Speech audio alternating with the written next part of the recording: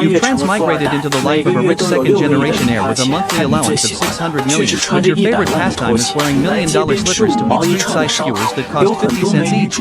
Countless beauties throw themselves at you, yet you're terrified of these good fortunes because you know the character you've transmigrated into is the major villain of an urban power fantasy novel.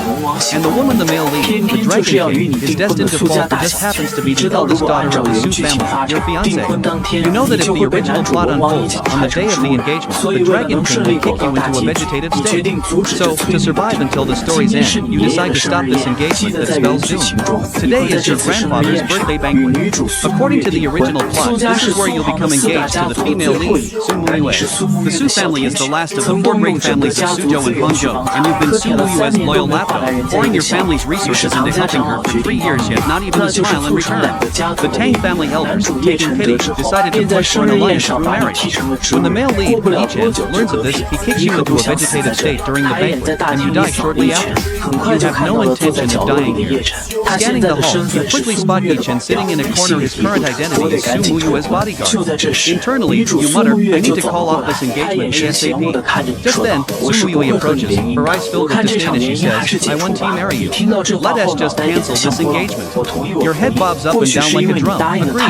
Agreed. Your immediate compliance catches her off guard. She almost thinks she misheard. At the same time, a voice filled with frantic sarcasm echoes in her ears. Thank your ancestors 18 generations over. This marriage must not happen. Go elope with your Yichen already. Frowning slightly, Su Muyue glances around. Who said that? The voice she heard sounded just like yours, and indeed, it was yours. Only later do you realize, Su Muyue can hear your inner thoughts. Eager to rush off and dissolve the engagement with the elders, you think, this way, Yichen 1T have any reason to come after me. The protagonist always has plot armor. As the villain, the best you can do is stay out of his way, live luxuriously as a handsome rich guy, and happily survive until the story's end. With that, the two of you head off to discuss the matter with the elders. Outwardly calm, you're inwardly overjoyed, determined to live richly until the novel's finale. What a shame, though the most beautiful woman in Suzhou and Hangzhou ends up with Yichen, only to bring ruin upon the Su family. When the teasing voice rang out again, Su Muyue was certain it was definitely you. She had worked hard to get where she was today, relying not just on her looks, but also on her exceptional intelligence and talent. So after quickly grasping the situation, a shadow of gloom flashed across Su Muyue's face. Yichen was a bodyguard she had hired not long ago. At the time, she was being harassed by a few thugs, and Yichen had stepped in to save her. Impressed by his skills, she kept him in the Su family as her personal bodyguard. Although Yichen had helped her a lot since becoming her bodyguard, how could she possibly marry a mere bodyguard and drag her family into it? In that moment, Su Muyue began to feel resistance for Yichen. Soon, you all arrived at the study. At that moment, the elders of the Tang and Su families were discussing the marriage alliance. Upon hearing this, you stepped forward and shouted, I don't think it's suitable. The expressions of everyone in the room turned peculiar. In Suan, who didn't he know you were the suitor for 3 whole years? Yet you said at this moment, a forced melon is not sweet. I've been reflecting lately and realized that Manhwa and I might not be the best match. Marriage is a lifelong commitment, so it's better to leave the choice to both parties. After saying this, you immediately felt much better, thinking you'd avoided a beating. But your actions left the elders dumbfounded. Then, Su Muyue's father, Su Chongshan, suddenly spoke up, Xiaoyu, did Muyue force you to say this? Don't worry, today as matter ISNT afterward. You were stunned, inwardly complaining, Uncle, you're really screwing me over. No, Uncle Su, you began to explain, but Su Chongshan waved his hand dismissively and said, no need to say more, Uncle understands you.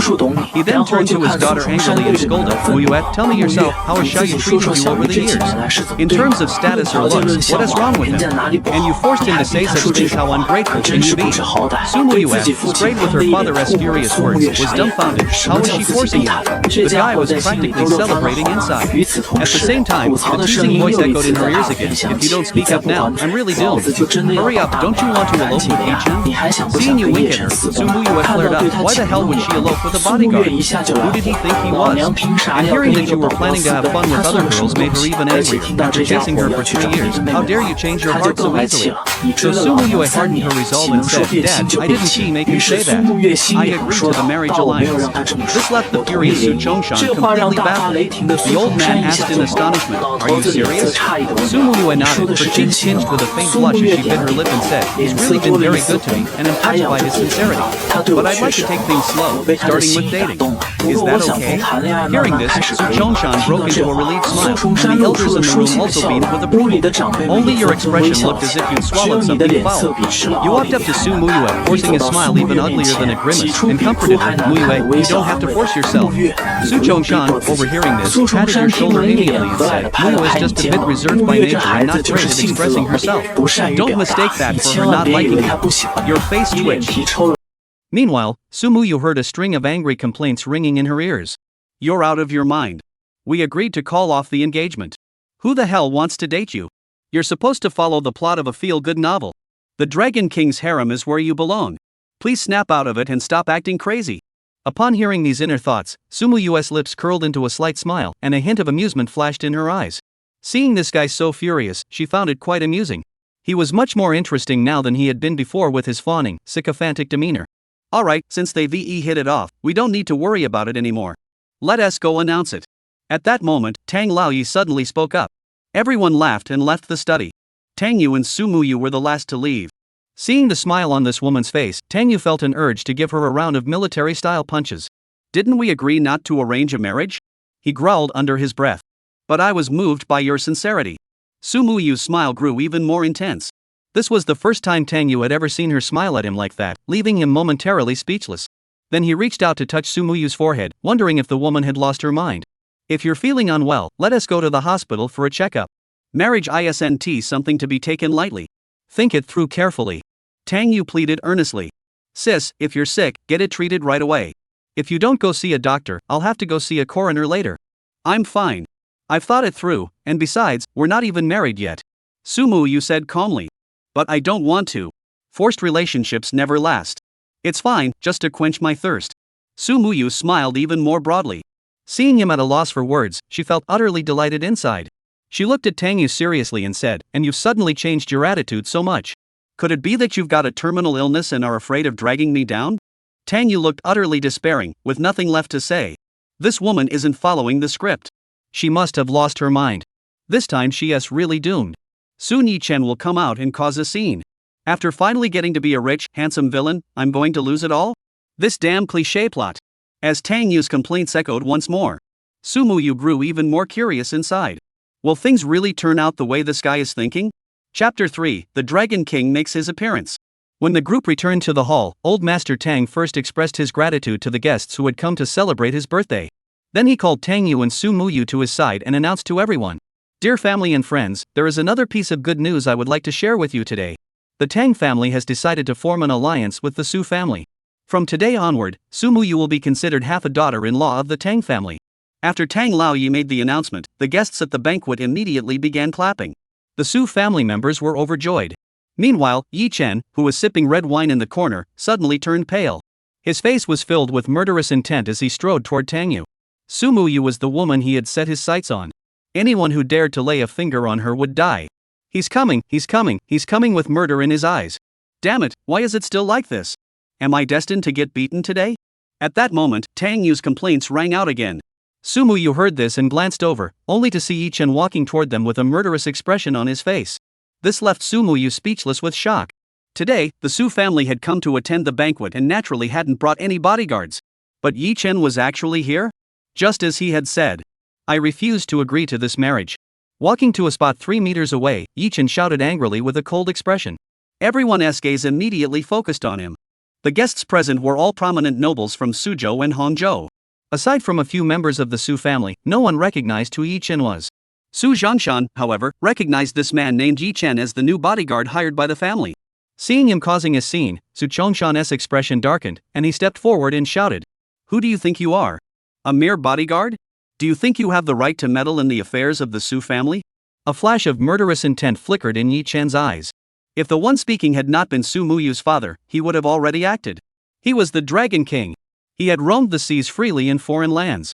European nobles and aristocrats wouldn't dare speak to him like that. He glared at the Su family members, pointing at each one in turn. The prestigious Su family, a renowned clan, would sacrifice a young girl's happiness for the sake of family prosperity? Do you have any sense of shame left? Ha, here we go again, the classic verbal evasion has begun. Mind your own business.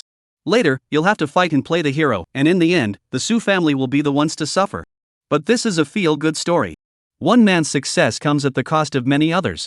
Everyone is just a stepping stone for you. No big deal. Tang Yu's sarcastic remarks rang out once more. According to the original plot, Sumu Yu was forced by her family to agree to an arranged marriage. At her most desperate moment, the Dragon King Yi Chen intervened and took her away. After Yi Chen broke the chains binding her heart, he became her sole source of strength. She thus fell in love with Yi Chen and became his first concubine. However, at this moment, Sumu Yu furrowed her brows slightly, showing no signs of emotion or surprise. After listening to Tang Yu's heartfelt words for half a day, her mindset had completely changed. Rebellion! Rebellion! How dare this little bodyguard act so boldly? Drive him out! Su Zhongshan roared angrily. Soon, a tall man in a suit rushed over. It was He Jin, the head bodyguard of the Tang family. He Jin was a former Special Forces soldier.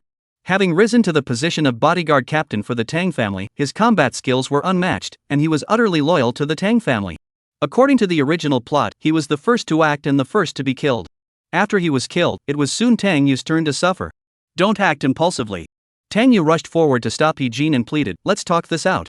Today is my grandfather's birthday. Fighting will only ruin the atmosphere. Seeing the eldest young master speak up, He Jin finally stopped.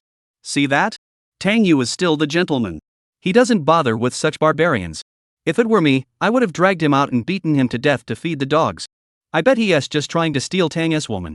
With his poor appearance, he doesn't deserve her. Tang young master, come out and match him in a verse duel. The onlookers around them all praised Tang Yu for his grace, not forgetting to take a dig at Yi Chen along the way.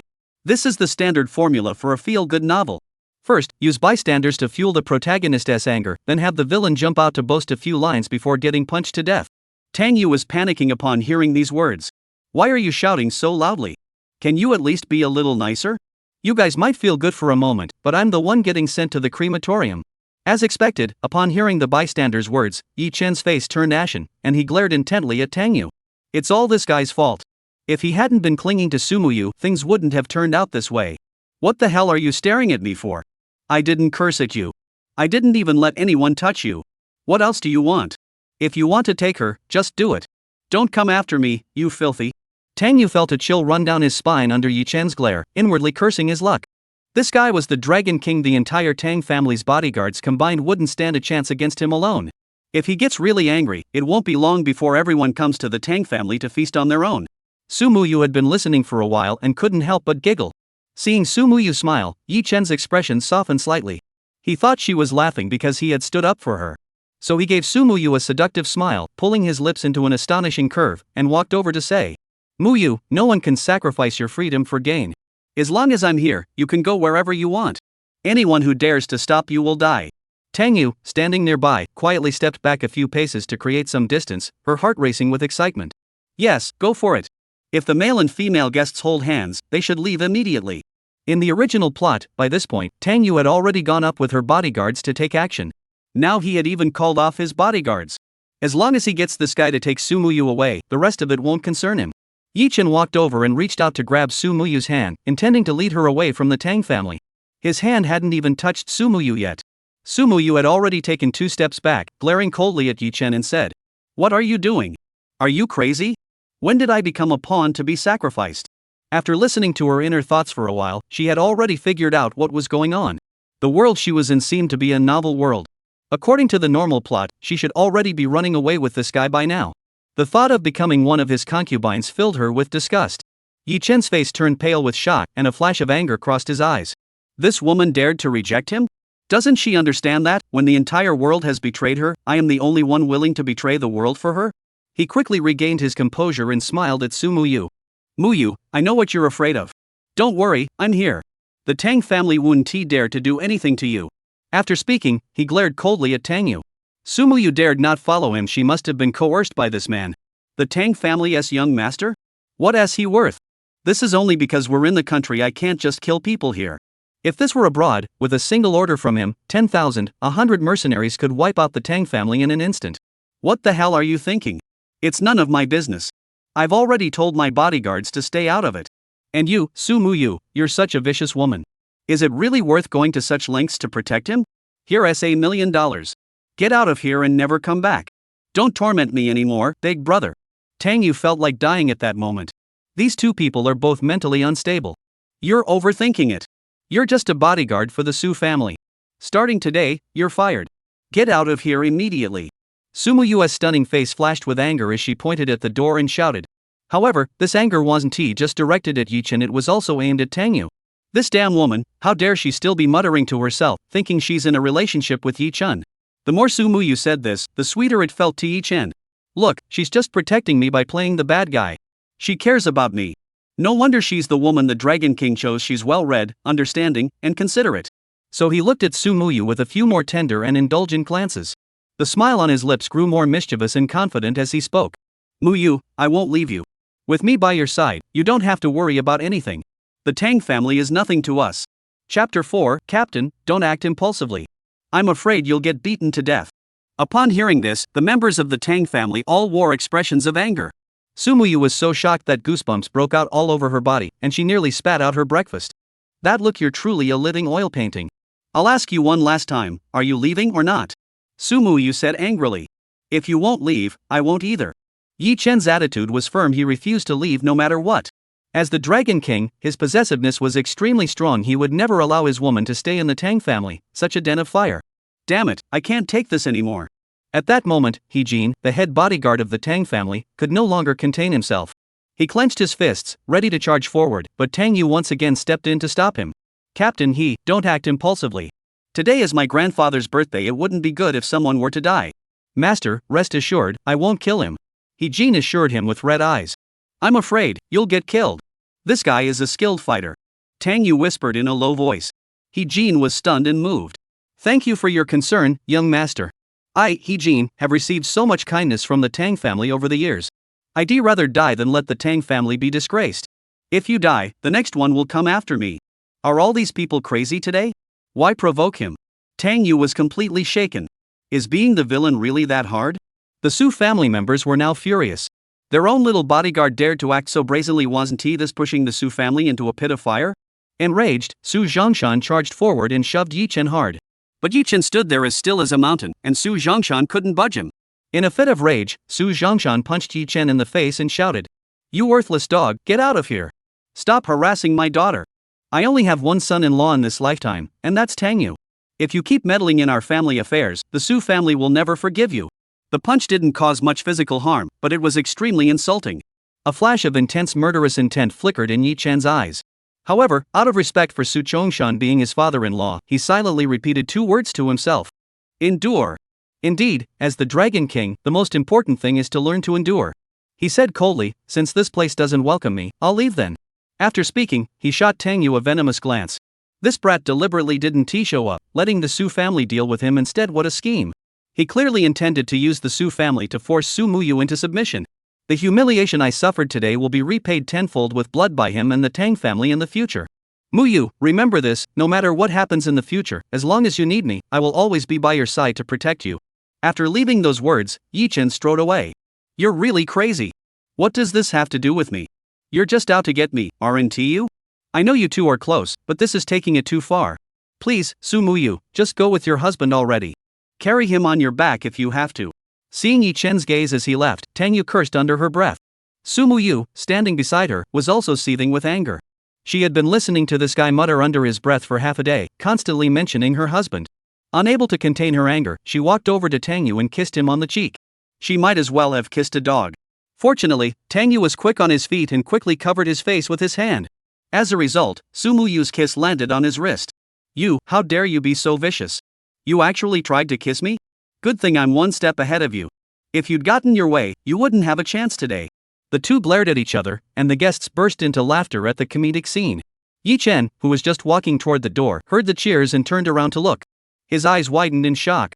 His own woman was kissing another man? Even if it was just on the back of his hand. The guests' laughter only fueled his anger. He clenched his fists tightly but ultimately refrained from returning to cause a scene. Because he knew that this must be something Sumuyu had to do to save face. She was protecting herself from the Tang family. After all, she was unaware of his true identity and power as the Dragon King. But now was not the time to reveal his true identity. He needed to continue his undercover operation and slowly investigate the truth behind the massacre of his clan. Yi Chen took a deep breath and left the Tang family with a heavy heart. The Tang family no longer had any reason to exist. After the banquet ended, the Su family members all went to apologize to the Tang family. Tang Yu sat on the sofa with a look of utter defeat, contemplating the meaning of life. You damn system, are you messing with me? Why is today's plot different from what was agreed upon? He cursed inwardly. In the original plot, Su Muyu should have looked down on him, the sycophant. But today's Su Muyu was clearly off. Her intelligence had clearly skyrocketed. To protect her Dragon King, she was willing to sacrifice so much? Seeing Yi Chen's shocked and angry gaze as he left, Tang Yu knew he wouldn't let her off the hook. Maybe it's because of the butterfly effect caused by the host altering the plot. The system replied. What are you laughing at? I'm thinking of something happy. Happy my ass, give me the reward. Tang Yu gritted his teeth. This dog system was getting more and more toxic. Beep. Host has successfully survived the first segment of the plot. Reward, 1 Lamborghini poison. Please check your garage. After the system's voice sounded, Tang Yu found a car key in his pocket. He pulled out the car keys and took a look, feeling utterly speechless. Damn it, all I have at home is money, what the hell am I supposed to do with this thing? Just tell me, has the plot already collapsed? Tang Yu asked again. If you insist on asking, I can only say I have no comment. Tang Yu gave up trying to communicate with this damn system. This damn thing is here to screw him over. However, surviving the birthday banquet meant he had temporarily managed to get through a portion of the plot. Just as he was about to think about his next plan, Tang Yu's mother, Xia Hanying, walked over. What are you still standing here for? Muyu is leaving. Aren't you going to see her off? Let her go. Tang Yu couldn't wait for this woman to leave. If it weren't for her deviating from the plot today, he could have been enjoying his life in peace right now. Are you still angry at the Su family? They did mess up today. How could they let a mere bodyguard cause trouble? Tang's mother frowned. Exactly, it's not just rude, it's downright disrespectful. Tang Yu's eyes lit up upon hearing this, and he hurriedly grabbed Tang's mother's arm and pleaded. Mom, we can't just let this go. In my opinion, we should call off this marriage. Otherwise, where will our Tang family's reputation stand if this gets out? He was delighted inside. She's truly my mother, so understanding. The Tang family. A century of honor. How could we possibly back down so easily? Tang's mother gently tapped Tang Yu's forehead and smiled. I see how much you care about Muyu. The Tang family doesn't care about this little bit of face. Your happiness is what matters most. Muyu is indeed a fine young woman. If you two are together, she will certainly make an excellent partner for you. Seeing that Tang Yu was about to speak again, Tang's mother stood up and said, Enough.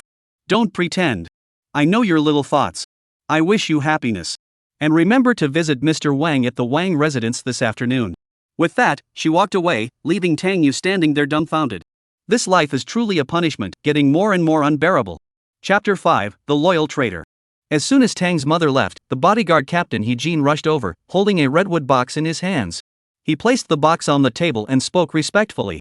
Mr. Tang, this is something the lady asked me to bring you. She said it's a gift for Mr. Wang's visit. Alright, thank you for your trouble. Tang Yu nodded. The Mr. Wang mentioned by Tang's mother was none other than the Wang family of the Su Hang four great families. The four great families were led by the Tang family, the most powerful of all. Second was the Wang family, third was the Qin family, and last was the Su family. The Wang family and the Tang family were longtime allies, with close ties between the two families. Mr. Wang had always been kind to Tang Yu since he was a child. Recently, Mr. Wang suffered a stroke that left him partially paralyzed, and he was currently recovering at home. Isn't this the plot from chapter 62? Tang Yu jolted awake. According to the original plot, after Mr. Wang fell ill and became paralyzed, the Wang family searched far and wide for renowned doctors to treat him.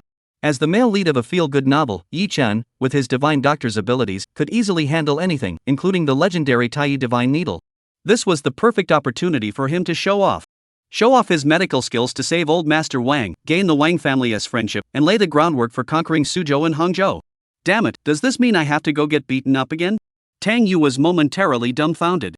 Was he just being used as a stepping stone? Then he thought it through carefully. According to the original plot, he should already be dead by now.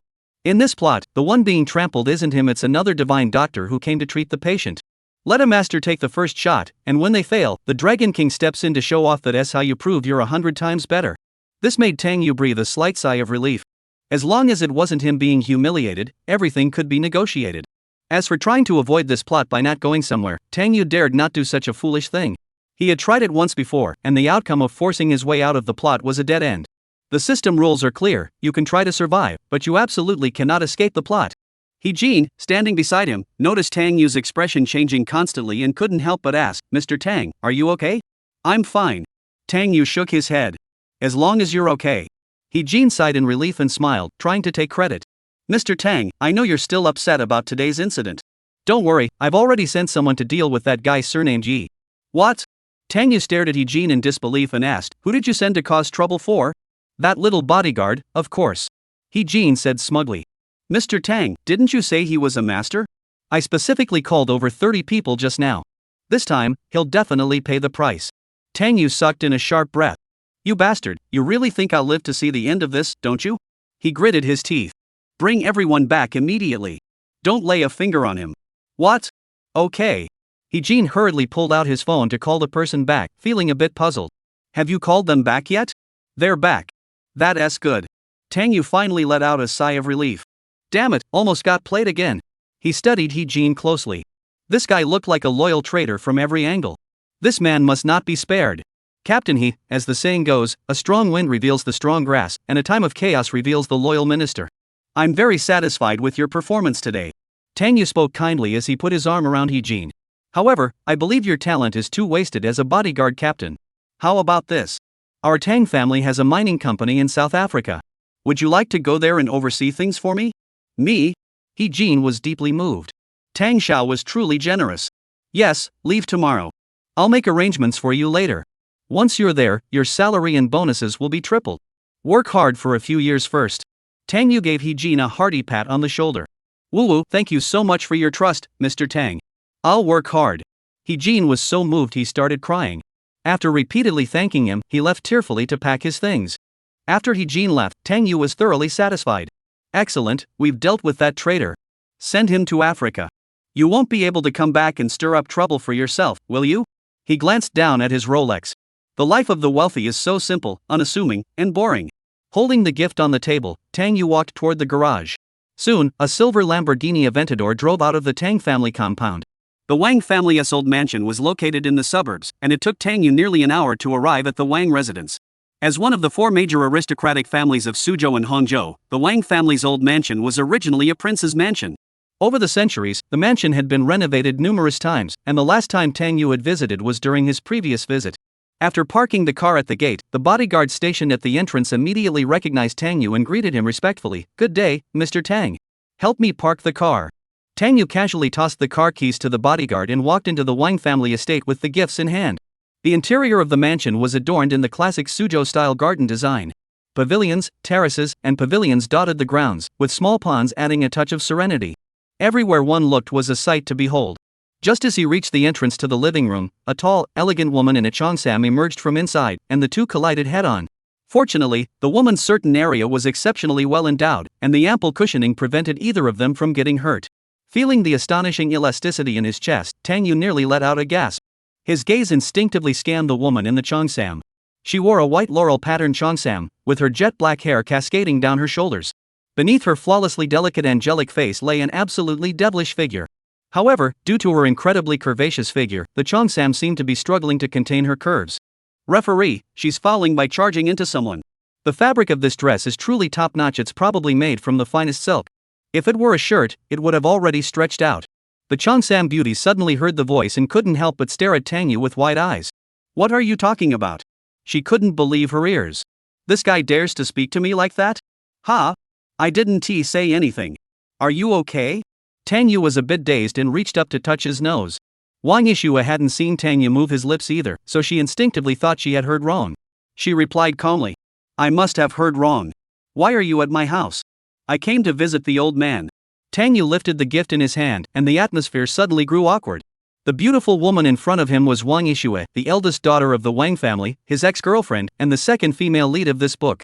Due to the long-standing friendship between the Wang and Tang families, they had known each other since childhood. When they were in college, they attended the same university and dated for 2 months during their freshman year.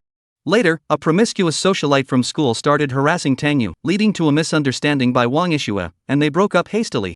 After that, Tang Yu became the most notorious lapdog in Suzhou and Hangzhou. Meanwhile, Wang Yishua returned to her family's company after graduating from university and has been working hard ever since, remaining single to this day. Chapter 6, Wang Yishua, you're acting strange. My grandfather is still sleeping and resting. Why don't you sit down and have a cup of tea to rest? Wang Yishua called out, then took the initiative to brew tea for Tang Yu, but a hint of bitterness flashed in her eyes. After breaking up with Tang Yu years ago, the two had barely kept in touch. Last month, at a class reunion, she finally learned that it was she who had misunderstood Tang Yu all along.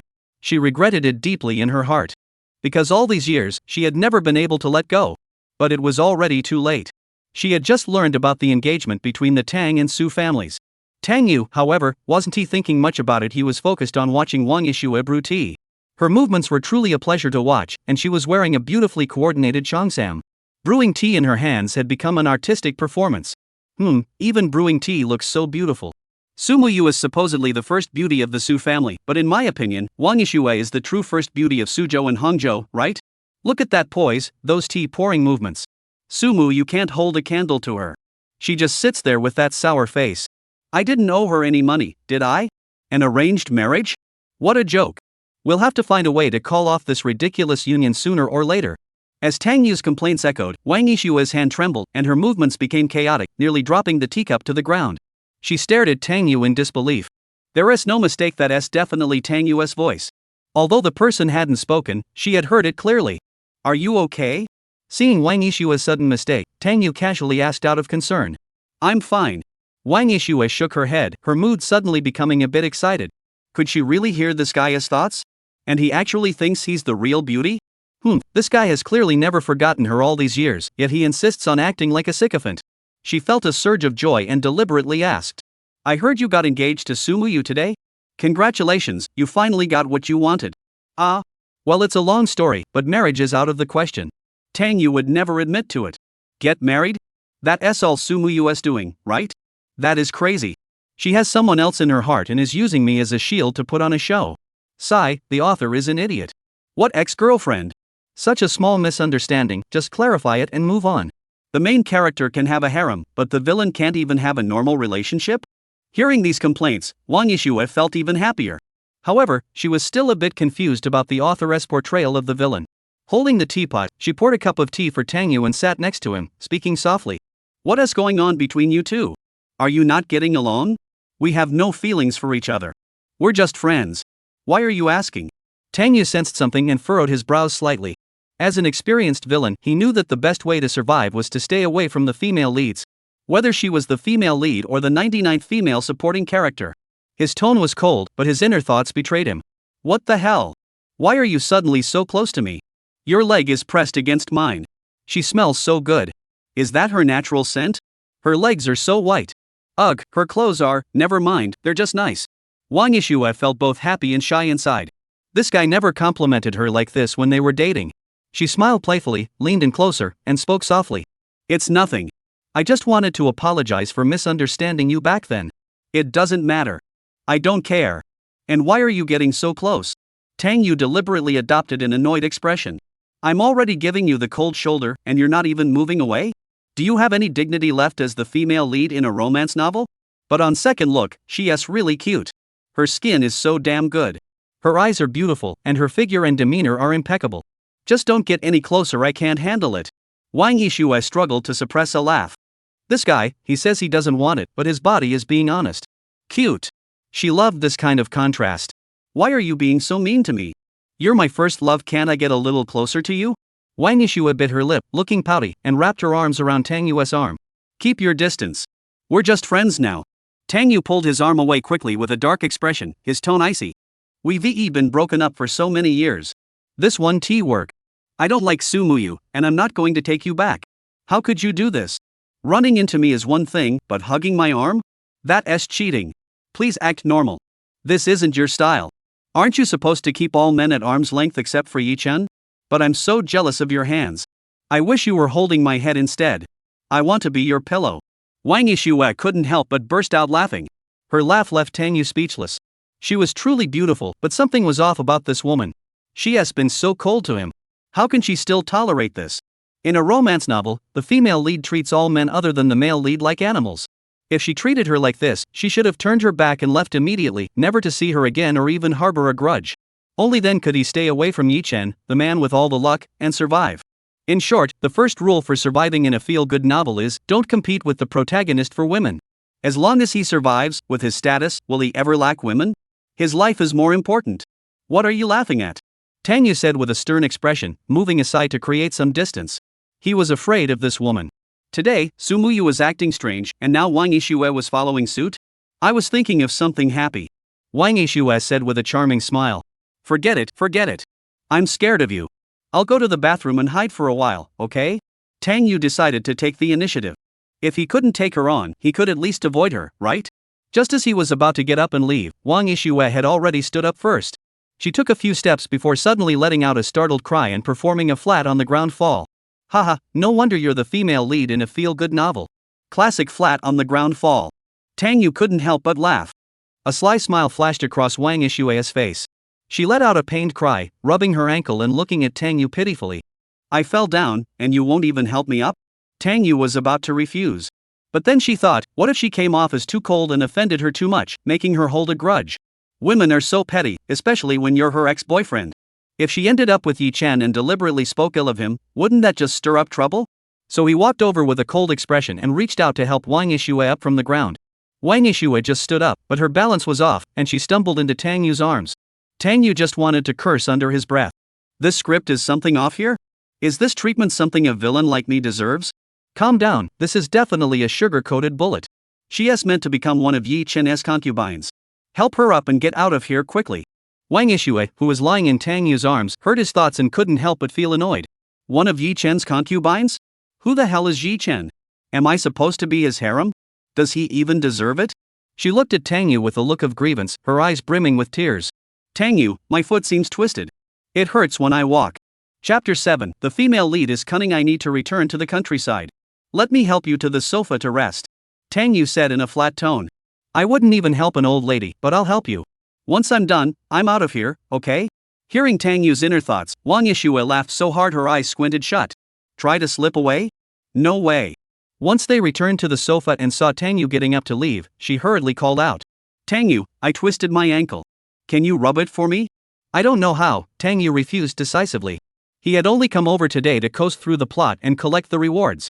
Getting close to the second female lead was a surefire way to get himself killed. You're lying.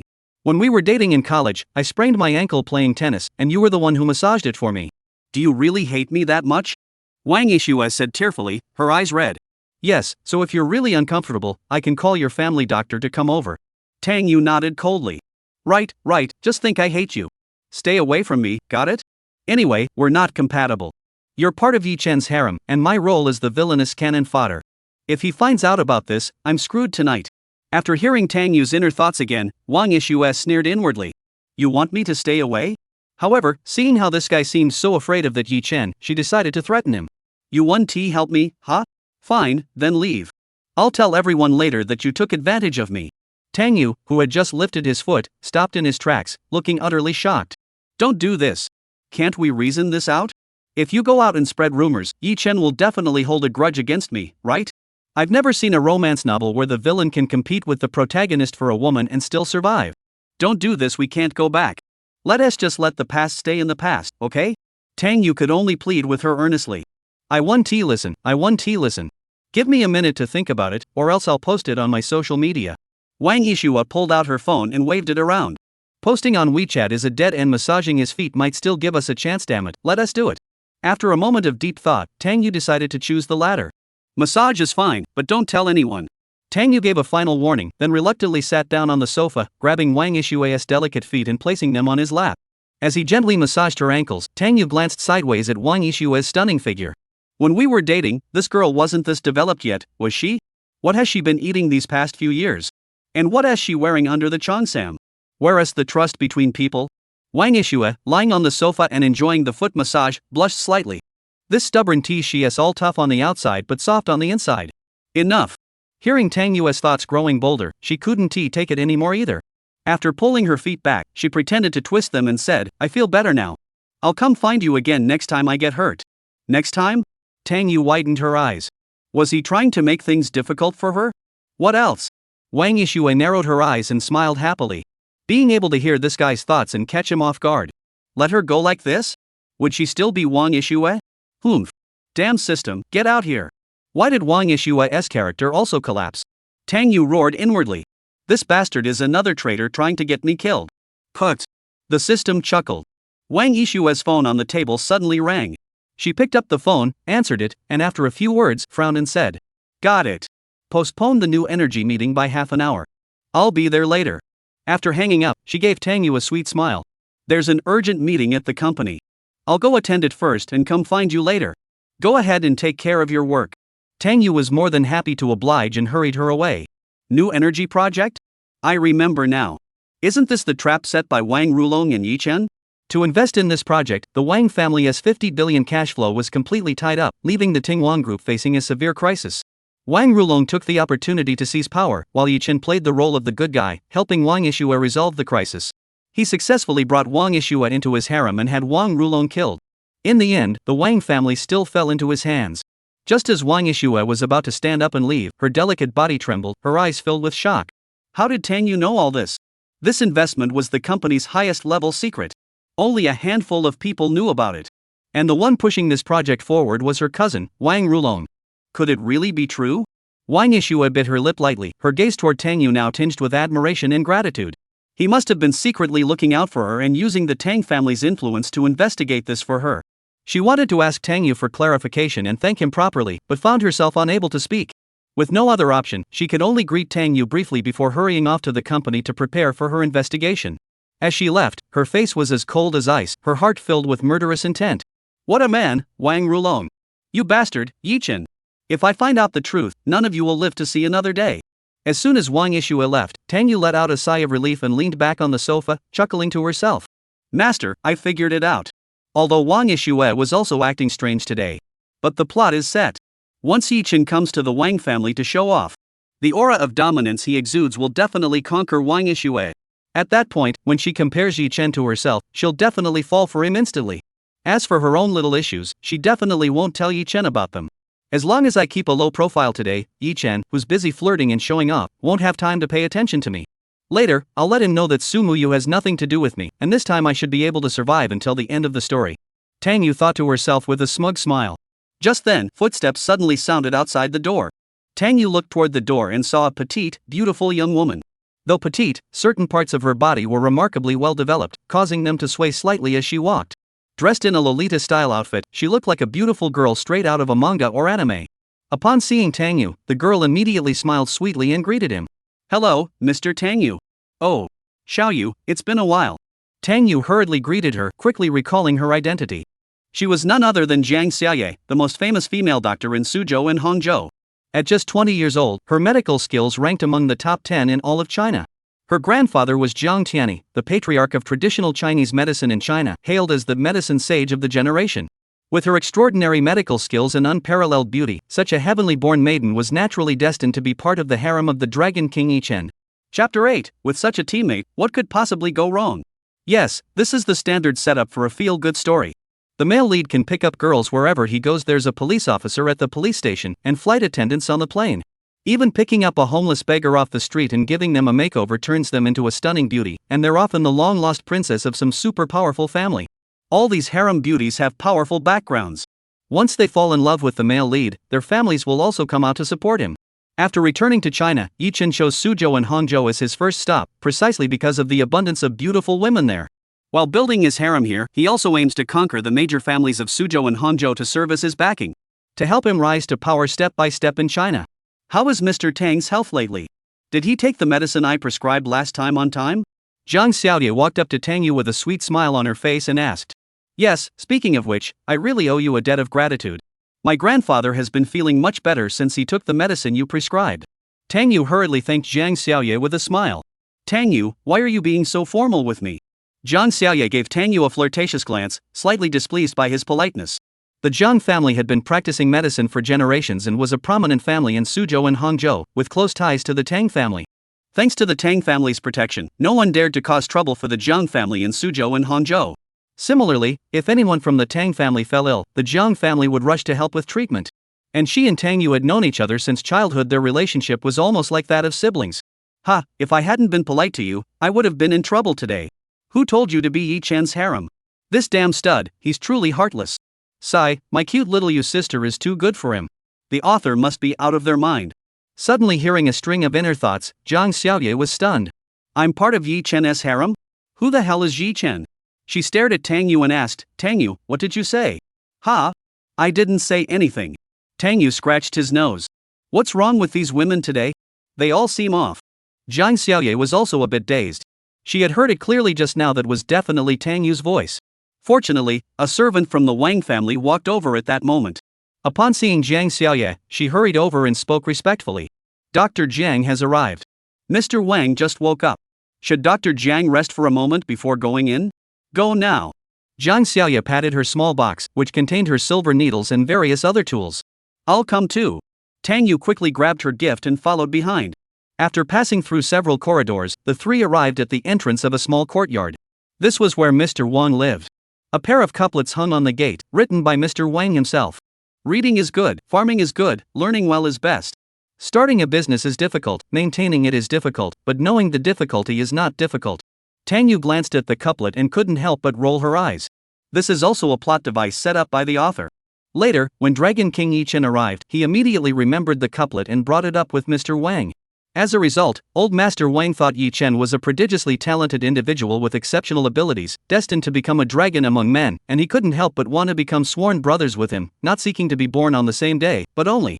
Just as he finished rolling his eyes, several members of the Wang family walked over from behind. Accompanying them, of course, was Dragon King Yi Chen. Oh, isn't this little Yu? Here to visit the old master? Upon seeing Tang Yu, the Wang family members all smiled and greeted her. Hello, uncle. Hello, auntie. Tang Yu also hurriedly greeted the elders of the Wang family with a smile. Standing at the back of the crowd, Yi Chen's eyes turned icy cold and filled with murderous intent the moment he saw Tang Yu. He had planned to kill this rich second-generation heir who dared to compete with him for a woman today. However, he had only recently returned to the country and his foundation was still unstable. Causing a commotion would only hinder his plans. He suppressed his murderous intent and decided to take things slowly. After exchanging glances for a moment, Tang Yu wisely turned away. According to the usual plot, as the villain, he should have stepped forward to humiliate Yi Chen. But he wasn't that stupid. Damn it, he asked the author's favorite character. Why provoke him? The group entered the small courtyard and soon came upon the elderly Mr. Wang lying on his sickbed. Due to his stroke, half of his body had lost sensation and he couldn't get out of bed on his own. Seeing everyone come to visit him, he was still very pleased. He smiled and greeted everyone, though his speech was somewhat slurred. Father, rest first and don't speak. Your health is more important. Yes, Dr. Jiang, the renowned physician, has come to examine you today. He will definitely cure you. Mr. Wang, take good care of yourself. Once Xiaoyu cures you, I'll come play chess with you. Tang Yu also hurried over to say hello. Today's task was nearly complete. Now, all he had to do was stand by and quietly admire Yi Chen showing off. At that moment, Yi Chen was standing behind, observing Mr. Wang's condition. As a master of all trades, his medical skills were naturally top-notch. The 4 diagnostic methods of observation, auscultation, inquiry, and palpation were already mastered to perfection. He could even diagnose a patient's condition without taking their pulse. Standing beside him was Wang Rulong, the only son of Wang Rulong, the second son of the Wang family. He was handsome, with a face that carried a hint of softness, perfectly fitting the rich, handsome, and successful stereotype. In terms of talent alone, he would be considered above average among the wealthy second-generation youths in Suzhou and Hangzhou. But compared to Wang Yixue, he falls far short. The Wang family once ranked 3rd among the 4 major families, but they couldn't compare to the Qin family. But after Wang Yixue joined the company, the Wang family's assets surged by 80 billion yuan in just 3 years. This clearly demonstrates Wang Yixue's exceptional business acumen. Her talent is so dazzling that it makes Wang Rulong pale in comparison and seem ordinary. Driven by resentment, Wang Rulong ultimately chose to collude with outsiders in his quest to seize control of the Wang family, and his fate was predictable. Sigh, even as an antagonist, I can't help but feel sorry for you. Tang Yu looked at Wang Rulong and couldn't help but shake her head slightly. Unfortunately, Wang Rulong wasn't destined to be the female lead, so he couldn't hear Tang Yu's thoughts. He was feeling a bit tense at the moment and asked Yi Chen in a low voice. Yi brother, do you have any confidence in curing my grandfather's illness? According to their plan, Yi Chen would save his grandfather, gain his favor, and then get closer to Wang Yixue. In the end, he would get the beauty, and he would get the kingdom. Yi Chen remained calm as he extended his palm. 50%? Wang Rulong was momentarily speechless. That success rate was way too low. What I mean is that it's all under control. Yi Chen felt a slight pang of dissatisfaction. What a fool. No wonder he was stupid enough to invite a wolf into his home and come seeking cooperation with me. Once I get Wang Yixue, you'll be the second obstacle I crush underfoot. As for the first one, it's naturally that Tang guy over there. You're truly worthy of your reputation, Yi Xiong. Wang Rulong smiled and praised sincerely. With such a teammate, what could possibly stand in the way of great achievements? You're truly worthy of the name Yi. Chapter 9, Why is this plague god targeting me again? Yi Chen couldn't be bothered to even glance at him. These so-called rich second-generation playboys are all good for nothings. When one general achieves success, countless bones are left behind. They are the very bones beneath their feet. His gaze had already settled on Zhang Xiaoye, his eyes flickering with a hint of lust. Upon returning to Suzhou, he immediately had his men investigate and compile a report for him. This report listed all the famous beauties in Suzhou Hangzhou.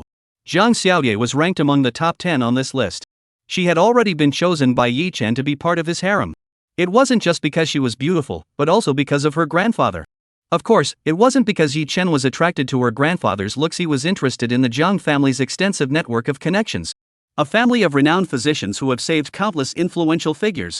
If he were to obtain Zhang Xiaoye, this network could be of immense assistance to him. Zhang Xiaoye was currently focused on taking the pulse and diagnosing Wang Laoyi. After a moment of diagnosis, she determined the nature of the illness. Seeing Zhang Xiaoye's hand relax, Wang Rulong hurriedly asked, "Dr. Zhang, how is my grandfather?" "It's a stroke causing meridian blockage, compounded by some other complications leading to hemiplegia. However, it's not too serious. I'll use the Ghost Gate 13 needles to unblock the meridians." Zhang Xiaoye spoke while opening her box and taking out her silver needles. She then beckoned to Tang Yu and called out, "Tang Yu, come over here to assist me in disinfecting the silver needles."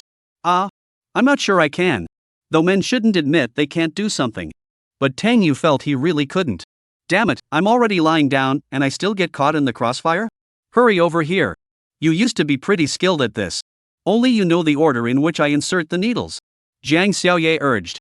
At that moment, Tang Yu wished he was the one lying in bed having a stroke. But in front of everyone, he couldn't refuse such a small favor, lest he appear disrespectful to old Master Wang. As he walked over to take the silver needles and prepare to disinfect them, he noticed Yi Chen shooting him a murderous glare. "Go to hell, you good-for-nothing brat. Is this all Lin Bei's fault?" Tang Yuning cursed inwardly. This damn thing had gotten him into trouble again. Bad luck. Yi Chen clenched his teeth in anger. This Tang guy really deserved to die. The woman he loved, did he really have to lay a finger on her? Close all the doors and windows. Everyone step back and don't crowd around. Before the acupuncture began, Zhang Xiaoye instructed everyone to step back, leaving only Tang Yu by her side to assist. Holding her breath, Zhang Xiaoye was about to begin the acupuncture. Yi Chen suddenly spoke up, interrupting her. He stepped forward with a calm expression. "Master Zhang, are you planning to use the Ghost Gate 13 needles to treat Mr. Wang's hemiplegia by inserting needles into his Tianzhu acupoint?" "Yes, what's the matter?" Zhang Xiaoye furrowed her brows slightly. She had just adjusted her energy and focus when her movements were interrupted, leaving her feeling a bit annoyed. "I think that's unwise. You may not have identified the true nature of the old gentleman's condition. Using acupuncture to unblock the meridians in this manner could actually harm the patient's body. If you're not confident, perhaps I should take over." Yi Chen stepped forward and said. As soon as he spoke, the members of the Wang family all looked displeased and scolded him. "Who do you think you are? How dare you dare to teach Zhang the divine doctor how to treat patients? What a joke. I've never heard of anyone who can teach Zhang Shini how to treat patients. Who brought this person here? Get him out of here." "Haha, here we go again." The classic playbook stepped forward to stir up trouble first. After stirring up trouble, they'll bet later, then let Xiaoyu continue the treatment. When Xiaoyu makes a mistake, he'll step in to show off his skills. By then, the Wang family will be impressed by him, and Xiaoyu will admire his medical skills and fall in love with him. But to be honest, Xiaoyu's treatment wasn't that bad. It's just that she was worried about harming the old man's body, so she was too cautious with the needles. She should have been more aggressive, stimulating the outer Chiao acupoint to expel the stagnant blood. Tang Yu, standing nearby, silently complained to herself. Xiaoye heard all this and his expression turned utterly bizarre. Yi Chen, after being scolded by everyone, though furious inside, maintained a calm expression. How else could he appear so magnanimous? Wang Rulong quickly stepped forward to plead on his behalf. "Elders, Yi Chen was invited back by me. He is skilled in medicine and came to treat grandfather. Why not give him a chance? How dare you? Your grandfather's health is no joke. You just bring back some random person to try? What use is this young upstart who hasn't even grown a beard yet?" A middle-aged man shouted angrily. "Oh?" Upon hearing this, Yi Chen sneered coldly. "Zhang Shini is younger than me. How do you know my medical skills are inferior to hers? Why don't we make a bet?" "What kind of bet?" "If Zhang Shini can't cure him, I'll save the old man, but you have to apologize to me." "What if Zhang Shini cures him?" "If she cures him, I, Yi Chen, will crawl out of the Wang family." "All right, deal," the middle-aged man shouted angrily. "If even Zhang Shini can't cure him, then only his grandfather can come out of retirement." Seeing that his plan was proceeding smoothly, Yi Chen felt triumphant inside. How else could he make these prominent families look at him with respect? That's called psychology. He looked at Jiang Xiaoye, who was clearly annoyed, and gave her his signature seductive smile. Jiang Divine Doctor, you can also make a bet with me, anything goes. I, Yi Chen, will never go back on my word. Jiang Xiaoye had been listening to Tang Yu's inner thoughts for half an hour and had a general understanding of the situation. At this moment, she had no good feelings toward Yi Chen and even found his smile utterly repulsive. A bet? As a doctor, how could he use such a sacred profession as medicine as a bet? I'm sorry, I won't bet. Please be quiet and don't disturb my treatment. She replied coldly, then instructed Tang Yu to disinfect the silver needles again. Facing Jiang Xiaoye's cold attitude, Yi Chen didn't take it to heart. Once he demonstrated his medical skills and conquered her, she would naturally become infatuated with him. After all, women are naturally drawn to those who are strong. Wang Rulong, standing nearby, was filled with anxiety. This was Jiang Xinyu, after all. He had originally planned to let Yi Chen take the lead, treat his grandfather first, and then he would be the one to recommend him, earning him top honors. However, seeing the confident, mischievous smile on Yi Chen's face, he was infected by it as well. Look, Yi Xiong is smiling like that, it means everything is under his control. You're truly the man, Yi brother. Sigh, it seems I didn't remember incorrectly. After the old man's treatment, there's still some stagnant blood left in his body, and Xiaoyu's treatment approach had a minor oversight. In a few minutes, it'll be Yi Chen's time to show off, and Xiaoyu will develop feelings for him, eventually becoming one of his concubines. Tang Yu's inner thoughts echoed once more. Jiang Xiaoye listened without expression, focusing her attention on the silver needles in her hands. As members of the Jiang family, a renowned medical clan, the 13 needles of the Ghost Gate were their family's most cherished secret technique. Soon, her hands moved like a blur, and the silver needles fell one after another in rapid succession. After inserting all 13 needles in one breath, Wang Laoya's expression immediately changed. Inside the house, the other members of the Wang family also grew tense. Chapter 10, He's always been a hypocrite. After about 5 minutes, the left hand of the old patriarch of the Wang family suddenly raised slightly. Upon seeing this, the Wang family members all gasped in astonishment. No wonder he's known as the Jiang Divine Doctor, his medical skills are truly remarkable. That's wonderful. The old master has finally recovered. Dr. Jiang is truly skilled. Some people just talk a big game, making a fool of themselves. The middle-aged man who had bet against Yi Chen earlier snorted coldly. Yi Chen curled the corners of his mouth, wearing a look of disdain. The 13 needles of the Ghost Gate are indeed formidable. But his Tai Divine Needle. That's the #1 needle technique in the world. This little girl named Jiang Xiaoye is still far behind me. Once she becomes my woman, I wouldn't mind passing down my ultimate technique to her. After Jiang Xiaoye pulled out the silver needles one by one from Wang Laoya's hands, she asked, "How do you feel now, Mr. Wang?" "Much better. I can speak now." Although Mr. Wang's voice trembled slightly, it was already much more fluent than before. "That's good." Jiang Xiaoye nodded and instructed. "I'll prescribe some medicine for you. Take it as directed for 3 months. This condition will require gradual recovery." After speaking, she took out paper and pen from a small box and began writing the prescription. "You young man surnamed Ji, what else do you have to say now?" At that moment, the middle-aged man from earlier stepped forward. He glared at Yi Chen and said, "I won't make things difficult for you. Letting you crawl out would tarnish the dignity of the Wang family. However, you must apologize to Dr. Jiang." "Oh?" Yi Chen sneered and held up 3 fingers. "Are you sure you cured him? All right, I'll count. If the old man is fine in 3 minutes, I'll kneel down and apologize.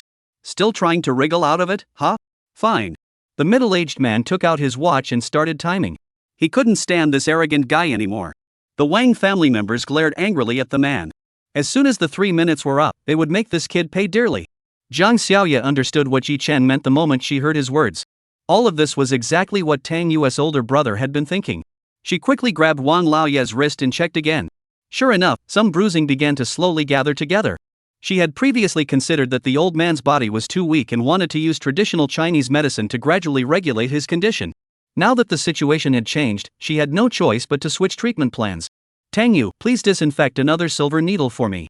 She looked up at Tang Yu and instructed him. "All right." Tang Yu nodded, looking slightly puzzled. What does this girl need another silver needle for? Has she already figured out the problem?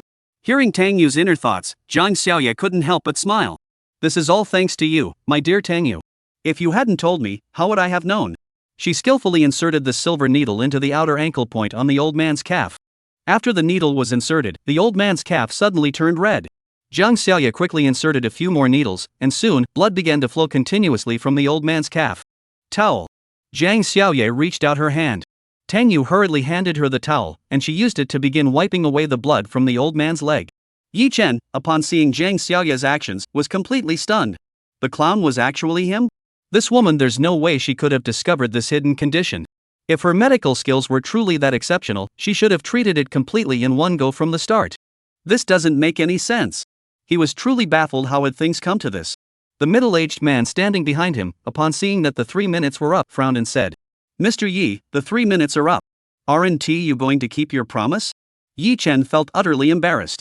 Today, he had originally planned to play the role of a sage, conquer the Wang family while also winning over the beauty. Now he was truly in a bind. As the Dragon King, he had never bowed his head to anyone in his life. Kneeling down to apologize was absolutely out of the question. But he quickly changed his mind. Zhang Xiaoya would definitely become his woman in the future. Bowing to his wife was something he could barely accept. So he forced a casual smile and said, "Ha, I never expected that Suzhou and Hangzhou had a true master like Zhang the Divine Doctor. Today, I truly underestimated you. I apologize to Zhang the Divine Doctor here. The Ghost Gate 13 needles are indeed legendary. In my opinion, they are no inferior to my Tai Divine needles." After speaking, he extended his palm. A silver needle floated in his hand, none other than the Tai Divine needle, using the technique of guiding the needle with qi. Upon seeing this, the Wang family members all looked astonished. Here we go.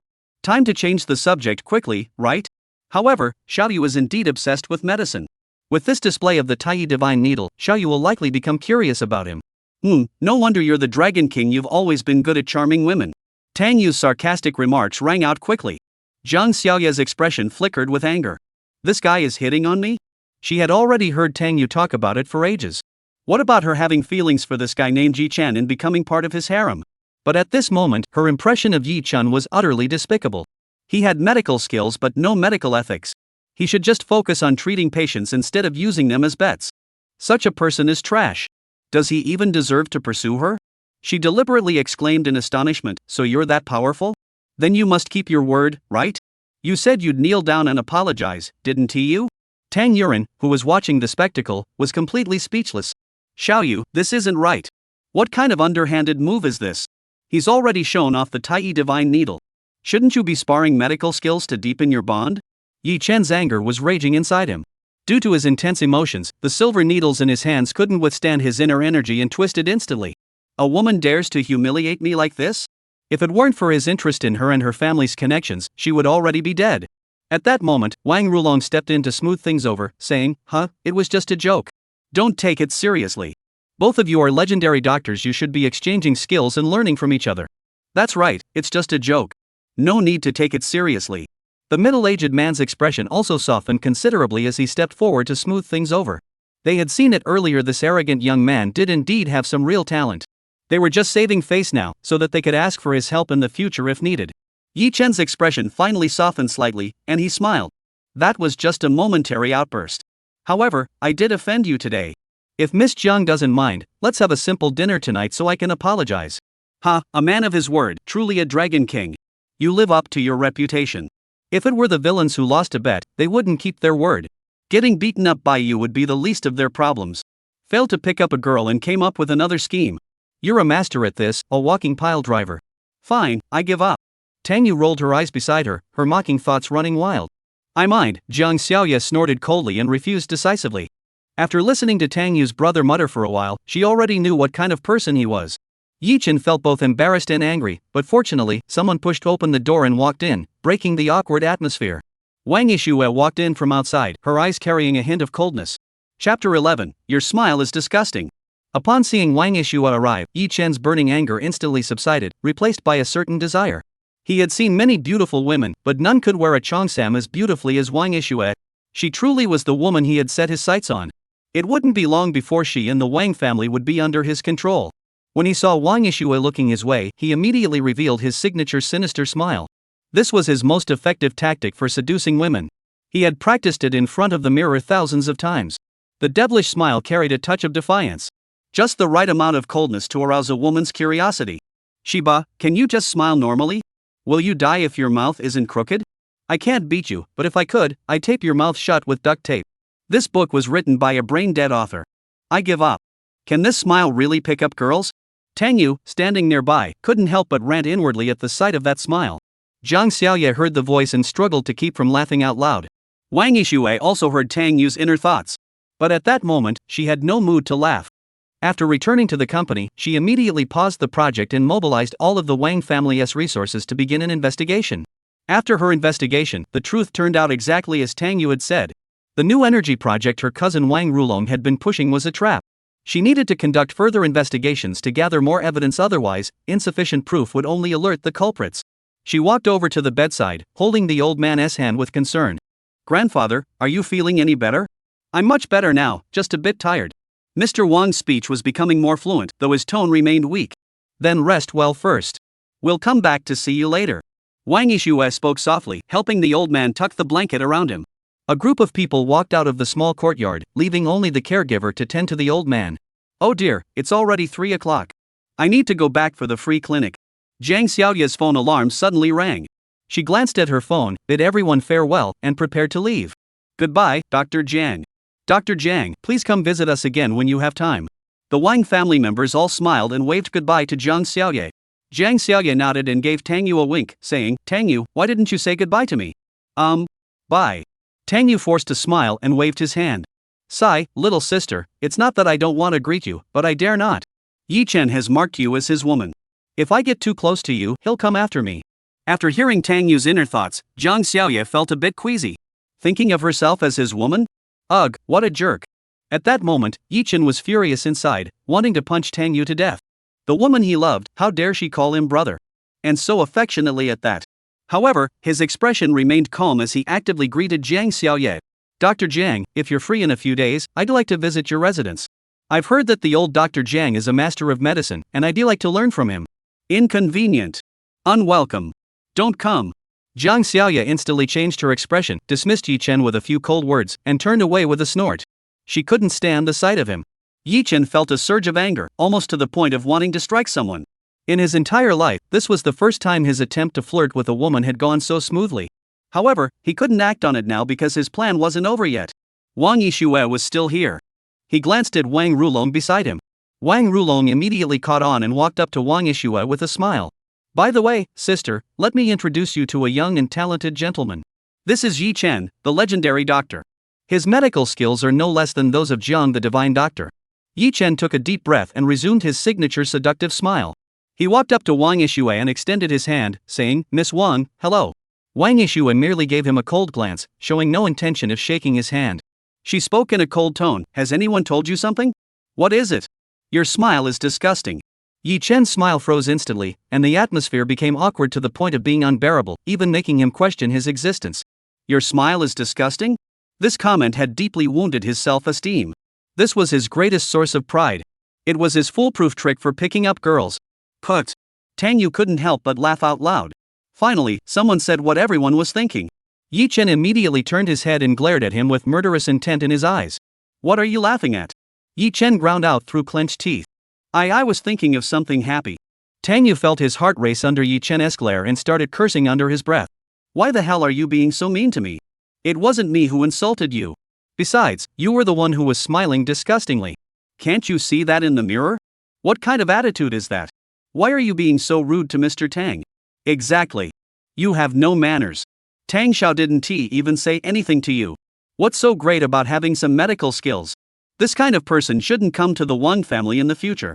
Several members of the Wang family saw him glaring at Tang Yu with a menacing expression and immediately began to scold him angrily. Tang Yu was deeply moved and felt like crying. "You guys, you're really sticking up for me. Don't do that again next time. If you keep defending me like this, I'll really be ruined." After being mocked by several members of the Wang family, Yi Chen's gaze toward Tang Yu grew even more venomous. All the humiliation he had endured today was because of this kid. But upon remembering the purpose of his visit today, he quickly suppressed the murderous intent in his heart. "Miss Wang, I'm sure there must be some misunderstanding between us. We can talk about it properly another time." Yi Chen smiled at Wang Yixue, nodded, and then walked away confidently. As soon as Yi Chen left, Wang Rulong's face turned beet red with embarrassment. Today's plan with Yi Xiong hadn't even gotten off the ground, and to make matters worse, this guy had offended Tang Xiao, leaving him feeling utterly frustrated. "I'll see Mr. Yi off." He quickly informed his family and then hurried after Yi Chen, catching up to him to offer comfort. "Brother Yi, something unexpected happened today. Don't take it to heart." Yi Chen asked with a dark expression, "Don't mention any accidents." Does Wang Yishua have a grudge against me? Being told by a woman that his smile was disgusting had already caused him psychological trauma.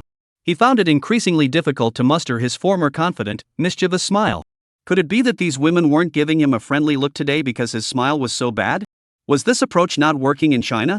Chapter 12, Caught in Her Trap Again. No, I didn't. Wang Rulong was completely confused. Then does my smile really look that disgusting? Well, it's not that bad, just a bit unique. Wang Rulong replied diplomatically. Yi Chen almost couldn't resist slapping him to death. He glared at Wang Rulong with a cold expression and asked, "What is the relationship between that Tang kid and your family?" "Our families have been close for generations. Tang Xiao is very close to our family, and he was even my sister's ex-boyfriend." Wang Rulong hurriedly replied. "Ex-boyfriend?" Upon hearing those three words, Yi Chen's eyes filled with murderous intent. The one thing he couldn't tolerate was his woman having had any kind of intimate contact with another man. "You dare to defy me, Tang Yu? Are you deliberately provoking me? The women I set my sights on, you won't let any of them go?" However, as a master of medicine, he could tell that Wang Yishue was still a virgin, which slightly eased his mood. After a moment of thought, Yi Chen spoke up.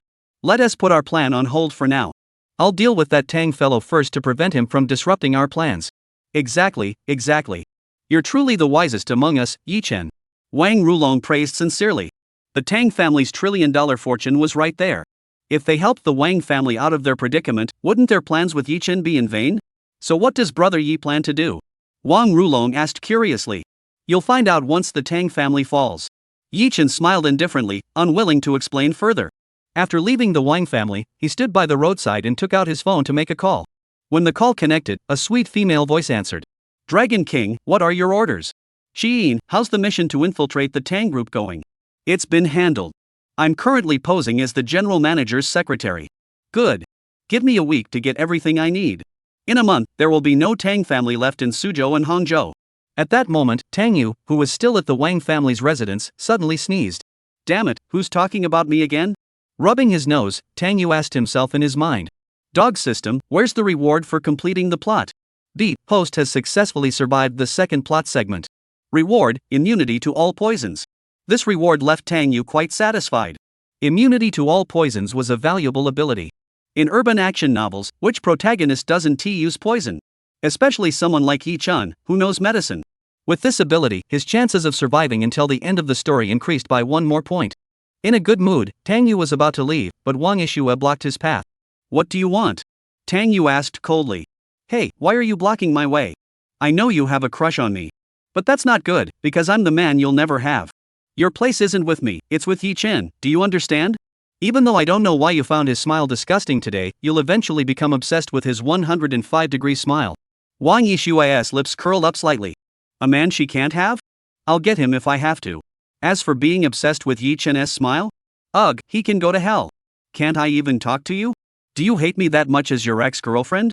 She spoke in a sad tone, looking pitiful. Why ask such a rhetorical question? Tang Yu snorted coldly. "If I didn't hate you, I'd beat you up, little sister. I'm just the villain. Villains have to survive, so they can't compete with the protagonist for women.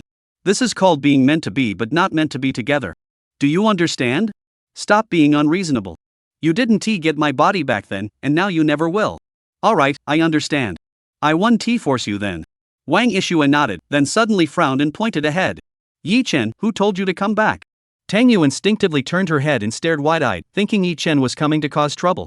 But when she turned back, there was no one there. "Damn it, who was that?" Tang Yu, looking dejected, turned her head back just as her lips landed on Wang Yishue's face. She had deliberately leaned in close while Tang Yu was turning her head. This way, as soon as Tang Yu turned his head, his lips would inevitably land on her face. And she was holding her phone, recording a video with the front-facing camera. Thus, the moment Tang Yu kissed her face was captured on video. "Oh my gosh, Mr. Tang, how could you do that?" After being kissed, Wang Yishue's panicked expression was tinged with a hint of shyness. She bit her lip, took a couple of steps back, and quickly saved the video. Now let's see how you'll get out of this." "Damn it, you tricked me?" Tang Yu was completely flustered. "Are you even the female lead? Is this something a human being would do?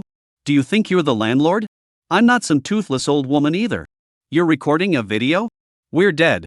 What if Yi Chen, that bastard, sees it? We'll be killed by him. A night of marriage brings 100 days of kindness. We may not have slept together, but we were at least each other's first love. There is still some kindness from those 10 days, right? How could you trick me?" What did I trick you into? Am I a girl who would take advantage of you? Tang Dashi, have some dignity. Wang Yishua smiled mischievously, feigning innocence. Delete the video. Name your price. Tang Yu, with a dark expression, extended his hand. Thank goodness I'm a rich villain now. If it comes down to it, I'll just use money to solve the problem. This will make Wang Yishua think I'm a vulgar person who only talks about money. Money? We have plenty of that at home. It doesn't seem like something we really need. Wang Yishua sighed and shook her head. Seeing Tang Yu's gloomy expression, she couldn't help but want to laugh. However, hearing him keep mentioning Yi Chen, Wang Yishua grew increasingly disgusted with Yi Chen. As a highly intelligent business genius, she had already figured everything out after listening to his inner thoughts for so long. The world she was in was a novel world. According to the original plot, Tang Yu was the villain, and she was Yi Chen's harem. A harem? What a joke. She had already ordered an investigation into Yi Chen's background. As soon as she gets the chance, this guy won't be leaving Suzhou Hangzhou alive. Enough, stop causing trouble. Delete the video. Otherwise, don't blame me for turning on you. Tang Yu growled threateningly with a dark expression. Auntie, what do you want? You don't want the money, so what do you want? Do you want my pure and virtuous body? I just don't get it. Besides being rich, good-looking, 185 centimeters tall with 8-pack abs and an extraordinary aura, what else could possibly attract you? Be reasonable and let me go.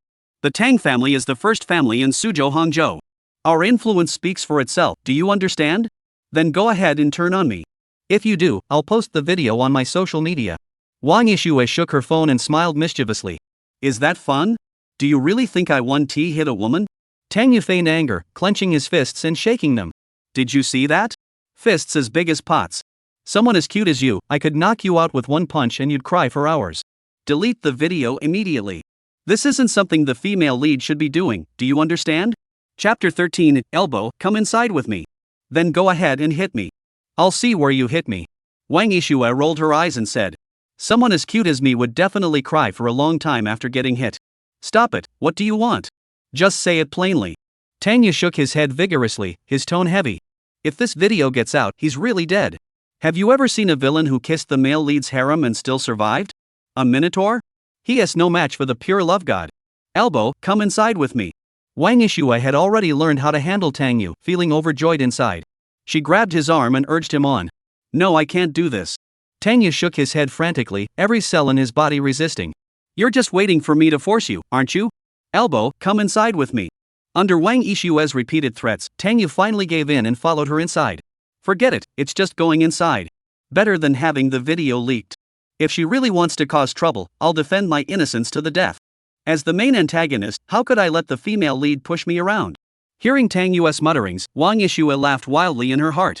This guy, he thinks he's so clever? Wang Yishua was an absolute first-class lady from a prestigious family in Suzhou and Hangzhou, flawless in every way. However, her room was another story. This was Tang Yu's first time entering her bedroom. The room was in complete disarray, with things scattered everywhere, and several pieces of clothing lying on the bed and sofa. Tang Yu glanced around and immediately spotted a black pair of underwear. This woman's room is way too messy. Everything is just thrown around. But these black stockings are nice. A cheongsam with black stockings? I could totally work with that. Damn, there's even fishnet stockings? I don't like those. White stockings are way better than this. Why is your room so messy? Can't you clean it up a bit? Tang Yu deliberately frowned and spoke coldly. He refused to believe it. Even the dogs back home would avoid him. A proud beauty, isn't it hard to provoke her into hating you? I was just about to have someone come clean it up. Wang Yishua said with a charming smile, staring intently at Tang Yu. Tang Yu was completely confused. Was she supposed to clean the room? Hurry up. Others don't even get the chance to clean my room. Besides, you've helped me clean before several times when we were in college. Wang Yishua laughed triumphantly, like a fox who had stolen meat from a crow's mouth. Just this once. Tang Yu snorted coldly, deliberately keeping a stern expression as she helped tidy up. It's just cleaning the room. At least it's better than doing something else. But speaking of which, do stockings get foot odor? What if it spreads to me? I'll make sure to wash my hands thoroughly after we're done. Wang Yishua, who had been eavesdropping happily, suddenly turned pale. You're the one with foot odor. She snorted coldly and asked. Since we broke up, have you done anything besides being a sycophant for Su Muyu?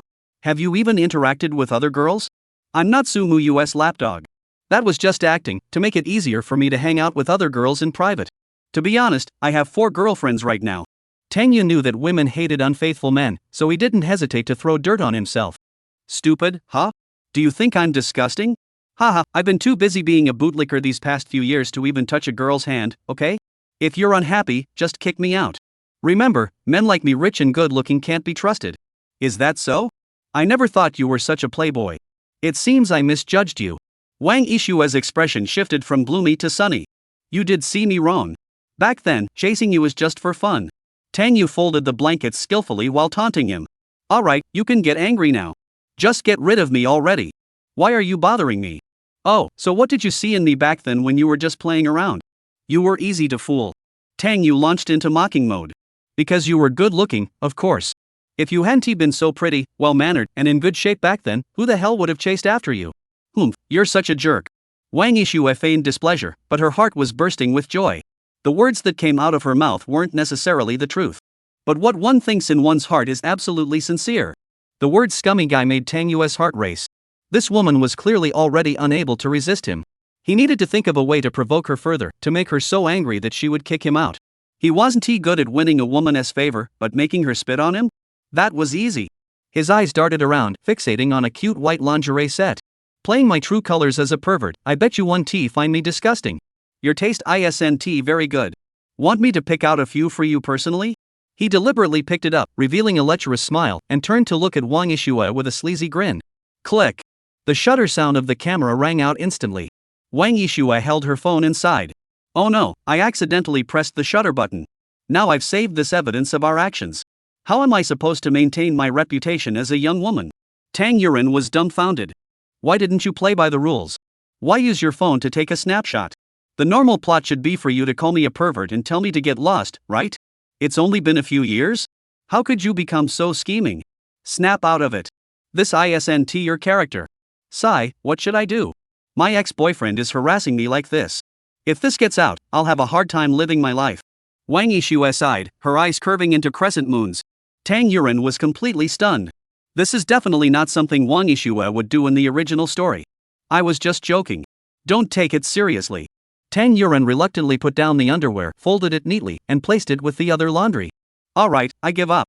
I won't do anything, is that good? Just lie down. I was just trying to survive and avoid Yi-Chen. But now it seems like I need to hide from the female leads too. Wang Yishue whistled happily twice. With these leverage points in my hands, this guy will have to obey me from now on. Don't even think about running. By the way, let us talk about something serious. Seeing that Tang Yu was almost finished, Wang Yishue smiled and said, I've been thinking about investing in renewable energy. What do you think? Tang Yu's eyes lit up. Finally, she's getting it. Although Yi-Chen is a jerk, it doesn't stop me from playing matchmaker for him today. That's right, I'm the ultimate villain who repays kindness with kindness. You two should start dating sooner so I can retire early and enjoy my golden years. New energy? That's a great business. The business world will definitely be dominated by new energy in the next decade, and the government is also strongly supporting it. This is an opportunity you can't afford to miss. He raised his thumb in admiration. Hurry up and get into new energy. Believe in yourself, this project is sure to make a fortune. The catch is that the partner has to be reliable. Are they partnering with Far's company? That company is a complete scam. When the project fails, that's when Yi-Chen will step in. I see now. The plot is still on track. Today's conflict between Wang Yishue and Yi-Chen was just setting the stage for their emotional development. Once Yi-Chen saves Wang Yishue, she'll feel so guilty that she'll fall in love with him. You're such a terrible writer. Was this all part of your plan? Chapter 14, Something's Missing. Wang Yishue's smile grew even more intense. She said happily, since you're so confident, I'll invest in this project. However, I'm still hesitating. The company I'm currently considering is French-based Far's company, but I just can't shake the feeling that they're not entirely trustworthy. You're overthinking it. I've had contact with them before, and they're highly skilled in new energy research. Collaborating with them to secure the latest technology will ensure we make a profit in the future. Tang Yu said solemnly. Is this silly girl's intuition getting a bit too sharp? Far's company does have issues, but they've all been covered up by Yi-Chen. The company's accounting fraud and tax evasion will only come to light later. As for their so-called new energy technology, it's not mature yet and has major safety issues. In plain terms, it's just a scam company. Yi-Chen is truly malicious. He went to the trouble of investing billions to take control of this shady company just to set up a scheme to betray the Wang family. Wang Yishue was laughing so hard she could barely contain herself. She felt she had complete control over Tang Yu, as if she held a remote control in her hands. All she had to do was press the button, and he'd react. Alright, since you're so certain, there shouldn't be any issues. I plan to delegate the project to Rulong. Do you think he has the capability to handle it? She looked at Tang Yu and asked again. Rulong is renowned for his intelligence in Suzhou and Hangzhou.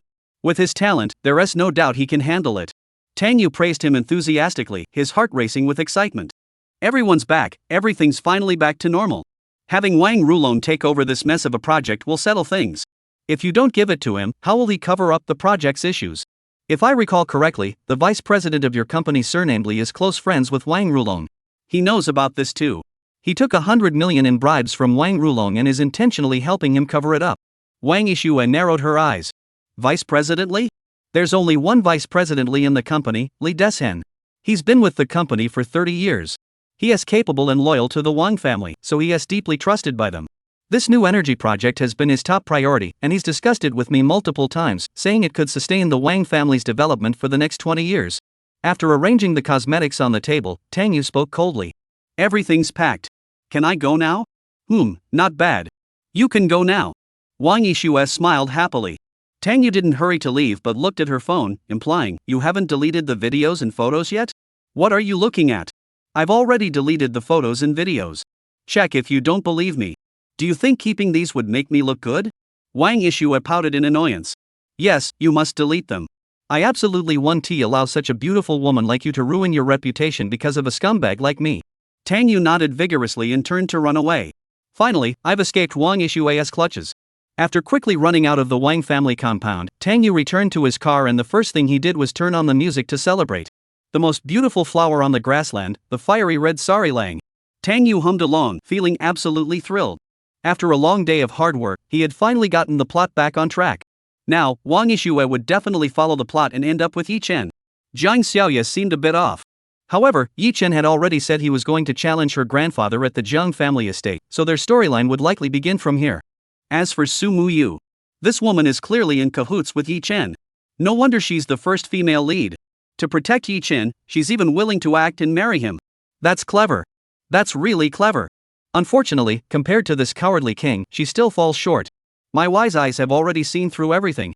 Once Yi Chen has them in his grasp, won't the misunderstanding between them be resolved? Alright, it's time to clock out. The villains should return to their own lives. Tang Yu stepped on the gas, and the car sped onto the road, eager to experience the life of the wealthy. Donghai Group. President's office. Su Muyu was sitting at her desk reviewing a document. This was a new real estate project the company was investing in, requiring an investment of approximately 10 billion yuan, which was considered a moderate-sized project for the Su family. Her female secretary stood beside her, occasionally glancing at Su Muyu's stunning profile. As a beauty herself, she couldn't help but feel inferior standing next to Su Muyu. Why were some women so perfect? Just like her name, Muyu. It's already 6 o'clock. Aren't you going home yet? Su Muyu, who was reviewing documents, suddenly looked up and asked the female secretary. Ha? The secretary was a bit taken aback and smiled awkwardly. I didn't hear the knock, I thought it was still early. As per routine, every day at 6 o'clock, the eldest son of the Tang family would come to knock on the door to pick up Su Muyu for dinner. For 3 whole years, as long as they weren't on leave, Tang Xiao would always come. Of course, Mr. Su had never agreed to it. Her offhand remark left Su Muyu feeling a bit melancholy. She glanced at the office door. Yes, according to custom, that man should have come to knock on the door by now. Usually, she found his constant pestering annoying. But today, not hearing him, she felt a bit out of place, as if something was missing. Miss Su, I heard you're engaged to Mr. Tang? Congratulations. Finally together. I'll head out for the day. The female secretary packed her things and smiled as she offered her blessings. Su Muyu hummed in response, instantly losing all motivation to continue working. She felt a lump in her throat. Arranged marriage? What a joke. She already knew exactly what that guy was thinking. He had liked her for 3 years, yet he could just say he didn't like her anymore. This made her feel a bit wronged. Of course, she also knew she couldn't blame him, after all, she hadn't spoken to him for 3 years. What's wrong with me? Su Muyu rubbed her head and left the office with her bag. After she left, the subordinates who were still at the company greeted her. Good afternoon, Ms. Su. Ms. Su, you've worked hard today. Are you leaving work, Ms. Su? I heard you're dating Mr. Tang. Congratulations. Seeing all those eager, smiling faces, she felt even more suffocated inside. She knew that these people at the company secretly despised her and had even given her a nickname, Ice Queen. All of you, wearing those masks, don't you get tired? She thought of Tang Yu again. At least he could hear her thoughts. In this world where everyone wears masks, he wasn't just wearing a mask, he was practically running around naked. Chapter 15, The Joy of Being Rich, Handsome, and Successful. After returning to his Maserati, Sumuyu held his phone for a moment, hesitating, before finally finding Tang Yu's WeChat. Are you free tonight?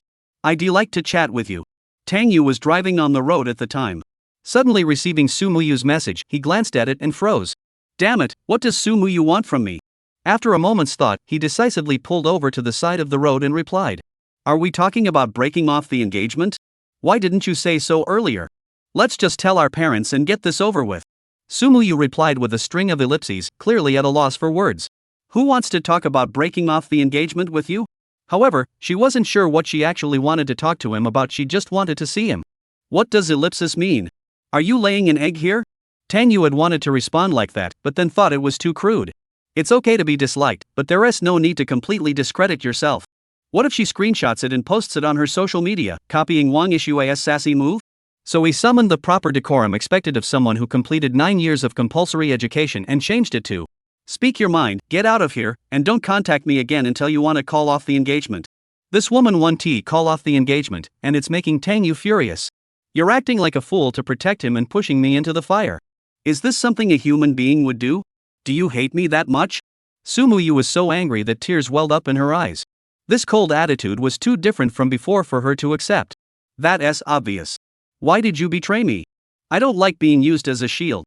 Alright, I've got to go drinking with a few sisters. If you want to call off the engagement, just say so. We can stay in touch via drift bottle. Tang Yu quickly replied a few words before holding her phone and laughing happily. With her attitude like this, how could she continue to play along? Just come clean and play the female lead properly. In any case, the advantage is mine. You bastard. I won't call off the engagement. I'm going to marry into the Tang family, just wait and see. Suddenly, another message popped up in the WeChat chat window. Tang Yu was so startled that her hand trembled, nearly dropping her phone to the ground. This woman is serious? You're out of your mind. He quickly sent a message back, but it was met with a red exclamation mark. This nearly made Tang Yu spit blood. In the original story, Sumuyu was indeed a very stubborn person who never changed her mind once she had made up her mind. But shouldn't that stubbornness be directed at Yi Chen instead? We're screwed. Is this woman really losing her mind? Tang Yu's face turned pale. He had finally felt that his plan was about to succeed, but now Sumuyu's actions had left him speechless. Taking a deep breath, he tried sending a few more messages to persuade Sumuyu, explaining that he had been rude earlier and asking her to spare him. But all the messages came back with red exclamation marks. This woman had really blocked him. Damn it, I went too far. This woman doesn't respond to kindness, does she? Aren't most women supposed to like being firm? Tang Yu couldn't help but vent his frustration. How hard could it be to just retire? If he really ended up marrying her. Yi Chen, that idiot, wouldn't he bring people to destroy the Tang family? Just then, WeChat lit up again. Tang Yu widened her eyes and saw that the message was from Qin Ming. This Qin Ming wasn't he the forensic doctor, he was the eldest son of the Qin family, one of the 4 major families of Suzhou and Hangzhou. In the original story, he was known as one of the 4 young masters of Suzhou and Hangzhou alongside Tang Yu, and was also her loyal younger brother and bodyguard. In these kind of novels, anyone called the X-City X-Young Master is basically doomed to be killed by the male lead.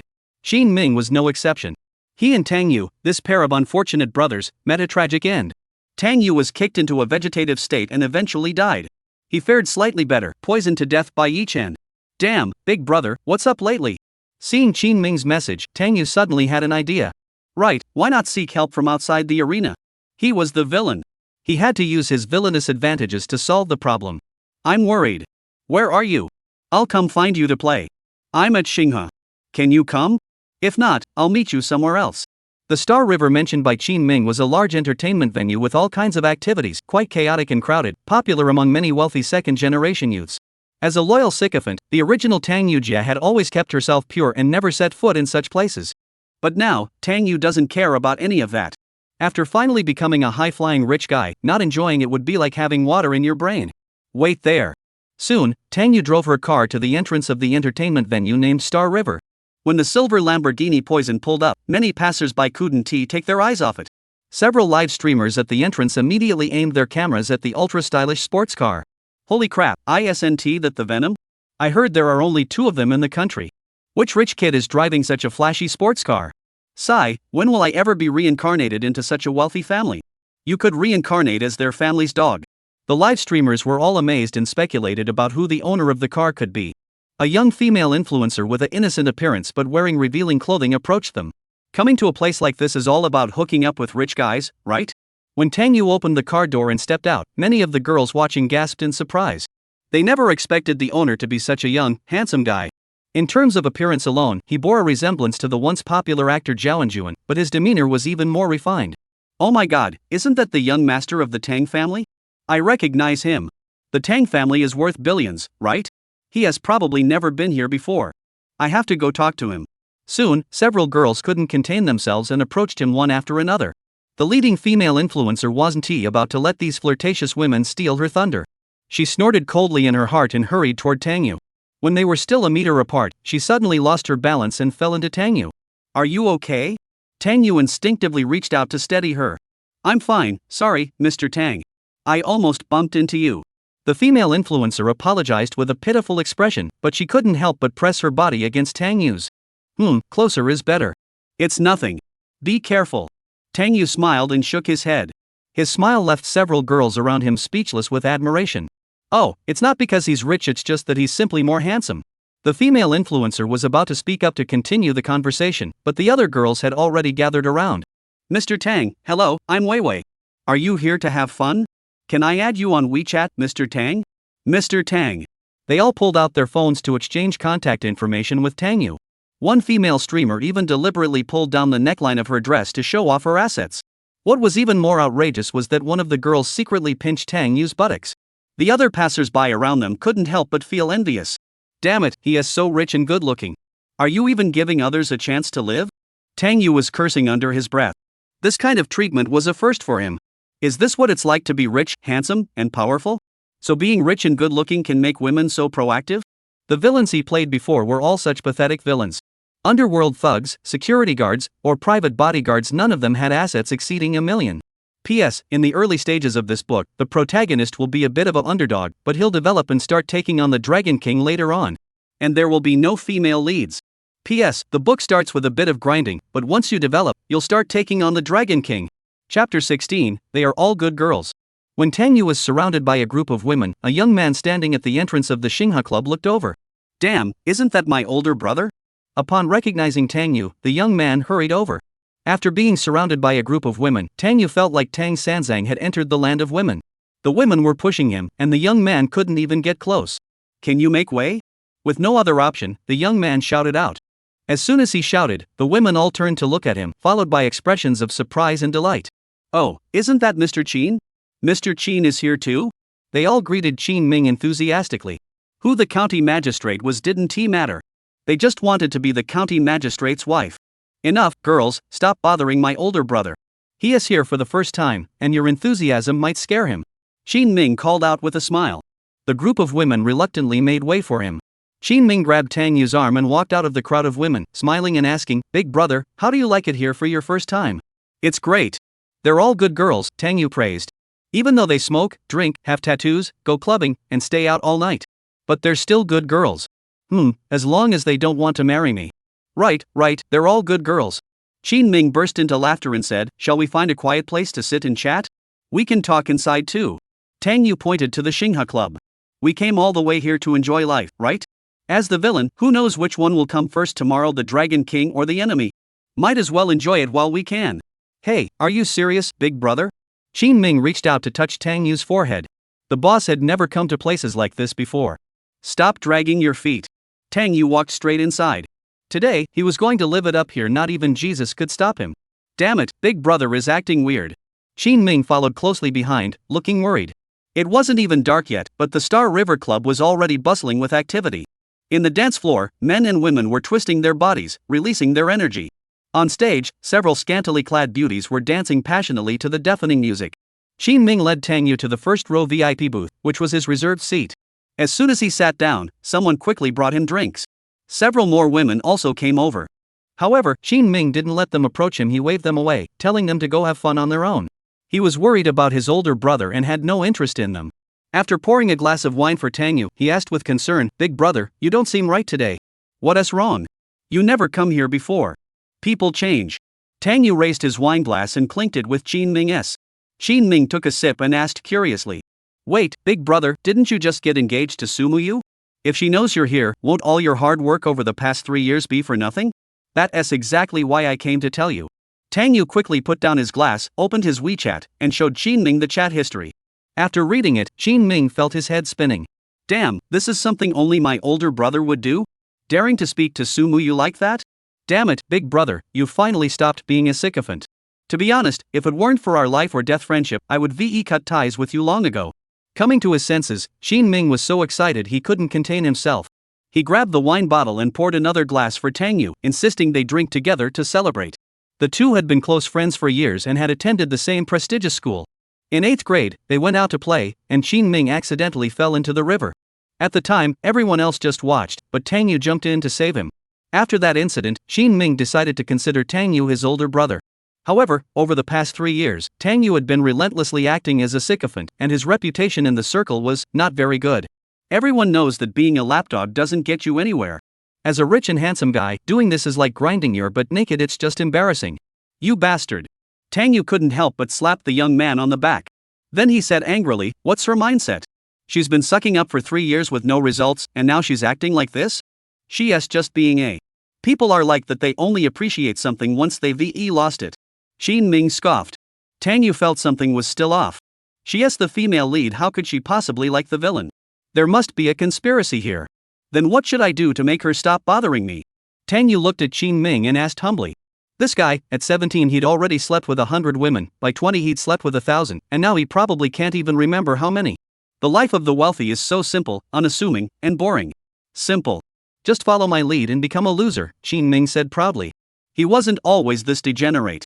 He once had a beautiful fantasy about love.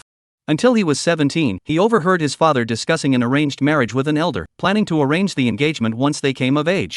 In wealthy families, they still place importance on matching social status. When he found out the arranged bride was a plus-sized young lady, he matured overnight. To stop the marriage, he became the most famous nightclub prince in Suzhou and Hangzhou, and the arrangement fell through completely. Right. Tang Yu suddenly realized that the master was right. As long as I'm a pile of dog, women would just stay away from me, right?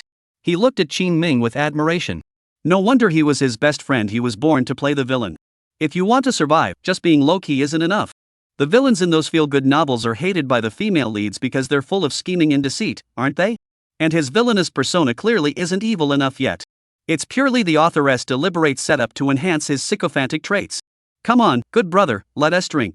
From today onward, we're the unrivaled duo of the Star River Club. Tang Yu raised his glass and clinked it with Qin Ming's.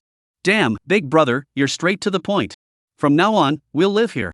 Qin Ming burst into laughter, his eyes already scanning the room for tonight's prey. He had been playing here for so long and had never failed. Although some online fairies claimed they came to places like this to relax. But who would believe that? Relax? What decent person would come here to relax? A man goes to a women's bathhouse and says he's just there to wash his hands. Do you really believe that? After just a quick look around, he saw nothing but familiar faces, which made him feel a bit bored. Brother, it's all familiar faces tonight. Why don't we just make do? Qin Ming laughed. It was rare for the boss to come here for the first time, and he hadn't arranged 2 top-notch girls for him, so he felt guilty. Alright, you handle it. Tang Yu nodded. It was just a formality, so he didn't have high expectations. Qin Ming immediately got to work, and soon 7 or 8 beautiful women of varying appearances came over, each with a face and figure rated around 75 out of 100. Seeing them standing in a row with their bags, Tang Yu almost had a wrong idea. You 4 go entertain my older brother. He's new here, so don't go overboard. Qin Ming pointed to 4 of them, and the 4 girls giggled and ran over to sit around Tang Yu. Mr. Tang, would you like me to feed you some wine? Mr. Tang, you must work out regularly. Your arm muscles are so toned. I work out too. Want to feel my abs? Mr. Tang, what kind of girls do you like? Several girls were practically crowding around Tang Yu's legs, trying to sit down as close as possible, being as attentive as they could. P.S. The second update is here. I'm still typing. There will be another chapter later. P.S. Second update is here, still typing. Another chapter will follow later. Chapter 17, I just want to give them a home. By the way, big brother, aren't you trying to make Sumuyu upset? Why don't I help you make a short video and post it online? I guarantee she'll be furious when she sees it. Qin Ming was offering advice from the side. He'd been annoyed with Sumuyu for a long time. Damn, you're a genius. Tang Yu felt that he still lacked experience in playing the villain. When it came to ruining someone's reputation, his younger brother was the expert. Alright, get into position. Big brother, you hold one on each side, and the girls should look more into it. Don't forget the lines.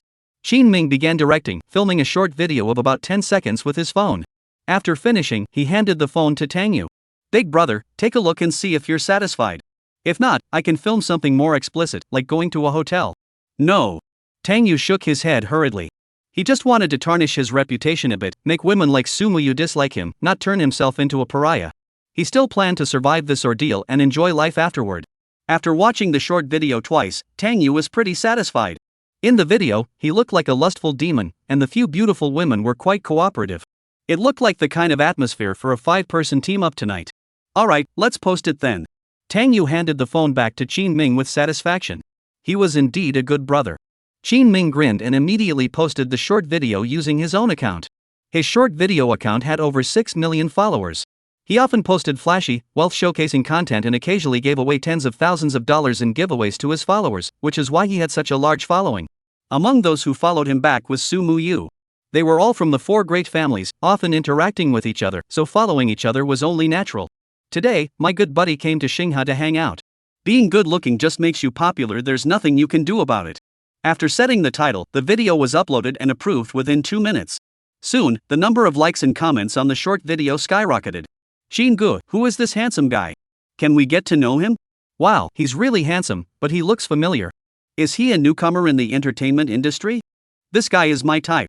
To ensure that Sumu Yu could see the video, Shin Ming specifically tagged her. I've been annoyed by this woman for a while now. She's been acting all high and mighty, making my older brother lose face in the industry. At that moment, Sumu Yu was resting at home. Her eyes were still slightly red from crying in the car earlier. She was so angry. After scrolling through some short videos at home for a while, her mood improved slightly. As she kept scrolling, her phone suddenly notified her that Shin Ming had tagged her. Why did he tag me? Sumu Yu was puzzled. They were merely acquaintances who had exchanged a few nods, with no deeper connection. She tapped the notification, and the short video automatically jumped to Shin Ming's latest post. When she saw Tang Yu in the video hugging several beautiful women and laughing, her face turned green. Bro, you're hugging so many girls. Isn't that being a jerk? Cheater? I'm not a cheater. I just want to give all the girls in the world a home. Hearing Tang Yu's voice in the video, a sense of loss and injustice quickly welled up in her heart, making her tears start to fall again. It was as if she had lost something important and only realized its significance after it was gone. After crying for a while, she suddenly realized something was off. This guy had never been the type to party all night. He went out specifically to have fun and even had Shin Ming film a short video for her to watch? Something's off.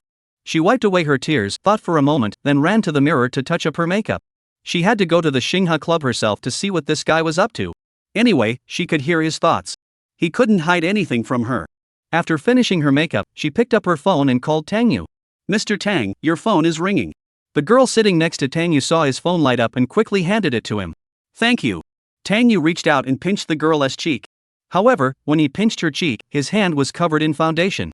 Tang Yu pretended not to notice and quickly took the phone back. Sumu Yu? Seeing it was her calling, Tang Yu couldn't help but smile slightly. Sure enough, the plan was going smoothly. She must be calling to vent her frustration. With a satisfied smile, Tang Yu answered the call and said, "Hello? What do you mean? Do I really annoy you that much?" Sumu Yu's voice sounded aggrieved on the other end of the line. "Huh? What did you say? I can't hear you. It's too noisy here. Are you breaking off the engagement? Okay, let us schedule a time for tomorrow. I know you can hear me. Just wait there. I'm coming to find you." Sumu Yu hung up the phone. Tang Yu held the phone, her brows furrowed. This woman must be possessed or something. Given her proud nature, shouldn't she be cursing me out right now and then cancel the engagement tomorrow? Then he suddenly realized. She must be doing this to protect Yichen, so she has no choice but to keep up the act. She's going all out with the act. This woman is truly cunning. Good thing I caught on. What's wrong, big brother? Sumu Yu called? Shin Ming asked from the side. Yeah, she said she is coming to find me. Let us wait and get back at her together. Tang Yu chuckled. As long as we get Sumu Yu to leave tonight, everything will go smoothly. Shin Ming also chuckled, then suddenly slapped his thigh and exclaimed, "Damn it, big brother, I almost forgot something important." What important matter? I've got a date with a beauty tonight. This one's definitely top-notch, at least on par with Sumu Yu. Shin Ming finished speaking and looked at the girls. Girls, you go ahead and have fun. Everything you spend here tonight is on me. My brother and I have some business to attend to later. The girls' eyes lit up, and they quickly agreed with smiles, picking up their bags and leaving. After sending the girls away, Qin Ming chuckled. Big brother, I really had to make a tough decision this time. I'll have that beauty come over to keep you company later. You can hold her and drive Sumuyu crazy. Is it really that exaggerated? She's on the same level as Sumuyu. Tang Yu was a bit skeptical. There were indeed many beautiful women in Suzhou and Hangzhou, but only a few could be compared to Sumuyu. However, bringing in a true beauty would indeed be more effective at provoking Sumuyu. Otherwise, the girls around him earlier were beautiful enough to be considered beauties outside. But compared to Sumuyu, they were a whole different league, and using them to act alongside her wouldn't work. You'll see soon enough. Qin Ming gave a mysterious smile and began contacting the other party on his phone. Tang Yu, on the other hand, was a bit excited. As the villain, he couldn't possibly play with the female leads. He'd rather die alone. Die outside. Jump off this building. He would never be with the female leads. But there are still other beautiful women out there, right? After waiting for about 10 minutes, a slender figure carrying a bag walked over from the distance. Hello, Mr. Qin. The woman walked over and smiled as she greeted Qin Ming. Ling Han, you're finally here. Come, let me introduce you. This is my good friend Tang Yu. Qin Ming hurriedly introduced Tang Yu with a smile. Chapter 18, this blessing is for you. Do you want it? Tang Yu glanced up at the woman and immediately agreed with Qin Ming in her heart. This woman, in terms of appearance alone, was no match for Su Muyu, the first beauty of Suzhou and Hangzhou. Moreover, her demeanor was even more alluring, as if she were born with a natural charm. Her attire was also quite provocative. She wore a white semi-transparent blouse, the subtle hint of skin beneath was the most alluring. Her black leather skirt accentuated her stunning figure, and her two long, snow-white legs were so captivating that one couldn't tear their eyes away. Her watery, almond-shaped eyes darted toward Tang Yu, and a fleeting look of surprise flashed across them. She then sat down next to Tang Yu and extended her hand. Mr. Tang, you're so handsome. I'm Ling Han, nice to meet you. I'm even happier to meet you, Miss Ling. You're such a beauty. Tang Yu smiled as he took her cool, jade-like hand, but his pupils suddenly contracted as he realized something. This is the jade-faced fox. How fast is Yi Chen moving? He already sent someone over? No, her target isn't me, it's Qin Ming. At that moment, Tang Yu was deeply shaken. Similarly, Ling Han, who was shaking hands with him, was also startled. Suddenly hearing Tang Yu's inner thoughts, she almost thought her identity had been exposed. Indeed, she was one of the pawns specifically sent by Yi Chen, and also an elite member of the Dragon Soul Organization's highest ranks. What is going on with this guy? Is he talking to me using ventriloquism? No, this can't be ventriloquism. A look of shock flashed across Ling Han's eyes. As a top-tier assassin, she possessed an array of skills. Ventriloquism was one of her specialties. But the person in front of her didn't seem like someone who could use ventriloquism. Seeing the two of them holding hands tightly, Qin Ming felt a pang of jealousy.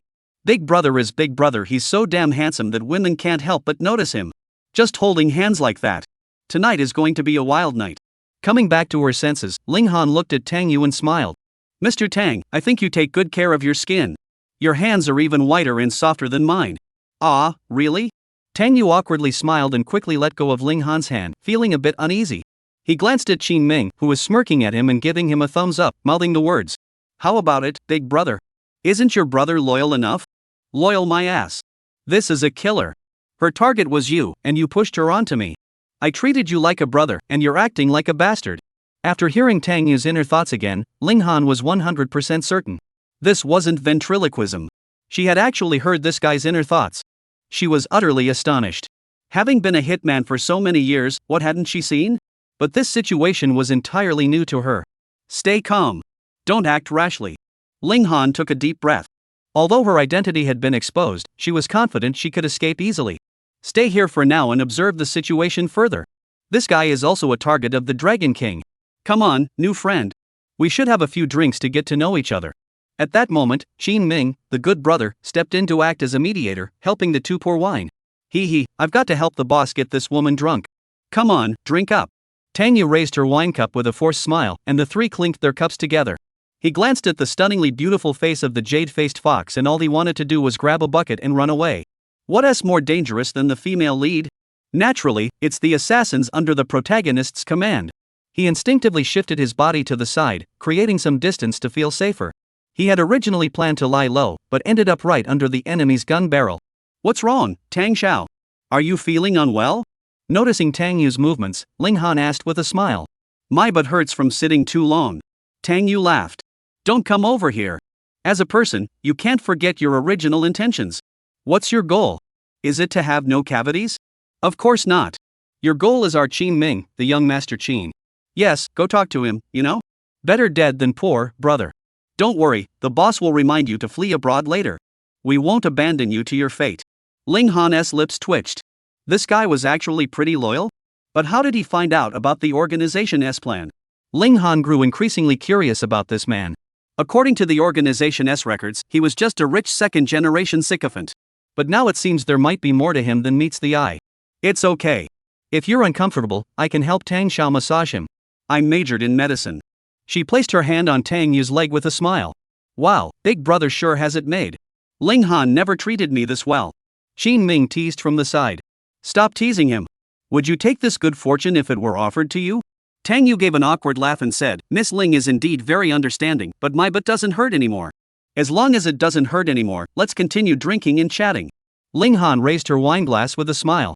Tang Yu nodded and quickly began to think of a countermeasure in his mind. According to the original plot, Yi Chen, full of ambition, returned to the country with his first target being to take down the four major families of Suzhou and Hangzhou. The four major families held immense influence in Suzhou and Hangzhou. Once he controlled the four families, the entire Suzhou-Hangzhou region would be under Yi Chen's control. He would be the uncrowned king of the region. However, to control the four families, he not only had to charm the women but also remove every obstacle in his way. Qin Ming, as the male heir of the Qin family, is one of those obstacles. Therefore, he dispatched several elite agents to handle the situation. The fox-faced beauty Ling Han is in charge of the Qin family. After getting close to Qin Ming, she used her beauty to control him and then seduced another young master. Ultimately, the two clashed, and Qin Ming was poisoned to death by the jade-faced fox. The Qin family believed it was the other young master who did it, and after the two families went to war, each and reaped the benefits. After carefully recalling the plot, Tang Yu sighed in relief. I remember now. The Dragon Soul organization has strict rules. Tasks cannot be altered arbitrarily. This woman and I are just playing a role. The real targets are Qin Ming and another unlucky soul. Since that's the case, there's no need for me to panic. I'll just play my role well and make her think I'm disgusting so she'll leave on her own. Upon hearing this, Ling Han furrowed her brows slightly. This guy actually knows so much about the Dragon Soul organization? After all, the Dragon Soul organization is extremely powerful and shrouded in mystery. Outsiders have no idea about the internal rules of their organization. This rich second-generation guy surnamed Tang is no ordinary person. After composing herself, Tang Yu moved closer to Ling Han and smiled lewdly. Miss Ling is so beautiful. I wonder if you have a boyfriend. Chapter 19, All Actors. No, is Mr. Tang going to introduce me to someone? Ling Han said with a smile. She leaned her body against Tang Yu and sent him a flirtatious glance. Want me to leave? No way. She wanted to see just how much this guy knew about their organization. Damn, this isn't following the script. If your target is Qin Ming, shouldn't you be staring at him right now? Could she know that Qin Ming likes to play the role of a cow and is intentionally acting this way for his benefit? Fine, let her play her part. Life is like a play, it's all about acting. We'll use you later to deal with that stupid woman Sumu Yu. Tang Yu quickly calculated in her mind. He chuckled and wrapped his arm around Ling Han. What are your hobbies, Miss Ling? Let me see if I recognize anyone who shares your interests. Hobbies? I like dancing and music. What about you, Mr. Tang? We're pretty much the same. I like listening to music and watching movies not suitable for children. Tang Yu said seriously. Put. Qin Ming, who was drinking, sprayed all the wine out of his mouth. Bro, your pickup lines are on par with a caveman's. Ling Han feigned shyness and said, Tang Xiao, you're so annoying. Just kidding, don't take it seriously. Tang Yu burst into laughter. I knew Tang Xiao couldn't be that kind of person. Exactly. Someone like me would never enjoy listening to music. Ling Han and Qin Ming were both freezing. Mr. Tang, you're so funny. Ling Han couldn't help but compliment Tang Yu, snuggling into his arms and acting spoiled. Ha, don't pull that on me. I've had enough of your sweet talk. Women only get in the way of me enjoying life. Especially Yi Chen's women. But Yi Chen is pretty despicable too, not sparing a single woman from his own organization. He deliberately assigns them impossible dangerous missions, then rushes in to save the damsel in distress. Humph, letting him take all the glory. Tang Yu couldn't help but sigh inwardly. Ling Han, however, was utterly shocked. How does he even know that? Over the past 2 years, she had failed 2 missions, both times saved by the Dragon King. And to save her, the Dragon King had even been seriously injured. This had filled her heart with endless gratitude. But now, after hearing Tang Yu say that, she suddenly sensed something was off. Because the 2 times she failed, the mission difficulty was indeed higher than what was said. That's why she failed. How much else do you know? Ling Han was extremely curious in her heart. But she couldn't bring herself to ask, so she could only continue acting while listening quietly. Fortunately, Su Muyu finally made her appearance. She stormed in with her bag, heading straight for the first floor platform at the Star River Club. Along the way, everyone who saw Su Muyu was stunned by her beauty, and many people came up to strike up a conversation. A few men even chased after her, following closely behind with an intent to harass her. But when they saw Su Muyu reach the first floor platform, they dared not make a move. Tang Yu. Upon arriving, Su Muyu saw a woman whose beauty rivaled her own, snuggled up in Tang Yu's arms, and couldn't help but glare at her with fiery eyes. What's the matter? Did you come to talk about breaking off the engagement? Tang Yu smiled faintly, finally waiting for this annoying woman to show up. Did you see that? I'm holding such a beautiful woman in my arms, and you can still tolerate it? Don't hesitate. Go ahead and lose your temper. Today, I'll let you splash me with wine. Come on, don't pity me just because I'm a delicate flower. Show some dignity as the female lead. Su Muyu heard his inner thoughts and instantly understood his intentions. Sure enough, this guy was intentionally posting short videos to provoke her, hoping to force her to give up the arranged marriage. Oof. I won't give him the satisfaction. Her expression softened slightly as she sat down beside Tang Yu and said, "What's this about calling off the engagement? We've finally come together, what are you thinking? I saw you drinking alone here, so I felt like having a drink too." Qin Ming, standing nearby, was speechless. He finally understood why his older brother had said something was off about Su Muyu. That aloof Su Muyu. Could she really tolerate her fiancé hugging a beautiful woman and still speak so calmly? Seeing Su Muyu sitting beside him, holding a glass of wine and pouring him a drink, Tang Yu was completely dumbfounded. You're not playing by the rules? Sister, your head is already green with jealousy, and you can still keep this up? Hurry up, follow your heart. Think about who you are. You're Su Muyu, the Ice Queen. Do you understand? Alright, let us make an exception today. I'll let you slap me and call me shameless, then we'll call off the engagement, okay? Don't hesitate. This is such a good opportunity. You need to prove yourself. If you don't do this, how will Ling Han report to the Dragon King that there's nothing between us? Then go drink somewhere else. You're disturbing me and Miss Ling from drinking. Tang Yu wrapped his arms around Ling Han, flashing a lecherous grin and taunting her. Did you see that? That's what you call a shameless beast. If you can't stand it, just leave. Don't push me further. My moral boundaries are flexible and capable of anything. Ling Han's body trembled slightly, almost slapping Tang Yu across the face. This bastard, he's playing a dirty game, taking advantage of me and using me? She clenched her teeth in anger. This kid is as good as dead. Su Muyu felt both angry and amused inside. This guy, with his amateur acting, thinks I'm an idiot? You want to force me to leave? No way. You guys just drink your own drinks. I don't care about you. Once you're done playing around, let us go home together, okay? Su Muyu reached out and gently held Tang Yu's arm. Tang Yu seriously doubted that Su Muyu was the real person. Is this Wu Dalon possessing her? Is this something a carbon-based life form would say? What about your identity and stance? Calm down. Those are my lines as a sycophant. Don't get your roles mixed up. Quick, drink this cup of wine and sweep away your hunger to be yourself again. Don't look at me like that.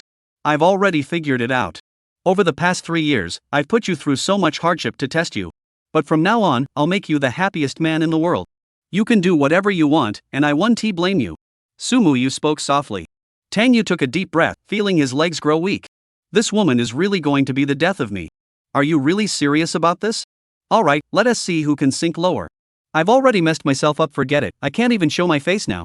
Sai, if it comes to that, let's just take Ling Han away first and deal with her later. If she keeps listening, we'll really be screwed. After thinking it through, Tang Yu sneered. Do as you please. You can drink slowly. I'll take Miss Ling to the restroom. Don't come bother us. After saying that, he wrapped his arm around Ling Han and stood up, leaving the first floor stage. Qin Ming stood by, speechless. Damn it, big brother, why are you all acting so wild tonight? Damn it, I'm the king of the nightclub, and I'm not half as open as you guys. Su Muyu followed them. She was sipping a glass of champagne slowly, her mood both happy and complicated.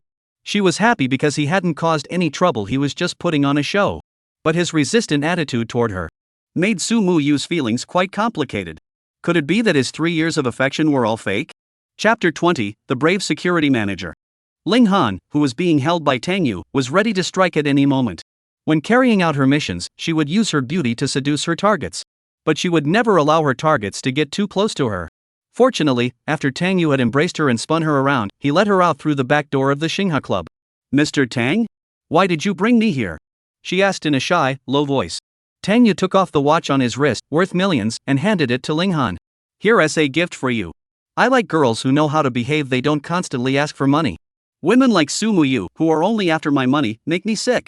I'll go back and talk to her about calling off the engagement. Let's have a drink together next time. After saying that, Tang Yu walked back to the Xingha Club with a carefree stride. His mood improved significantly. No matter how good Sumu Yu's acting is, she is still no match for me. Ling Han, upon hearing these words, would definitely tell Yi Chen. By then, Yi Chen, that bastard, wouldn't dare think he was competing with me for a woman, would he? Ling Han casually put away the watch Tang Yu had given her. As an assassin, she still loved money. She quickly returned to the car and dialed Yi Chen's number on her phone. The call was answered shortly afterward. What's wrong, Han? Is the mission going smoothly? Yi Chen's voice came through the phone. Usually, when Yi Chen called her Han, Ling Han felt quite happy inside. However, after hearing Tang Yu mention several things in her mind, her mindset had already undergone some subtle changes. Regarding Yi Chen's intimate nickname, she subconsciously felt a bit repelled, even thinking that he was a bit insincere. We're almost at the target, but we encountered Tang Yu and Sumu Yu on the way. She reported the situation while holding her phone. Tang Yu? What is he doing with Sumu Yu? They're drinking at a bar. Is this guy trying to get Sumu Yu drunk and then do something to her? Yi Chen on the other end of the phone was already furious. The woman he loved. No one was allowed to touch her. Otherwise, the Dragon King's wrath. Blood will flow like a river. Ling Han hesitated for a moment before answering. They didn't drink much, but they were hugging each other, and Sumu Yu seemed very proactive. Impossible. Sumu Yu only has eyes for me. How could she be so forward with another man? Keep an eye on Sumu Yu and protect her, do you understand? Yi Chen shouted on the phone. Alright, Dragon King. How about I change the plan? I'll infiltrate the Tang family and get close to Tang Yu. That way, I can protect Sumu Yu better. Ling Han suggested. She was no longer focused on the mission, she just wanted to get closer to Tang Yu and learn more from him. This guy even knows the secrets of the Dragon Soul organization. Perhaps the information she had been trying to uncover all along, he could provide the answer. Alright, then, Hunter, go ahead and change the plan. The Qin family's side can wait for now. Remember, under no circumstances are you to let him touch my woman. Do you understand? Yi Chen barked orders over the phone.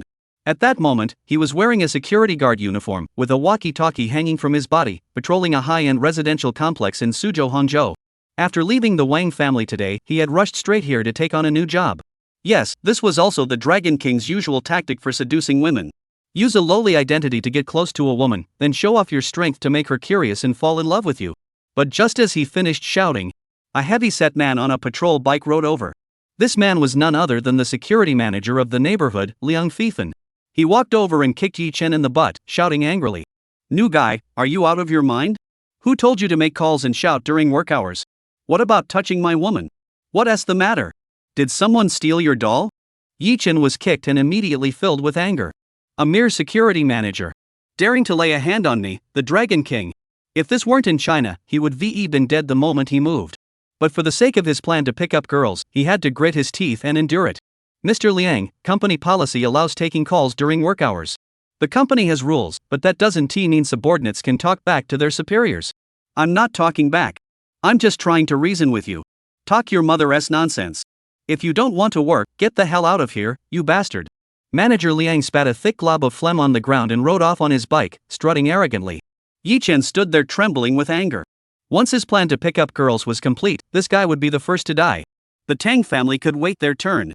On the other end of the phone, Ling Han hung up with a look of contempt after hearing everything. After hearing Tang Yu's heartfelt words, her intelligence seemed to have skyrocketed. Her attitude toward Yi Chen grew even more disdainful. A man who would go to such lengths for a woman, does such a person truly deserve to lead an organization? When Tang Yu returned to the first floor platform, Sumu Yu was already lying face down on the table. Yes, her tolerance for alcohol was very poor. After drinking less than 3 cups, she was already passed out. Qin Ming was watching over her. When he saw Tang Yu arrive, his expression turned shocked. Damn it, big brother, you're done in 3 minutes? Finished my ass, I didn't even go there. I sent her away. This woman is very dangerous. Don't associate with her anymore, got it? Tang Yu frowned and warned him. After taking over this body, he had also inherited its memories. Deep down, he still felt a strong bond with Qin Ming as a brother. As an antagonist, Qin Ming's death was actually quite unjust. It was purely because he refused to let his family's estate be taken away, making him an obstacle that Yi Chen had to eliminate. In the end, villains are just a matter of perspective. When readers immerse themselves in a feel-good story as the Dragon King, they naturally feel exhilarated. But when you put yourself in the villain's shoes and stand on the opposite side of the Dragon King, the feeling is anything but pleasant. Alright, big brother, whatever you say goes. Xin Ming smiled and agreed without asking for an explanation. Women are everywhere, just keep looking, right? He pointed at Sumuyu, who was lying on the table, and asked, what should we do now? I'll take her back. Tang Yu was also headache. This woman couldn't drink, so why didn't she just stop? Coming here to put on a show didn't require such effort, did it? What if I take advantage of the situation? Then the Dragon King would become the cuckolded dragon, wouldn't he? But thinking about it, it might actually be pretty interesting. Shaking his head, Tang Yu dismissed the dangerous thought. Better to just play the villain and survive for now. Stealing the protagonist's woman? That's way too dangerous. As he picked up Sumuyu and carried her on his back, Tang Yu immediately felt a soft, warm sensation on his back. The scent of Sumuyu's perfume mixed with the smell of alcohol, creating an especially pleasant aroma. Chapter 21, You're So Wild? Due to drinking alcohol, Tang Yu called 2 bodyguards from the Tang family to drive over and pick her up. Don't drink and drive. Don't drink and drive. In every urban action novel, there's always a villain who gets killed because of drunk driving. If you want to survive until the end of the story, you must have enough safety awareness to survive the protagonist's hands. After a black Rolls-Royce pulled up, Tang Yu got into the back seat with Sumuyu. One of the bodyguards got out of the car to retrieve the poison and bring it back to the Tang family. 2 luxury cars drove one in front of the other on the road, making Tang Yu feel pretty good. Being rich is damn awesome. If only Yi-chan weren't in this world, it would be perfect. The drunk Sumuyu had a flushed face, looking much cuter than her usual sullen expression. She suddenly gave a mischievous smile, tilted her head, and leaned against Tang Yu's shoulder. Get lost. Tang Yu pushed her head away without hesitation. The bodyguard driving the car saw this in the rearview mirror and nearly drove into the river. Goodness gracious. Is this really the same spoiled young master who used to be such a sycophant? The young master used to be the kind who would follow you through rain or shine for 3 years. Even the most loyal dog would have to admit that being a dog is better than being a master. He even heard from other colleagues that they saw the young master personally lick the high heels of this Ms. Su. Even the young master's father once got so angry that his son had no dignity that he gave him a sound beating. That day, it said that the belt broke several times, sending the young master to the hospital. The next day, the young master sneaked out of the hospital, brought a bouquet of roses, and waited for Miss Su to get off work. When she was pushed away, Sumuyu just gave a silly smile and clung to Tang Yu again. She spoke in an unimaginably sweet and soft voice, I just want to stick to you. Tang Yu looked confused, then suddenly remembered. This woman had lost her mother to cancer at a very young age. Her father, Su Zhongshan, was a highly ambitious man, busy reviving the Su family and had little time to spend with her, while also imposing extremely strict demands on her. Under the weight of loneliness and pressure, she developed a stubborn and competitive personality, becoming increasingly cold and independent. This icy facade shielded her, keeping others at arm's length while also protecting her. But once she gets drunk, she completely sheds this mask, revealing her vulnerable and clingy side, like a puppy that trusts someone unconditionally. But why are you showing me this side of you? Damn it, why are you touching me? Seeing Sumuyu trying to climb onto him, Tang Yu struggled to push her away. But he had overestimated himself. Because of the brainless author's setup, as the villain, he was just an ordinary rich and handsome guy with no fighting skills. Meanwhile, as the female lead, Sumuyu had some martial arts training. Dealing with 2 or 3 burly men was no problem for her. Tang Yu, whose combat ability was no match for even a single burly man, was utterly humiliating himself by trying to match her strength. After climbing onto him, Sumuyu started laughing evilly. Come on, give me a kiss. She puckered her lips and began to shake her head, slowly closing in on Tang Yu. Don't come over here. Old Wang, pull her away. Tang Yu struggled to resist, but his hands were firmly held down by her. He could only shake his head violently to avoid her. She really let him kiss her fiercely. When she sobered up later, she'd probably kill herself for this. Master, I'm driving on the elevated highway. I can't help you. The bodyguard said helplessly while watching the scene unfold, secretly despising his young master in his heart. A beauty throws herself at you, and you act all proper? If you're really that good, why don't you go be a bootlicker for 3 years? Under Tang Yu's constant struggles, Sumuyu couldn't manage to kiss her lips. However, Tang Yu's face wasn't spared, leaving several red lip marks. After kissing him a few times, she let out a satisfied belch and stared intently at Tang Yu. I kissed you so many times, why won't you kiss me? You're so wild? Tang Yu was about to cry. Damn it, how could she do this? This isn't Sumuyu, this is a damn lustful succubus. Who told you not to lick me? You said you'd lick me for the rest of your life. You're not keeping your word. Sumuyu pouted, her voice tinged with sadness. But I've been licking you for 3 years and still haven't gotten anywhere. Then why don't you try licking for another 3 years? What if I try? You'd turn into a big licking dog. Sumu said with a smile. Tang Yu thought this woman was really drunk. Her mood swing was incredible.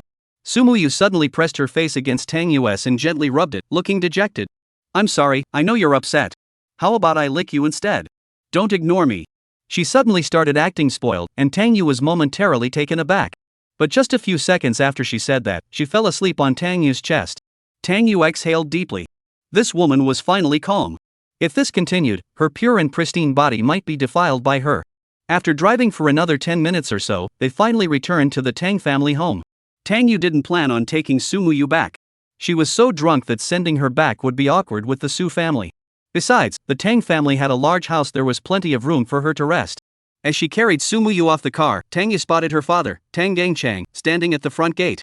Tang Gangchang's face was as dark as coal. Half an hour earlier, he had been resting at home and playing with his phone when an old friend sent him a video link. When he clicked on it, he saw his son with a lecherous expression, hugging 4 women while drinking. The guy was even shouting, "I'm not a scumbag, I just want to give them a home." This enraged him to no end. This little bastard. I worked so hard to arrange his arranged marriage, and he's already showing his true colors so quickly? Now he saw Tang Yu getting out of the car with a woman on her back, her face covered in lipstick stains. He slowly pulled out his belt. A father sees his son and draws his sword. Damn it, Dad, calm down first. Tang Yu was so scared he almost jumped out of his skin, already guessing what his old man was planning to do. Calm down? You little bastard, you just got engaged, and you're already showing your true colors? Bringing a woman home to play around? Tang Gangcheng sneered and clenched the belt in his hand. This isn't just anyone. This is Sumu Yu. I went drinking with her. That short video was just for fun.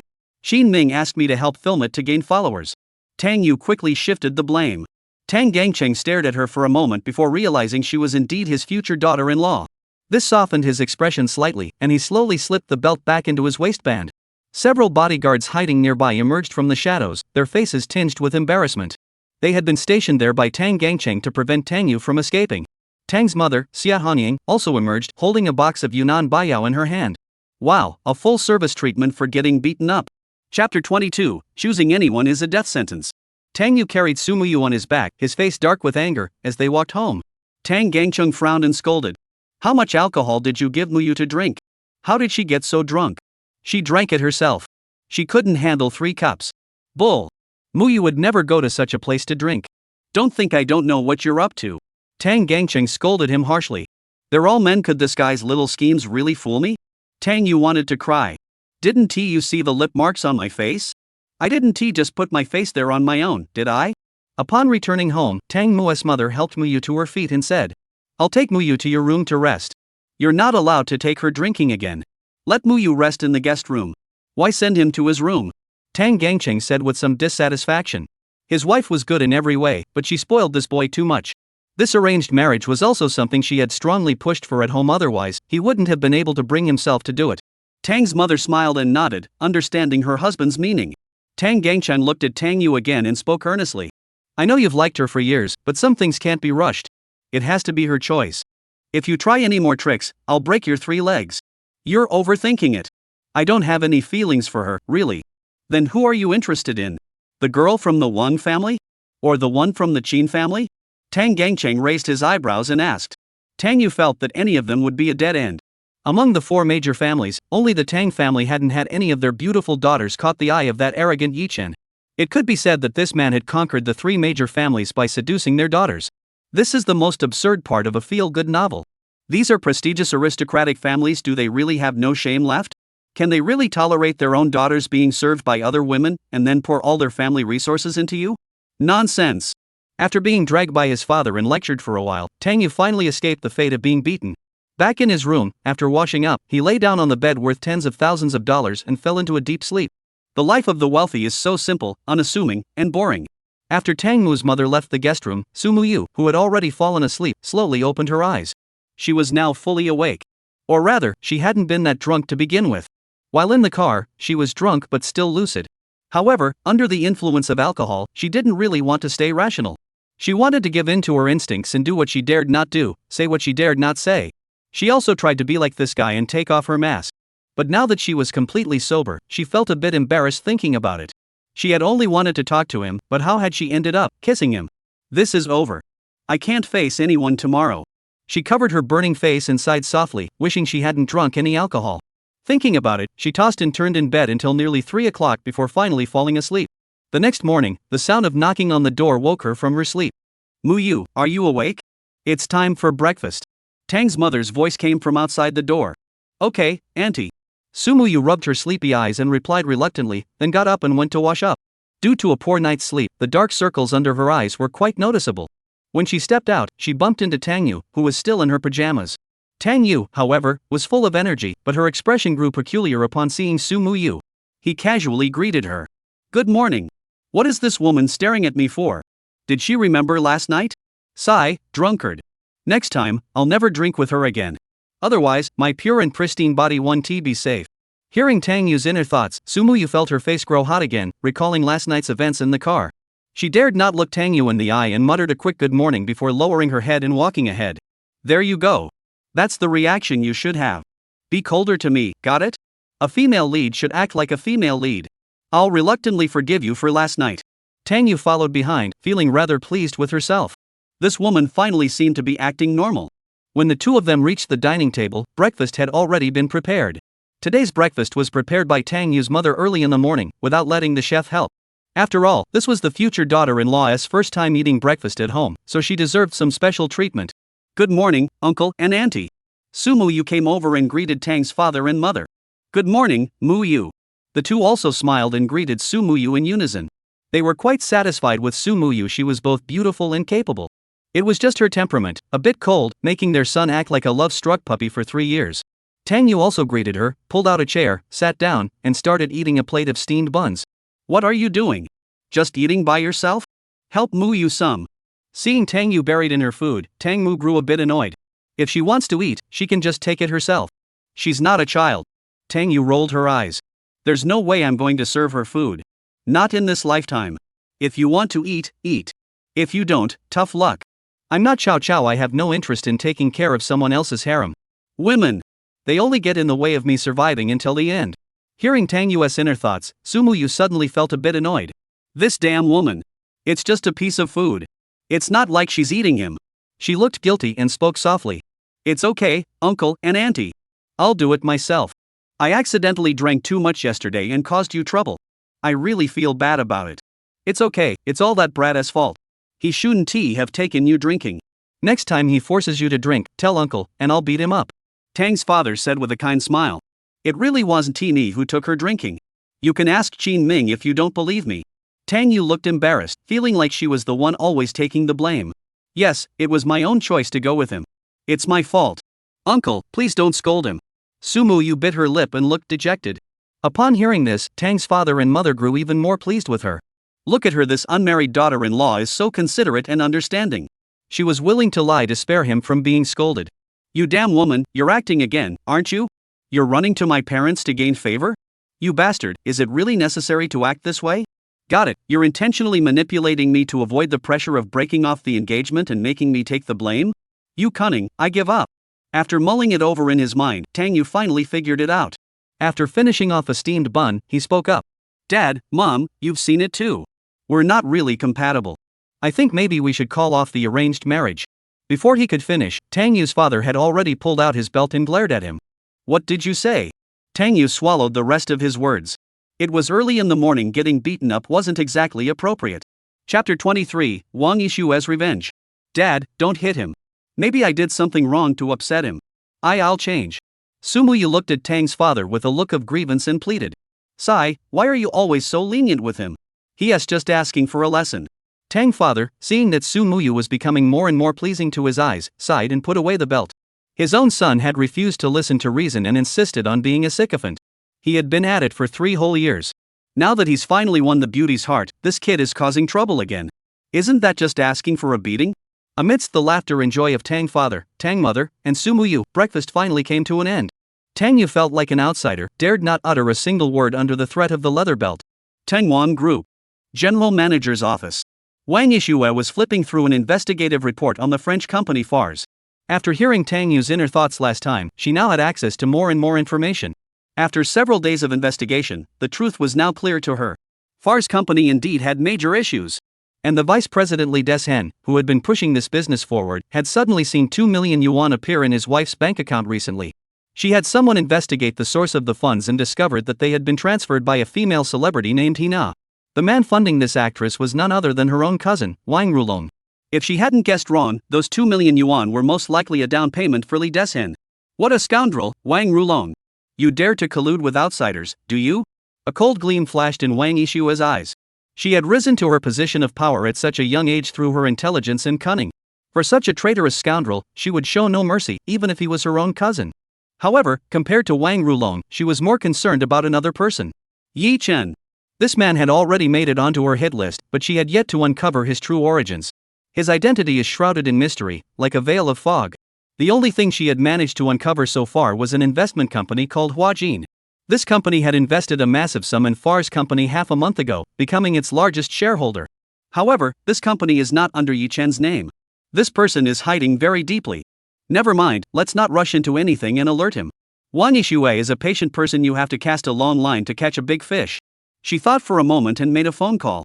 After about 10 minutes, a middle-aged man with a dignified demeanor walked in. He was none other than the company's vice president, Lee Des-hen. Ms. Wang, you called for me? Lee Des-hen entered with a smile, his eyes secretly sizing up Wang Yishue. Ever since the young miss took over the company, these executives had been treated to a feast for the eyes every day. Mr. Lee, how many years have you been working at our company? Wang Yishue asked. Exactly 30 years. I've dedicated my entire life to the company. Lee Des-hen laughed heartily. Is that so? Wang Yishue suddenly slammed the table and snapped coldly. Did you dedicate it to the company, or to Wang Rulong's 100 million? A flash of fear crossed Lee Des-hen's eyes. 100 million, that figure was highly sensitive to him. However, he remained composed on the surface, feigning confusion. Mr. Wang, what do you mean by that? I don't like beating around the bush. You know very well how the Wang family deals with traitors. Even if you don't think about yourself, think about your family. Wang Yishue's face turned icy as she threatened. When it came to the entire Wang family, she would show no mercy. Lee Des-hen's legs gave way, and he immediately knelt on the ground, begging. Mr. Wang, this has nothing to do with my family. I was forced to do this by young Master Rulong. Soon, Lee Des-hen confessed everything. Wang Yishue listened silently, leaning back in her office chair, her expression unchanged, but her heart was filled with shock. All of this had been perfectly predicted by Tang Yu's inner thoughts. So that's you, Yi Chen. You're after my mother, aren't you? She sneered coldly in her heart, already devising a plan for revenge. She spoke up. Lee Des-hen, I'll give you one chance. Go tell Wang Rulong that I agree to this collaboration, and the finance department will transfer the funds within 24 hours. What? Lee Des-hen couldn't believe his ears. Wang Zong knows it's a trap, yet he's still jumping into it? Just do as I say. Tell him to urge Fars to transfer the funds to the cooperation account as soon as possible. Wang Yishue didn't want to explain anything further to Lee Des-hen. Alright, thank you, Mr. Wang, for giving me this opportunity. I'll definitely do my best. Lee Des-hen nodded repeatedly, exhaled deeply, and wiped the cold sweat from his forehead. After leaving the office, he was about to take the elevator down to find Wang Rulong. The elevator doors opened just then, and Wang Rulong stepped out holding a document. Mr. Lee, how did it go? Upon seeing Lee Des-hen, Wang Rulong hurried over, wrapped his arm around his shoulder, and asked excitedly. Mr. Wang has agreed. He's currently signing the contract and has instructed me to notify the finance department to make the payment. Lee Des-hen replied hurriedly. Wang Rulong's face lit up with joy. Finally, his cousin had agreed. If the plan succeeds, the position of general manager will soon be mine. As for his cousin, she could just marry off obediently. What's the point of a woman competing with him for power?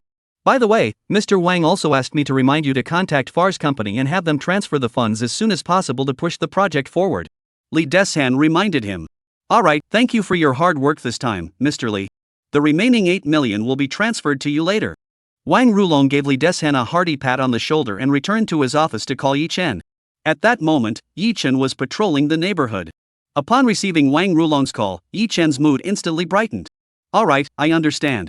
Just wait to take over the Tingwang group. After making the promise, he hung up the phone, his expression turning cold. Idiot. With a cold snort, he called the Dragon Soul organization. This time, Falu's company was collaborating with Tingwang Group, with Tingwang Group providing 500 billion in funding. False company, on the other hand, needed to contribute 30 billion in funds and technical personnel. False company was now nothing but an empty shell. Therefore, this money must be obtained from the Dragon Soul organization. Playing the long game, this money is just being temporarily frozen. Once he conquers Wang Yishue, the Wang family's fortune of hundreds of billions will all be his. After the call connected, a deep male voice came through. Dragon King, what are your orders? Transfer 300 billion to Far's company. Understood. Should it be transferred from your personal account? Of course, from the organization's account. We'll transfer it back later. It's only 300 billion, isn't it? Yi Chen said unhappily. His own money was all in the foundation, where he enjoyed massive returns every day. If he could use public funds, he would never touch his own. All right. The man on the other end of the phone spoke with a hint of resignation. Chapter 24, I'm an old Chinese medicine doctor, specializing in treating braggarts. Just then, a patrol car pulled up. The driver was none other than manager Liang Fifan. As soon as he pulled up, he heard Yi Chen shouting on the phone, it's only 300 billion. He couldn't help but furrow his brows. He pulled the car to a stop and glared at Yi Chen, shouting, You new guy, are you out of your mind? Can't you go a day without acting like a big shot? It's just 300 billion. The paper in your trash can doesn't even add up to 300 billion. This is your final warning. If I catch you bragging again while I'm at work, this old Chinese medicine practitioner will have to teach you a lesson. He pointed at Yi Chen with a rubber baton and scolded him. This new guy really got under his skin. Wherever he went, he acted like he was all that, strutting around like a big shot. These past few days, he has been sneaking around looking through the homeowner's files. He even suspects this guy is here to scout the place for a heist. Yi Chen, who had been smiling just moments ago, suddenly turned pale. He glared at Liang Fifan with hatred, repeatedly telling himself to endure. Before his plan to seduce the girl is complete, it's not time to kill him yet. After Liang Fifan left, Yi Chen gritted his teeth and continued his patrol. Once the Dragon Soul organization transferred the money into Far's company, Wang Yishue, who had been under surveillance, received the news immediately. Finally, he has taken the bait. A smile appeared on Wang Yishue's face. Once the money was transferred to Far's company, it would be difficult for them to retrieve it. She had already thoroughly investigated the tax evasion and tax fraud committed by Far's company. In France, tax evasion is a very serious offense. Once discovered, they would face astronomical fines. Based on her estimates, the 300 billion might not even cover the fines. But that's still not enough. She checked on Huajin Investment Company, which had assets totaling around 500 billion. 300 billion is hardly a significant loss for them. Her revenge has only just begun. After some thought, she took out her phone and sent a message to Tang Yu via WeChat. Let us grab a bite to eat. I have some business to discuss with you. At that moment, Tang Yu had just arrived at his own company and hadn't even had time to sit down before receiving Wang Yishue's message. Business? If it's a deal worth hundreds of millions, I'd be willing to consider it. Tang Yu chuckled, but after some thought, he decided it wasn't appropriate. Keeping his distance from the female lead was the only way to survive. He had finally managed to enjoy the life of a rich and handsome guy for the past few days and just wanted to live in peace. No time. He replied with 2 words and sent a panda emoji. Is that so? Well, there's nothing I can do then.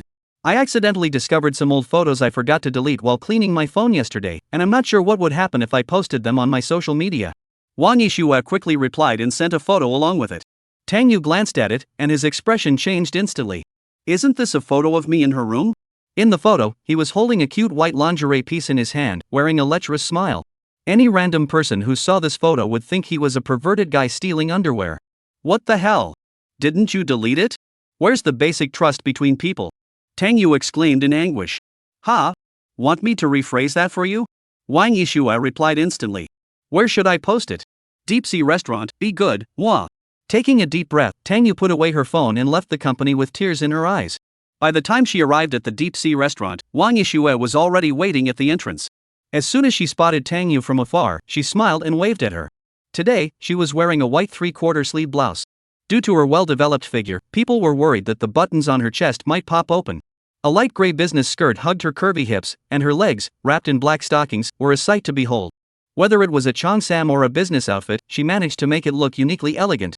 Several men around her were secretly glancing at this stunning beauty. They had all tried to strike up a conversation earlier, hoping to get her contact information. Unfortunately, none of them succeeded. Wang Yishue's response was, I'm waiting for my boyfriend. So they stood there admiring the beauty, hoping to catch a glimpse of the kind of man who could win over such a stunning woman. When Tang Yu arrived, the group was impressed. Needless to say, the Bugatti Veyron sports car alone proved that this guy was in a different league from them. Plus, he's tall and handsome. Damn it, all the good women are taken by dogs. They could only mutter angrily under their breath. Do we really have to discuss business here? Tang Yu said coldly with a displeased expression. Damn it, isn't the Deep Sea Restaurant a place where people get eaten? Even if I were a cave-dwelling immortal, I couldn't handle this. Is this really about business, or is it about a deal worth hundreds of millions? A cave-dwelling immortal? A deal worth hundreds of millions? Hearing Tang Yu's inner thoughts, Wang Yishua's lips twitched. This kid is afraid I'll eat him, isn't he? Even if I did eat him, wouldn't that be him getting the better end of the deal? Humph. Right, it's romantic here. She extended her arm toward Tang Yu. What for? Hold hands? Or do you want to just take my hand or have me hold yours? Please mind your manners. Let us just talk business. Tang Yu coldly refused. Just hold hands. You're acting weird, woman. Playing around like this in public? Everyone in Suzhou and Hangzhou will know we're together. Control yourself, do you understand? It's natural to desire an older man, but you have to control yourself. Oh, then what about the person in the photo? They have no boundaries either, even taking my private clothes? Wang Yishua replied with a soft "oh." Tang Yu knew that the woman was indirectly threatening him. He could only obediently reach out and wrap his arm around Wang Yishua's arm. The deep-sea restaurant resembled a large aquarium. However, it was not open to the public and operated on a membership-only basis. Dining here felt like being underwater, a luxurious and romantic place. Many wealthy people enjoy bringing their female companions here to dine. First, because it's romantic. Second, the lighting is intentionally kept relatively dim, with meals illuminated by candlelight. People, after all, tend to enjoy doing something sneaky in the dark to seek excitement. Don't believe me? Go to the small forest near the university at night with a flashlight, and you'll find plenty of interesting things. Many people come here to dine in private rooms. Before the meal even starts, people are already getting into it. If the fish in the aquarium had intelligence, they would have already mastered all the positions of human reproduction. So Tang Yu always thought the owner of this restaurant must be a pervert. Don't go into the private room, don't go into the private room. Just eat outside. Even if you go into the private room, it won't matter. I won't give in. Have you heard the saying, a sparrow isn't worthy of a dragon? Though you're not exactly a sparrow either, huh? Wang Yishue, who was eavesdropping on their conversation, turned pale. I'm not good enough for you? Well, today I'll prove I'm worthy. Let us see what you can do. P.S. Today I went out for breakfast and saw a handsome guy surrounded by 3 beautiful women. I asked him what was going on, and he said he didn't know why he gave my book a 5-star review and now women are all over him. 3 updates a day guaranteed, still working hard on the writing. Chapter 25, My heart is colder than a knife. Do you have a private room? She asked a waiter. Hello, all the private rooms are already reserved, the waiter replied respectfully. No problem, we'll just eat outside then. Tang Yu couldn't help but smile upon hearing this. Thankfully, there were many guests here today, so she would definitely be safe. Alright, let us eat outside then. Wang Yishue wasn't necessarily insistent on eating in the private room either. Seeing Tang Yu's happy expression, she knew what he was happy about. There'd be more for him to enjoy later. After they were seated, the waiter brought 2 new scented candles for them. Darling, what would you like to eat? Wang Yishue asked with a smile while holding the menu. Whatever. I'm not really hungry when I eat with you, and don't call me honey. Tang Yu said coldly. Damn, this woman is really off. Aren't we here to talk business? What kind of business is this? I'm not selling myself. Ms. Wang, don't do this. We're not compatible. You're a good person, you don't deserve me. Oh, then let us get a couple less meal. Wang Yishue smiled as she handed the menu to the waiter, her high heels trembling slightly before slipping off. She gently kicked Tang Yu's calf with her feet wrapped in black stockings. What are you doing? Tang Yu immediately looked alert. Oh my god, buddy, you can't just put your feet there. We're in public. Mind your manners, okay?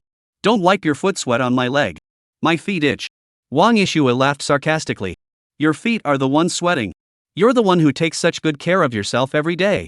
Then why are you rubbing against me? You stink. Tang Yu said with a displeased expression, secretly glancing at Wang Yishue's feet. What a sin. How could you wear black stockings? I've been working at Derun FA for 10 years, killing fish every day. My heart is colder than ice, nothing can move me. Except for black stockings.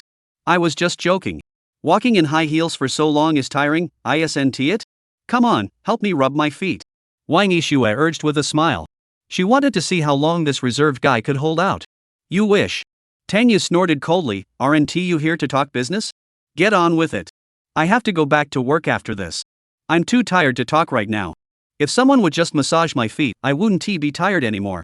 Wang Yishue resorted to being a spoiled brat, placing her feet on Tang Yu's legs. Her legs were white, long, slender yet curvy, the kind that even professional leg models would envy. For women with less than perfect legs, black stockings are their cover-up. For a woman like Wang Yishue, black stockings had a touch of sensuality to them. Damn, how could you do that? Put your feet over here a bit more. This isn't just eating, is it? No wonder this seductive woman chose such a place to eat. I should have just found a private room. If someone sees us, we're dead meat. I can call a waiter over to help you massage it. Tang Yu pretended to be annoyed and let go of her leg. As soon as his hand touched Wang Yishua's leg, her body trembled slightly, as if she had been electrocuted. Her tremble caused Tang Yu's hand to shake as well. Why are you touching my leg? You're so perverted. Wang Yishua bit her lip and said shyly. Tang Yu felt a wave of embarrassment wash over him. How did this end up making him look like the one acting inappropriately? But he quickly changed his mind. Right, I'm just too passive. Always trying to avoid her, making her think I'm easy to bully and tease. If I just take the initiative, can her face be as thick as mine? I'm the most shameless guy in the village. Even if dogs are fighting, I'd go watch. Why should I be afraid of her? Are you sure you want me to massage your legs? Tang Yu deliberately imitated the Dragon King's sinister smile, but his skills were lacking. Dragon King Yi Chen could lift the corners of his mouth precisely to a 90-degree angle, but Tang Yu could only manage 30 degrees. You do it then. Wang Yishua's face flushed with a touch of shyness, but she was already laughing inside. Let us see how thick your skin is today. Anyway, the lighting was dim, and any small movements under the table would be hard to notice. Tang Yu took a deep breath, grabbed the woman's leg, and gently squeezed it a few times. Even through the layer of stockings, his fingertips could still feel her soft, smooth skin. My goodness, her skin is so well maintained. Wang Yishua's body trembled slightly from time to time, her face blushing as she lowered her head and remained silent. Her reaction. Tang Yu was quite satisfied. He knew this woman was just all talk. When it comes to the real deal, she's no match for him. Now you know how to be shy? You wanted to tease me? This is your comeuppance. Well, woman, you started this fire, you better put it out yourself. But after 10 minutes had passed, Tang Yu finally felt something was off. Because Wang Yishua was still blushing and looking down, not saying a word. Damn it, why aren't you reacting? Would you rather I start rubbing sticks together to make fire? Where is your sense of shame? Why are you being so stubborn with me at a time like this? Hurry up, let go of your last bit of stubbornness and surrender to me right now. Shout it out loud, I'm sorry, Tang Yu. Tang Yu was ranting in his mind, what the hell is this woman doing? Does she have no sense of shame at all? Or is her tolerance just too high? Fortunately, the waiter walked over with the food. 2 guests, your couple's meal is ready. She smiled as she placed the dishes on the table and then opened a bottle of red wine for the 2 of them. Thank you. Here is your tip. Tang Yu was immediately overcome with gratitude, quickly lowering Wang Yishua's foot, reaching into his wallet, and handing her a thick stack of bills. If this continued, he truly wouldn't be able to hold on any longer. Thank you, Mr. Tang. The waitress took the stack of bills and thanked her repeatedly. No wonder he's Mr. Tang, he's truly handsome and generous. Tang Yu stood up and looked at Wang Yishua, saying, I'll go wash my hands. You eat first. All right. Wang Yishua lifted her head with a mischievous smile. All she wanted to do was slam the table and laugh hysterically. This guy had been rubbing her for ages, muttering to himself the whole time about how she still wouldn't admit defeat. Hilarious. There's no way he'll lose. Damn, I was too careless. This woman has such thick skin. Tang Yu saw her smile and knew he'd been tricked. He scowled and went to wash his hands thoroughly. When he returned, Wang Yishua had already poured him some red wine and sliced the steak. She looked like a gentle, obedient, and thoughtful girlfriend, batting her eyelashes at Tang Yu and said, Eat up, you worked hard today. Thanks. Tang Yu responded coldly, but he was indeed a bit hungry. During dinner, Wang Yishua didn't continue teasing Tang Yu and instead focused on her food. The atmosphere grew quiet. Under the lamp, one admires a man, under the moon, one admires a beauty. In the flickering candlelight, Wang Yishua suddenly stopped moving. Chapter 26, Oh my, you're blushing. She couldn't help but stare at Tang Yu's handsome face, her eyes filled with gentle laughter. According to this guy's inner thoughts, the world she was in was a novel world. She didn't mind that, as long as she was real. But according to the plot development, she wasn't too thrilled. Serving as a concubine for that guy who looks like he is sick when he smiles? Only someone with a screw loose would do that. Her own little Tang Yu was much cuter, and just her looks alone could outshine that guy, hee. Why are you staring at me? Tang Yu was eating when she suddenly noticed Wang Yishua's gaze. Being stared at so intently by such a beautiful woman. Tang Yu felt a little embarrassed. Oh, you're blushing? Come here, let me take a look. No way. Tang Yu turned her face away. Let me take a look. Wang Yishua giggled. Just eat your meal. Aren't we here to talk business? What kind of business? Tang Yu couldn't take this woman anymore and had to change the subject. After teasing Tang Yu to her satisfaction, Wang Yishua stopped and said, I'm planning to invest in a project recently, but I'm short 30 billion. Why don't you invest with me? 300 billion? Tang Yu was taken aback. With the Tang family's assets, coming up with 300 billion in liquid funds wouldn't be a problem. But what does she need 300 billion for at this moment? Clearing her throat, Tang Yu spoke seriously. 300 billion isn't a small sum. First, tell me what project you plan to invest in. New energy, right? You thought it was pretty good last time, didn't you? Wang Yishuo said with a smile. Oh, fine, I'll invest in this project then, but you have to agree to 2 conditions. What conditions? First, don't bother me with trivial matters in the future. You know the saying, men and women shouldn't mix, right? Tang Yu put forward his first condition. He felt he wasn't very good at playing mind games with the Switch, so he could only ask her to behave herself for now. I was actually just using my looks to get you to help me. Wang Yishuo nodded vigorously. Anyway, she wouldn't keep her word anyway. Today, you're ignoring me. But I'll come find you tomorrow. He. Tang Yu snorted coldly and spoke. Second, give me your phone. I need to delete all the videos and photos. Damn it, so you were setting me up all along. What a scheming woman, but I was just playing along. Didn't expect that, did you? Once I delete all the photos and videos, you won't be able to threaten me anymore. Wang Yishuo hesitated for a moment before finally handing her phone to Tang Yu and said, go ahead and delete them. You better keep your word. Of course. Tang Yu took the phone and opened WeChat to delete the photos from the chat history. After deleting the photos from the chat history, he opened the file manager and found the videos. Delete. After deleting the video, only the photos in the album remained. He opened the photo album and was stunned. The first photo showed Wang Yishuo wearing a bunny girl outfit. This provocative outfit, paired with her curvaceous figure, was absolutely stunning. The black outfit made her skin look exceptionally fair and alluring. Additionally, she had deliberately put on a pair of stockings. In the photo, Wang Yishuo was smiling seductively, as if teasing him. This is something I can watch for free. Her figure is way too hot. I underestimated her. He kept swiping through the screen, flipping through over 10 photos before finally getting past the bunny girl outfit. But next came another nurse outfit. The only difference was that the black stockings had been replaced with white ones. Oh my god, I can't take this. I didn't expect you to be so bold in private. Too bad we're on different sides, I can't take photos of you myself. Speaking of which, who the hell took these? Don't tell me it's a guy. Damn, just thinking about it makes me angry. Tang Yu watched, her face growing hot. This is a bit too intense. The person in the video was sitting right across from me. Fortunately, after flipping through the nurse outfit set, she finally found the photo of herself being snapped.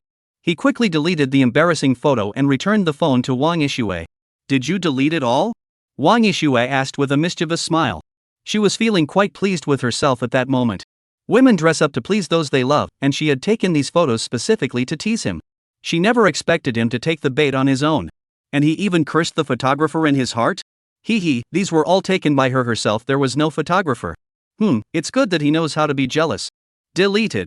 Don't do this kind of boring thing again. Tang Yu cleared his throat twice, his eyes betraying a hint of guilt. At that moment, Wang Yishuo and his eyes seemed to be changing her clothes constantly. Good thing she didn't show up dressed like this. Otherwise, I wouldn't be able to handle it. Which official could withstand such a test? Alright, then hurry up and have someone transfer the money.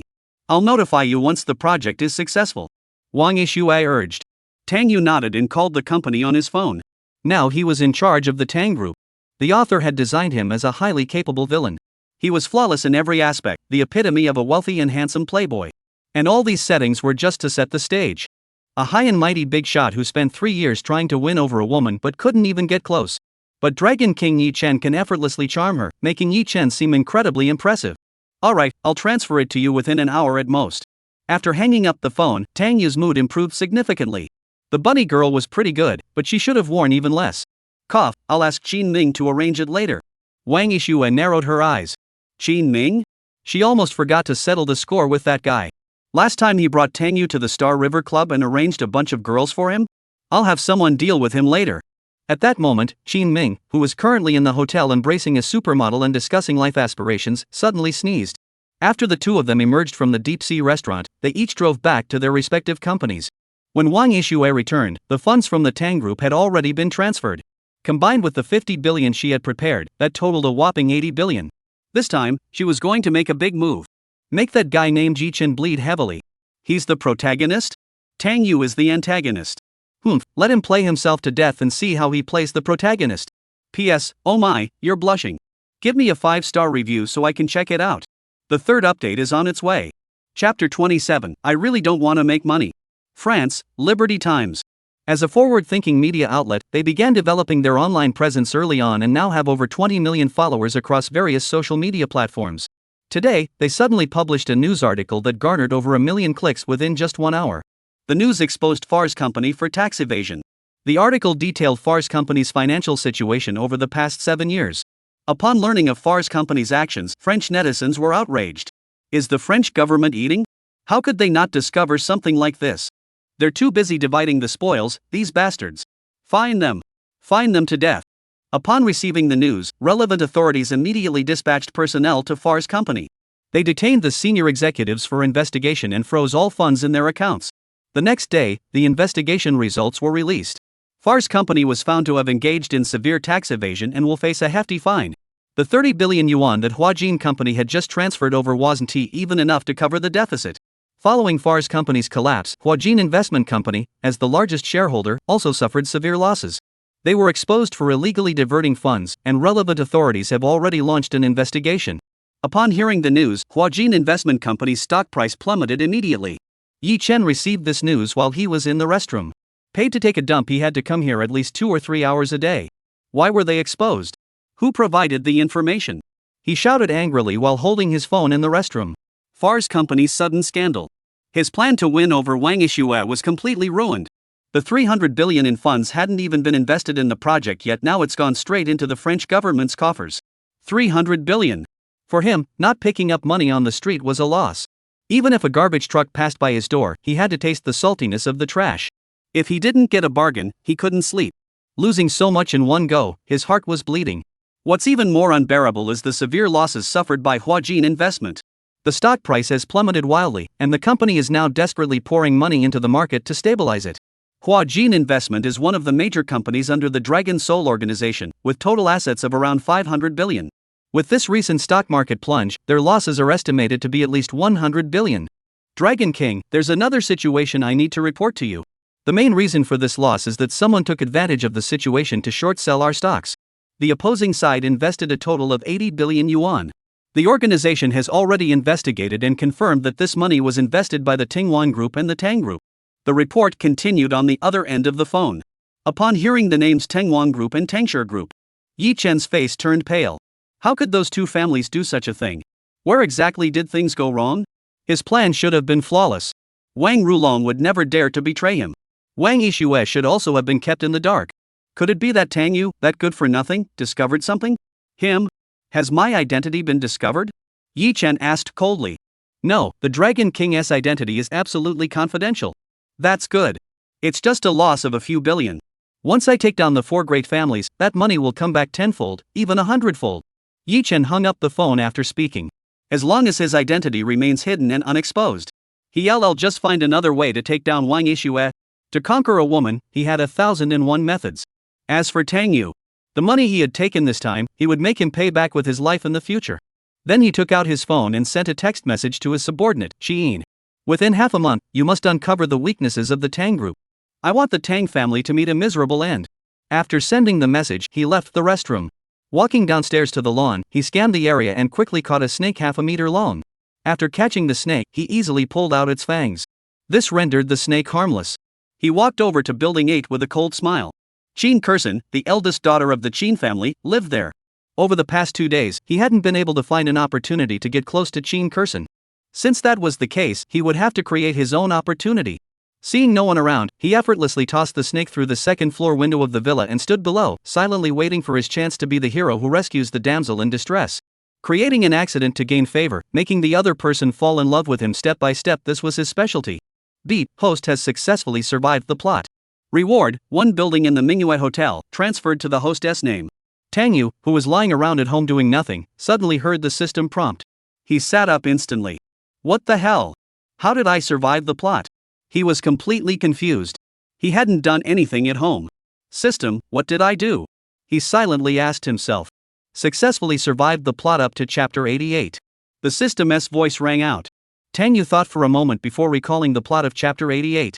In this chapter, Dragon King Yi Chen's scheme succeeded, Wang Yixue successfully fell into his trap, and the 50 billion yuan funds of the Tingwan Group were frozen.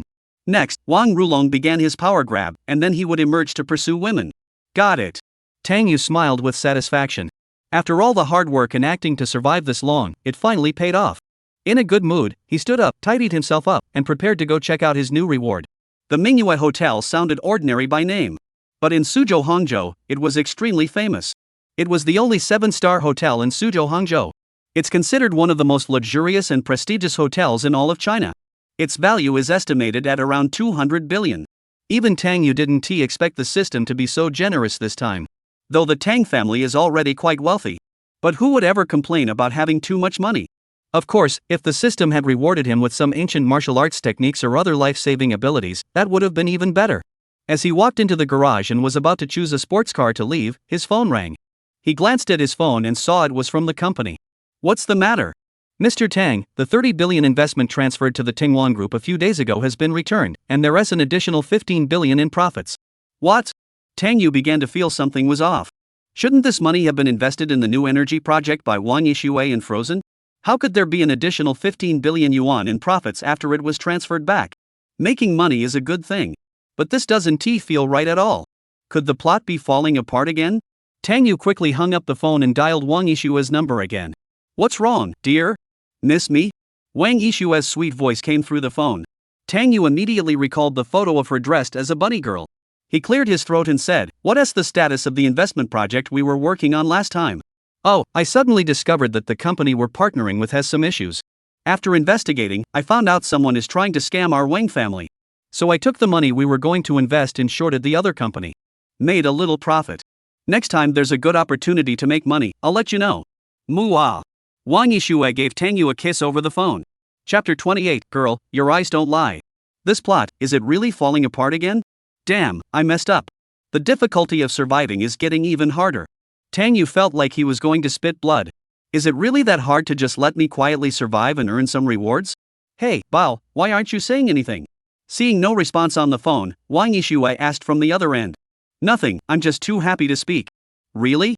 Then I'll ask you for help next time I need to make money. Thank you.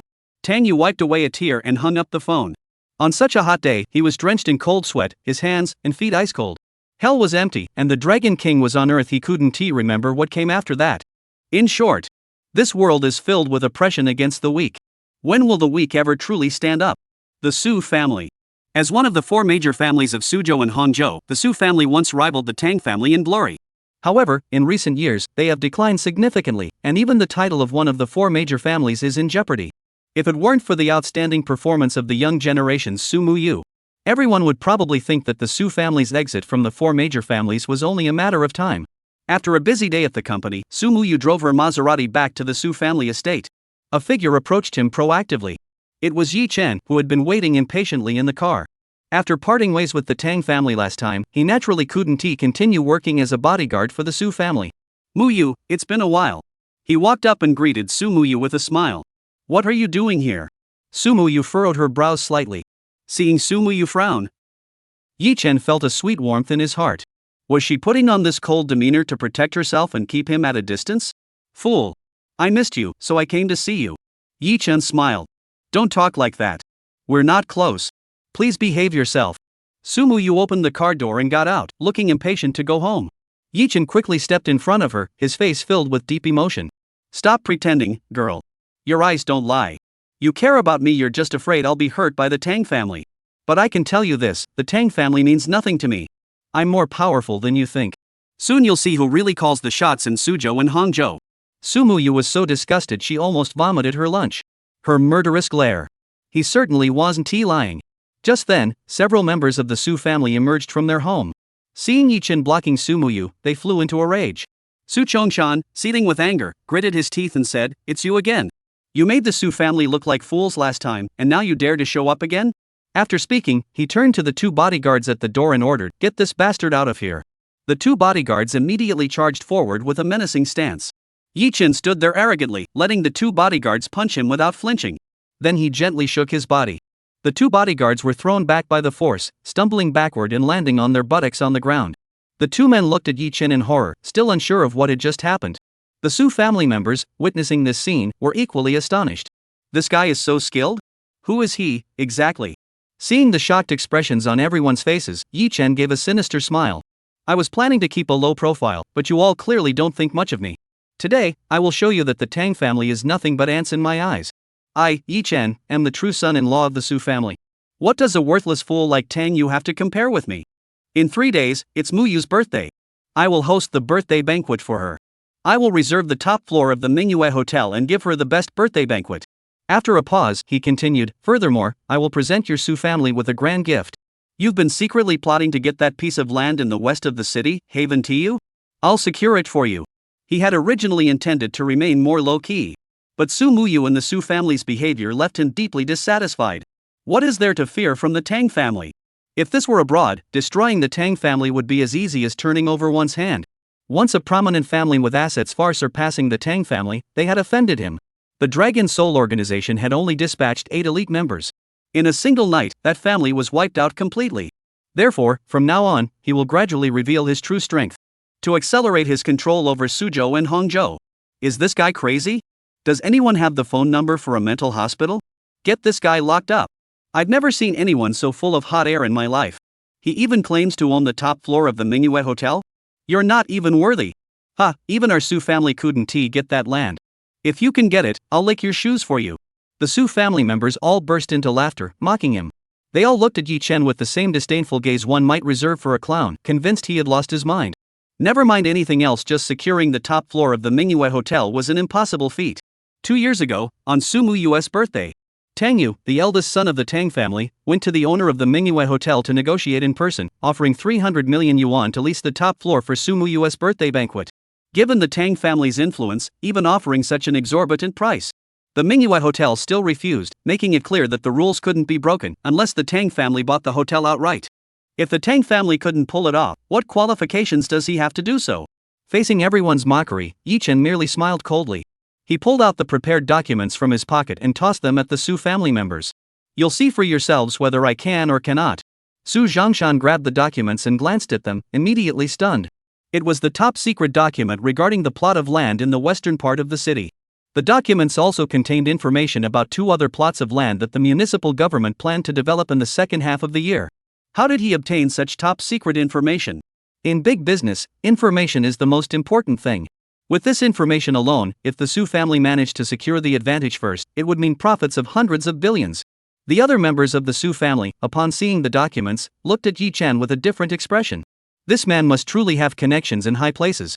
If they were to form an alliance with the Tang family, could the Tang family bring such immense benefits to the Su family? From the perspective of family interests, everyone's thoughts shifted instantly. Su Muyu, however, didn't think that deeply. She had no interest in Yi Chen at all. However, since Yi Chen had made such a bold claim, this was a perfect opportunity to completely rid herself of him. So she coldly replied, "Alright, you said it. If you can't make it happen, you're not allowed to bother me again. Anyway, the top floor of the Manhwa Hotel is absolutely impossible to secure. If he breaks his word, he won't have the face to keep bothering her. Even if he really manages to secure it, she'll refuse him. Deal." Yi Chen nodded arrogantly, looking at the Su family members. "With me as your son-in-law, the Su family will become the second most powerful family in Suzhou and Hangzhou." With that, he strode away arrogantly. Seeing his receding figure, the Su family members burst into laughter. This was indeed a great opportunity to test this man's true strength. If he could truly accomplish these 2 tasks, the Su family might consider choosing a better son-in-law. After leaving the Su family, Yi Chen walked a short distance before a black Rolls-Royce pulled up in front of him. Chapter 29, Longchen Group. A tall man stepped out of the car and bowed deeply to him with utmost respect. "Dragon King. Longya, how has the matter been handled?" Yi Chen asked calmly. A domineering aura unique to those in power emanated from him, putting the man before him under significant pressure. The man called Dragon Tooth was one of the 8 great generals of the Dragon Soul organization. Due to his ugly appearance, unwavering loyalty, and expertise in business, he had earned Yi Chen's trust. He always kept Dragon Tooth by his side wherever he went. Firstly, it was convenient to have him around. Secondly, his ugliness served to highlight his own handsomeness.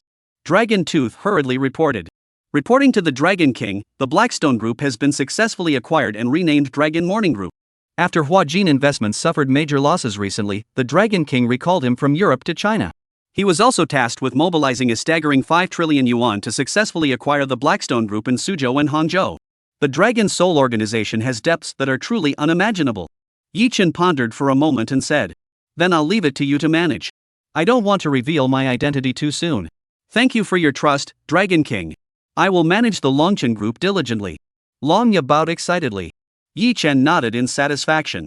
This Suzhou Hangzhou region was different from what he had imagined. Relying solely on a low profile would take too long to achieve anything. He decided to accelerate his plans to conquer Suzhou Hangzhou. Longchen Group was merely his vanguard. Longye, in 3 days, I'm throwing a birthday party for my woman. Use your position as the head of Longchen Group to secure the top floor of the Manhwa Hotel. Once it's secured, spread the word so that everyone in Suzhou and Hangzhou knows that the boss of Longchen Group is hosting a birthday banquet for his lover. Also, secure that piece of land in the west of the city for the Su family. Let them see my true strength. Anyone who disobeys will die. Yi Chen spoke with unmatched authority. Longye obeys. Longye clasped his hands together, his eyes flashing with cold intent. Anyone who dared to obstruct the Dragon King would be eradicated. Manhwa Hotel. This was the only 7-star hotel in Suzhou and Hangzhou, and it could be called a landmark of the city. The main structure consists of 2 curved towers connected by an arched structure at the center. From afar, the hotel resembles a massive ring standing tall on the lake, blending the harmonious elements of Chinese and Western architecture. At night, the entire hotel reflects like a full moon on the lake, creating a breathtakingly beautiful scene. Not bad. The system's reward is pretty decent. I suggest doubling it next time. Tang Yu, driving his car, looked at the hotel that belonged to him from afar and was quite satisfied. After following the dog system through so many book-crossing adventures, this reward was indeed quite generous. But the sudden generosity made him feel a bit uneasy. When he arrived at the hotel, the general manager, Wang Defu, was already waiting for him at the entrance. Mr. Tang. As soon as Tang Yu got out of the car, he hurried over to bow and greet him. Mr. Wang, no need to be so formal. Tang Yu smiled and patted him on the shoulder. After the system transferred the hotel to his name, it also thoughtfully replaced the management team with members of the Tang family. Mr. Tang, shall I show you around first? Wang Defu made an inviting gesture. Tang Yu nodded and followed Wang Defu as they began to explore the hotel. As soon as they stepped into the hotel, the massive crystal chandelier caught Tang Yu's attention. The entire lobby was crafted from yellow crystal and various jade stones, embodying opulence and luxury to the extreme. Wang Defu led Tang Yu around the hotel's various facilities, eventually arriving at the hot spring area. The hotel's hot spring area featured over 100 hot spring pools. Among them, there were over 40 hot spring villas, frequently visited by wealthy individuals from Suzhou and Hangzhou. He pointed to one of the villas and asked, Mr. Tang, should we reserve a few hot spring villas for private use? Just one will do. Tang Yu nodded with a smile. Alright, I'll give them a heads up later, and this hot spring villa will no longer be open to the public. Wang Defu nodded, and the two turned around the hot spring and returned to the general manager's office. Just as they sat down, before Wang Defu could even brew his tea, his secretary rushed in. Mr. Wang, the head of Longchen Group is here at our hotel, saying they want to rent the top floor for a birthday banquet. The secretary reported. Rent out the top floor? Wang Defu raised his eyebrows. The top floor of the Manhwa Hotel was one of the hotel's main attractions. Due to its scenic views, it attracts many distinguished guests daily. If someone were to lease the entire top floor for one person, it would inevitably offend other guests. Just as he was about to refuse, Tang Yu suddenly spoke up. Longchen Group? Yes, Longchen Group. It was previously known as Blackstone Group but was renamed after being acquired. The secretary hurriedly replied. Blackstone Group was quite famous in the Suzhou-Hangzhou area, and after being acquired, many people were curious about it. Who could this newcomer be, capable of such a bold move? To spend 500 billion yuan to acquire such a large company? Tang Yu immediately exclaimed. This is exactly the plot from chapter 95 of the original book. In this chapter, Yi Chen no longer plays the role of the underdog, he begins to gradually showcase his true abilities. To prove himself to the Su family, he took over the top floor of the Manhwa Hotel, which had never been open to the public, and threw a grand birthday banquet for Su Muyu. At this birthday banquet, the Su family members were all humiliated, and no one dared to underestimate him anymore. Su Muyu was also captivated by his romance and fell deeply in love with him. After securing the Su family, his influence in Suzhou and Hangzhou grows even stronger. He begins to target the Tang family for takeover. Damn system, you're screwing me over again, aren't you? Tang Yu cursed furiously in his heart. He knew this damn system was being so generous for a reason. According to the original plot, Yi Chen had sent Longye to book the top floor of the hotel for Su Muyu's birthday banquet. The hotel manager refused to break the rules. So Longye grabbed the general manager by the neck and threatened him with death. If he didn't agree, he'd die. After the hotel manager had one foot in the grave, he realized he couldn't afford to offend such a powerful figure and had no choice but to agree.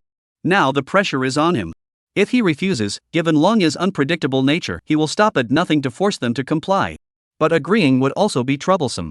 If Yi Chen succeeds in taking Su Muyu, the Su family will become his territory. Add in the Longchen group and other factions, and the Tang family and his own position would be extremely dangerous. Either way, it's a dead end. There's no way to survive this. We need to come up with a plan. But getting involved personally is risky. After taking a deep breath, his gaze fell on Wang Difu. If he remembered correctly, this guy also had an exceptional talent for being a traitor. One of the tropes of a feel-good novel is that the villain's henchmen are always good at causing trouble. Wang Difu was no exception. Therefore, Tang Yu believed this was the perfect opportunity for him to showcase his talents. What's wrong, Mr. Tang? Noticing Tang Yu's suspicious gaze, Wang Difu hurried over with a smile and asked, Mr. Wang, I think we can agree to take over the top floor, but under no circumstances can the birthday banquet be held. Do you understand what I mean? Tang Yu grinned and gave him a knowing look. If the birthday banquet is held successfully, following the original plot will lead to certain doom. If we refuse, that dragon-tooth bastard will cause more trouble. Since that's the case, let Wang Difu do his thing. With this traitor's wit, he'll come up with something brilliant. Let the Dragon King tremble in fear. All right. Wang Difu nodded, still a bit confused. What does Tang Xiao mean by this? If he doesn't want to, why not just refuse outright and be done with it? With some confusion, he left the office and went to the reception room to meet Longya, who was waiting there. May I ask your name, sir? I am Wang Difu, the manager of the hotel. Wang Difu approached with a smile and shook hands with Longya. Longya, with a haughty expression, shook hands with Wang Difu and said, My name is Longya. My boss wants to celebrate his woman Su Muyu's birthday. How much does it cost to book the entire top floor? Name your price. He had heard about the rules at Manhwa Hotel. The top floor was not available for rental. But the Dragon King had already issued an order. What the Dragon King orders must be done. He had already prepared to give them a taste of his power, to let the Manhwa Hotel know that there were some people they couldn't refuse. Defying the Dragon King. Die. Wang Difu's expression darkened instantly. Miss Su is their boss's woman? What the hell? Is she here to compete with Tang Xiao for a woman? He snapped back to his senses. No wonder Tang Xiao had him agree first and then sabotage it. He was intentionally trying to humiliate the other side? This is my chance to rise to the top. Wang Difu smirked inwardly and agreed enthusiastically. Mr. Long, hello. Our Manhwa Hotel would like to establish a good relationship with your company, so we're making an exception and opening the top floor for rental at no cost. Wang Difu's attitude left Longya somewhat taken aback. He quickly figured it out. It must be the presence of Longchen Group that prompted the other party to seek favor. After all, spending 500 billion to acquire a company is no small feat. Anyone capable of such a feat must have unimaginable strength. Since your hotel is so sincere, I will accept your friendship on behalf of Longchen Group. I will send the birthday banquet plan to Mr. Wang later. Longya said satisfactorily. All right. Wang Difu smiled and agreed, both of them laughing like children weighing hundreds of pounds. After finalizing the arrangements, Wang Difu hurried back to report to Tang Yu. Upon learning that the matter had been finalized, Tang Yu nodded in satisfaction. The dog system is trying to screw me over? With my extraordinary wisdom and capable subordinates, how could a mere system like you possibly match me? Chapter 30. It turns out Tang Xiao had it all planned out. After getting past the hotel, Tang Yu paused to think for a moment. According to the original plot, to demonstrate his strength, Yi Chen had even helped the Su family secure the plot of land in the western part of the city. However, that plot of land had already been secured by his own family. After Longya left the hotel, the next step was to handle this matter. To avoid trouble from this mad dog, Tang Yu decided to use the same trick again. Mr. Wang, give Mr. He another call and tell him to hand over the plot of land in the western part of the city to the Su family first. He looked at Wang Difu and spoke. Let Yi Chen show off his strength to the Su family first. Once the birthday banquet is ruined by Wang Difu, we can just take the land back. By then, the Su family will feel like they've been played for fools. How could they possibly give him a friendly face? Anyway, we can't let this dog continue to grow stronger in Suzhou and Hangzhou. Understood, Mr. Tang. Wang Difu nodded vigorously. He understood now Tang Xiao intended to use this piece of land as a birthday gift for Miss Su. No wonder he's Tang Xiao, he always thinks big. Arrange it. Must arrange it. At that moment, Tang Yu heard the system's prompt. Beep, host, you're really being cautious. Due to triggering the no shame special reward, you have obtained the fully mastered ancient martial art immovable wisdom king technique usable once. Tang Yu let out a startled gasp. Ancient martial arts? In urban action novels, if it's not about cultivating immortality, ancient martial arts are definitely the strongest existence. As for the immovable wisdom king technique, Tang Yu glanced at it and saw it was a defensive technique. According to the system's description, once mastered, the practitioner's body would become as hard as the immovable wisdom king. In other words, you can't break my defense. But it can only be used once, which is a bit of a letdown. System, should we remove the one-time use restriction? Tang Yu chuckled as he suggested. The system didn't respond at all. Tang Yu sighed, the system is really a jerk. But at least having one use is better than none. From today onward, no matter how skilled the opponent, they won't be able to knock me out with a single punch. At least 2 punches. I wonder what rewards there'll be after the birthday party. This is major plot development. Tang Yu, with a look of anticipation, laughed heartily and left the office. He burst out laughing and walked out the door. No one knew it was Lychee coming. After Tang Yu left, Wang Defu stayed in the office, his heart racing with excitement. Being transferred to manage the Manhwa Hotel was definitely a promotion. The task entrusted to him by Tang Xiao must be completed to the best of his ability. Crush that rival. Make Tang Xiao look good. He sat in front of the computer, waiting anxiously for Longya to send him the birthday banquet plan. After 2 hours, the birthday banquet plan finally arrived. He hurriedly opened his email, opened the birthday party plan, and chuckled to himself. Little bastard, the plan is pretty damn romantic. Yi Chen, right? Alright, at this birthday party, if I don't make you eat your words, I'll change my last name. Wang Defu chuckled, already eager to get started. After leaving the Manhwa Hotel, Longya, in his capacity as the head of Longchen Group, contacted another influential figure to help the Su family secure this piece of land. This was originally a highly complicated matter, and he had assumed it would require some unconventional methods to resolve. However, when he contacted the other party, upon learning of Longya's intentions, they agreed immediately. In fact, they didn't even mention any conditions, simply saying it was a favor for Longchen Group. Both matters were handled so smoothly that he couldn't help but feel quite proud. His own organization had merely acquired a group worth 500 billion, yet it had already made the entire Suzhou-Hangzhou region take notice. Little Suzhou, nothing special. No wonder the Dragon King chose this place as his first stop upon returning to China. Conquering Suzhou-Hangzhou would be as easy as turning over one's hand. He quickly called Yi Chen. Upon answering the call, he reported the situation. Dragon King, everything has been taken care of. Excellent. Your abilities remain as reliable as ever. Spread the news immediately and ensure everyone is aware of this birthday banquet. Understood, Dragon King. Under Dragon Tooth's guidance. Soon, the news spread throughout Suzhou and Hangzhou. The top floor of the Manhwa Hotel, which even the eldest son of the Tang family couldn't secure, had been booked by the boss of the Longchen Group. The entire upper crust was buzzing with curiosity. Who exactly is this mysterious boss of the Longchen Group? And who was his woman? To be able to book the top floor of the Manhwa Hotel for a birthday celebration. The women of Suzhou and Hangzhou were filled with envy and jealousy. Such a romantic event, why wasn't it their turn? 3 days later, several Rolls-Royces suddenly pulled up in front of the Su family mansion. Longya stepped out of the car and walked into the Su family mansion. By now, it had grown dark, and the Su family members were waiting for Yi Chen's arrival. They wanted to see for themselves if this man truly possessed strength far surpassing that of the Tang family. Upon hearing that Longya had arrived, the Su family members were all taken aback. Longya? Isn't he the boss of Longchen Group? What is he here for? Longya walked up to Su Muyu and bowed respectfully. Miss Su, Long Yishao sent me to escort you to the Manhwa Hotel for your birthday celebration. Yi Chen? Yes. Su Muyu's expression changed slightly. He actually had the top floor of the Manhwa Hotel reserved? The Su family members were also shocked. The mysterious tycoon who bought out Longchen Group is actually Yi Chen? Su Muyu took a deep breath and decided to go anyway.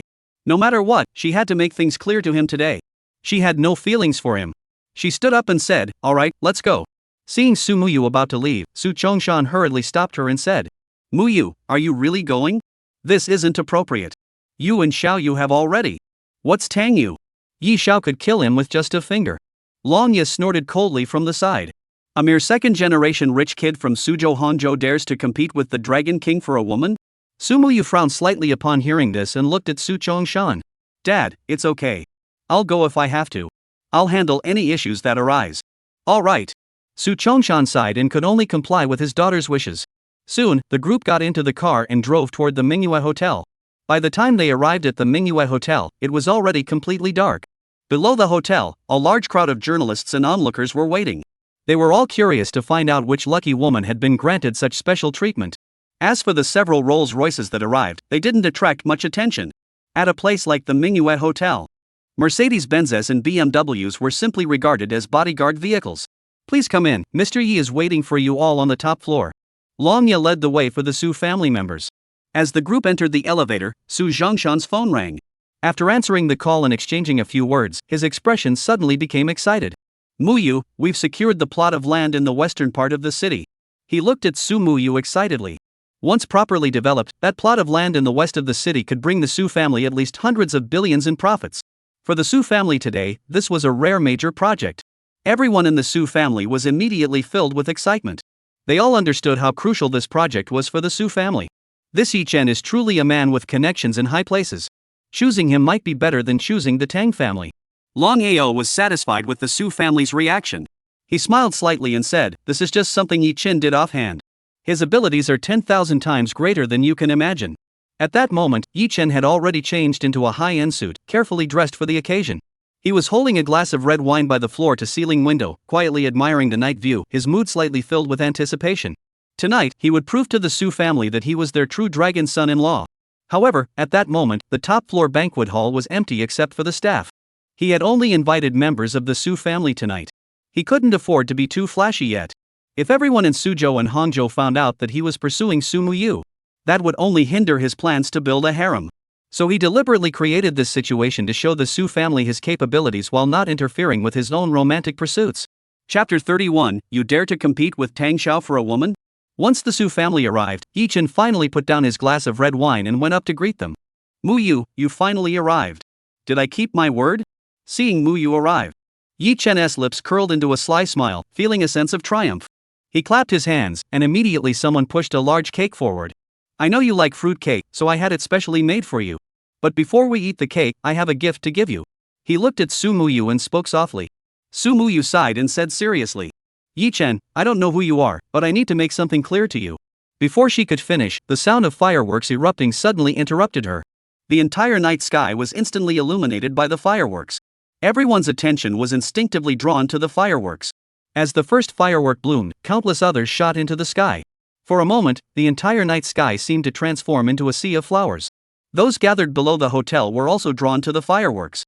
As they watched, they suddenly realized that the fireworks had formed a string of words. "Su Muyu, happy birthday? Oh my gosh, the birthday party today is for the eldest Miss Su? How romantic. How much must that have cost?" This fireworks display could be seen by nearly half of Suzhou and Hangzhou. Countless people pulled out their phones to quickly capture the moment and prepare to post short videos. Many live streamers stopped broadcasting and instead aimed their cameras at the fireworks. Is this how rich people date? The fireworks have been going on for 10 minutes already? How come there's still more? Impressive. The wealthy finally find love, while single people witness it firsthand. After watching for about 10 minutes, everyone in the live stream started speculating how much this fireworks display must have cost. Watching the fireworks from the top floor of the Manhwa Hotel was the clearest view, and the Su family members were all mesmerized. After the fireworks display ended, thousands of drones took off from all directions. These drones flew through the night sky like colorful fireflies. After reaching a certain height, they began a dazzling light show in the sky. Holy crap, there's more? How many drones are there? At least 3,000, right? Impressive. This must have cost millions to put on for a birthday party. This light show left the onlookers speechless. This is like feeding the whole Suzhou-Hangzhou area some romantic fluff. Yi Chen was extremely satisfied with this. This scale is indeed impressive. Longya hasn't disappointed me. Seeing the stunned expressions on the faces of the Su family members, he couldn't help but feel a sense of satisfaction. From today onward, the Su family should finally understand who the real target of their flattery should be. The light show lasted for about 10 minutes before finally forming 7 large characters. "Happy birthday, Su Muyu."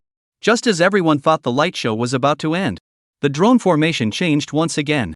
This time, they formed a heart and 4 large characters. "I love you, you." Yi Chen smiled satisfactorily. This ending was quite good. His expression turned as grim as if he'd just eaten something disgusting that was still stuck between his teeth. Damn it! The birthday banquet he had prepared for Su Muyu. Why was that S name there at the end? The Su family members also changed expression. "You? Isn't that Tang Yu's name?"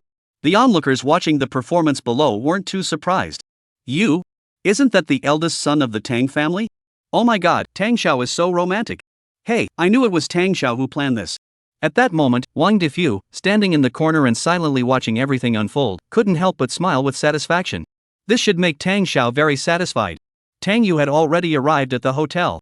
Upon learning that today's birthday party had been successfully held, he rushed over in a hurry. What is Wang Defu up to? Didn't I tell him to stop this birthday party? As a traitor, shouldn't he have caused some trouble? By the time he arrived at the top floor, panting heavily, everyone's attention was focused on him. Su Muyu was looking at Tang Yu with a touched expression. She never expected that the one who had gone to all the trouble to prepare this birthday party for her was this guy. She had sent him a message last night, but he didn't even reply. Who would VE thought he was secretly preparing a surprise for her? Humph. This reserved guy. She blushed and walked up to Tang Yu, saying, "Thank you. I had a great time today." Happy? Tang Yu was still a bit confused, but he was already starting to panic. Damn it, what did Wang Defu do? Yi Chen, with a pale face, strode up to Tang Yu. He glared at the culprit and said in a low voice, "Did you do this?" "Me?" Tang Yu, completely confused, instinctively turned her head and noticed the drone formation flying in the air. "Love you, you? You? That's right. This is the special gift our young Master Tang sent you. If you don't like it, keep it to yourself." At that moment, Wang Defu's voice suddenly rang out.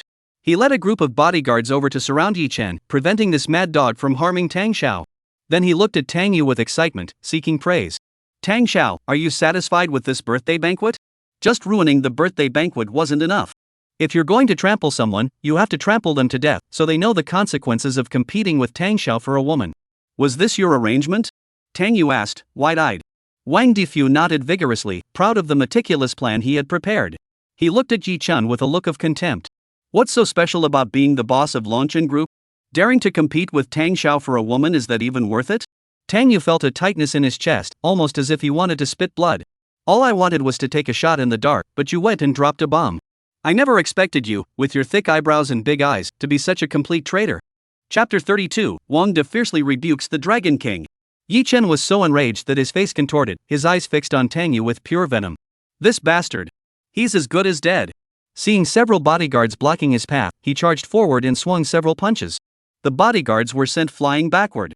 Seeing him about to charge at Tang Yu, Sumu Yu was furious. She blocked Yi Chen and shouted, "Besides using violence to bully people, what else can you do?" Seeing Sumu Yu blocking his path, his eyes blazed with fury, and he even harbored a hint of murderous intent. His own woman dared to protect another man? He quickly regained his composure. She wasn't protecting Tang Yu. She was protecting herself. If he acted impulsively and killed the man surnamed Tang here, the situation would escalate dramatically. If he wanted to kill this guy, he absolutely couldn't do it in front of so many people. Barbarians are barbarians. This is completely lawless. We're living in a society governed by the rule of law. Just call the police and let them handle it. I don't believe he can get away with it. You're speechless. If you can't do it, don't pretend. What is there to get so angry about? The Su family members all started shouting and cursing. Their attitude changed in an instant. This guy had been putting on an act for so long. It was all a feast prepared by Tang Xiao. How dare he stand here looking so arrogant and boastful? What does he have to compete with the Tang family? How dare he call himself the dragon son-in-law of the Su family? Does he even deserve it? Longyan knew this wasn't the time to act recklessly. If he really wanted to take drastic action, he couldn't do it in front of so many people. He quickly grabbed Yi Chen and said, "Dragon Yi Chen, don't act impulsively. Calm down first." Then he glared at Wang De and shouted angrily, "What do you mean by this, Manhwa Hotel? We're hosting a birthday banquet for Miss Su, and you dare to pull this stunt?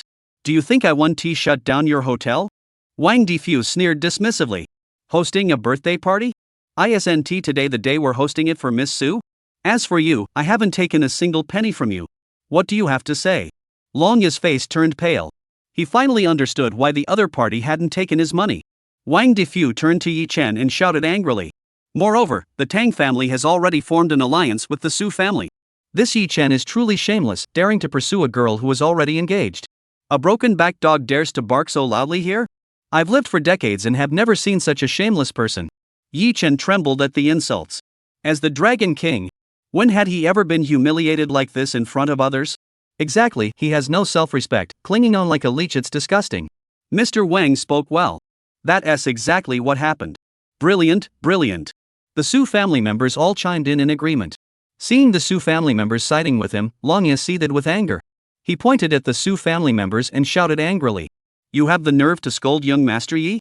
Without young Master Yi, your Su family wouldn't even get that piece of land in the west of the city in your next lifetime." The Su family members' faces turned slightly awkward. Though this young man had been pretending all along that it wasn't his doing. But the land in the west of the city, the Su family did seem to have taken advantage of him, didn't they? Su Zhongshan's face darkened, and he was about to step forward to offer to return the land to them. Wang Defu snorted coldly, his expression filled with contempt. "What does that piece of land in the west of the city have to do with you? It was only because our young Master Tang spoke up that the Su family was able to get it. If you don't believe me, call and confirm. Tang Xiao is a low-key person. As his subordinate, he had to step forward to save Tang Xiao's face. As soon as he said that, Su Zhongshan hurriedly took out his phone and made a call. Hello, Mr. Wang, this is Su Zhongshan. May I ask about the plot of land in the west of the city? After asking a few more questions and getting the answer, he looked at Tang Yu with gratitude and said, Xiaoyu, uncle is thanking you on behalf of the Su family for helping out. Sumu Yu also looked at Tang Yu with a tender expression. This guy. He actually sacrificed so much for me behind my back? I'll have to ask him out for a drink next time. What else do you have to say? Wang Difu sneered coldly at Lanya and the two hostages, demanding an answer. This was something he had personally arranged. How dare they try to take credit for it? Lanya's face had turned as red as a pig's liver. He looked at Yi Chen with a humiliated expression and whispered, Dragon King, it's my fault. Please punish me. Yi Chen's mindset was on the verge of collapse. But after the initial rage subsided, he calmed down. Taking a deep breath, he didn't say anything to Lanya but turned to look at Su Muyu. Muyu, soon you will know who is the right choice for you. With that, he strode away from the place that had brought him such humiliation. Lanya hurriedly followed his footsteps and left as well. Once they were gone, Wang Difu smugly tidied his hair. Challenge Tang Xiao? You dare? Uncle alone could wipe you all out. Alright, the annoying people are gone. Let's continue celebrating Miss Su's birthday. Wang Difu clapped his hands and began making arrangements. The Su family members all smiled and began celebrating Su Muyu's birthday. Su Muyu walked up to the cake, closed her eyes, and began to make a wish. After making her wish, everyone began to cut the cake. She took a piece of cake and handed it to Tang Yu, who looked utterly dejected. Try this cake, it's quite delicious. Alright. Tang Yu took a bite of the cake. It was indeed quite tasty. Thank you so much today. This is the happiest birthday of my life, and I'll remember this day for the rest of my life. Su Muyu smiled brightly at Tang Yu. Today, Tang Yu was truly happy to be able to attend the birthday party. It's okay, as long as you're happy. Tang Yu gave a wry smile. By the way, do you know what I wished for today? Su Muyu looked at Tang Yu with a piercing gaze. What? Don't tell anyone else. Su Muyu deliberately lowered her voice. She leaned in close and suddenly kissed Tang Yu on the cheek. This time, Tang Yu wasn't prepared and didn't flinch. Oh! Wang Difu, who was standing nearby, immediately cheered, feeling delighted inside. Helping Tang Xiao pick up a girl this time was a huge success. Su Muyu, blushing, stuck her tongue out at Tang Yu and shyly ran away. Tang Yu reached out and touched the spot where she had kissed him. Her feelings were a bit complicated. After the birthday banquet ended, Tang Yu didn't go home but stayed in the general manager's office to rest. Mr. Tang, were you satisfied today?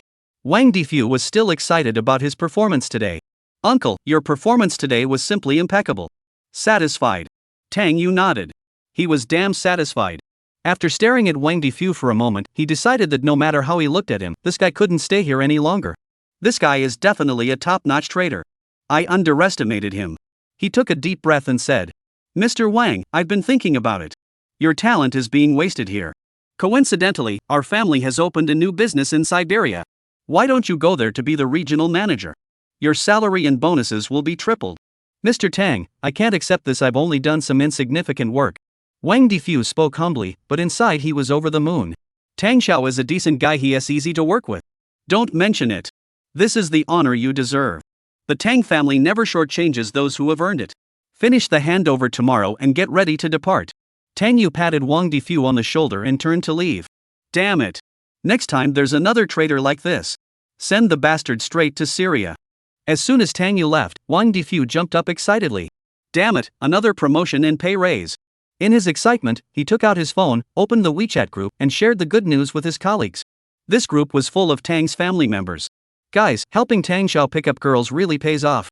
I just got promoted a few days ago, and Tang Xiao has already promoted me again. Remember, whenever Tang Xiao wants to pick up girls, be proactive and take the initiative, got it? Anyone who dares to compete with Mr. Tang for a woman should be crushed. Especially that idiot named Yi Chen. After sharing his insights with his colleagues, Wang Difu smiled slightly. Uncle can only help you this far. Thank you for the reminder, Mr. Wang. I get it now. Gratitude. Got it, Yi Chen, right? Everyone in the group was overjoyed and rushed out to learn from him. Chapter 33, Are you using this to test the officials? When Yi Chen and the others left the hotel, there were still quite a few people gathered at the entrance. They were all excitedly discussing tonight's birthday banquet. Hearing their voices, Yi Chen clenched his teeth so hard they almost broke. How dare Tang Yu humiliate me like this? His face was pale, and he trembled as he followed closely behind Yi Chen. The first task the Dragon King had entrusted to him had been botched like this. Thinking of how the Dragon King had been humiliated by everyone, he couldn't help but break out in a cold sweat. If the Dragon King were to become enraged, rivers of blood would flow. After walking a short distance from the hotel, the two stopped at a park. Lanya wiped the cold sweat from his face and hurried to Yi Chen's side, speaking with a sense of guilt. Dragon King, it was my fault today. Lanya is willing to accept punishment. After speaking, he extended his left hand and struck his chest with all his might. Just as his palm, filled with profound inner strength, was about to strike, Yi Chen swiftly reached out and grabbed his wrist. No need. You're my brother, it's just a minor matter. Those two words, brother, moved Dragon Tooth deeply. The Dragon King actually considered him a brother. And he didn't even punish him. I, Lanya, have drifted aimlessly all my life, regretting never having encountered a wise ruler. Now that I can serve the Dragon King, I will give my life without hesitation. Lanya choked out. However, today's matter cannot be left unresolved. Yi Chen snorted coldly. He spoke in a cold tone, you must immediately gather your men and prepare to retaliate. Within a week, I want the Manhwa hotel shut down, and the man surnamed Wang must die. Having suffered such a great humiliation today, if he doesn't repay it 100-fold, he wouldn't be called Yi Chen. Understood. Lanya revealed a sinister grin. Closing down a hotel was child's play. Then he asked, by the way, Dragon King, what about that Tang boy? He's not a priority for now. I've already sent Ling Han and Qi Yin to infiltrate his circle. He's as good as dead. Yi Chen said coldly. Not only would he kill him, but he would also make him witness the downfall of the Tang family with his own eyes before he died. Upon hearing that Ling Han and Qi Yin had been sent, Lanya grinned. Among the 8 great generals of the Dragon Soul organization, the Dragon King was naturally the first. Ling Han and Qi Yin were the 3rd and 4th respectively. With the two of them acting together, there was no way they could fail. As for him, he only became the 8th ranked warrior because he was favored by the Dragon King. However, due to his insufficient strength, he has remained in the 8th position for years. Therefore, many within the organization refer to him as Dragon Old 8. After Lanya left, Yi Chen couldn't help but mutter under his breath with a dark expression. Useless. Upon returning home, Tang Yu lay on the bed, feeling utterly exhausted. Another day where I couldn't even survive. Thinking about Yi Chen's expression today, Tang Yu knew that the difficulty of surviving from here on out had increased once again. Beat, host has successfully survived the plot. Reward, 1 copy of the Qing Nong Tian Jing, automatically learned. As soon as he lay down, the system's voice sounded. Instantly, his mind was flooded with countless pieces of traditional Chinese medicine knowledge. What the hell? The system suddenly showed mercy and gave such a powerful reward? Did it just max out my medical talent? He sat up on the bed and examined his own body. His eyes seemed to be able to see through his body and perceive the meridians. Any minor ailment in his body could be easily detected. In his mind, there were countless traditional Chinese medical treatments like acupuncture, moxibustion, and massage. In short, his current medical skills were among the best in all of China. Despite receiving such a generous reward, Tang Yu didn't rush to celebrate. This system is acting up. System, is this Qing Nong Tian Jing really reliable? Tang Yu asked in his mind. Are you deliberately looking for trouble? I'm the one who activated the system. Do you think I'd sell you a raw egg?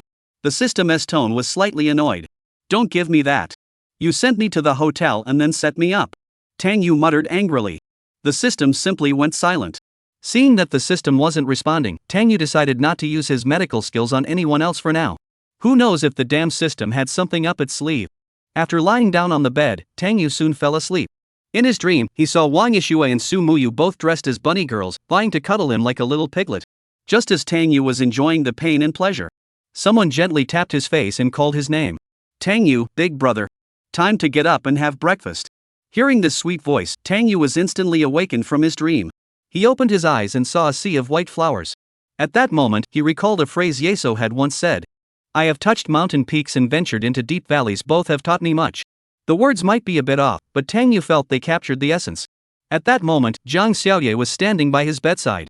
Today, she was wearing a JK uniform. Her innocent and sweet appearance combined with her petite frame made her look just like a high school girl. However, despite her childlike face, her physical development was somewhat striking. Standing by the bed, she was bending over, rubbing Tang Yu's face with her hands, urging him to wake up. When Tang Yu opened his eyes, he was a bit disoriented. Xiaoye, are you using this to test me? Tang Yu, still groggy from waking up, almost blurted out what he was thinking. He quickly corrected himself. Good morning, what are you doing here? I came to check on Grandpa Tang. Didn't his stomachache flare up again these past few days? Zhang Xiaoye stuck out her tongue and pushed Tang Yu with her hand, asking, what did you just say about a test? Nothing, just talking in my sleep. Tang Yu shook his head vigorously. Sis, mind your manners, okay? First thing in the morning, you make a pure-hearted young boy like me see this? Is that appropriate? It's absolutely appropriate. You're not tall because all your nutrients are concentrated in one place. No wonder the elders say that a woman who keeps her head down so she can't see her feet is the most beautiful woman in the world. After hearing Tang Yu's inner thoughts, Zhang Xiaoye's ears turned bright red. She glanced down at the collar of her shirt, quickly straightened up, and blushed as she urged, "Hurry up and get up to eat breakfast. The aunt asked me to come wake you up." "Alright, you go out first. I'll get dressed." Tang Yu was used to sleeping naked and couldn't get up in front of Zhang Xiaoye. Zhang Xiaoye stuck out her tongue and hurried out. After going out, she took a deep breath, rubbed her face vigorously, and muttered to herself, "Tang Yu has become so naughty." Ever since she overheard Tang Yu's thoughts last time, she hadn't been able to stop thinking about it. Since she was here today to check on Tang Grandpa, she decided to come find him and confirm it again. Now that she had confirmed it, she felt a bit embarrassed. She didn't want it to be this long either. Walking was already tiring enough. Chapter 34, Uncle, I love picking on the weak and afraid of the strong. After finishing her morning routine, Tang Yu took Zhang Xiaoye to breakfast. As they approached the dining hall, a young man with long hair tied in a ponytail was eating breakfast. Upon seeing Tang Yu arrive, he immediately stood up to greet him. "Brother, Zhang the Divine Doctor, it's been a long time." Seeing the young man with the ponytail, Tang Yu paused for a moment before nodding and smiling. "It's been a while. Come and eat quickly, breakfast is getting cold. Let's go see Grandpa after we finish." The young man with the ponytail enthusiastically helped Tang Yu and the other person set the bowls and chopsticks. After sitting down, Tang Yu silently began eating his breakfast, glancing sideways at the young man with the ponytail who was smiling broadly. This guy who called him brother wasn't his biological younger brother. He was her uncle's son, her cousin Tang Ruoyu. Tang Yu actually had a pretty strong impression of this guy. In the original story, shortly after Tang Yu's death, Tang Laoyu was so enraged that he fell ill and passed away. Tang Yu's parents, determined to avenge him, spared no effort to seek revenge. But no matter how powerful the Tang family was, they couldn't match the Son of Destiny. The Dragon Soul organization backing him was far more powerful than the Tang family. Playing the fool to catch the wise, that's something only those with a powerful background can pull off. Thus, Tang Ruoyu, who had been suppressing his ambitions all along, seized the opportunity to defect to Yi Chen, becoming the Dragon King's lackey and stabbing the Tang family in the back. The sinking of the Tang family's ship owes a great deal to this man's efforts. "I must find an opportunity to eliminate this brat," Tang Yu muttered to himself. "Damn it, the Tang family's trillion-dollar assets are all the rewards I'm supposed to take back in the end. The chosen one of destiny can't be confronted head-on. How hard is it to manipulate a traitor like you? Uncle here loves picking on the weak and bullying the strong." Zhang Xiaoye, who was drinking porridge, looked up at Tang Yu with a puzzled expression. Who is Tang Yu planning to bury? After finishing breakfast, the three of them went to the small courtyard in the back to find the old man. When they arrived, the old man was sitting in a traditional armchair playing with his phone. Occasional sounds of fighting and game characters shouting could be heard from his hands. The old man's face was contorted as he cursed angrily. "Go on, you meathead. You can't even start a team fight? Are you a kid? Why aren't you in school during the day, playing ranked matches? You're all trash. Even at 80, I couldn't pull off that brain-dead move." The three people who walked in were clearly taken aback. This old man is actually pretty trendy? After the game ended, Mr. Tang slammed his phone on the table and angrily rubbed his chest. "Grandpa, you should stop playing games. It's not good for your health." Tang Yu hurried over to him. "That's right, Grandpa Tang. You need to take care of your health. Grandpa, you need to rest more." Zhang Xiaoye and the others also hurried over to add their words of encouragement. I know. I'll uninstall it and stop playing." Old Mr. Tang nodded, picked up his phone, and uninstalled the game, looking furious. "Have a sip of tea and rest for a moment. I'll check your pulse for you." Zhang Xiaoye poured a cup of tea for Tang Laoyi and sat beside him to begin checking his pulse. Tang Yu silently observed his grandfather. After receiving the reward from the Qing Nong Tianjing, he could now detect any issues in a person's body simply by focusing his eyes. Grandfather's stomach ailment is a chronic condition. There is a noticeable cold energy in his stomach. According to the Qing Nong Tianjing, this is classified as stomach yin deficiency, caused by yin deficiency and insufficient body fluids. The treatment should focus on warming and nourishing the body. Use century-old black ginseng as the main herb, combined with 6 other herbs such as polygonatum and glenia, to make a herbal tea. Take it for a month. But is this Qing Nong Tianjing really reliable? Zhang Xiaoye, who was taking the old man's pulse, heard the inner thoughts and couldn't help but narrow her pupils. She looked at Tang Yu in shock. "Tang Yu, you actually know medicine? And without even taking his pulse, just standing by and observing could pinpoint the issue?" In traditional Chinese medicine, the 4 diagnostic methods are observation, auscultation, inquiry, and palpation. The highest level of observation is the divine realm. Only those who have reached the realm of divine mastery can achieve such a level. And grandfather had told her that no one in China had entered the realm of divine mastery in centuries. As for the Qing Nong Tian Jing, this is the sacred text that all TCM practitioners have longed for. As a passionate practitioner of traditional Chinese medicine, she couldn't help but swallow hard. She desperately wanted to have a deeper discussion with Tang Yu. Are you ready? Seeing that Jiang Xiaoya had been taking her pulse for a while without moving, old Master Tang asked with a smile. I'm done.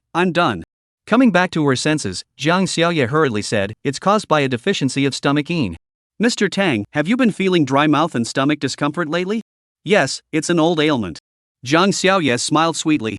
For such chronic conditions, the focus should be on nourishing and warming the body. I'll prepare some herbal tea for you to take regularly. However, the herbal tea requires black reishi mushroom that's over 100 years old as a key ingredient. We don't have any at home right now, so we'll have to have someone send it from another region. It should arrive the day after tomorrow. When it arrives, have Tang Yu go to my house to pick it up. After hearing Tang Yu silently recite the prescription, she analyzed it and concluded that it was indeed a very powerful formula, with almost no side effects on the human body. All medicines have some toxicity. The highest level of a prescription is to cure the illness without harming the patient's body. No wonder it's the Qing Nong Tian Jing. Tang Yu was a bit surprised. The herbal tea this girl is making, could it be the same as what I had in mind? This Qing Nong Tian Jing seems to be the real deal after all. Alright, let's have this young man accompany me to visit your grandfather. Old Master Tang nodded with a smile. Alright, my grandfather was just talking about Tang Yu the other day. Jiang Xiaoya smiled so broadly her eyes crinkled, thinking she could ask Tang Yu about his medical skills later. After chatting with Mr. Tang for a few more minutes, she bid farewell and returned to the clinic to continue her work.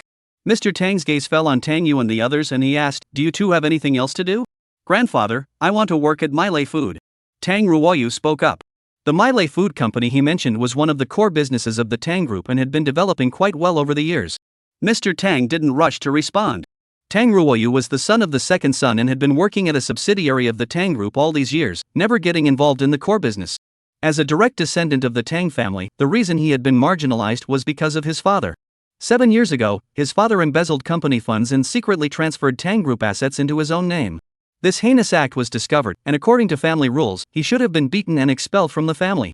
Had it not been for the Tang Yu family pleading on their behalf, the Tang family would have nothing to do with them now. He paused for a moment before pointing at Tang Yu. Go ask your brother. He's in charge of the Tang Group now. Big brother, what do you think? If you feel I'm not capable enough, I can start as a mid-level manager and work my way up. Tang Ruoyu asked with a gentle smile, looking at Tang Yu. Well, that's no problem. I trust your abilities. In the future, our family will rely on us brothers working together. Tang Yu smiled broadly and put his arm around his shoulder. So you're starting to turn against your own family, are you? Just wait until I show you. Knowing the original plot, he was well aware that this seemingly harmless cousin was a despicable scoundrel. Chapter 35, Against I Can't Afford It. Thank you, brother. I will not let you down. Tang Ruoyu said gratefully, then looked at old Master Tang. Since your brother agrees, that's fine. Do your best and don't let us down again. Tang Lao Yi said indifferently. He was old and didn't want to dwell on the past. After all, they were all family. Thank you, grandfather. I'll go to the company now to get familiar with the work. Tang Ruoyu hurriedly bowed to old Master Tang. Once he stepped out of the Tang family gate, his expression darkened instantly, and his eyes betrayed a hint of resentment. He was clearly a member of the Tang family, yet in their presence, he felt like a servant. Why was this old dog so biased toward Tang Yu? What had he done to deserve this? In terms of appearance, Tang Yu was slightly taller than him. But when it came to talent, had he really lost to him? Back in the college entrance exam, he had only missed a perfect score by 500 points. He snorted coldly and drove his Porsche toward Milei Food. This is the core business of the Tang family. Tang Yu, that fool, was so stupid as to let him handle this business. Well, he wouldn't hold back then. Yi Xiao has already agreed to help me, as long as I cooperate with him. Once Tang Yu is dead, everything in the Tang family will be mine. After Tang Ruoyu left, old Master Tang's gaze grew deep.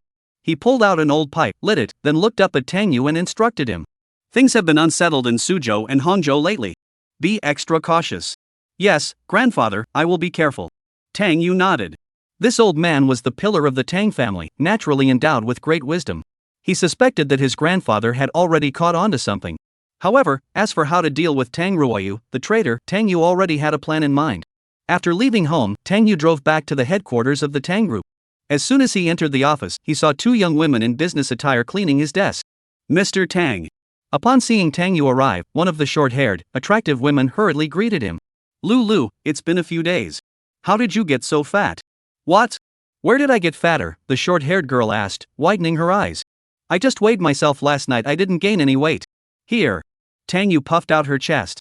The short-haired girl understood and gave Tang Yu a playful, flirtatious glance. Tang Yu chuckled, as there were many beautiful women in the Tang group, and he often teased a few of them for fun. As long as it wasn't he the female lead.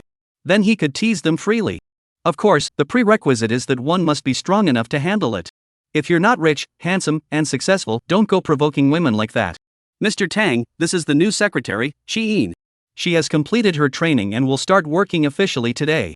The short-haired girl named Lulu introduced her. Hello, Mr. Tang. Shi-in greeted him immediately, her gaze flashing a hint of disgust toward Tang Yu. Shi-in, right? Welcome to the Tang Group family. Tang Yu laughed heartily as he walked over to shake Shi-in's hand, his eyes appraising her. She had an oval face, willow-shaped eyebrows, and a pair of pure, spirited eyes that gave her an innocent, worldly wise aura. In terms of appearance alone, she could easily score a 95 out of 100. Sigh, she is certainly pretty, with a delicate, refined demeanor. Exactly. Sigh, why is she rated an A? If she gets married, won't the children starve? If only they could give half of Xiao Yu's score to her. Shi-in, who was shaking hands, suddenly looked confused. Did I hear that correctly? If you have any questions about your new job, just ask me.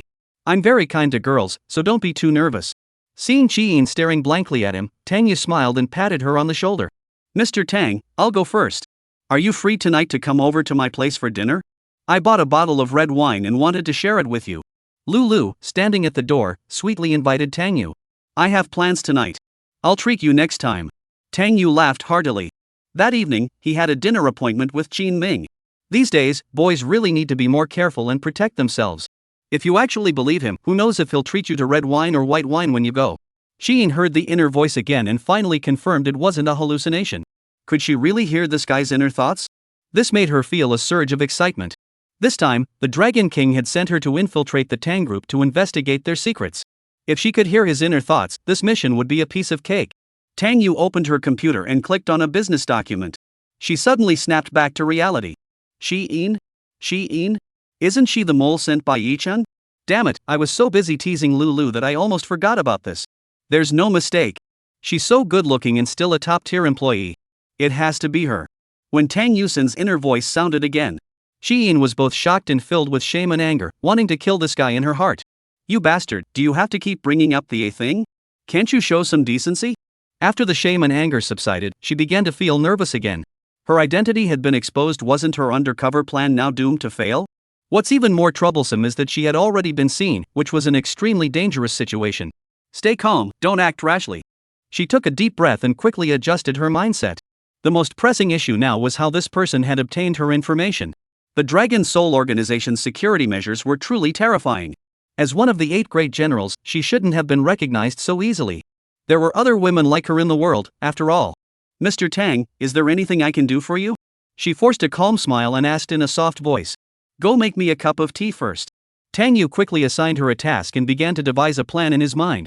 According to the original plot, the Tang group was brought down not only because of Tang Ruoyu, the mole within the company, but also because of the efforts of Qi-in.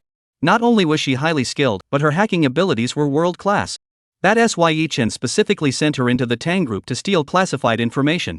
It's just classified documents, right? I'll steal it for you. I'll make a fake copy later. Qi-in, who was brewing tea, heard this and was immediately exasperated. Do you really think I'm that stupid? Can't you tell the difference between real and fake? Tang Yu, with a smile on her face, quickly typed away on the keyboard, making various changes to the data in a confidential document. This way, even if Yi-chen gets these documents, they'll be useless. After finishing the alterations, he printed out the documents and placed them in a file folder. Then he placed the folder on the table and said, Qi-in, please deliver this document to Zhou Zong in the business division. Sure. Qi-in brought the freshly brewed tea to Tang Yu and took the documents, preparing to deliver them, her eyes filled with disdain. Bait and switch. Little cutie. You're already hooked. Haha, keep this fake document safe. There's plenty more where that came from. Take it back and use it to frame Yi-chen. But this is for your own good. It's a way of helping you get revenge indirectly. He's your real enemy. Speaking of which, the Tang family did your father a favor. Don't repay kindness with hatred. Qi-in, who had just picked up the documents, trembled slightly upon hearing the inner voice. The Dragon King is her real enemy? The Tang family had done a favor for her father? P.S. Third update is here. Please give it a good review. Don't worry about the male lead being cowardly. If it's for a reward, he'll definitely rise up. P.S. Third update delivered. Please give it a good review. Don't worry about the male lead being cowardly. If it's for the reward, he'll definitely rise up. Chapter 36, Assassin's Diary. In that moment, she couldn't control herself anymore and was about to blurt it out. But as she opened her mouth, she realized she couldn't make a sound. After leaving the office with a complicated mix of emotions, Sheen felt dazed. She had grown up in the Dragon Soul organization and been personally trained by Yi Chen's master, so she was utterly loyal to Yi Chen. But as an orphan, she desperately wanted to know who her family was. Had they abandoned her, or was there another reason? So she had been secretly investigating, but no matter how hard she tried, she couldn't find any information about her parents. It was as if they had never existed in this world. After all these years, she had almost given up hope. Today, Tang Yu suddenly brought it up, leaving her momentarily speechless. How much does he really know? Why is the Dragon King her enemy? What connection does he have with the Tang family? Various questions swirled in her mind. After taking a deep breath, she quickly regained her composure. Investigate the Tang family first. Since the Tang family had done a favor for her father, following this lead must lead to the truth. Just then, her phone suddenly rang. She glanced at her phone and saw it was a call from the Dragon King. She quickly ran to the rooftop of the office building, answered the call, and said, "Dragon King, what are your orders?" "Sheen, what's the status of the investigation?" Yi Chen's voice came through. She hesitated for a moment before answering. "I've obtained the first set of documents. I'll send them over later." "Alright, thank you for your hard work. You're the one I can rely on the most." Hearing that everything was going smoothly, Yi Chen finally breathed a sigh of relief. He held the phone and smiled wickedly. "As long as you complete the task before Linghan, you can be my woman before her." Sheen held her phone, unsure how to respond. Suddenly, she felt like she didn't want to eat anymore. Tang Yu's words about the Dragon King being the real enemy had caused a significant shift in her mindset. Why aren't you saying anything?" Seeing that Sheen hadn't uttered a single word of excitement or gratitude, Yi Chen's tone was slightly displeased. Sheen snapped back to reality and hurriedly replied, "Someone came in just now, so I didn't hear you. I'll go deliver the documents first." After saying that, she quickly hung up the phone. She quickly snapped a photo of the fake documents with her phone and rushed to deliver them to the department. When she returned after delivering the documents, Tang Yu was busy typing on the keyboard, creating fake documents. Seeing that Sheen had been gone for so long, Tang Yu couldn't help but smile. This dumb girl must have secretly made a copy of the documents. Ha ha. They say big breasts mean no brains, but her cup intelligence isn't much better either. No wonder she has been deceived by Yi Chen and his disciple for so many years. Sigh, she is pretty pitiful. Hearing the thoughts, Sheen couldn't help but twitch her lips. Can you stop mentioning A already? I really want to hit someone. But when Tang Yu mentioned Yi Chen and his disciple, she couldn't help but believe Tang Yu's words. This guy even knows about the existence of the old man from the Dragon Soul organization. After fiddling with fake documents for another half hour, Tang Yu finished her work and stretched lazily. Looking at Sheen standing nearby, he thought for a moment and gave her instructions. "By the way, the company plans to launch a gaming business soon. I need you to help me conduct some research." "How should I research it?" Sheen knew this guy was up to something again. Tang Yu rushed over, turned on the TV on the office wall, and then booted up the gaming console. There are a total of 25 games here, all of which are currently the best-selling titles on the market. I want you to complete all of them and send me a daily progress report. Plus, the company provides free snacks and milk tea, and all takeout orders are reimbursed. You can eat whatever you want. Just focus on this for now. If you get tired, go to the nearby break room and take a nap. No problem. Upon hearing Tang Yu's arrangements, Sheen was a bit speechless. Alright, get started right away. No slacking off, there's surveillance in the office, and I can see you. Tang Yu gave her a serious look before leaving the office with a smile. Transferring you elsewhere wouldn't be appropriate either. To prevent you from causing trouble elsewhere, I'll just let you play games all day. After hearing Tang Yu's inner thoughts as she left, Sheen sat there speechless and started playing the game. Soon, she was completely immersed in the game world. July 13th. Playing games. July 14th. Playing games. July 15th. Playing video games. July 16th. Sheen, how could you become so degenerate? Have you finished investigating everything? July 17th. Playing video games. Manhwa Hotel. A guest room on the 12th floor. A female housekeeper stands at the door and knocks gently. Good afternoon, sir. Checkout time was 2 hours ago. Are you still in the room? It is now 3 p.m., and checkout time was originally at 1 p.m. According to hotel regulations, if a guest has not checked out within 2 hours, staff must go to the room to inquire. After knocking repeatedly, there was still no response from inside. The staff member had no choice but to use the hotel key card to open the door. Upon entering the room, the air conditioner was on, and the temperature was extremely low. The female staff member shivered from the cold and noticed the bathroom light was on. Upon closer inspection, she discovered a woman lying in the bathtub. The water in the bathtub had turned blood red. Soon, a piercing scream echoed through the hallway. Within minutes, the hotel's medical staff rushed over to perform emergency rescue. It's no good. After a few minutes of resuscitation, the medical staff sighed bitterly. News of the suicide at the Manhwa Hotel spread quickly. A large group of guests who heard the news immediately checked out. Tang Yu also arrived on the scene as quickly as possible. When he arrived, the hotel's new general manager, Zhao Li, was already waiting. Upon seeing Tang Yu, he hurriedly apologized. "Mr. Tang, it's my fault. I just took over the hotel, and this happened." The previous general manager had just been promoted and given a raise before leaving, and now he had to deal with this hot potato. If this wasn't handled properly, it would have a significant impact on the hotel. "It's not your fault." Tang Yu patted him on the shoulder and asked, "What's the current situation?" "The scene has been cordoned off, and the police are investigating and collecting evidence. Preliminary findings suggest it was a suicide," Zhao Li replied. "Suicide?" Tang Yu furrowed his brows. Those who can afford to stay at the Manhwa Hotel are all top-tier wealthy individuals. There's a saying online, money doesn't necessarily bring happiness. That's because the happiness of the wealthy is beyond the imagination of ordinary people. So, over the years, no one has ever committed suicide at the Manhwa Hotel. If life is happy, why the hell would anyone want to end it? Zhao Li looked around and whispered. However, the police found that the victim's hair was missing a section, and it's likely that they were assaulted, but there's no evidence. What about the surveillance footage? The surveillance didn't show anyone entering or exiting her room. Tang Yu furrowed his brows. Something definitely didn't add up. He pulled out a cigarette, lit it, sat down, and thought for a moment before suddenly remembering someone. Long Ya. Chapter 37, Want to buy a hotel? As one of the 8 great generals of the Dragon Soul organization, Long Ya had quite a bit of screen time in the original story. Someone who could rise to the rank of one of the 8 great generals must be no slouch in terms of strength. The author added an unusual character trait to enhance his presence. That is, after killing someone, he takes one of their belongings. For men, he cuts off their little finger. For women, he cuts off a lock of their hair.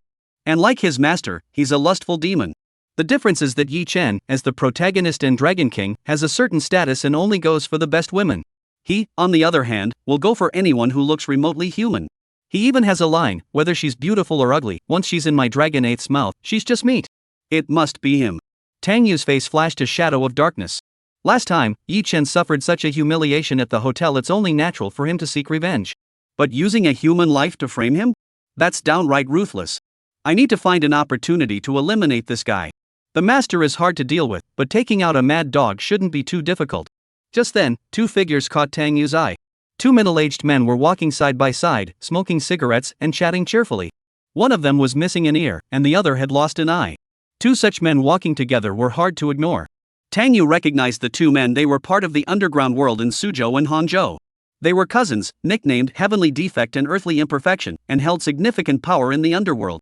In the original story, these 2 were despicable villains who, due to their arrogance, offended the Dragon King and were crushed to death. "Mr. Tang, do you suspect they're behind this?" Noticing Tang Yu's expression, Zhao Li asked in a low voice. Tang Yu shook his head and smiled. "It wasn't them. I know who did it. Just take care of the victims' families. I'll handle the killer." Zhao Li nodded and dared not ask any further questions. The next morning, the victims' families came to the hotel entrance and caused a commotion. There were dozens of them, blocking the hotel entrance. The commotion grew larger and larger, severely impacting the business of the Manhwa Hotel. Surprisingly, the hotel did nothing beyond offering condolences. After a few days of chaos, Long Ya felt the timing was right. He went to the Manhwa Hotel alone to find Zhao Li, and coincidentally, Tang Yu was also there at the time. Upon seeing Tang Yu, a flash of murderous intent crossed his eyes as he sneered. "Oh, isn't this Mr. Tang? It's been a few days since we last met. How's business at your hotel? Isn't that thanks to Mr. Long bringing a group of people here every day to cause trouble?" Tang Yu replied angrily. "There's nothing we can do. The deceased was a high-ranking executive of the Longchen Group. I have to stand up for her rights, don't I?" Long Ya grinned, openly admitting he was the one causing trouble. "Do you really think the Tang family in Suzhou and Hangzhou are pushovers? You think you can bully a company like Longchen Group at will?" Tang Yu glared coldly at Long Ya and threatened him in a low voice. "The Tang family? You're just frogs at the bottom of a well. Longya sneered, the Tang family is just jumping around in this little well in Suzhou, Hangzhou. The connections that Yi Xiao has are beyond your wildest imagination. My purpose in coming here today is simple. I don't like this hotel. Either it closes down or you sell it to me. Last time, the Dragon King suffered such humiliation here. Just making this hotel go out of business isn't enough. He wanted to acquire this hotel at a bargain price, forcing the Tang family to bleed heavily. To vent the Dragon King's anger, he extended his hand and said, 50 billion. Either sell the hotel or wait to go out of business. Why don't you just rob us? Zhao Li, standing nearby, heard this and his face darkened. He shouted angrily. Even quadrupling that price would barely cover the cost of the Manhwa hotel. This guy is asking for the moon. Do you have any say here? You're just a dog the Tang family keeps around. Longya glared at Zhao Li and shouted angrily. As one of the 8 great generals of the Dragon Soul organization, his outburst carried quite a bit of authority. Zhao Li swallowed hard and dared not say another word. You're thinking too much. Even if you bring a crowd here to cause trouble for a year, I won't sell this hotel to you. Tang Yu pointed to the door, indicating that he could leave. Longya suddenly flew into a rage, like a mad dog whose tail had been stepped on. He jumped up and kicked the marble coffee table. The marble coffee table immediately cracked into countless tiny pieces, turning into a pile of debris. The force of his kick startled Zhao Li. Is this guy a monster? Tang Yu's eyes flashed with a smile. This was Longya's usual tactic when negotiating with others, intentionally intimidating his opponents to break down their psychological defenses. He deliberately feigned fear and shouted, "Where are the bodyguards?" Upon hearing Tang Yu's voice, the 4 bodyguards outside rushed in. They charged forward with hostile intent, standing in front of Tang Yu, ready to fight at any moment. Seeing the bodyguards, Longya sneered. These are just guard dogs protecting a house. They weren't even worth comparing to someone like him, who had come back from the dead. He could easily dispatch them all with just one hand. He glanced at Tang Yu coldly and threatened. Tang, young master, these worthless fools? Even 20 of them wouldn't stand a chance. Yi Xiao is a man of principles, but I'm not. If it comes to it, I'll kill your father and leave China. Tang Yu sneered inwardly. He deliberately feigned fear, struggled for a moment, then spoke, all right, I'll sell myself. Seeing Tang Yu bow his head and back down, Longya smirked triumphantly. Before the Dragon Soul organization, everything was but ants. He tossed the pre-prepared contract at Tang Yu and said, sign it and stamp it with the company seal. I'll have the money transferred to you immediately. Mr. Zhao, go get the company seal. Tang Yu said while holding the contract. Zhao Li reluctantly opened the safe and took out the company seal. After signing and stamping the contract, the owner of the hotel changed from Tang Yu to Longya. He was now the head of Longchen Group, so the hotel was also transferred to his name. After signing the contract, Longya smiled satisfactorily. He looked at Zhao Li and Tang Yu, who were still looking, and pointed toward the door. You two good-for-nothings, you can leave now. Remember, this is just the interest for offending young Master Yi. Zhao Li's face turned ashen with anger, while Tang Yu walked out in silence with a dark expression. After leaving the hotel together, Zhao Li couldn't help but say, Tang, young master, why did you agree to his terms? How can our Tang family allow him to treat us this way? The Tang family was the leading family among the 4 great families of Suzhou and Hangzhou.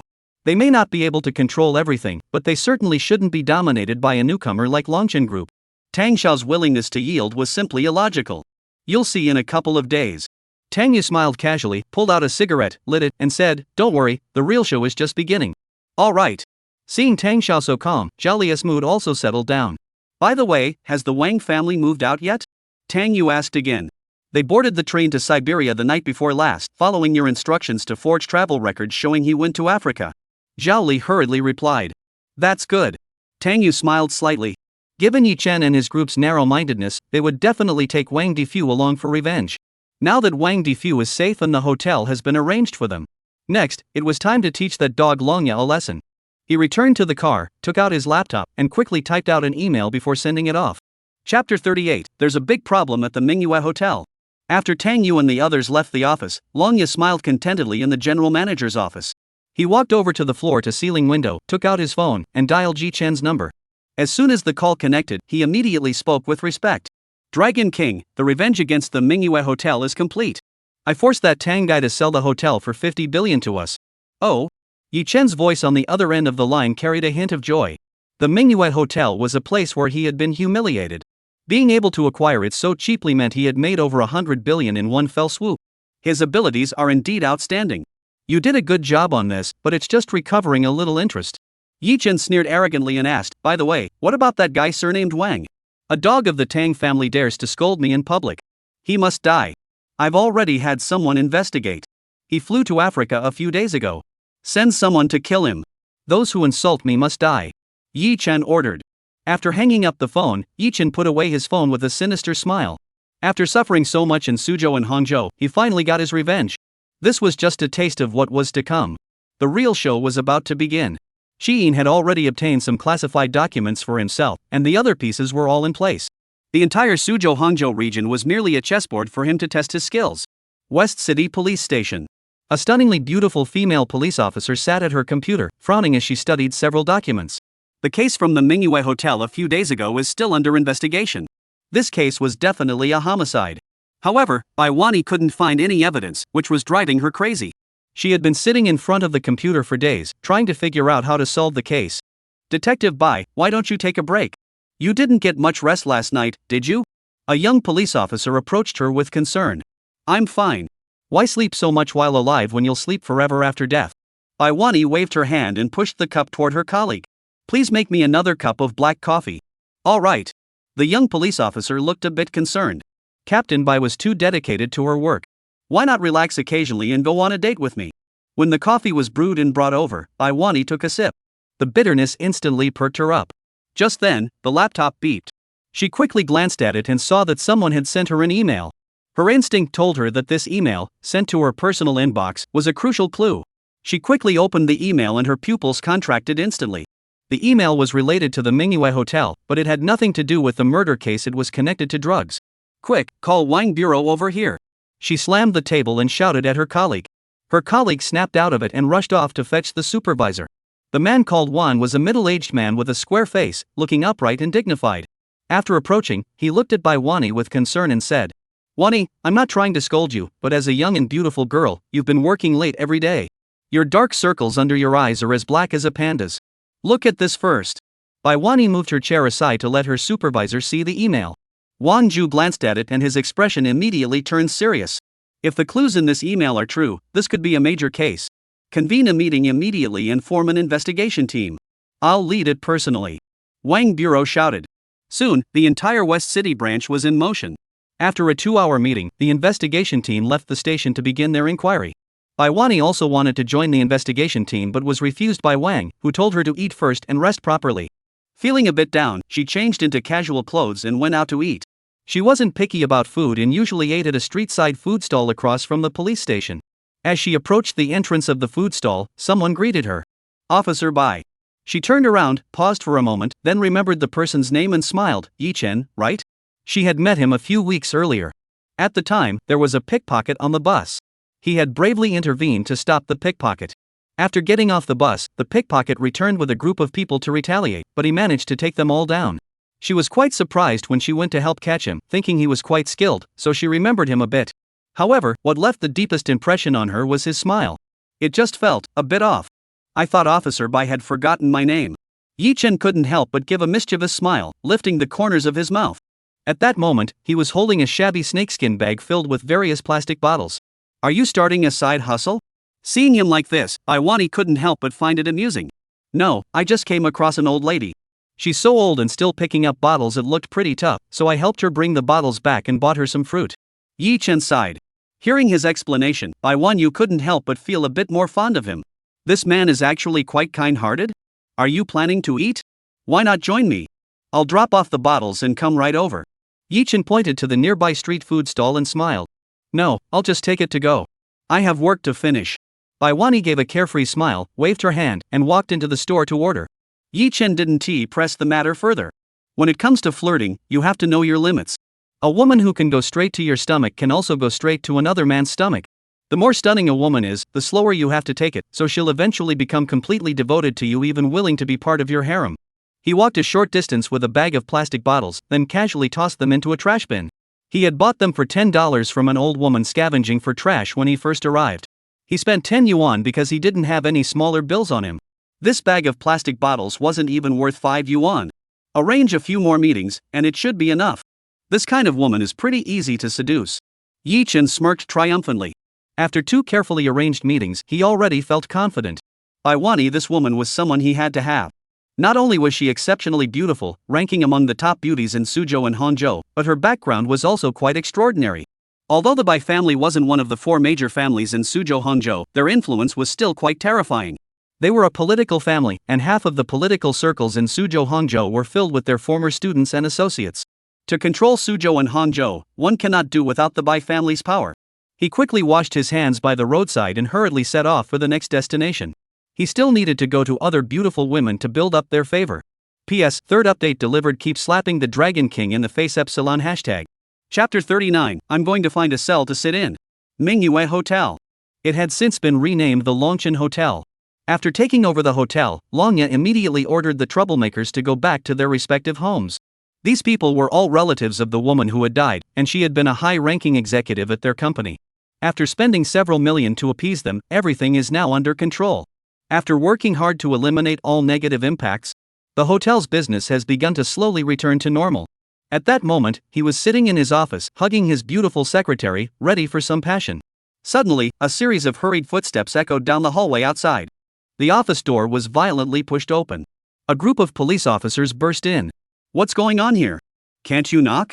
Seeing the group of people, Longya remained completely unfazed, instead wearing a smug expression. What was his status now? The head of Longchen Group. In Suzhou and Hangzhou, he was a prominent businessman. A bunch of lowly police officers. What were they? Are you the manager of the hotel? The one leading the group was Baiwani, who pulled out her ID and asked coldly. Yes, what's the matter? Longya's gaze roamed freely over Baiwani. Of course, if he knew this was the woman the Dragon King had set his sights on, he would never dare to look at her like that. Your hotel is suspected of harboring drugs. Come with us. Baiwani waved her hand, and police officers immediately pulled out handcuffs to cuff Longya. You're out of your mind. Longya's face turned angry as he glared coldly at Baiwani and the others, warning them. Do you know who I am? I'm the head of the Longchen Group. Try touching me if you dare. Before he could finish speaking, a special police officer grabbed his hand, intending to cuff him on the spot. Before he could react, several fully armed special police officers had already raised their guns and aimed at him. He immediately raised his hands, his eyes filled with anger. If this were abroad, these people dare to treat me like this? No one will survive. Handcuff him and take him away. Baiwani waved her hand, and a group of people dragged Longya, his face covered in humiliation, out of the hotel. Once they were brought downstairs, Longya was completely speechless. The surrounding area had already been cordoned off. Police cars lined the streets like 2 long dragons. Dozens of people, handcuffed and sitting on the ground, looked terrified. Among them were Tiank and DK, who were the masterminds behind this incident. Even Longya, the little cutie, knew this was a major incident. I need a lawyer. Let me call a lawyer. He shouted in a panicked tone. Unfortunately, no one paid him any attention. After the remaining people were all dragged out, they were all taken away in police cars. Soon, the news spread throughout the entire Suzhou Hangzhou region. The renowned Manhwa Hotel was allegedly involved in drug trafficking. As the hotel's manager and legal representative, Longya was completely ruined this time. The Manhwa Hotel was immediately sealed off. Tang Yu, who had quietly orchestrated all of this, was currently lying in bed playing with her phone. He was already aware of the actions taken by the West City Police Station. Ever since he first encountered the 2 cousins, Tian Kan and DK. Tang Yu recalled that in the original story, these 2 weren't exactly upstanding citizens. For money, they were bold enough to take such a risky and deadly gamble. Upon seeing them, Tang Yu immediately ordered a discreet investigation at the hotel. After uncovering some clues, Tang Yu decided to pass this hot potato to Longya. The other party gladly accepted, and Tang Yu also managed to recover 50 billion in the process. If he hadn't done that, once the truth came out, the hotel would be doomed, and he'd be in trouble too. As for offending Yi Chen, Tang Yu had already begun to grow accustomed to it. If he could survive, he would do whatever it took. When survival is no longer possible, a man can't just stick his neck out for you to cut. You deserve it. Who told you to use someone else's life to frame me, you bastard? After cursing, Tang Yu thought of the damn system and continued his tirade. Damn system, you're screwing me over too. I knew you didn't have good intentions when you gave me such a good thing. I'm just an emotionless reward dispensing machine. Keep barking, dog. Don't stop, you dog. Go to hell. Tang Yu muttered angrily, but the system ignored him. Just as he was about to toss his phone aside and go to sleep, it suddenly rang. He glanced at it. The caller ID showed by Wani. What does she want? Tang Yu couldn't help but feel curious.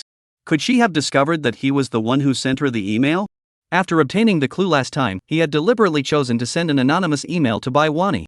Both from prominent families in Suzhou and Hangzhou, he and Baiwani were somewhat acquainted.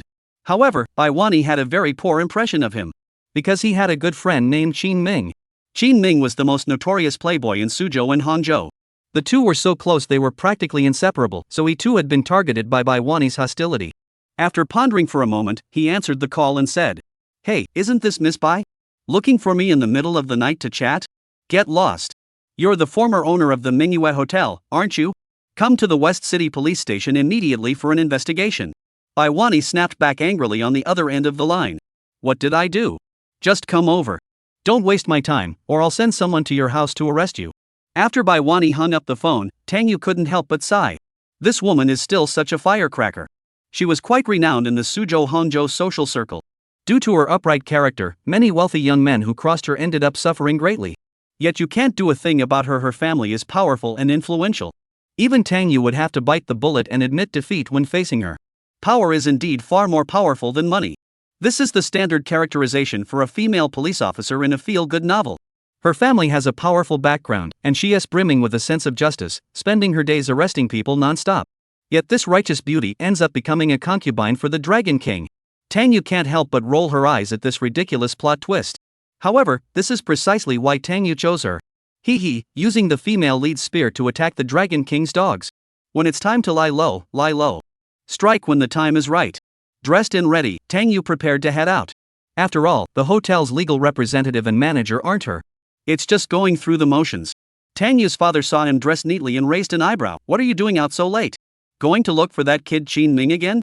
"No, I'm going to find a place to sit and relax," Tang Yu said cheerfully. Tang Yu's father felt something was off and was about to go find someone to straighten him out, but Tang Yu had already slipped away. By the time he rushed to the West City Police Station, the place was already bustling with activity. Such a major incident had occurred, and city leaders had arrived. Upon seeing Tang Yu, the officials greeted him with forced smiles. "Isn't this Mr. Tang? What are you doing here? What little you doing here so late at night?" "I'm here to find a cell to sit in." Tang Yu gave a forced smile to the elders and hurried inside. When he entered, Wani was waiting for him. She was holding a pair of shiny handcuffs in her hands, glaring at him with disgust. "You're spot on, bro. You're spot on. That's exactly how you should look at me, bro. That expression is perfect. Although I deeply feel my dignity being trampled on, it's okay. I like it. I hope you can do it harder. If possible, spit on me." "Yeah, mouth-to-mouth spitting." Wani felt like she might be too tired lately and hadn't been resting properly. Who was that just now? It sounded like this guy. P.S. First update is here, guys, don't rush through the book. The Dragon King is trying to boost his feelings for the female lead, and Tang Yu is responsible for helping him turn it around later. Some parts of the plot are longer and can't be written and posted all at once. It's tough for those with clumsy hands. Chapter 40, Solving Cases by Listening to Hearts. "Miss Bai, oh no, Officer Bai, could you please take off the handcuffs? I don't think I did anything wrong." Tang Yu walked up to her with a smile and greeted her, glancing around. Unfortunately, she didn't spot Longya. "Egoist's hotel. You deserve it." Wani shook her head to clear her mind and casually cuffed Tang Yu, speaking in a cold tone. "What are you laughing at? You're a suspect too. Go inside and wait for me." She pointed to an office nearby. The interrogation room was already full tonight, so they had to make do with an office. Tang Yu obediently walked inside. Soon, Wani walked in holding a cup of black coffee. After taking a sip, the bitter taste made her feel more alert. "Do you know about what happened at the Manhwa Hotel today?" She sat down and asked Tang Yu. "Yes, it's all over the news." Tang Yu nodded. "Alright, as the former owner of the Manhwa Hotel, you are also a suspect. Let's start the interrogation now." Wani took out a pen and prepared to start recording. "Wait, why am I a suspect?" Tang Yu looked innocent. "You're the one who's a suspect. My family is so rich. Why would I do this? That email was sent to you by me, wasn't it? Why the hell would I report myself for a crime?" After hearing the voice again, Wani finally confirmed that she hadn't heard incorrectly due to mental confusion. This was clearly the voice of that despicable person. Her beautiful brows furrowed slightly. She didn't have time to dwell on the fact that she could hear his inner thoughts. She was more concerned about the email. Was that email sent to her by him? She wasn't the type to make a fuss over nothing. With the Tang family's resources, she certainly didn't need to get involved in such dirty business. "Alright, I admit using the term suspect might be a bit inappropriate, but you still need to cooperate with our investigation." Wani twirled the pen in her hand and stared at Tang Yu. "Do you know any clues about this case?" "I don't know. I bought the hotel recently just to throw a birthday party for Su Muyu. After the party, I sold it." Tang Yu smiled and pulled Su Muyu out as a shield. "I've already sent you everything I know, okay? But I did find out that those scum from Tianquan Deke were causing trouble, so I sold the hotel." Under normal circumstances, I would have reported them directly, but Longya insisted on forcing me to sell the hotel, and I had no choice. This bastard tried to frame me by killing someone at my hotel and staging it as a suicide, then bringing people to cause trouble. If I hadn't been unable to find any evidence, I would have reported him too, okay? Baiwani's body trembled slightly, and her eyes nearly burst with anger. Longya? The hotel murder case she had been investigating so diligently was actually orchestrated by him? When she went to arrest Longya today, she had already felt something was off. This man had several calluses on his hands. In her judgment, this was a characteristic of someone who had been practicing with a gun for years. What a dragon tooth! Baiwani clenched her teeth in anger. As a police officer, she despised criminals like him the most. However, she also felt a bit annoyed by Tang Yu in front of her. This guy knows so much yet keeps it all to himself? At least she could hear his thoughts. Why is this silly girl gritting her teeth? I didn't say anything wrong, did I? Don't tell me she is jealous because I mentioned celebrating Sumu Yu's birthday? Sigh, I can't say I don't understand. She has been so busy with work that she hasn't had time to date. Jealousy is understandable. You can be jealous, but don't take it out on me. If you can't have it, you destroy it. I know you women too well. Seeing Baiwani suddenly look so angry, Tang Yu started muttering to herself. Baiwani almost slapped her across the face. Who wants you anyway? She took a big sip of her black coffee to stay awake, then stared at Tang Yu and said, well, I'd like to know why you suddenly decided to sell the hotel to Longya, and at such a low price? That's highly suspicious. Money talks. Tang Yu laughed with a smug expression. He is always causing trouble with his people. My brother can't even run his hotel properly, right? If he keeps causing trouble, what if he frames me for murder? Those mercenaries have no humanity. Mercenary? Baiwani's expression changed again. She had already investigated Longya. According to the information she had gathered, Longya's identity abroad was that of a businessman, and he had returned to the country for investment purposes. As for his mercenary background, she hadn't found any evidence of that. She quickly jotted down this crucial piece of information. It couldn't be wrong, this lead perfectly aligned with her suspicions. How much do you know about Longya as a person? Baiwani continued to ask. Not well, but Officer Bai, I get the feeling this person isn't a good guy. He looks like someone who's killed before. He was in a hurry to buy a hotel from me. I suspect he might be connected to a criminal gang. You must investigate him thoroughly. Tang Yu didn't hesitate to start smearing Longya. I don't know anything about this scum. This guy is a deranged mad dog who collects body parts of his victims after killing them. Oh, I remember now. The woman he killed, her hair might be hidden in his house. I'll send you an email later. I almost forgot about that. Baiwani quickly jotted down this crucial clue. With so many clues, this case should finally be solved. She found Tang Yu slightly more tolerable now. He had indeed been a great help. But how did he know so much? After going through the motions of asking a few questions, she hurriedly put away her pen and said, all right, let's call it a day. Thanks for your cooperation. It's not hard work, just a tough life. If Officer Bai could treat me to a barbecue to make up for it, that would be great. Tang Yu shook the handcuffs on his wrist and smiled. Sure, but next time. I'm busy now. Baiwani took the keys and unlocked the handcuffs for Tang Yu. She agreed so readily that Tang Yu was a bit puzzled. Damn, this woman really wants to treat me to a meal? Better not. Don't be so polite. I wouldn't dare eat with you. What if you're attracted to my handsome looks and it affects my ability to survive? Baiwani looked at him in confusion. You think I'd be attracted to your good looks? He too. She had a case to solve and wasn't in the mood to argue with him. As for being able to hear his thoughts, she planned to figure it out later. First, deal with that kid Longya. The two were just about to stand up and leave the office. The office door was already being pushed open. Yi Chen walked in from outside with a lawyer, looking rather displeased. Half an hour earlier, he had suddenly received news that Longya had been arrested. After checking the case at the Manhwa hotel, he rushed over with his men. Longya had been abroad for years and wasn't very familiar with domestic laws, but Yi Chen knew the ins and outs of the system. In China, anyone even remotely connected to drugs was essentially looking at a life sentence. Chapter 41, Dragon King. A man destined for prison. Upon entering the office, seeing Baiwani and Tang Yu together, his eyes immediately locked onto Tang Yu. This. How could she be with Baiwani? Noticing Yi Chen's gaze, Tang Yu cleared her throat as if she hadn't noticed. What are you staring at me for? Do you think I'm trying to steal Baiwani from you? You bastard, do you think all the beautiful women in the world are yours? Baiwani raised an eyebrow and turned to glare at Tang Yu. What's this guy muttering about again? Then she looked at Yi Chen and asked, what's going on? Are you here to report a crime? No. Yi Chen's face turned slightly awkward as he forced a smile. I'm here to visit a friend of mine. He was arrested by you guys.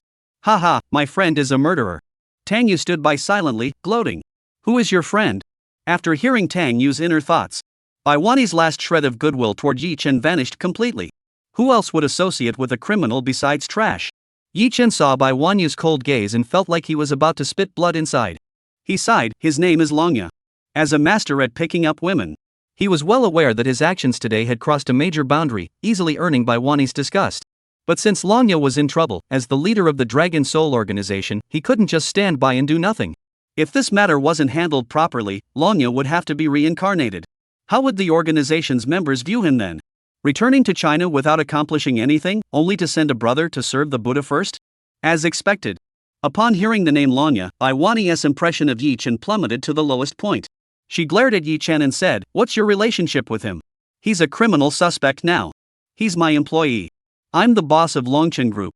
Yi Chen had no choice but to reveal his true identity. Bai Wanni, however, was not shocked by this. She had no interest in power or status.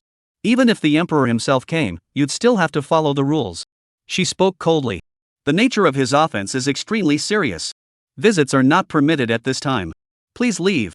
Yi Chen grew anxious upon hearing this. He pointed at Tang Yu and said, "Officer Bai, I need to explain something to you. If Longya really broke the law, I would be the first to report him. But he's innocent in this matter. He's only been in charge of the Manhwa Hotel for a few days. The previous owner of the Manhwa Hotel was this Tang young master.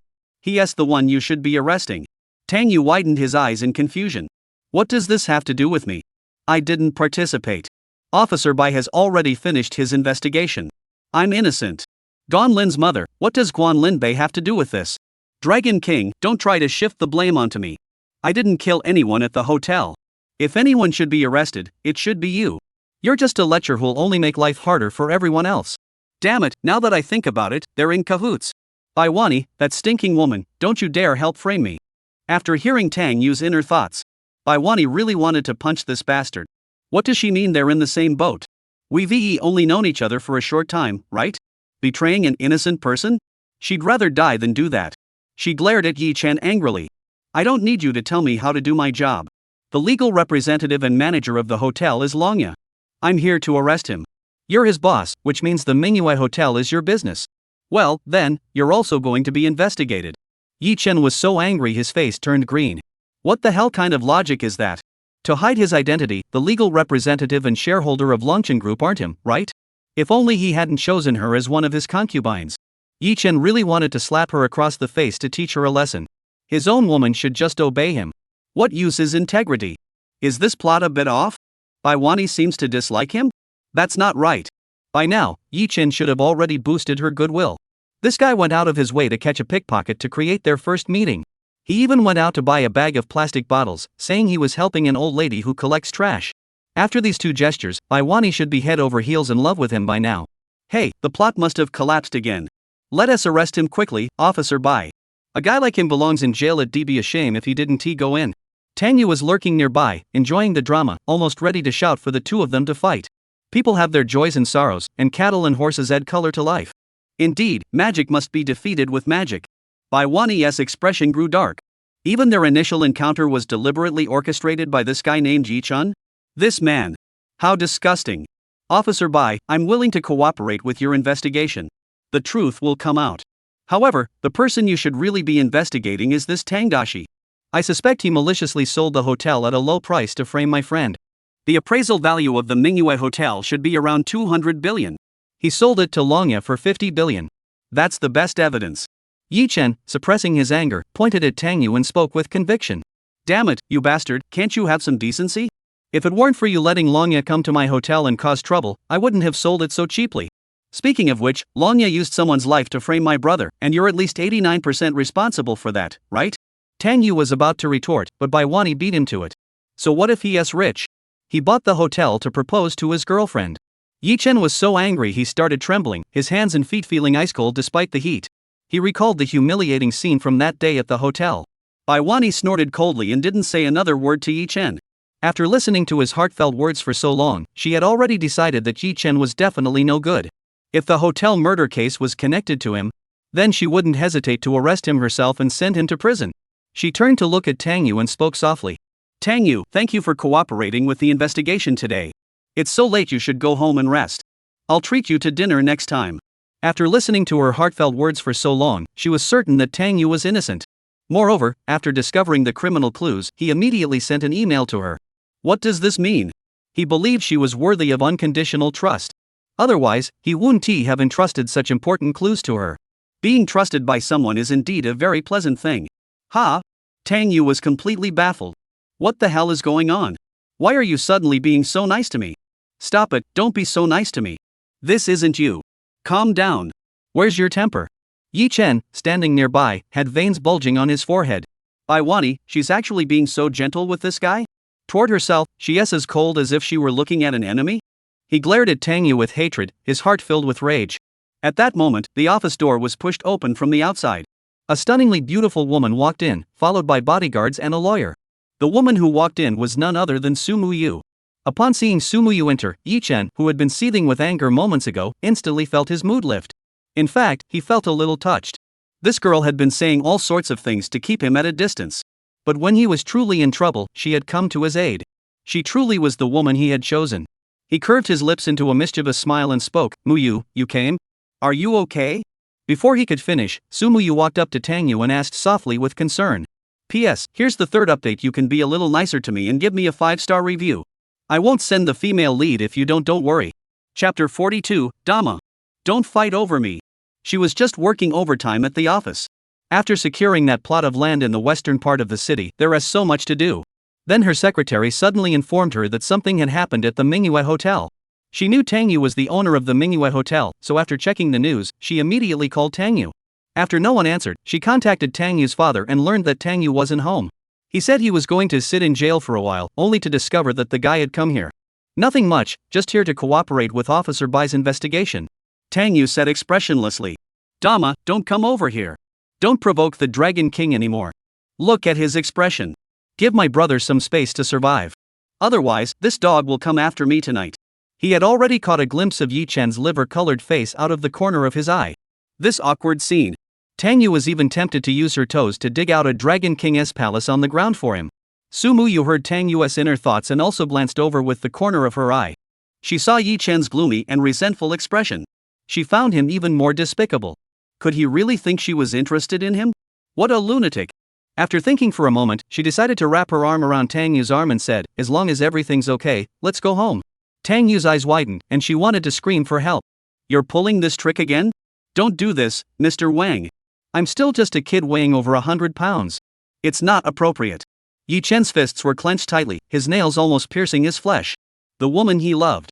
How could she be so intimate with someone else right in front of him? What is she thinking? Does she really not feel anything for me? That shouldn't be possible. Her eyes wouldn't lie to him.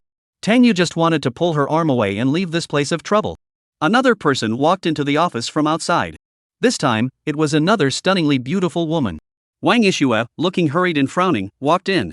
Upon seeing that Tang Yu was unharmed, her expression instantly changed into a bright smile as she said, Tang Yu, are you okay? I heard that the owner of the Manhwa Hotel was arrested, which really scared me. She had just received the news and rushed over to the West City police station to see what was going on. However, what she didn't expect was that Su Muyu was here. And he was even holding her own little Tang Yu's arm? What does she mean by that? This woman hasn't even looked at her own precious child in 3 years. Noticing Wang Yixue's gaze, Su Muyu also quickly grew alert. She knew Wang Yixue was Tang Yu's ex-girlfriend. Women are always highly sensitive when it comes to exes. Especially when the other woman is a beauty who doesn't fall short of her own. As their eyes locked, the temperature in the room seemed to drop instantly. Wang Yixue took the initiative. She gave a cold laugh and looked at Su Muyu. Oh, isn't this Miss Su? The first ice queen of Suzhou and Hangzhou has such an proactive side? I thought you didn't like men. What does that have to do with you?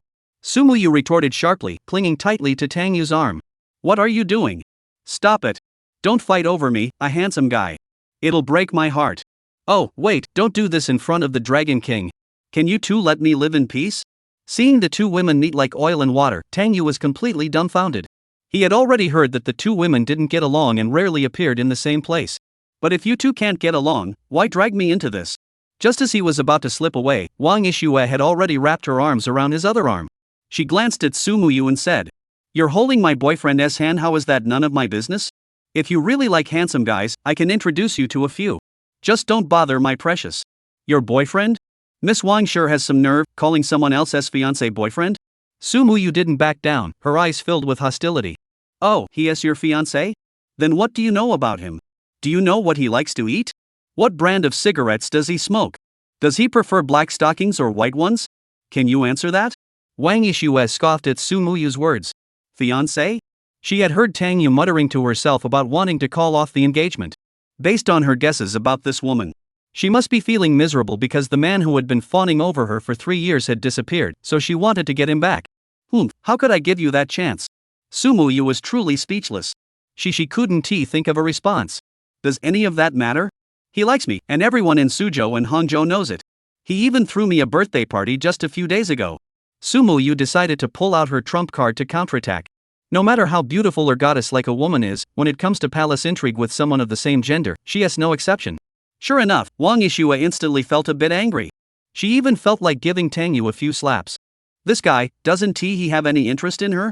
What happened at that birthday party a few days ago? She had already prepared to go to bed at home when she saw it, and she was furious. So she gritted her teeth and pulled out her phone.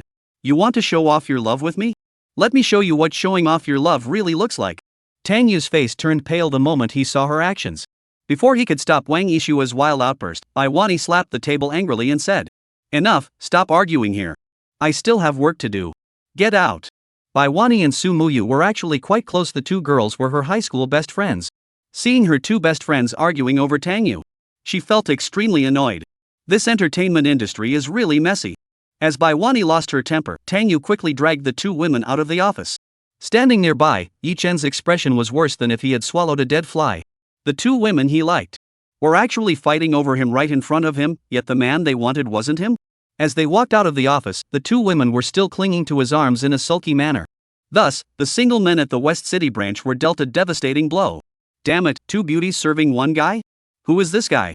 Can we arrest him? Shoo, that is Tang Jia, the son of the Tang family. Do you know who he is? The #1 sycophant in Suzhou and Hangzhou? Lick dogs have everything? Damn it, I'm going to start licking too starting tomorrow. Tang Yu occasionally heard the term lapdog and almost went back to fight them. You're the sycophants. I hate sycophants the most. After leaving the West City police station, Tang Yu looked at the two women helplessly.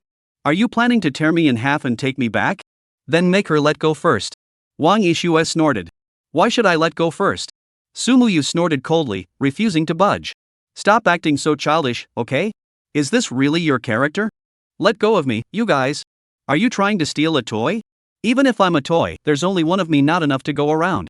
Tang Yu's face was twisted in pain, yet there was a hint of pleasure. Because they were holding their hands tightly, feeling a soft, tingling sensation. Chapter 43, Good News and Bad News. Fortunately, a Maybach pulled up in front of them and came to a stop. The door opened, and Qin Ming stepped out of the car. Seeing Tang Yu being held by two women, he was immediately taken aback, wondering if he hadn't woken up yet. Damn it, big brother, what's going on here? Qin Ming hesitated, unsure of what was going on. Sumuyu and Wang Yishue, two women renowned in the industry for their arrogance, were actually holding onto the big brother's arms together? Damn it, big brother, when did you become so good at this? Seeing that Qin Ming had arrived, the two women felt awkward continuing to act this way and both let go of Tang Yu. They're playing truth or dare. Tang Yu gave an awkward smile and tried to explain. Is that so? Qin Ming's eyes sparkled with amusement. As a seasoned player, he knew exactly what was going on. Then he asked with concern, Are you okay, big brother? I heard something happened at your hotel. Nothing happened. I just sold the hotel to someone else a few days ago. Tang Yu shook his head. That's good. Big brother, good things come to those who deserve them. Let's go celebrate with a drink.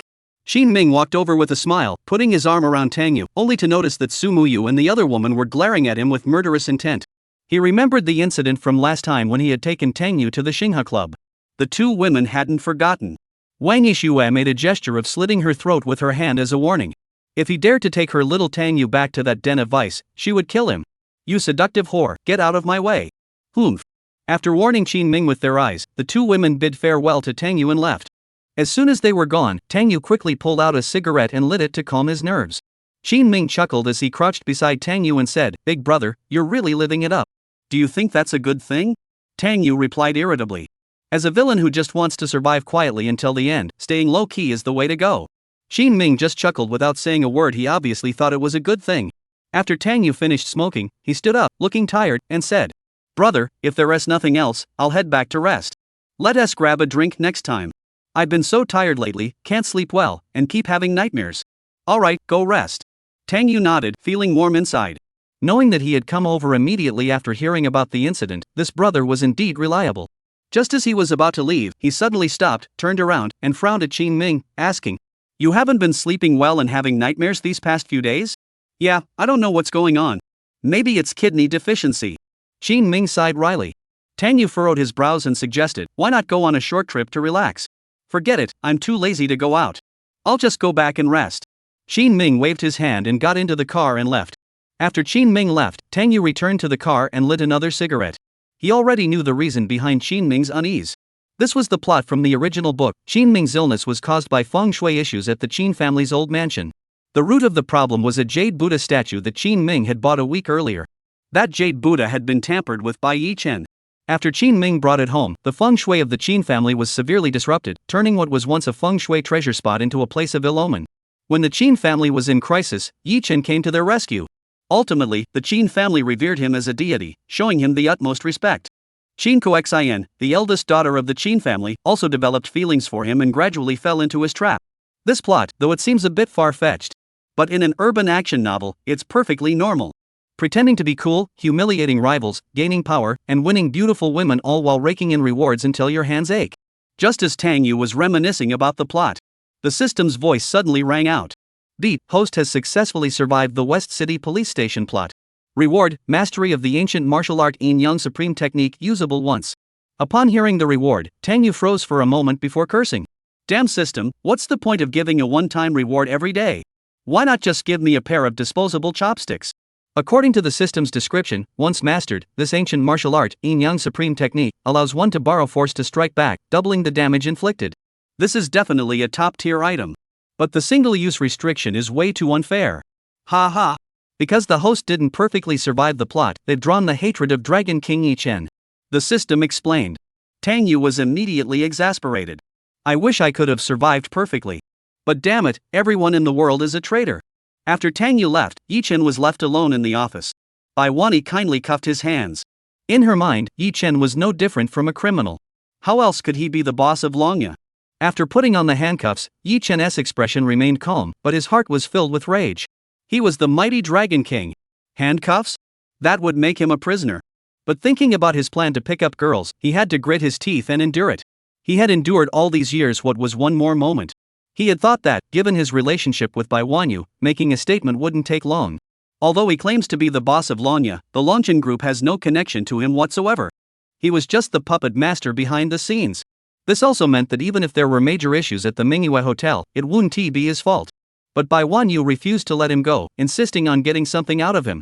After a stalemate that lasted until the next day at noon, a tall, stunningly beautiful woman arrived at the West City police station with a group of people and took him away. After being taken out, Yi Chen's expression grew somber. He looked at the tall, beautiful woman and expressed his gratitude. "Thank you for taking the trouble to come all the way here, Miss Yi." The woman who came to fetch him was He Huiyin, the eldest daughter of the Yi family, a beauty who was also highly regarded in Suzhou and Hangzhou. The Yi family was quite low-key in Suzhou and Hangzhou, but their strength was no less than that of the four great families. They were a branch of the He family, a prominent clan from Yanjing. The matriarch of the family, Mrs. He, had a close relationship with his master. Therefore, upon arriving in Suzhou Hangzhou, he immediately paid a visit to the Yi family and helped the elderly Mrs. He with her medical treatment, leaving the Yi family indebted to him. Yet such a precious favor was wasted on such a trivial matter. It made him want to die. "It's only right." Huiyin smiled faintly. "Miss He, my friend was arrested because of this." Yi Chen looked at He Huiyin with a helpless expression, wanting to ask her for help. He had gotten out, but Longya was still inside. "There's nothing I can do about this. When it comes to drugs, no one can speak up. I hope Mr. Yi can understand. After all, this is China." Huiyin shook her head. The Yi family had the power but wouldn't get involved in such a matter. "It's too much trouble." "Alright, I won't put you in a difficult position, Miss He. I'll think of another way and visit Mrs. He again in a couple of days." Yi Chen knew this matter was extremely delicate. His relationship with the He family wasn't strong enough to handle this. "Alright, I'll head back to the office for a meeting." Huiyin gave a quick nod and returned to her car before leaving. After getting into the car, she couldn't help but shake her head. Grandma had said that Yi Chen was undoubtedly a true dragon among men, but she thought it was just that, nothing special. Nothing special. After seeing Huiyin get into the car and leave, Yi Chen's eyes flashed with a dark expression. This woman's cold attitude, could she be looking down on him? Once he had her under his control, he would make her pay dearly. The Yi family must also be taken down to pave the way for his future advance into Yenji. Over the next few days, Yi Chen led the people from Longchen Group to seek connections and find ways to rescue Longya. Meanwhile, Longya, who was detained for investigation, felt as though he would rather die than live. He had already suffered greatly due to the incident at the Manhwa hotel. But the police even went to his residence and searched for the hair of the woman who had died at the hotel. Once this evidence was found, the situation became much more serious.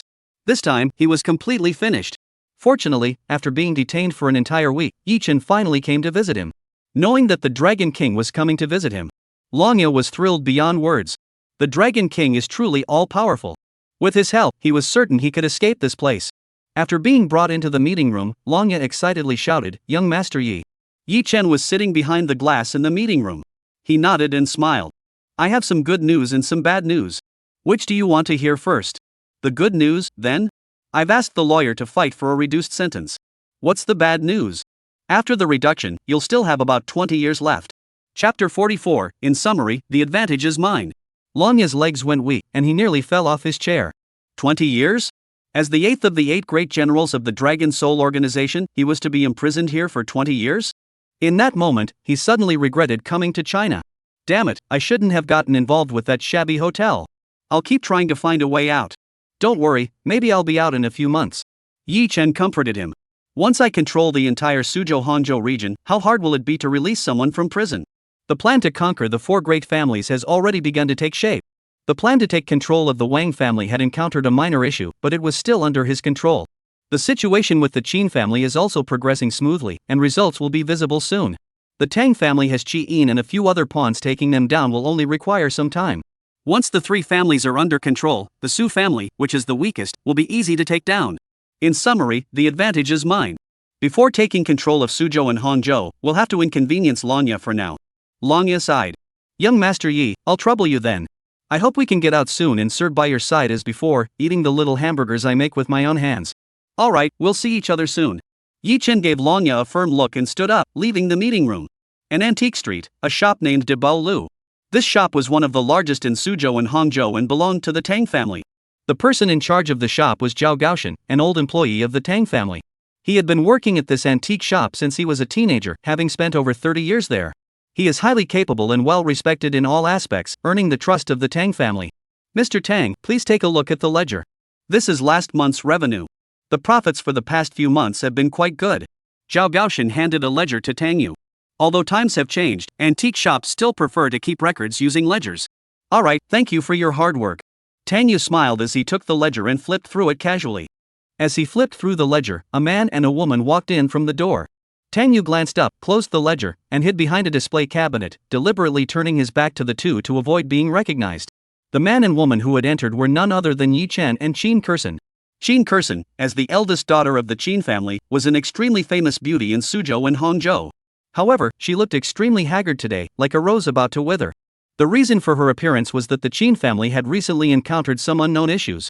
Everyone in the family had been unable to rest properly, and after falling asleep, they all had nightmares.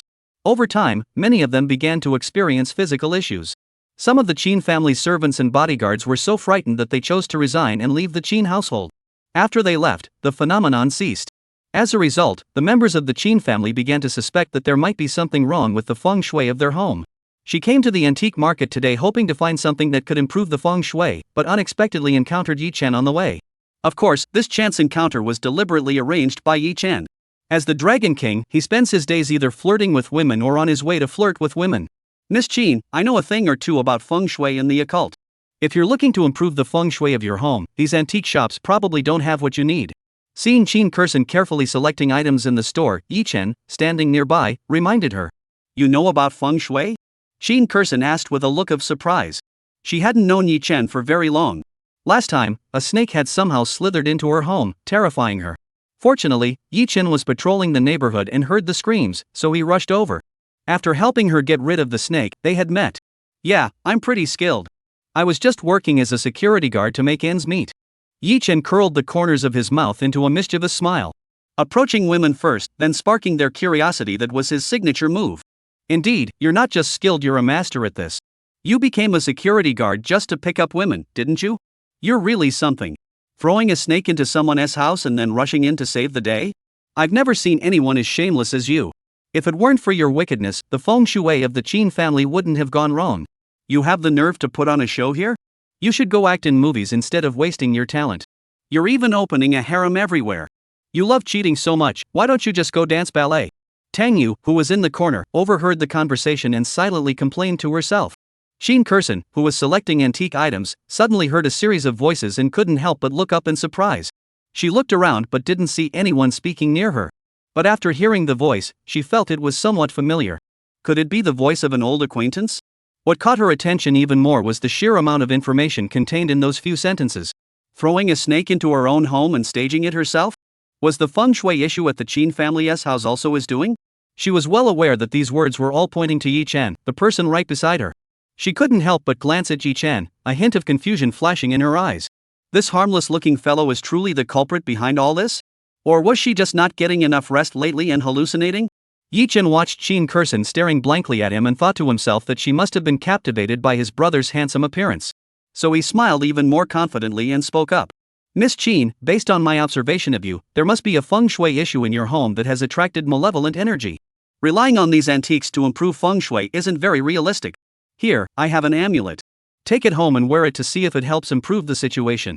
After saying that, he pulled out a yellow amulet from his pocket and looked at Sheen Kurson. This amulet was taught to me by a master. It took 3 months to make. As long as you wear it, it will definitely protect you from evil energy entering your body. You're just making stuff up on the spot. 3 months to make this thing? You could have done it in 3 minutes. This thing is just some random scribbles. The key is that it needs your blood. Who told you to create the evil energy in the first place? With your blood in it, it won't attack you, of course. Sigh, poor Sheen Kurson, that foolish woman fell for it. She was deceived to the point of death, thinking this man was her Prince Charming, sent by heaven to save her. When she heard the voice again, Sheen Kurson finally confirmed that this was definitely not a hallucination. Someone was speaking to her, but it seemed only she could hear the voice. She had no idea what was going on. But at that moment, she felt a surge of anger. If all of this was true, then she wouldn't hold back. However, without any evidence, she wouldn't rush to confront them just yet. P.S. Third update delivered. Get ready to take on the Dragon King. P.S. Third update delivered. Get ready to take on the Dragon King. Chapter 45. You're not worthy of challenging Tang Xiao. Sheen Kurson concealed her true feelings well as she took the amulet and spoke softly. Alright, thank you. I'll wear it. We're friends, so there's no need to be so formal. Yi Chen smiled smugly. He knew that as long as this amulet was taken back by Sheen Kurson, the malevolent energy from her family would not attack her. Once it took effect, she would definitely find a way to ask him for help in resolving the issues with the Qin family. In that case, the plan to subdue the Qin family would be successful. Then he could deal with Qin Ming, and the Qin family would be under his control. This time, he finally felt that everything was finally going to go smoothly. Dragon Tooth.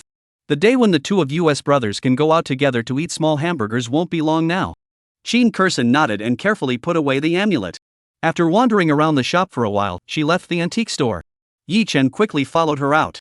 After they had gone, Tang Yu finally emerged from behind the display cabinets. He walked around, stopping in front of one of the shelves, his gaze fixated on a jade talisman. The jade talisman was carved into the shape of a yin-yang fish, looking lifelike and truly a masterpiece. The price tag for the yin-yang fish jade talisman was 880,000. According to the original plot, shortly after this, Yi Chen would come to the store and purchase the yin-yang fish jade talisman. This was the key prop he needed to show off, as it could absorb all the negative energy. Looking at the yin-yang fish jade talisman, Tang Yu hesitated for a moment but decided not to take it. There was nothing he could do, he wasn't some kind of lucky bastard. Starting out with all these skills, what good would they do him if he couldn't use them? According to the original novel's setting, the Dragon King is all-powerful. Feng shui, medicine, gambling, and gemstone appraisal, he was a master of them all. So this item could only be used to solve problems. However, just watching Yi Chen smoothly take over the Qin family made Tang Yu feel pretty annoyed. He couldn't just stand by and watch his own brother have his family's estate snatched away and be played to death by this bastard. Even villains have lives. After pondering for a moment, he decided to make a decision that went against his ancestors' wishes. Zhao uncle, come here for a moment. Tang Yu motioned to Zhao Gaoshan, who was sitting behind the counter cracking sunflower seeds. Zhao Gaoshan quickly put down the melon seeds and ran over, looking at Tang Yu and asking, "What's wrong, Mr. Tang? Take good care of this yin-yang fish jade talisman. No one is to sell it to anyone except a customer named Yi Chen. Do you understand?" Tang Yu instructed. This crucial item must fall into Yi Chen's hands to resolve the Qin family's crisis. There can be no mistakes here. This damn plot keeps falling apart, he has to step up and do his part. Zhao Gaoshan nodded, feeling that the name Tang you mentioned sounded familiar. After a moment's thought, he suddenly realized. Yi Chen wasn't he that the good-for-nothing Wang Zong had mentioned in the group chat recently? He heard that this bastard actually dared to compete with Tang Xiao for a woman. After Wang Zong gave him a thorough beating, he was promoted and sent abroad to be the head of the overseas branch. Could this be my chance? He smiled to himself, realizing the hidden meaning behind Tang Xiao's words.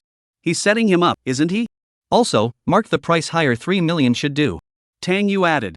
This prop was something Yi Chen absolutely had to get his hands on, and he couldn't let him get it too cheaply. Getting some money out of this guy for charity wouldn't be a bad idea. Mr. Tang, don't worry. I know what to do. Zhao Gaoshan patted his chest firmly. He knew his chance to prove himself had come. Alright, I'll leave it to you. Tang Yu gave Zhao Gaoshan a thumbs up. The plot involving the Qin family must proceed smoothly.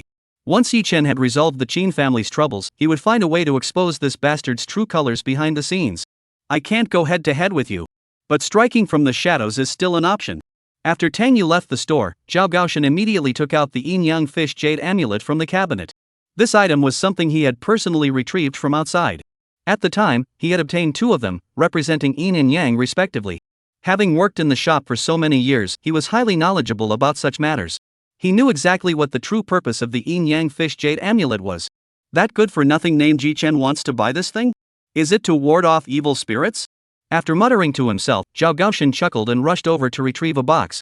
Inside the box was an identical jade talisman, which was the Yin talisman among the Yin and Yang talismans. The Yang symbol among these 2 Yin Yang Fish Jade talismans is used to eliminate evil spirits. The Yin talisman, however, is used to nurture evil energy. If placed in a place with extremely heavy evil energy. He swapped the 2 items, placed the Yin symbol inside the counter, and adjusted the price to 30 million. After completing all this, he returned to the counter with a satisfied smile. He waited silently to see who dared to compete with his own Tang young master for a woman and fall into the trap. After waiting for about half an hour, Yi Chen indeed walked in from outside. He walked around the store, then approached the counter where the Yin Yang Fish Jade symbol was displayed. Earlier, when he had accompanied Qin Kursen inside, he had spotted this item immediately and knew it was a valuable talisman for dispelling malevolent energies. Originally, he didn't need these props to resolve the Qin family's issues, he could handle it on his own. However, he hadn't anticipated that the feng shui of the Qin family's old mansion was indeed too good. The feng shui layout of the golden sash, which gathers wind and hides water, had caused the malevolent energy to accumulate at an absurdly fast rate after he had tampered with it. In this situation, he had no choice but to rely on external objects to resolve it. But when he saw the price, his expression changed slightly, and he slammed his hand on the glass and shouted, "Are you guys trying to rob people? This thing is priced at 30 million? You must have added 2 extra zeros by mistake." Zhao Gaoshan, who was munching on sunflower seeds, walked over with a smile and said, "Sir, we're not trying to rip you off. This was acquired by our store last month.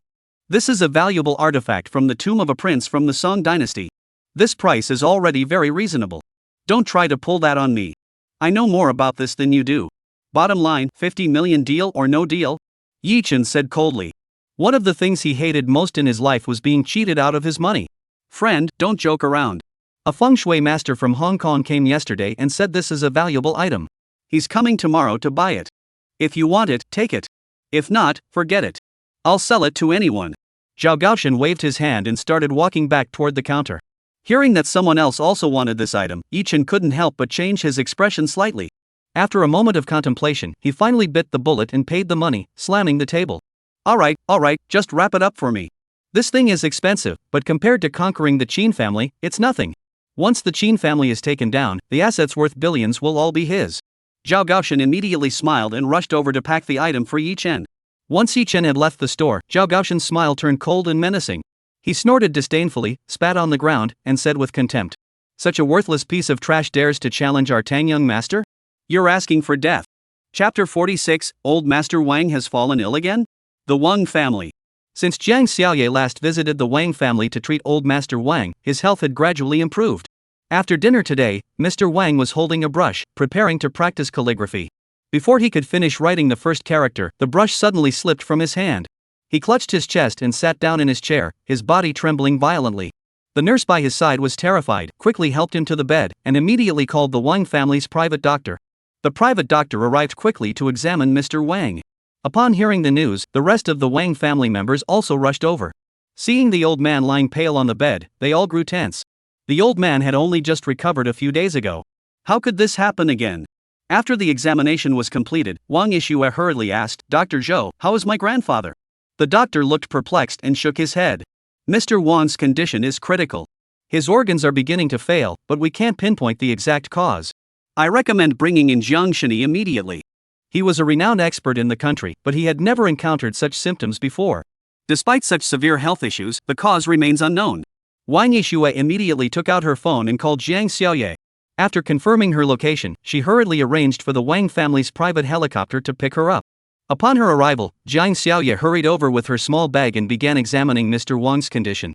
After examining him for a while, she couldn't help but look puzzled. The old man's condition was extremely critical, yet she couldn't pinpoint the problem. "Xiaoye, what is going on with my grandfather?" Seeing Jiang Xiaoye's confused expression, Wang Yishue also felt a sense of panic. The other members of the Wang family nearby were also looking panicked. The Wang family with the old master was completely different from the Wang family without him. "I can't figure out what the problem is, but the old man's condition is indeed critical. If it's not resolved within a day, it might be." Jiang Xiaoye's expression was extremely grim. She never expected that even with her medical skills, she couldn't even diagnose the problem? Such a complicated problem was something she had never encountered before. Upon hearing Jiang Xiaoye's words, everyone's faces turned ashen. If even Jiang Xiaoye, with her exceptional medical skills, couldn't identify the problem, what could be done? Standing at the back of the crowd, Wang Rulong couldn't help but let a hint of relief flicker in his eyes. Ever since Jiang Xiaoye arrived, he had been nervous beyond belief. He was afraid she might uncover something, but fortunately, she couldn't solve it. Last time, he had planned to collaborate with Yi Xiao to freeze the Wang family's liquid assets, thereby ousting Wang Yishue from the center of power and securing his own position. But for some reason, the plan failed. Wang Yishue not only detected the clues but also turned the tables on Yi Xiao. He was terrified at the time. Later, seeing that Wang Yishue didn't seem to be looking for trouble, he assumed it was just a coincidence and that his identity hadn't been exposed. As for today's events, it was naturally his doing. After seeing the plan fail, Yi Xiao came up with another scheme for him. He told him to go after the old man directly. This way, once the old man is gone, the issue of the heir must be decided. According to family tradition, the family's power ultimately rests with the male heir. Without the old man's protection, Wang Yishue's power would be lost. "Grandfather, don't blame me for being heartless. It's because you were too biased." Wang Rulong sighed inwardly, feeling a pang of guilt. But compared to power, what does that matter? What should we do now? Should we ask the old herbalist Zhang to give it a try? Wang Yishue said bitterly. Jiang Xiaoye shook her head. "I can't diagnose it. Even if my grandfather comes, it probably won't be much better. This situation is quite complicated, but there's someone who can help me." "Who?" "Tang Yu." Jiang Xiaoye replied. Last time at the Tang family, she had overheard Tang Yu's thoughts and discovered that he had actually mastered the Qingnong Tianjing and entered the divine realm. If she couldn't figure it out now, she could only rely on him to use the divine realm to determine what was wrong with Mr. Wang's body. Wang Yishue didn't expect Jiang Xiaoye to ask her to bring Tang Yu over. Since it concerned her grandfather's life and safety, she didn't ask any further questions. She pulled out her phone and called Tang Yu. Tang Yu is currently in the office playing games with Chi-Yin. He noticed that ever since he had her stay here to play games and report data every day, she had been working quite diligently. From the moment she clocked in until she clocked out, she barely moved from her seat. When it came to ordering takeout, she was quite diligent. At least 3 cups of milk tea and various junk foods a day. It's like she's a lazy, overweight couch potato. However, Tang Yu was well aware that all of this was undoubtedly the woman's masterful acting. She is just using her dedication to work to numb herself, all to achieve her goal of stealing documents. Tang Yu doesn't care. Anyway, the documents have already been tampered with. Let her steal as much as she wants. After receiving Wang Yishue's call, Tang Yu picked up her phone and said, "What's wrong? Where are you now? I've sent a helicopter to pick you up. My grandfather is on his deathbed. Come over immediately." Wang Yishue's urgent and aggrieved voice came through the phone. At this most vulnerable moment, she truly wanted to see Tang Yu. "I'm at the office. Have the helicopter come to the rooftop of the office building to pick me up." Tang Yu didn't hesitate, dropped the phone, and hurried out of the office to wait on the top floor. The sudden illness of Mr. Wang caught Tang Yu off guard as well. According to the original plot, Mr. Wang was supposed to live a healthy life until the end of the story. After waiting for a while, the helicopter soon landed nearby. Tang Yu quickly climbed into the helicopter and began to ponder where things had gone wrong. After several consecutive scenes that didn't make sense, he had to admit that the plot of this book had completely fallen apart. When the helicopter arrived at the Wang residence, Tang Yu stepped out and saw Wang Yishua waiting for him with red-rimmed eyes. "It's okay. Mr. Wang is a good man, he'll be fine." Tang Yu hurriedly comforted her in a soft voice. "Alright, go check on him first." Wang Yishue grabbed Tang Yu's hand and pulled him into the house. When they entered, Zhang Xiaoye was busy acupuncture on Mr. Wang. She couldn't pinpoint the issue, but alleviating his condition was still manageable. The eyes of everyone in the Wang family turned toward Tang Yu. They also wanted to know why Zhang Xiaoye had called Tang Yu over at this moment, as he knew nothing about medicine. "What's wrong with the old master?" Tang Yu wasn't aware of the situation and walked over to ask Zhang Xiaoye. "I can't immediately determine what's wrong with the old master. I plan to try treating him with the 13 Ghost Gate needles first and have you assist me." Chapter 47, Brother has no interest in the bunny girl. Zhang Xiaoye came up with a rather flimsy excuse, leaving everyone in the room speechless. Tang Yu was also completely confused upon hearing this. Did he deliberately ask me to come and assist? He instinctively focused his attention, his gaze darting back and forth over Mr. Wang. Even Zhang Xiaoye couldn't figure out what was wrong. What was wrong with the old man? Could it be that after the plot collapsed on the Wang family's side, they forced the Dragon King to reappear as a divine doctor to fix the plot? This was the first time he had ever encountered such a situation. Because in every previous round of book jumping, he hadn't survived past the first segment of the plot. Either he died at the beginning, or he lived for a couple of hours before being killed. Fortunately, after scanning with his eyes for a moment, he finally discovered a golden thread near the old man's heart. Strange, what is this golden thread? How did it end up wrapped around the old man's heart? Damn it, it's even moving. Isn't this Yi Chen's golden silkworm poison? This thing is utterly treacherous. Once it enters the human body, the host will die within 24 hours. After the host dies, this thing will self-destruct and dissolve, leaving no evidence behind. In that case, to save old Master Wang, either Yi Chen must come personally to remove the poison, or we must try the secret formula from the Qingnong Tianjing. Make an incense using 11 herbs, mugwort, 9-mile fragrance, red ochre. Let us secretly find a way to remind them later. No matter what, we can't let old Master Wang die. Upon hearing Tang Yu's inner thoughts, Wang Yishue and Zhang Xiaoye both paled. Upon noticing each other's expressions, they instantly guessed the same thing. That the other could also hear Tang Yu's thoughts. At that moment, Wang Yishue finally understood why Zhang Xiaoye had asked her to bring Tang Yu along. It was because of this reason. I suddenly thought of a recipe. Have someone go get the herbs for me first. Zhang Xiaoye quickly jotted down the list of herbs she had just heard, then sent someone to fetch them. A servant from the Wang family immediately ran off to fetch the herbs.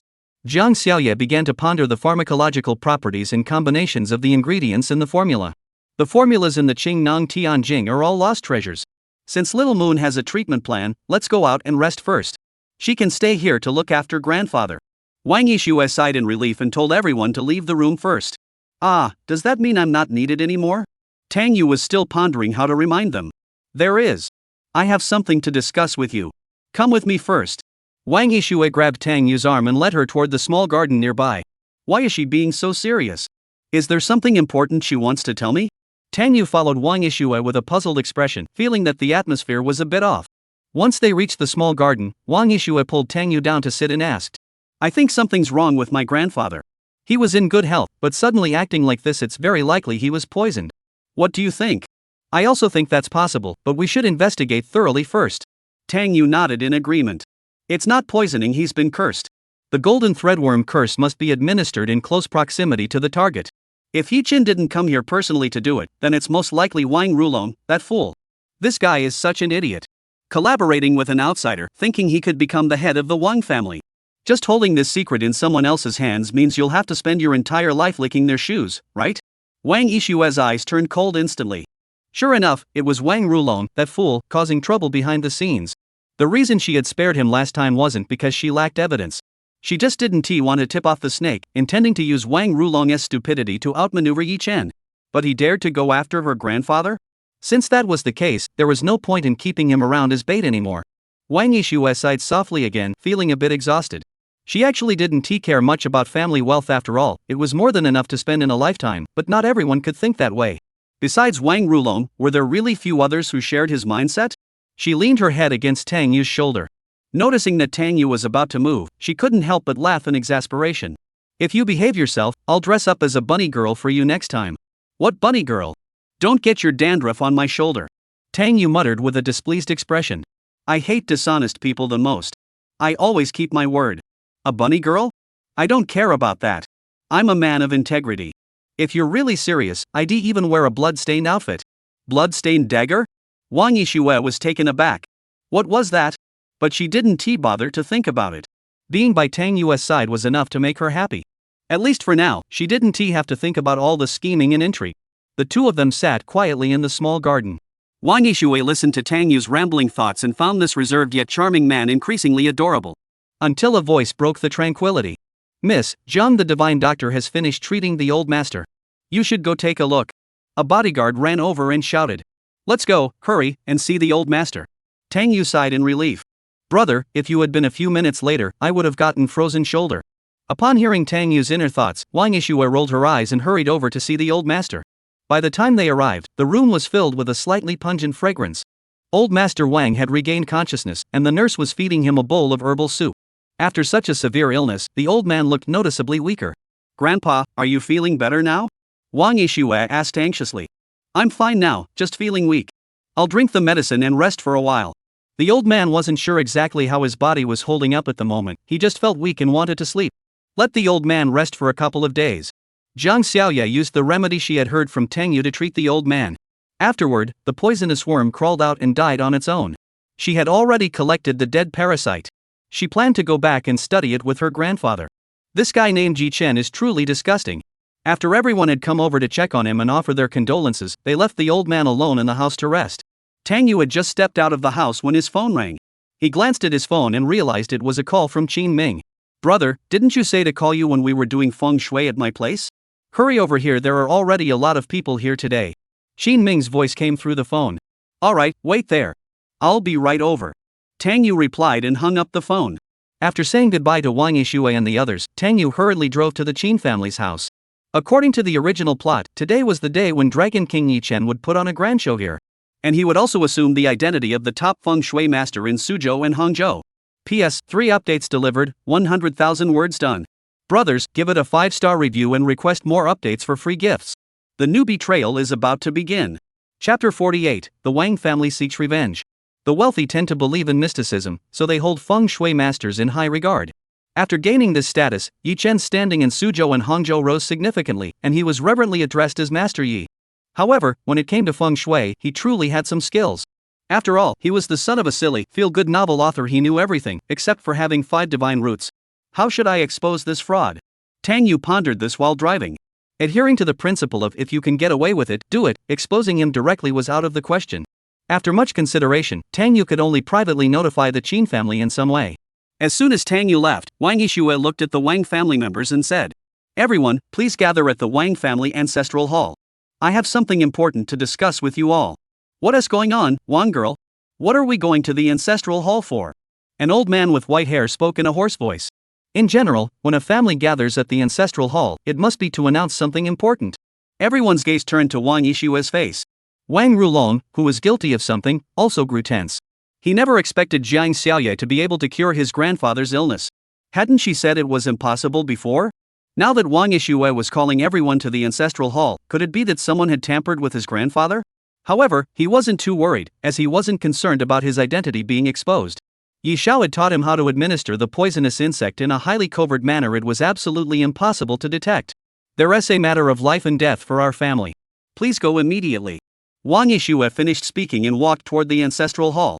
The remaining crowd also grew serious, following Wang Yixue with confused expressions. What could possibly be so serious that it would threaten the survival of the Wang family? It's nothing. Even if she discovers it, there's no evidence. Wang Rulong silently reassured himself. Upon arriving at the ancestral hall, an elder spoke up. Shui, everyone is here. What's so serious? Just say it. Let's all think of a solution together. Wang Yixue nodded, her face as cold as ice, pointing at Wang Rulong standing at the edge and spoke. Rulong, come here and kneel before our ancestors. Everyone looked at Wang Rulong in shock. Had Wang Rulong committed another grave offense this time? Wang Rulong's mother stepped forward and said, Shui, what are you doing? Why are you suddenly making your brother kneel? Has he done something to offend you? Wang Rulong walked over with a bitter smile. Yes, sister, is there some misunderstanding between us? Misunderstanding? You colluding with outsiders to betray your own family is called a misunderstanding? The company's new energy project with FARS nearly caused our family to suffer massive losses.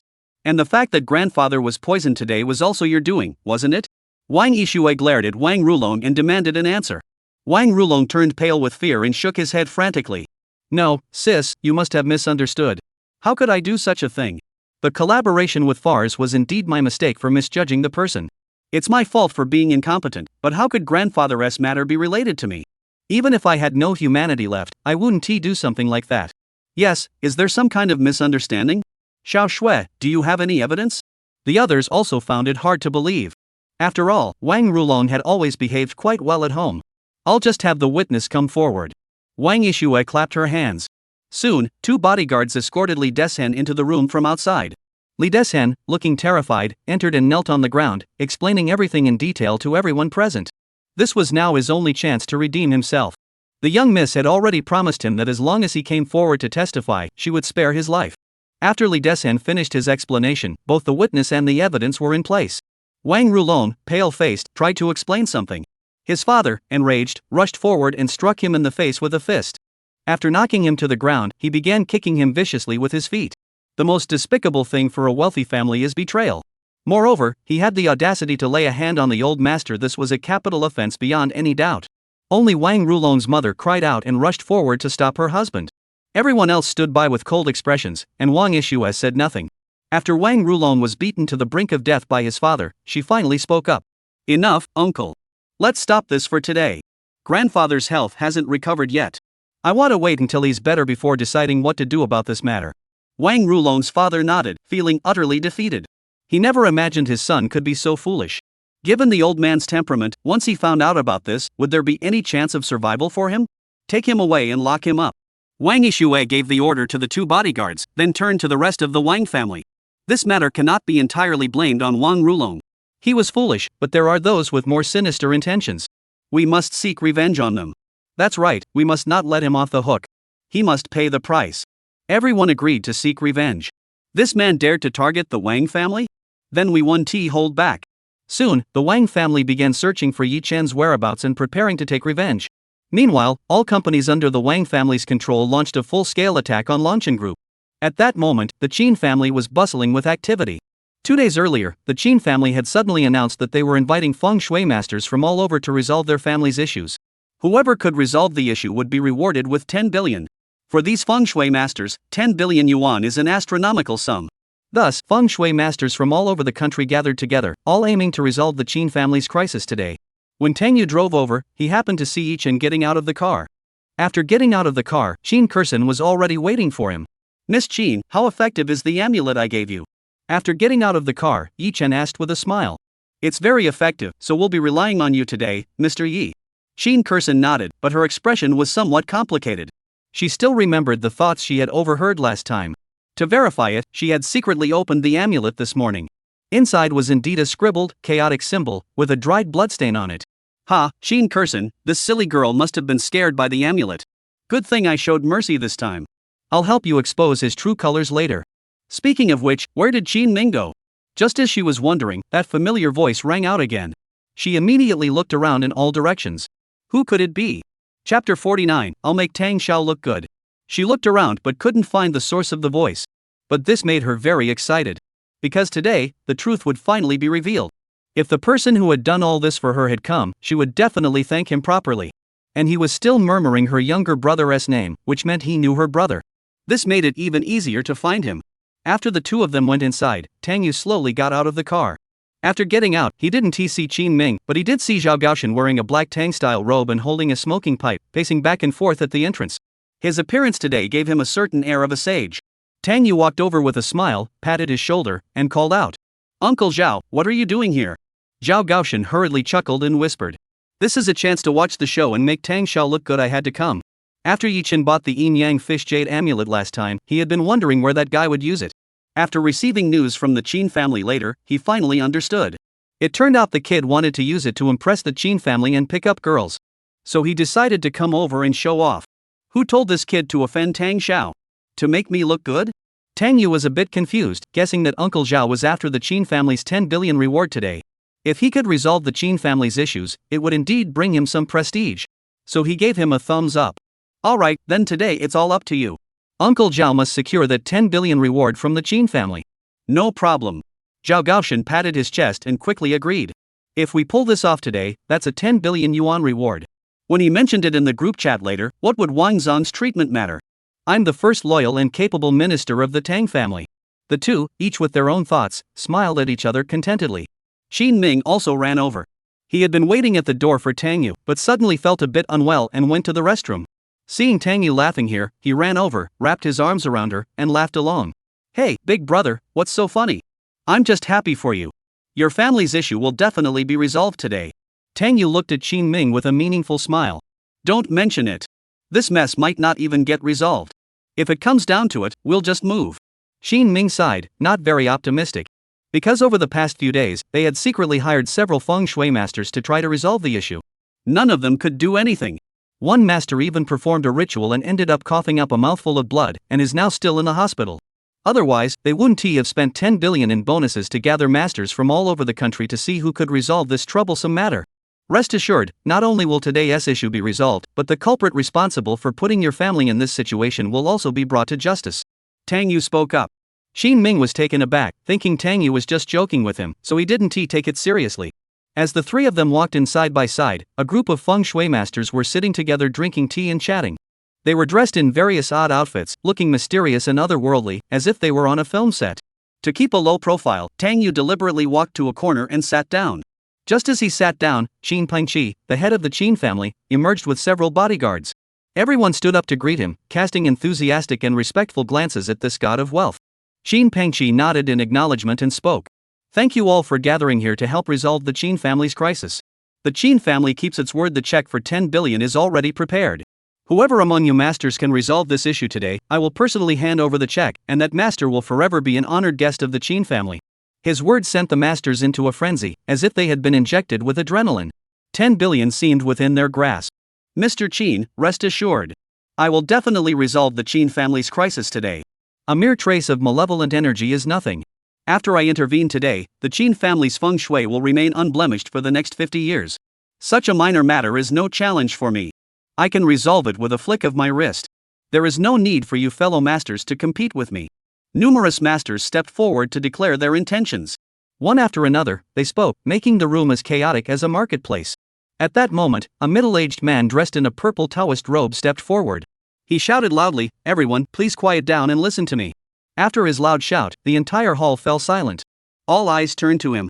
Isn't that Zhao Tiancher from Longhu Mountain? How did he end up here? For 10 billion, you'd go to Africa if you had to. The crowd began to whisper among themselves, their glances at Zhao Shizhu filled with caution. Tang Yu also watched Zhao Shizhu with interest.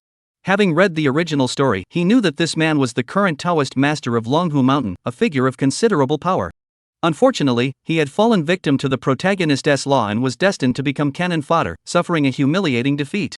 In short, as long as you compete with the Dragon King, no matter how skilled you are in your field, even if you've dedicated your entire life to it, you couldn't match the Dragon King's abilities after just half a year of study. Who is that old man? He looks pretty formidable. Xin Ming asked curiously. Zhao Gao quickly answered. This is Zhao Tianji, the Taoist master from Longhu Mountain. Did you see the group of disciples behind him? There's one holding his sword. That's the Taoist master's sword, said to have been passed down for over 400 years. Xin Ming hummed in response, not knowing much about such things. However, having someone who looks so formidable around might be useful. Maybe he could help solve their problems. Zhao Shizhu looked at everyone and spoke. Fellow cultivators, there is only one reward today. But there are so many of us here. We can't all fight together, can we? How would we divide the reward then? Everyone else was also pondering the same question. They looked at each other, none of them offering a suitable answer. Money is something everyone wants to keep for themselves. Who would be willing to share it with others? Therefore, I believe that the reward should be decided based on one's abilities. I will step forward first and accept everyone's challenge here. If any of you friends win, I will leave immediately. If no one can defeat me, then this merit will be mine to keep. Zhao Shizhu looked down on everyone with a smug expression. His arrogant attitude enraged many of the feng shui masters present. Those who dared to come here today were all masters of the Xianmen sect. By stepping forward alone to challenge them all, wasn't he implying that his strength was the strongest in the Xianmen sect? Although the Dragon and Tiger Mountain holds a very high status within the Xianmen sect, the others were no pushovers either. Especially with a reward of 10 billion at stake, no one was willing to give it up easily. Master Zhao is truly arrogant. I, Song, will be the first to challenge you. At that moment, Song Qingshan, the head of the Song family, stepped forward. The Song family is also quite renowned within the Xianmen sect, having inherited 64 mystical copper coins for centuries, capable of divining the heavens and banishing evil spirits. Zhao Shizhu didn't even glance at him, speaking in a casual tone. Then please let this friend take the initiative. P.S. Still writing. 2 more chapters later. Today I'll push for 4 updates. Keep torturing Tang Xiao, ha ha ha.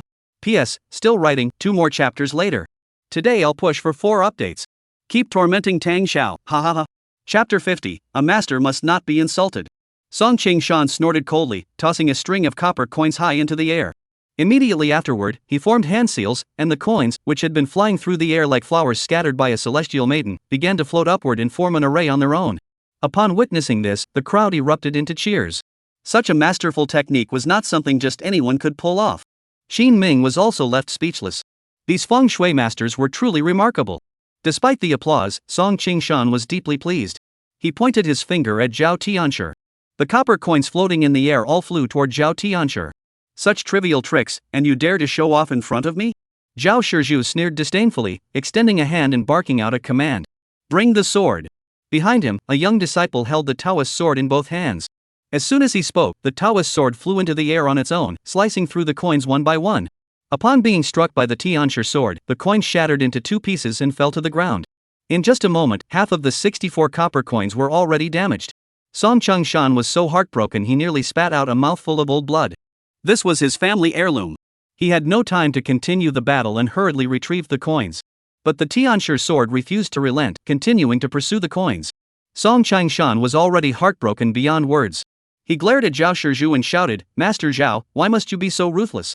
How dare you challenge me so lightly? Do you think you can leave without paying a price? Zhao Shizhu smiled faintly. Song Qingshan's face turned as red as a pig's liver. He gritted his teeth and whispered. Today, it was I who acted rashly. I beg you, Zhao Tianshi, to spare me. That's more like it. Zhao Shizhu finally extended his finger, and the Taoist sword flew back into his hand. Song Qingshan quickly retrieved the copper coins one by one, his face dark and ominous. Not only had he failed to make any money today, but he had also destroyed his family heirloom. Other members of the Xianmen sect were also startled by Zhao Shizhu's display. Many of them began to consider backing out. Their abilities were no match for Song Qingshan. How dare they provoke Zhao Shizhu? Is there any other fellow cultivator who wishes to challenge this humble monk? Feel free to step forward. If no one dares to come forward, then the task of dealing with the Qin family today will be mine to claim. Zhao Shizhu held the celestial master's sword, stroking his beard with a smile, exuding the aura of a reclusive sage. I will. A small old man with a youthful face and white hair stepped forward. He was also dressed in a Taoist robe, though it was rather dirty. However, no one present dared to underestimate him. For this man was renowned in the northern Xianmen sect and was reverently addressed as the Star of Literature Elder. Zhao Shizhu glanced at him and said indifferently, Come, show me your treasure. Let this humble monk broaden his horizons. The Star of Literature Elder coldly snorted, and a red rope floated into the air from his hand. A faint glow of fire appeared on the rope, resembling a fiery serpent. This scene left everyone speechless. Qin Ming slapped his thigh and exclaimed, Wow, big brother, these guys are really something. I should learn a few tricks to impress the ladies. You'll probably need to spend a decade or so practicing. Tang Yu, who had already seen the plot, couldn't muster much interest. No matter how skilled they are, it's all for nothing. In the end, they're just stepping stones for Yi Chen. According to the plot, this old man will also lose to Zhao Tianshi, and then Zhao Tianshi will have a conflict with Yi Chen. Once Zhao Tianshi's spell fails, it'll be Yi Chen's turn to show off, and Qin Kursen, that silly girl, will start admiring him from here on out. Poor Qin Ming, not only was he killed by Yi Chen, but his family fortune and sister were also taken by this brat. Qin Kursen heard the voice in her mind again and quickly fixed her gaze on Qin Ming. Then she saw Tang Yu sitting beside him and instantly realized it was his voice. There was no mistake. Her younger brother had no other brothers besides him. She was utterly shocked inside, but her expression remained calm. She wanted to see if it was truly as Tang Yu had said. At that moment, the old man Kuei Xing had already begun to duel with Zhao Shizhu. The red rope he controlled transformed into a fiery serpent and shot toward Zhao Shizhu. This seemingly powerful attack was met with a dismissive smile from Zhao Shizhu. When the red rope transformed into a fire snake and flew toward him, he simply pointed his finger, and the fire snake came to a sudden halt. Go back! Zhao Shizhu uttered a light command, and the red rope transformed into a fire snake, which flew back and headed straight toward the old man Kuei Xing. Upon realizing his weapon was being controlled by his opponent, the old man's face turned pale. He frantically ran around trying to dodge the attack, looking utterly disheveled. The crowd burst into laughter, while their respect for Zhao Shizhu grew even more. Truly the Zhao Tianshi of Longhu Mountain. This display of skill was truly that of a master among masters. They were completely convinced. Master Zhao, it is I who have lost. I concede defeat wholeheartedly. After running for a while, the old man had no choice but to lower his head and beg for mercy. Zhao Shizhu smiled satisfactorily. He pointed his finger, and the red rope fell to the ground, motionless. The disheveled old star god picked up the red string, tied it around his wrist, and grumbled a few times before daring to say anything else. With that, no one in the crowd dared to step forward to challenge Zhao Shizhu. Zhao Shizhu looked at the crowd with a smug smile and bowed his hands. Gentlemen, you have been gracious. Since that is the case, I will take care of the matter concerning the Qin family. The many feng shui masters, though reluctant, had no choice but to agree. After all, none of them were a match for him. Then we'll trouble Master Zhao. Qin Pengqi was truly amazed today. As practitioners of the Tao, it is our duty to subdue demons and eliminate evil. This is what I should do. Zhao Shizhu remained courteous toward Qin Pengqi. After all, he was a wealthy patron. Qin Kursen was completely speechless at that moment. Everything was exactly as she had just heard in her heart. She quickly composed herself and looked at Yi Chen, speaking up. Mr. Yi, this Zhao Tianshi is so powerful, he's almost like a divine being. Yi Chen sneered with disdain. They're just practicing some fringe techniques. This Taoist priest does have some skill, but compared to me, he's light years behind. Once he demonstrated his true abilities, Qin Kursen would understand what a real master was. As soon as he spoke, everyone's attention turned to him. Here we go again, the classic move of provoking others with sharp words. Once he provokes them into a rage, he'll challenge them to a bet and then trample them underfoot. After trampling them, he'll pretend to be magnanimous to win people over. You're better at being a dog. Tang Yu, holding a cup of tea, couldn't help but roll her eyes. This familiar plot was just too much to handle. Sure enough, Zhao Shizhu was enraged by his words. He looked over and saw a young man in his 20s with a dark expression. Who are you? How dare you call Longhu Mountain a heretical sect? If you're not satisfied, let us settle this outside. Who invited this guy? Get him out of here. This child is utterly ridiculous. A master must not be disrespected. Zhao Tianshi, teach him a lesson. Many feng shui masters also began to curse, glaring at Yi Chen as if he were a clown.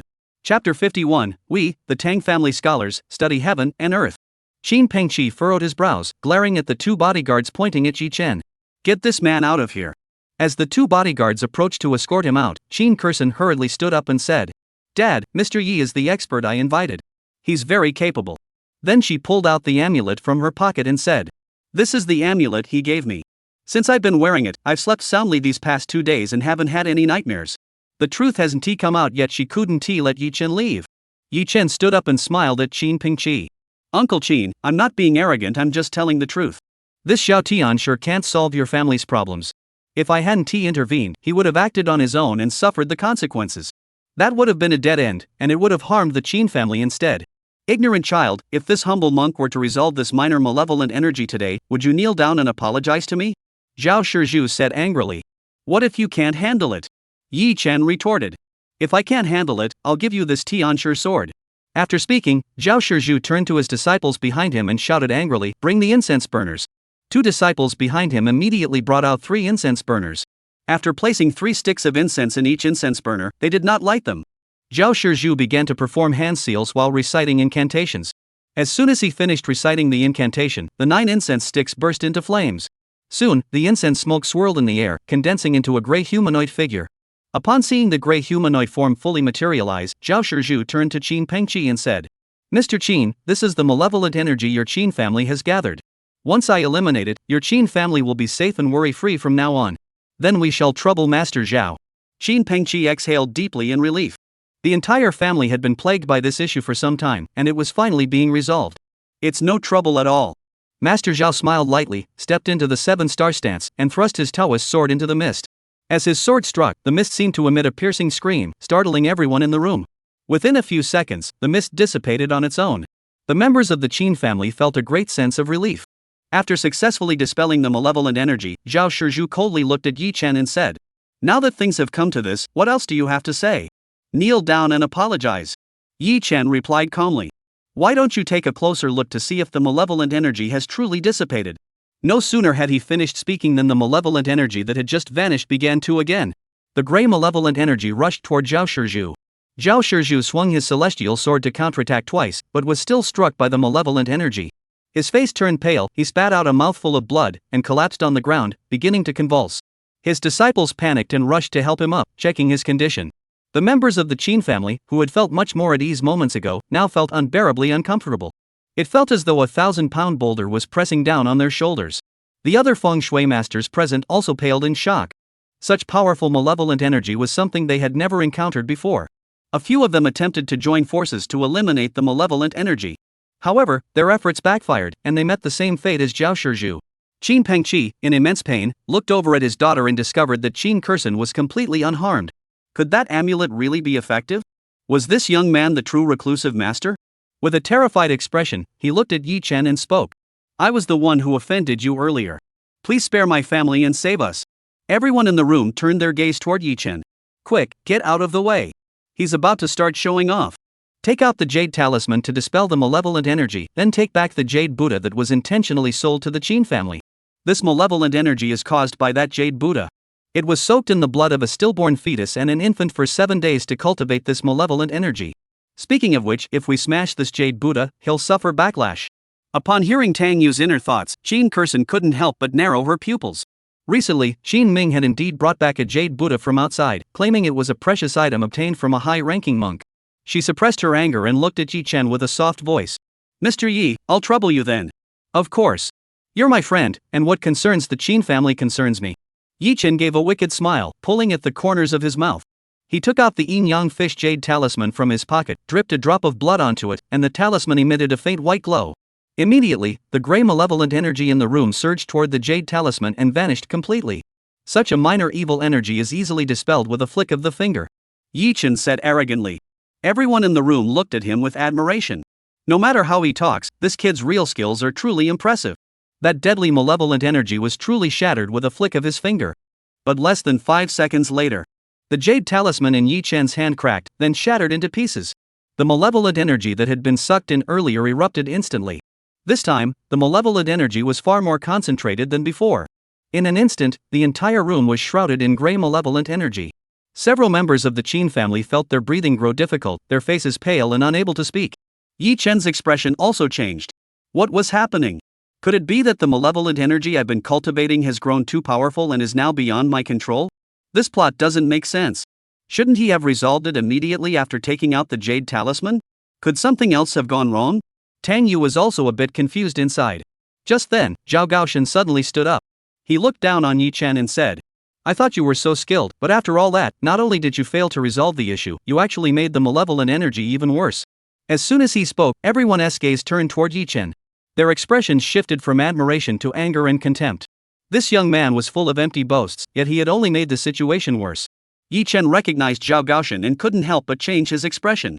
He instantly realized that the item he had purchased was not what it seemed. Was he being manipulated? Or was there someone else involved? Zhao Gaoshan no longer bothered to waste words with him. He looked at the crowd, who were all filled with fear, and said, Everyone, don't panic. Though this man is a worthless fool, our young Master Tang is a scholar of heaven and earth, with skills that reach the heavens. Such a petty aura is nothing to him, he can dispel it with a single finger. Tang Yu's eyes widened in disbelief.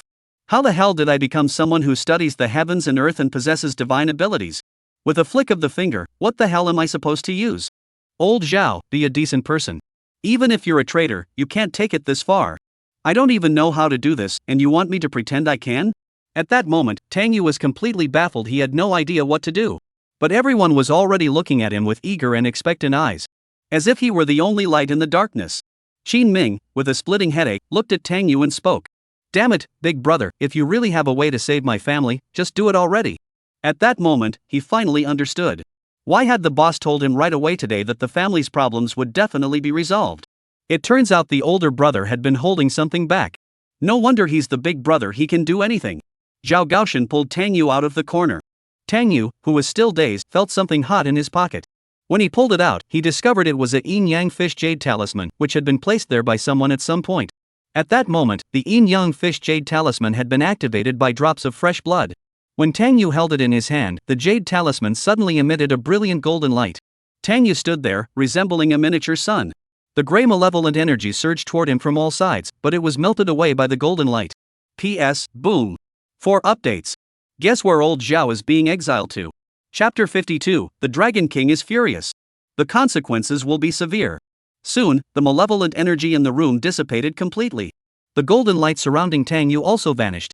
After the malevolent energy dissipated, the members of the Qin family all felt their bodies recover.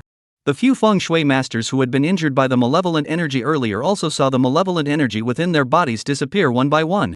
For someone like them, having malevolent energy enter their bodies had extremely severe consequences. If not resolved swiftly, the consequences could range from shortened lifespan and severe illness to immediate death. They all turned their admiring gazes toward Tang Yu. What is a master? This is what a master is. Sitting quietly in the corner from start to finish. Until the critical moment, when he stepped forward and turned the tide. Everyone stared at his handsome face and towering figure. Everyone was so moved that tears welled up in their eyes. Who would have thought that today we would have the honor of meeting a true master?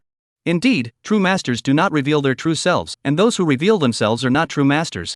How shameful. As the revered Taoist master of Longhu Mountain, my cultivation is so far inferior to that of Tang Xiao. Well, upon returning to the mountain, I shall meditate in seclusion for 20 years. The favor you have shown me today, Tang young master, I will never forget. Should you ever need my assistance in the future, I will not hesitate to give my life. A group of feng shui masters began to praise him loudly. They were truly impressed by this young master Tang. Hi! Truly impressive. Being praised so enthusiastically, Tang Yu could only twitch the corner of his mouth. Who am I? Where the hell am I? This plot is all wrong. How did I end up being the one showing off? Stop blowing me up, I can't take it. At that moment, Yi Chen was so angry he was trembling all over. He never expected that the meticulously planned scheme he had devised would be stolen by Tang Yu. According to his plan, he should be standing here now, receiving everyone's admiration and praise. Then he would transform himself into the top feng shui master of Suzhou and Hangzhou. The Qin family would be utterly impressed by him, and Qin Kursen would fall in love with him because of it. But now, everything had turned to dust. He stood there, feeling like a lonely clown. Occasionally, a few glances would fall upon him, but they were filled with nothing but contempt. Rage boiled within him, and he longed to kill everyone present. Especially Tang Yu, who had repeatedly brought him shame. Just as he was about to lose his temper, Qin Kursen suddenly rushed toward the Buddha statue on the altar. She grabbed the statue and smashed it violently onto the ground. Crack! As the sound of the statue shattering echoed, everyone's attention was drawn to the commotion. After the statue shattered, a red light burst out from within and flew toward Yi Chen. As the red light entered his body, Yi Chen's face turned pale, and blood began to flow from his nostrils. Because the jade Buddha had been crafted using the blood of an infant and a stillborn fetus. Now that it had been destroyed, as its master, he was being struck back. Such heretical practices were something he had learned from the old man since childhood, and he did not think much of it. Great men do not dwell on trivialities. A general success comes at the cost of countless lives. As the Dragon King, if he lacked such resolve, how could he ever achieve anything? But those present today are all masters of feng shui. In terms of strength, they might not match Yi Chen, but their perspective isn't that different. Upon seeing the red light and Yi Chen's reaction, Zhao Shizhu was the first to react. He pointed his Tianshi sword at Yi Chen and said, "You shameless scoundrel! This malevolent energy was all you're doing. I saw it too. This young man's schemes are truly malicious. After all this, it turns out he was staging this himself. What a shameless person!" The other masters also pointed at Yi Chen and shouted angrily. Seeing the master's reactions, Qin Kursen finally confirmed her suspicions. The thoughts she had been hearing were indeed all accurate. After being exposed and cursed by everyone, Yi Chen's face turned filled with hatred. As the Dragon King, when had he ever deserved to be scolded and insulted by such a lowly creature? It's over, it's over. Trying to act tough only to end up getting humiliated. This petty-minded dragon is definitely going to get angry. Don't go on a killing spree. You're the Dragon King, you're supposed to be patient. Seeing his gloomy expression, Tang Yu sensed something was wrong. He had only planned to survive the plot and remind the Qin family later, but this kid had set them up. He never expected things to escalate to this point. Qin Kursen snapped out of it and ran over to her father. "Dad, this man has evil intentions. The Qin family must not let him off the hook." Qin Pengqi glared at Yi Chen with a cold expression and said angrily, "Mr. Yi, shouldn't you give the Qin family an explanation?" His gaze toward Yi Chen was filled with murderous intent. In recent times, the Qin family had truly been ruined by this young man. What explanation? I have no idea what you're talking about. Why would I stage this myself? Did I somehow know in advance that the Qin family would offer a 10 billion yuan reward? Yi Chen coldly denied it. Of course you didn't know the Qin family would offer 10 billion. You're just after Qin Kursen, aren't you? You just want to play the hero and save the damsel in distress. Once you get your hands on Qin Kursen, the Qin family is all yours. You're a heartless bastard. The evidence is right there, yet you're still denying it. Tang Yu heard this and despised him in her heart. Qin Kursen's eyes blazed with anger. She glared at Yi Chen coldly. Stop pretending. I know you orchestrated this. That snake you threw into my villa was your doing, wasn't he it? I've already checked the surveillance footage. Yi Chen's face flashed a brief look of embarrassment. She actually knew about the snake incident? Why didn't she expose him then? Sis, why waste your breath on him? Just kill him outright. Qin Ming clenched his teeth in anger, for he was the one who had been tricked first. That jade Buddha. He had been tricked into buying it. At the time, he thought he had bought something valuable, but it ended up ruining his family. After he shouted, over 10 bodyguards from the Qin family rushed forward. Yi Chen, however, showed no intention of fleeing. Dragon King. I would rather die standing than flee with my tail between my legs. Facing the attack of over 10 bodyguards, he coldly snorted and charged forward. The bodyguard at the front swung his fist at him, but he dodged it easily and kicked the man flying backward. He then launched another attack, punching out with both hands to send 2 bodyguards flying, one on each side. These bodyguards were undoubtedly professionally trained. Against ordinary people, they could easily take on 10 opponents at once with their bare hands. But in front of Yi Chen, these men seemed like inexperienced novices. Qin Ming grabbed a vase as a weapon and charged forward, intending to help his bodyguards take down this young man. Seeing his actions, Tang Yu couldn't stop him in time, and he was already being choked by Yi Chen. When Qin Ming was choked, everyone present was shocked. The remaining bodyguards, hesitant to act, dared not move. Let go of my brother. Qin Kursen erupted in anger.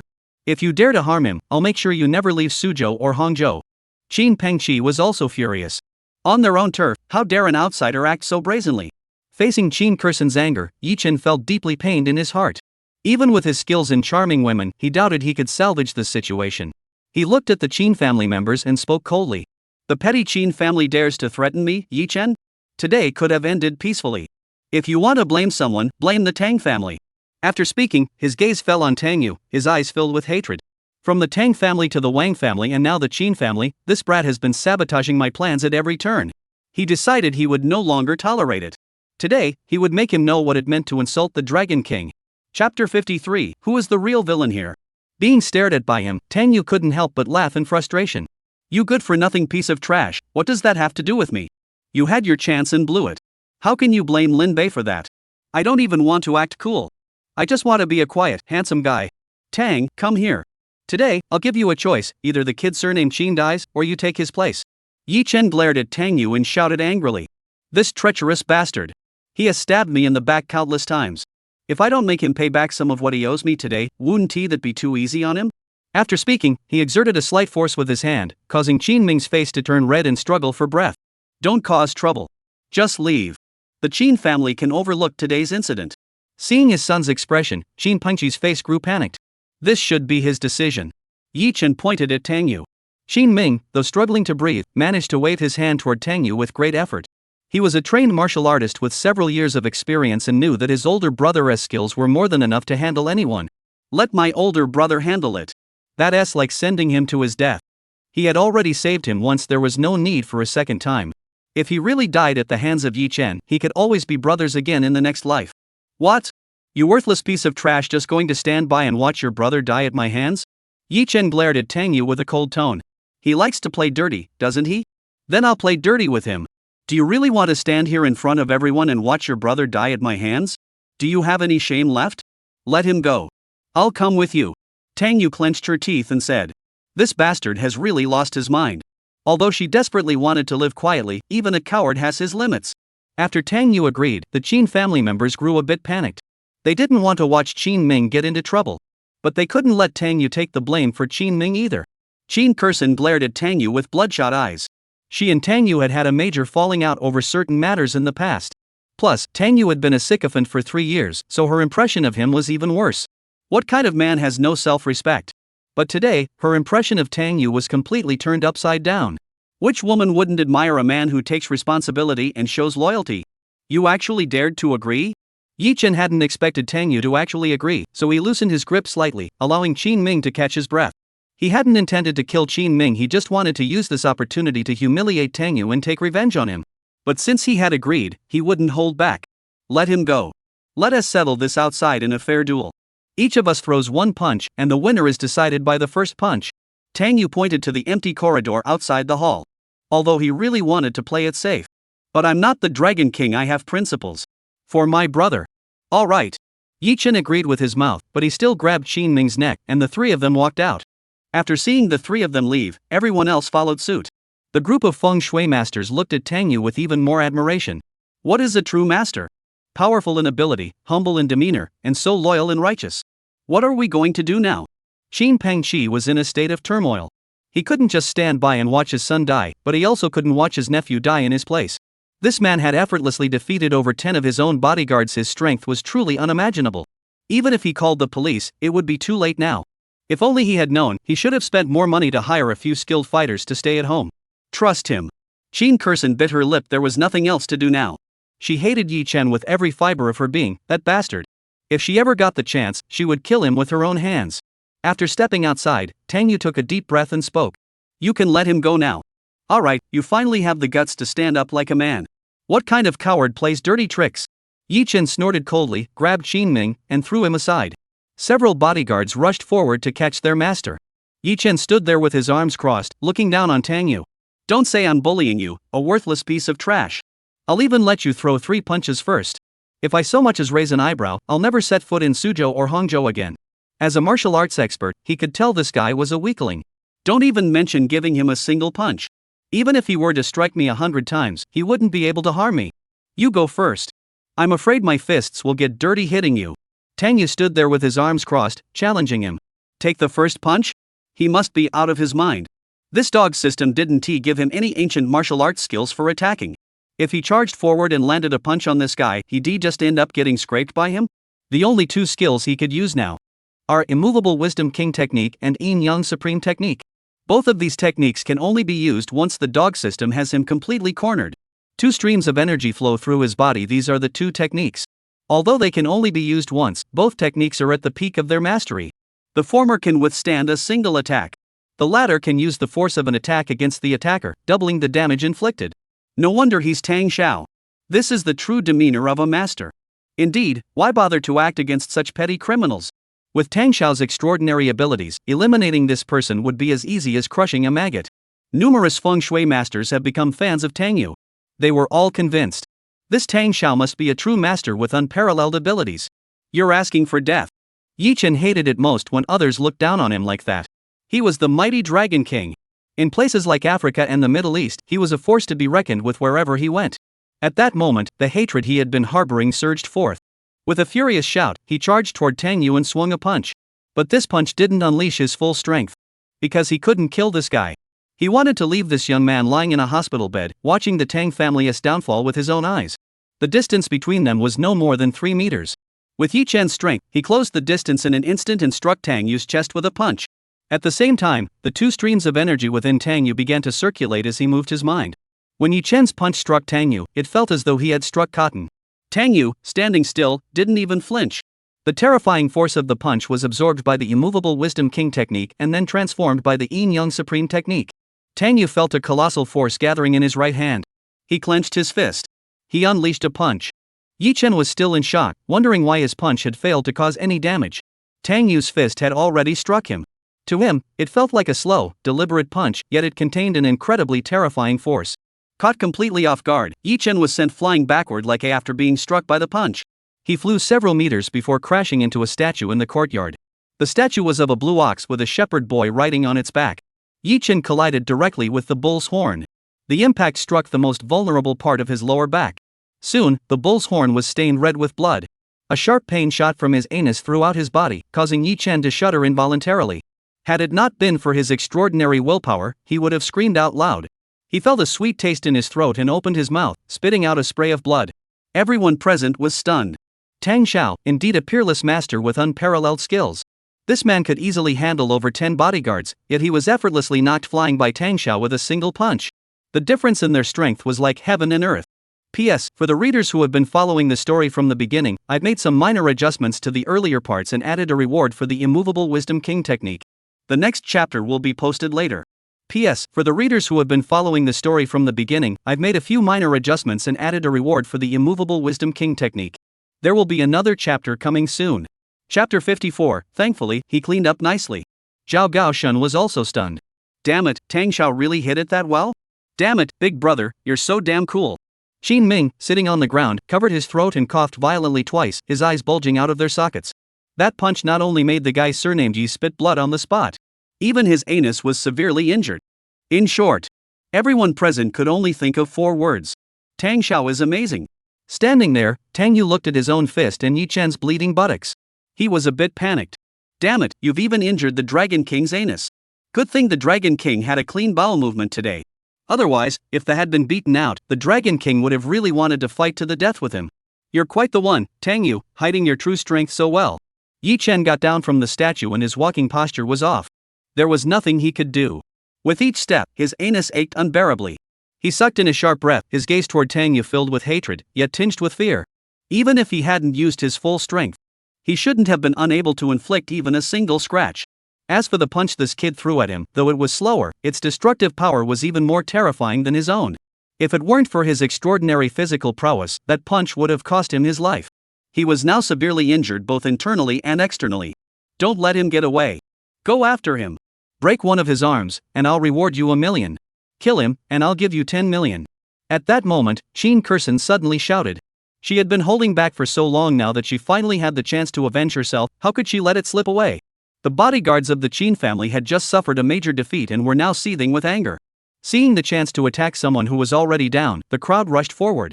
Yi Chen, with his face ashen, dared not fight against this group.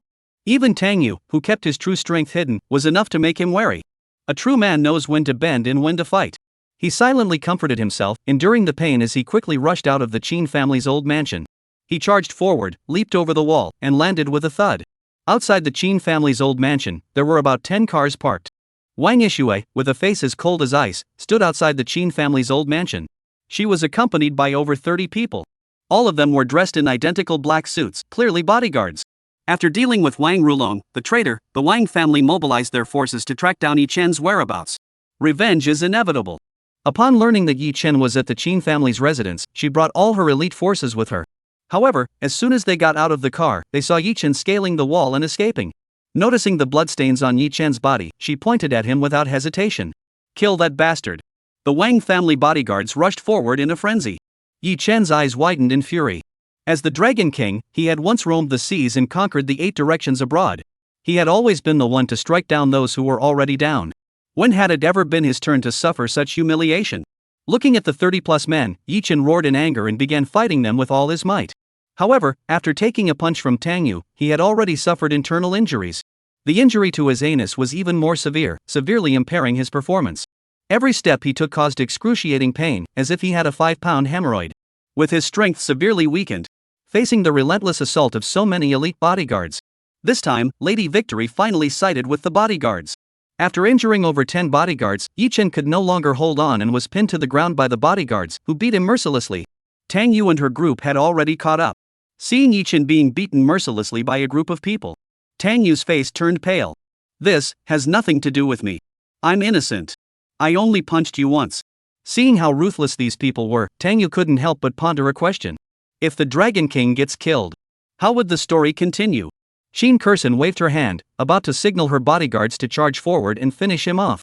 Yi Chen, who had nearly been beaten to a pulp, struggled to pull out a small bottle from his chest.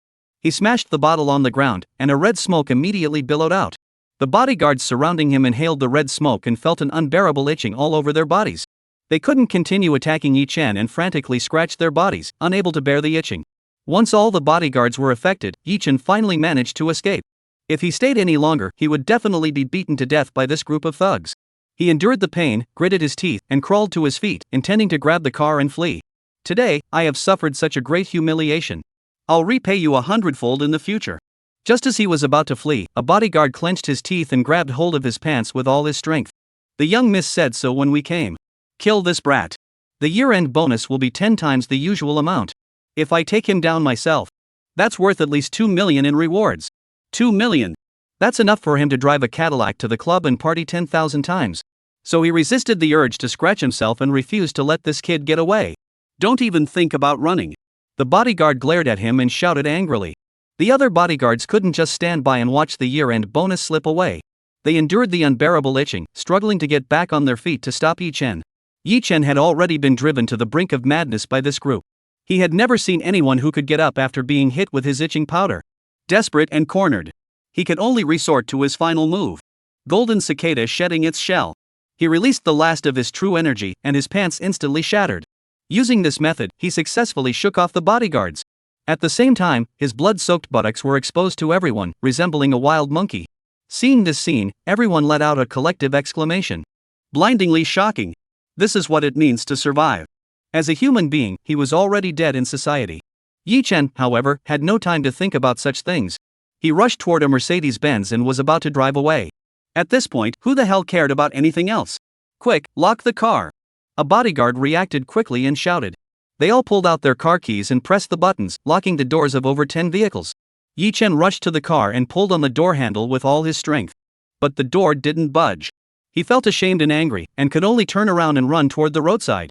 At that moment, a taxi was parked by the roadside. Without a word, he jumped into the passenger seat, glaring at the driver and shouting, "Drive now." "Who are you?" The driver was a young man, looking at Yi Chen with a terrified expression. "This guy isn't wearing any pants? Just drive. Don't waste my time." Seeing the pursuers closing in, Yi Chen was frantic with anxiety. "It's not that I want to drive, I want to know where the hell you got the money," the driver said angrily. Yi Chen swung his fist and struck the driver on the head. The driver hit his head against the glass and passed out instantly. Yi Chen skillfully threw the driver out of the car, stomped on the gas pedal, and sped onto the road, fleeing for his life. A group of bodyguards who had been chasing him saw that he had escaped and were also feeling frustrated. Damn it, the bonus is gone. Upon learning that Yi Chen had escaped, Wang Yishui and Qin Kerson were both furious. How could this bastard get away? Tang Yu, however, remained unfazed. What does Chosen One mean? It means he has extraordinary encounters wherever he goes and can survive any crisis unscathed. That's why he wants to play it safe. If he can avoid fighting such a cheater, he'll do his best not to provoke him. But the whole world is forcing him to fight the cheaters. PS 3 updates coming soon. PS 3rd update delivered. Chapter 55, Elbow, come inside, sister will check your body. Seeing Yi Chen escape. The feng shui master present also felt deeply regretful. Such a menace, and he let him escape. Everyone, from today onward, our Xianmen sect will expel Yi Chen from our ranks. Anyone associated with Yi Chen shall be regarded as our sworn enemy. Zhao Shizhu of Longhu Mountain shouted to the crowd. His face was still pale, though the malevolent energy within him had been expelled. It would take at least 10 days or half a month to fully recover. That's right.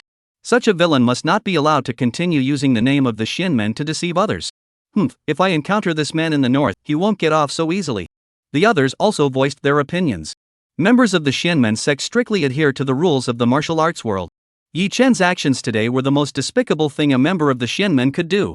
After everyone had reached a consensus, Zhao Shizhu turned to Tang Yu and said, "Tang young master, Zhao Shizhu will remember today's favor. Should you ever need the Dragon Tiger Mountain in the future, just speak up." Song also agrees. Tang young master is so young yet so skilled. I believe Tang young master is the first-rate feng shui master of Suzhou and Hangzhou. Does anyone disagree? Tang young master, even saying you're the best in all of China wouldn't be an exaggeration, haha. The crowd began to praise him once more. Tang Yu felt so embarrassed he wanted to use his toes to dig out the Forbidden City, add the Summer Palace, and throw in the Prince Gong's mansion for good measure. Stop praising him. Really, stop it. Being the best in China is just a bit of bragging. You're all too kind, seniors. It was just a small task. Don't think too much of it. Go rest now. Tang Yu forced an awkward smile. At such a young age, with such talent and such humility, Tang Xiao is truly a dragon among men. If only I could have a son like Tang Yu. Everyone praised him once more before going their separate ways to rest. Are you okay? Once the sycophants had left, Qin Kerson rushed over to Tang Yu with concern. Her beautiful eyes were filled with concern. Having known Tang Yu for so many years, she knew very well that Tang Yu didn't have much strength. This guy was standing there looking calm, but he must be forcing himself to ignore his injuries, not wanting anyone to see him worry. There's nothing wrong. Tang Yu shook his head indifferently. Why are you coming over here? Wait, aren't you the one who hates me? After hearing Tang Yu's inner thoughts, Qin Kerson said with a gentle smile. Thank you so much today. She and Tang Yu had known each other for many years, and their relationship couldn't be described as respectful, but at least they were strangers. The reason for their strained relationship was because over a decade ago, one day Qin Kerson was sleeping at home. She had the habit of sleeping naked, otherwise, she couldn't fall asleep. That day, Tang Yu came to Qina's house to play with Qin Ming and opened her bedroom door. So the two ended up seeing each other naked. As a teenage girl, how could she tolerate such a thing? In a fit of anger, she didn't even bother to get dressed. She got up and walked over to slap Tang Yu, who was stunned. For a teenager of that age, how much pain could that one slap cause? From that day onward, their relationship was irreparably damaged. No need to thank me. Qin Ming is my brother, it's only natural. Tang Yu shook his head, but his gaze involuntarily fell on a particularly well-developed part of Chin Kursen's body. It wasn't that he was perverted. It was simply that a man's gaze is naturally drawn to certain things. This is an instinctive appreciation of beauty, not a vulgar or lewd act. Every man is an artist. Sigh, it's been ages since I last saw her. How did this girl develop so well? Back when I first saw her, she was just a budding flower. It's all because of Qin Ming, that little bastard, who tricked me. That bastard deliberately asked me to help him carry something, tricking me into going to this silly girl's room. If you want me to be your brother-in-law, you can't be so unethical, can you? That slap was for nothing. After hearing Tang Yu's inner thoughts, Qin Kursen felt a mix of shame and guilt, shooting her brother a murderous glare. So it was this kid who betrayed me back then? This guy is close to Tang Yu, and the two are almost like brothers. So he kept coming over to brag about Tang Yu and try to set her up with him. With his dim-witted intelligence, it's no wonder he did something like this. Wang Yixue, who was walking over, also heard Tang Yu's inner thoughts. She shot a murderous glance at Qin Ming. This guy is pretty bold, isn't he? Daring to try to help his sister steal a man from me? Humph. This guy must not be spared. Qin Ming was holding a bottle of mineral water and drinking. Today, he had been choked by Yi Chen, which had scared him half to death. I was half a step away from the gates of hell. Suddenly, he felt two icy stares. Qin Ming couldn't help but shiver. What had he done this time? He stood up, ran over, and touched Tang Yu's chest, asking, "Damn, big brother, are you really okay after getting punched by that guy?" "It's not a big deal." Tang Yu shook his head. The dog system can be a pain sometimes. But the rewards it gives are still worth it. You're so cool, big brother. I never expected you to be so skilled. Qin Ming's eyes grew even more admiring. You're truly a great older brother. Get out of here. Wang Yixue walked over and told Qin Ming to step aside. She looked at Tang Yu with a frown and asked, "Did Yi Chen really hit you?" She had witnessed Yi Chen's fighting skills earlier. Despite such severe injuries, he managed to escape from the bodyguards. His skills are truly impressive. I just got punched once, but I'm fine. Tang Yu sighed wryly, pointing at the group of bodyguards and asked, "Why did you suddenly bring so many people here?" Today's events at the Qin family were already unusual enough. But why did she bring people here to cause trouble for Yi Chen? Wang Yixue briefly explained the situation at home. After listening, Tang Yu could only look stunned. Wang Rulong, that traitor, had actually been exposed? Now, hasn't Yi Chen offended both the Qin family and the Wang family to the point of no return?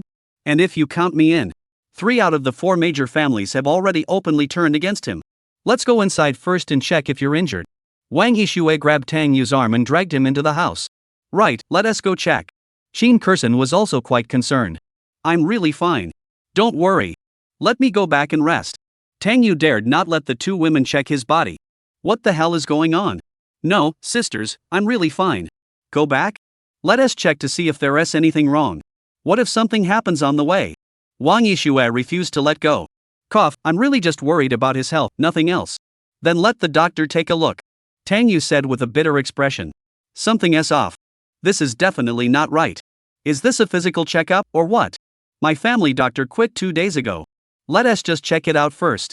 Qin Ming couldn't hear Tang Yu's inner thoughts. But as a good brother, he understood women. Tang Yu was so frustrated she could have strangled him.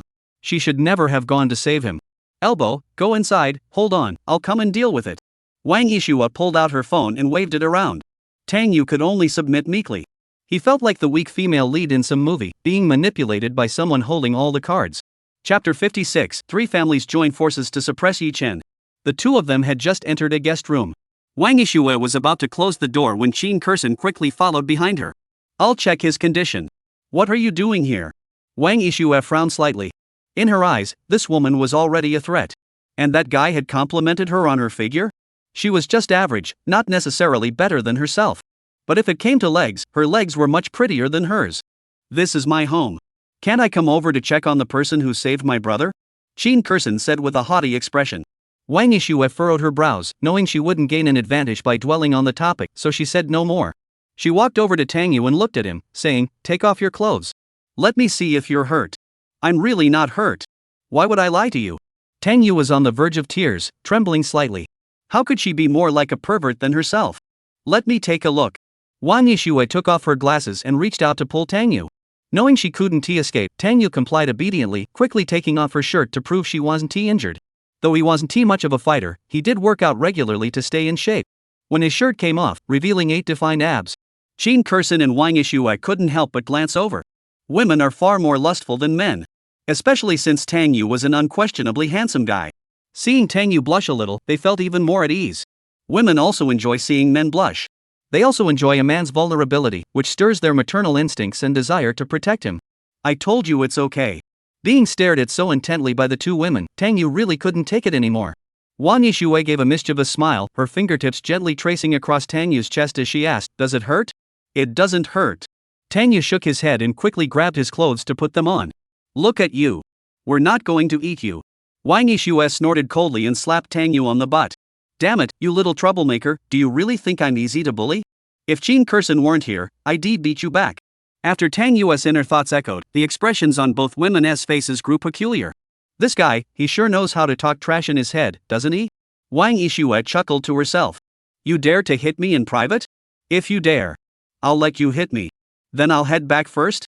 After putting on her clothes, Tang Yu felt like a prostitute who had finished her job and was leaving with the money. "Go back? There is something important I need to tell you." Jean Curson called out to Tang Yu. "What's the matter? Shouldn't the three of us join forces? Although I don't know much about Yi Chen, he must have some connections, right?" Jean Curson spoke up. She really didn't know much about Yi Chen. But this man was both cunning and highly skilled. "If we let him escape today, this war isn't over yet. We must eliminate him without delay. The Wang family will kill him." Wang Yixue said coldly. "Dare to scheme against me? Dare to lay a finger on my precious one? This matter absolutely cannot be left unresolved." Seeing the two women staring at him, Tang Yu felt a sudden pang of regret. All I wanted was to quietly survive and collect rewards. But today, he's almost caused a major incident. Now that things have come to this, just trying to survive isn't going to cut it. The Tang family is no exception. Tang Yu sighed bitterly. "I never thought the villain would team up with the female leads to fight the Dragon King. What kind of snake-like plot is this? I can't even follow it. But it might not necessarily be a bad thing. Anyway, we can't survive like this anymore. Let's just do what we have to do. Alright, starting today, we should also spend some money to enhance our security measures. The other three companies have joined forces to suppress the Longchen Group. This company belongs to Yi Chen." Wang Yixue began making arrangements. The security forces of these few major families are not particularly strong at the moment. The reason is simple: Suzhou and Hangzhou are their territory, and everyone knows the four great families. Those with a sound mind wouldn't dare to provoke them. Those who aren't sane don't have the qualifications to provoke them. Now that the situation is changed, they must bring back some experts to take charge and ensure that Yi Chen doesn't escape again. When the three major families unite, the power they wield is utterly terrifying. At least not something the Longchen Group can handle alone. After driving the taxi non-stop for over 20 kilometers, Yi Chen finally escaped to the Yi family compound. He didn't go to the Longchen Group. The Longchen Group was just a company and lacked the security forces to protect him in his current vulnerable state. That's why he chose to come to the Yi family. After driving the car to the entrance of the Yi family compound, Yi Chen was about to get out when he suddenly realized another problem. Although he was wearing clothes, he wasn't wearing any pants. Seeing himself in such a pitiful state, he hated Tang Yu with all his heart. As for Jean Curson and Wang Yixue, he was determined to get his hands on these two women. Once he set his sights on something, there was no way he would let it go. After a moment's thought, he took off his jacket, tied it around his waist, and walked into the Yi family's house. The people of the Yi family were quite familiar with him. Seeing his pitiful state, they quickly took him to the Yi family's private hospital for treatment. After some treatment, he was admitted to a ward to recover. It was clear he wouldn't recover in less than 2 weeks. Lying in the hospital bed, Yi Chen finally understood. The main reason for his failure to conquer the four major families was Tang Yu. This good-for-nothing rich second-generation heir was so cunning and hidden. Every time his plans were foiled, he was involved. To take over Suzhou and Hangzhou, this man must be eliminated. Just then, a series of footsteps echoed down the corridor. Shortly after, an echo followed as an elderly woman with snow-white hair entered from outside. The old woman was none other than He Lianhua, the current matriarch of the He family. The He family was an oddly structured clan, with women holding all the power. The women of the family never marry outside, only taking in sons-in-law. Given the He family's influence, there must have been countless suitors eager to become a son-in-law. Upon entering, the two saw Yi Chen lying on the hospital bed in a disheveled state. The old woman smiled warmly and approached him with concern. "Young Yi, I heard you were injured. Is it serious?" "I'm fine, just a few minor injuries."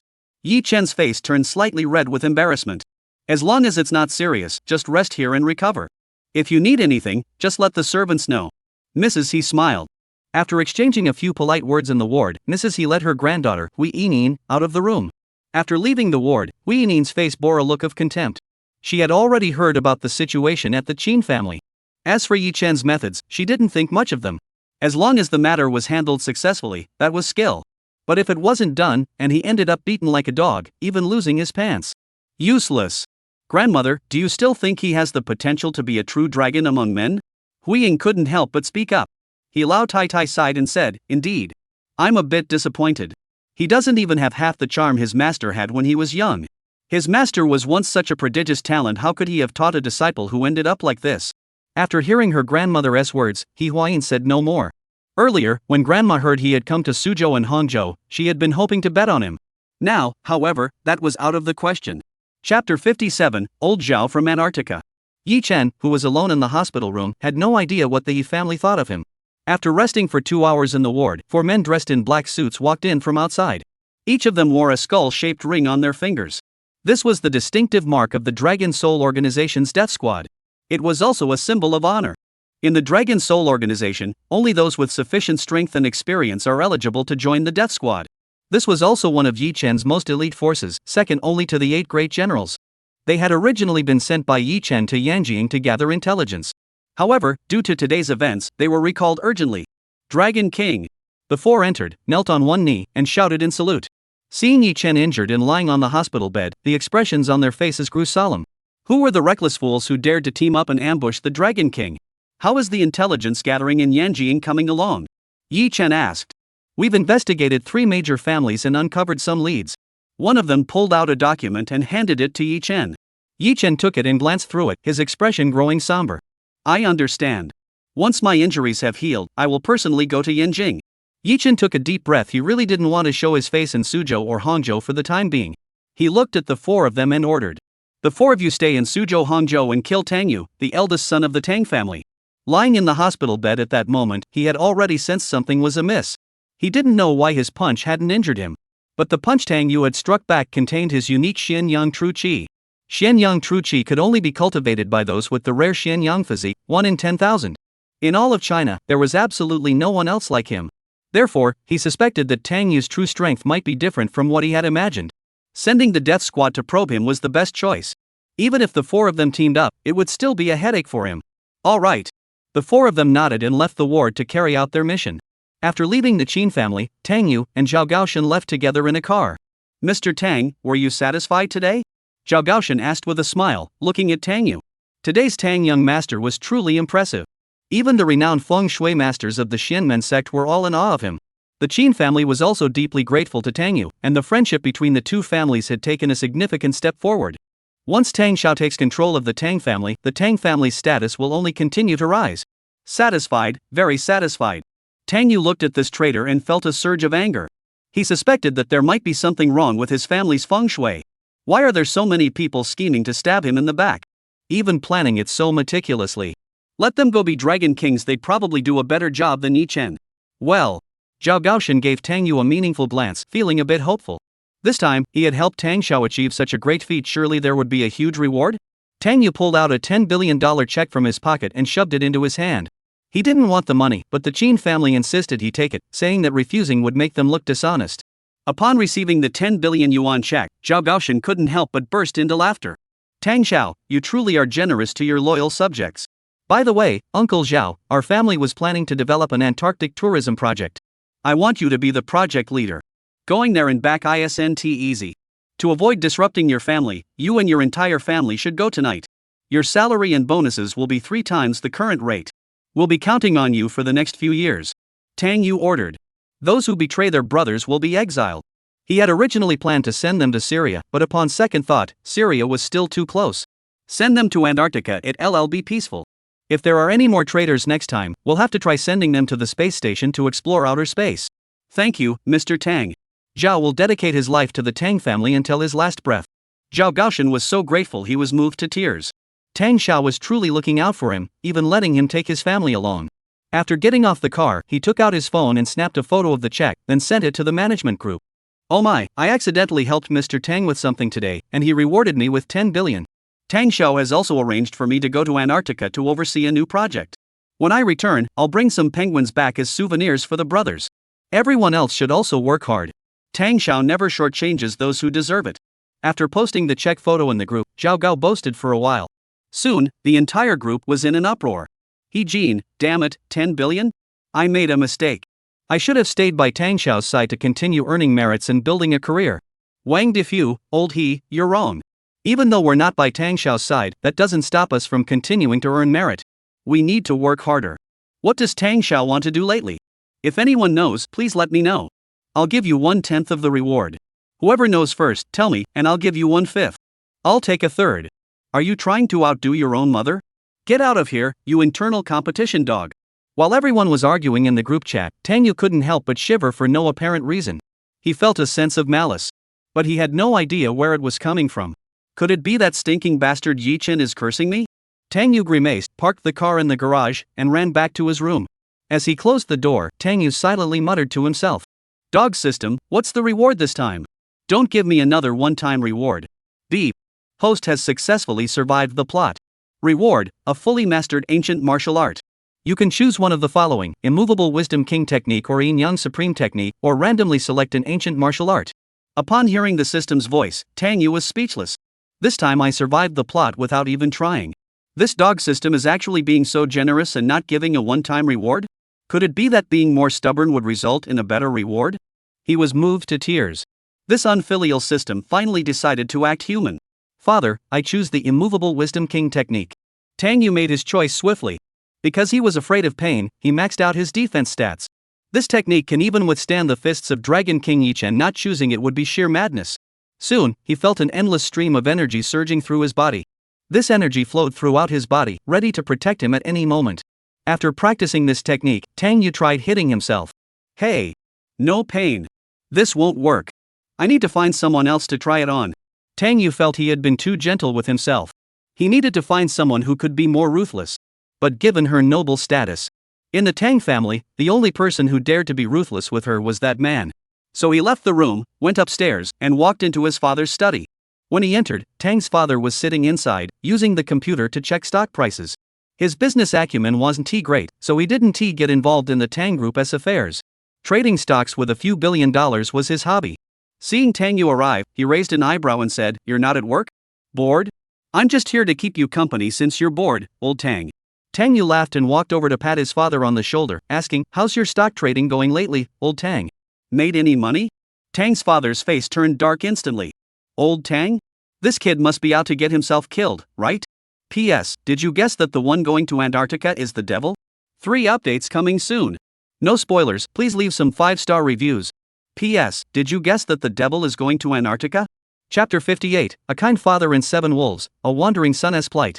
Tang's father extinguished the cigarette in the ashtray, smiling without any warmth.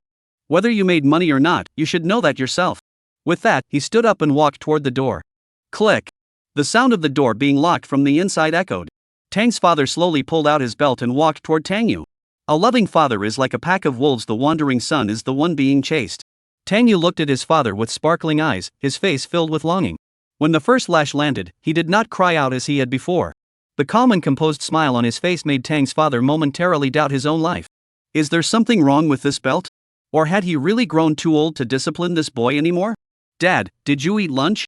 Tang Yu asked with concern. This Immovable Wisdom King technique is really damn effective. With this, Dad can't beat me anymore. Facing Tang Yu's provocation, Tang's father suddenly felt that something was off about the kid. He put the belt back on and, looking worried, took out his phone to call Tang Yu's mother.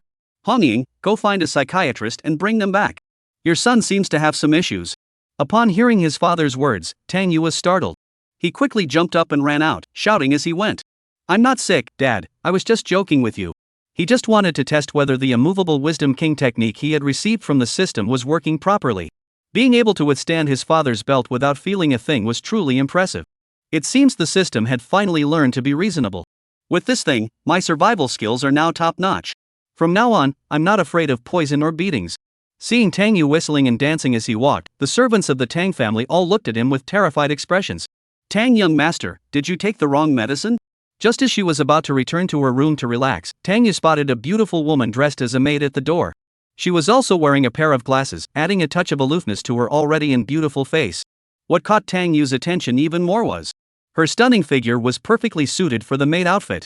In terms of curves, she was only slightly less impressive than Xiaoyu, the young girl. Good evening, Mr. Tang. The girl in the maid outfit smiled slightly at Tang Yu and bowed in greeting. Hello, hello. Tang Yu hurriedly greeted her with a cheerful smile. Finally, there's a pretty maid in the house. This is exactly the kind of life a rich and handsome guy should have. Oh, this girl is really quite nice. I wonder if walking around like that is tiring. Upon hearing Tang Yu's inner thoughts, Ling Han's lips twitched slightly. She looked up at Tang Yu and spoke softly, Mr. Tang, do you not remember me? Tang Yu froze for a moment, then stared at her closely before finally recognizing her. This woman, isn't she Ling Han from the Star River Club last time? He hadn't recognized her at first because Ling Han had applied light makeup, transforming her into a pure and innocent beauty. This was her specialty makeup transformation. In simple terms, whatever look you prefer, she can pull off. According to the original plot, she should be seducing Qin Ming and another playboy, stirring up trouble between the two. Later, I reminded Qin Ming to stay away from her, and I haven't heard anything about her since. How did she end up at my house? Damn Yi Chen, is he already in a hurry to take revenge on me? It's just that you beat me until my butt bled. Is that really worth holding a grudge over? Tang Yu heard her muttering to herself. Ling Han was also startled. She had indeed received word that the Dragon King had been injured in a surprise attack by several experts while protecting a young girl. But what was the deal with bleeding from the anus? Miss Ling is working at my place now, isn't that nice? Did you used to be a maid? Tang Yu asked with a smile. This female demon isn't someone to mess with. She's ranked third among the 8 great generals. Is she here for my brother? No problem, this is your specialty, going undercover. Too bad you met me. You won't last a day. Today, I'll show you why they call me the scum of the earth. I've done it all, washing clothes, cooking, cleaning. I even took a maid training class specifically for this. Ling Han answered with a sweet smile. As a top assassin of the Dragon Soul organization, she often carried out such missions. A maid was her most common disguise. But our Tang family is different. As you can see, we're the leading family among the 4 great families of Suzhou and Hangzhou. Working as a maid in our family isn't that easy. Tang Yu finished speaking and pointed to her own room. First, tidy up my room. Let's see if you're up to it. Yes, Mr. Tang. Ling Han smiled obediently and walked into the room to start tidying up. Tang Yu closed the door behind her. Back then, I used to be afraid of you. After all, you were one of the 8 great generals. But now, times have changed. I'm not afraid of a fight anymore. If you don't leave today, I'll give my nickname Scum You to Yi Chen. He sat cross-legged on the ground, his gaze lingering on Ling Han. This maid outfit is well chosen, but it's still a bit too conservative. A heart-shaped neckline would be better. The skirt length is just right. Damn, why are you wearing safety pants again? While tidying up, he listened to Tang Yu's inner thoughts. Ling Han really wanted to hit this guy. If I don't wear safety pants, should I wear a thong instead? Fortunately, she is professionally trained, so she can handle this much. After quickly tidying up the room, she said softly, Mr. Tang, are you satisfied? It's okay, passable. Tang Yu nodded. This woman was indeed quite capable. Someone unaware might actually think she was a professional maid. He sat on the carpet and patted the spot next to him. In our house, maids have to know how to give massages. Come on, let us see what you've got. Ling Han suppressed the urge to hit him and forced a sweet smile, asking, how would you like me to massage you, Mr. Tang? I haven't been sleeping well lately. Give me a head massage. Tang Yu lay on the edge of the bed, gesturing for her to begin. Ling Han took a stool, moved closer, sat down by the bed, placed her hands on both sides of Tang Yu's temples, and began massaging gently. Is this pressure okay? It's fine, but I have a question for you. Go ahead, Mr. Tang. I get so tired just walking with the ball while playing soccer. How do you not get tired after doing this all day? It's no problem if you're tired. Just tell the young master, it's no trouble at all. Then I'll thank Mr. Tang. Ling Han tried to keep her tone calm, but her fists had already clenched unconsciously. Chapter 59, the traitor is up to something again? Never mind, never mind. Don't get angry. Getting sick from anger won't help anyone. Finding out the information is more important. Ling Han took a deep breath and placed her ice-cold hands on Tang Yu's head, gently massaging it. Oh, that feels good. Your technique is actually pretty decent.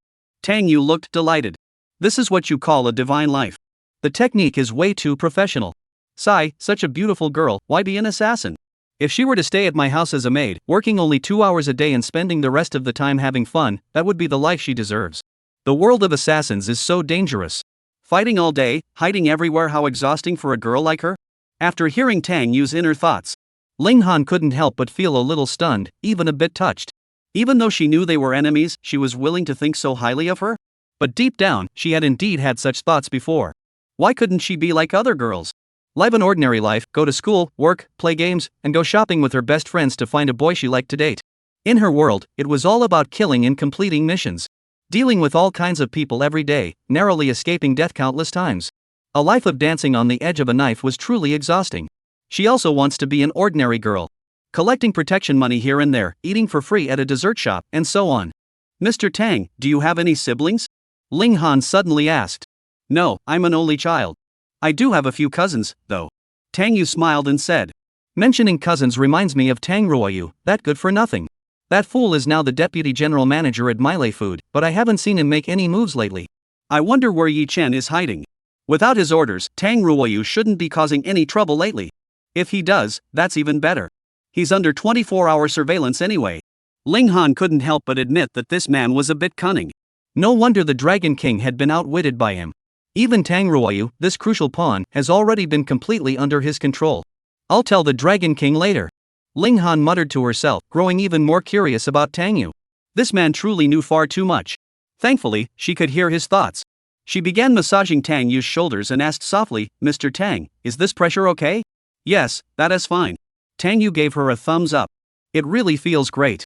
After being here for so long, she finally got to experience the proper treatment of a rich, handsome, and powerful villain.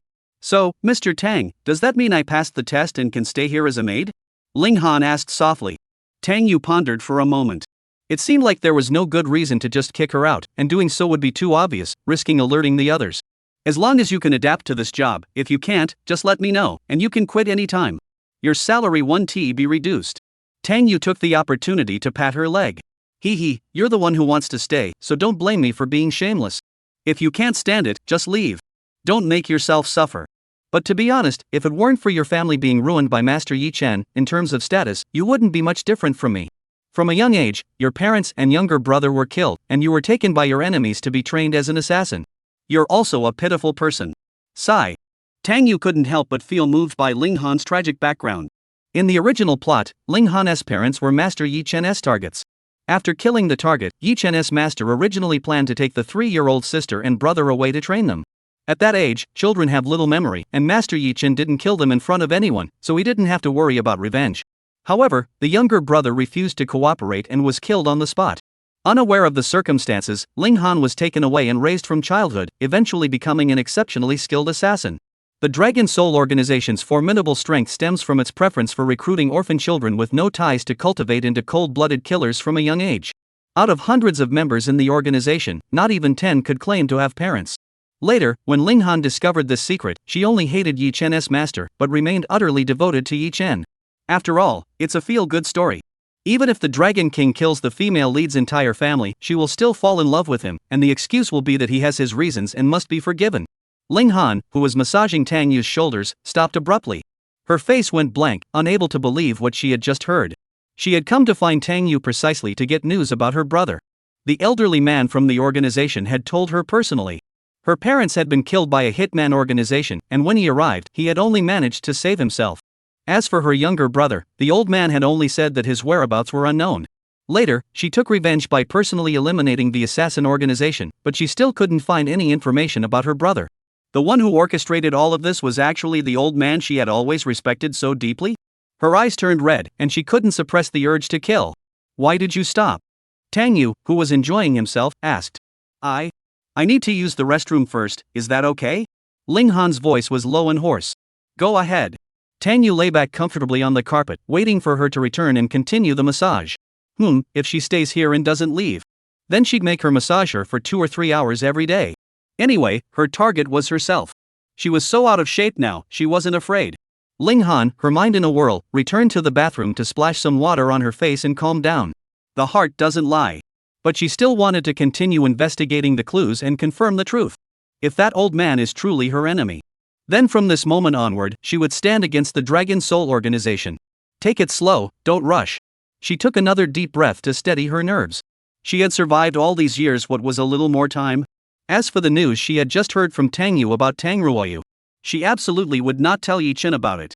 When she returned, there was already a young man in the room. It was Tang Ruoyu, who had come to visit Tang Yu with a gift. Brother, didn't you recently get engaged to Miss Su? I came to bring you an extra gift. He smiled as he handed Tang Yu a. Tang Yu opened it and saw 2 Van Cleef Arpels diamond rings inside. Thank you so much. You're so thoughtful. Tang Yu chuckled. This guy is being overly friendly for no reason. He probably has ulterior motives. He casually asked, "How's work at the company lately?" "There's still so much to learn. I feel so inadequate. If only I had half of your talent." Tang Ruoyu replied humbly. "Indeed, if you had half my talent, that would be wonderful." Tang Yu nodded. "If that were the case, you wouldn't have scored 250 on the college entrance exam." Tang Ruoyu was slightly taken aback. Why wasn't his older brother following the usual script?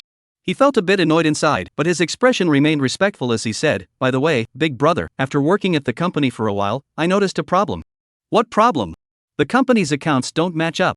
I suspect someone in management is cooking the books. I'd like you to take a look." "Embezzlement?" Tang Yu glanced at the young man and nodded. "All right, now?" "In a couple of days. I'll gather some evidence first and let you know in advance." Seeing that Tang Yu had agreed, Tang Ruoyu's eyes lit up with joy. An hour earlier, 4 people had approached him, claiming to be sent by Yi Xiao. They demanded that he find an opportunity to lure Tang Yu out alone so they could kill him. "If this kid is dead, there will be no one left in the Tang family to challenge my power." Chapter 60, You dare to take advantage of me? Alright, let's proceed with this plan for now. Tang Yu grinned, waiting for the kid to take the bait. Now that Yi Chen was hiding, these traitors would definitely come out one by one to cause trouble. Deal with them one by one first. Then he turned to Ling Han and waved his hand. "You go rest too. We'll continue the knee pillow massage tomorrow." "Alright, Mr. Tang." Ling Han nodded with a complicated expression, wanting to be alone. Today's events had been too much for her to handle. Upon seeing Ling Han, Tang Ruoyu was instantly captivated. When did the family acquire such a stunningly beautiful woman? Her beauty rivaled even the top beauties like Su Muyu. And knee rest massage? This is too much. He swallowed hard, then hurried out of Tang Yu's room and followed Ling Han's footsteps. "You're the new maid. What should I call you?" "Ling Han." "What's the matter?" Ling Han frowned, a hint of impatience flashing in her eyes. "My name is Tang Ruoyu. I'm Tang Yu's cousin. I don't usually live here, so it's normal that you don't recognize me. Let's go out for dinner tonight to get to know each other." Tang Ruoyu chuckled and reached out to wrap his arm around Ling Han's waist. "Such a beauty as a maid is such a waste. I'm not exactly broke." Ling Han's expression turned icy. Seeing no one around, she turned and slapped Tang Ruoyu across the face.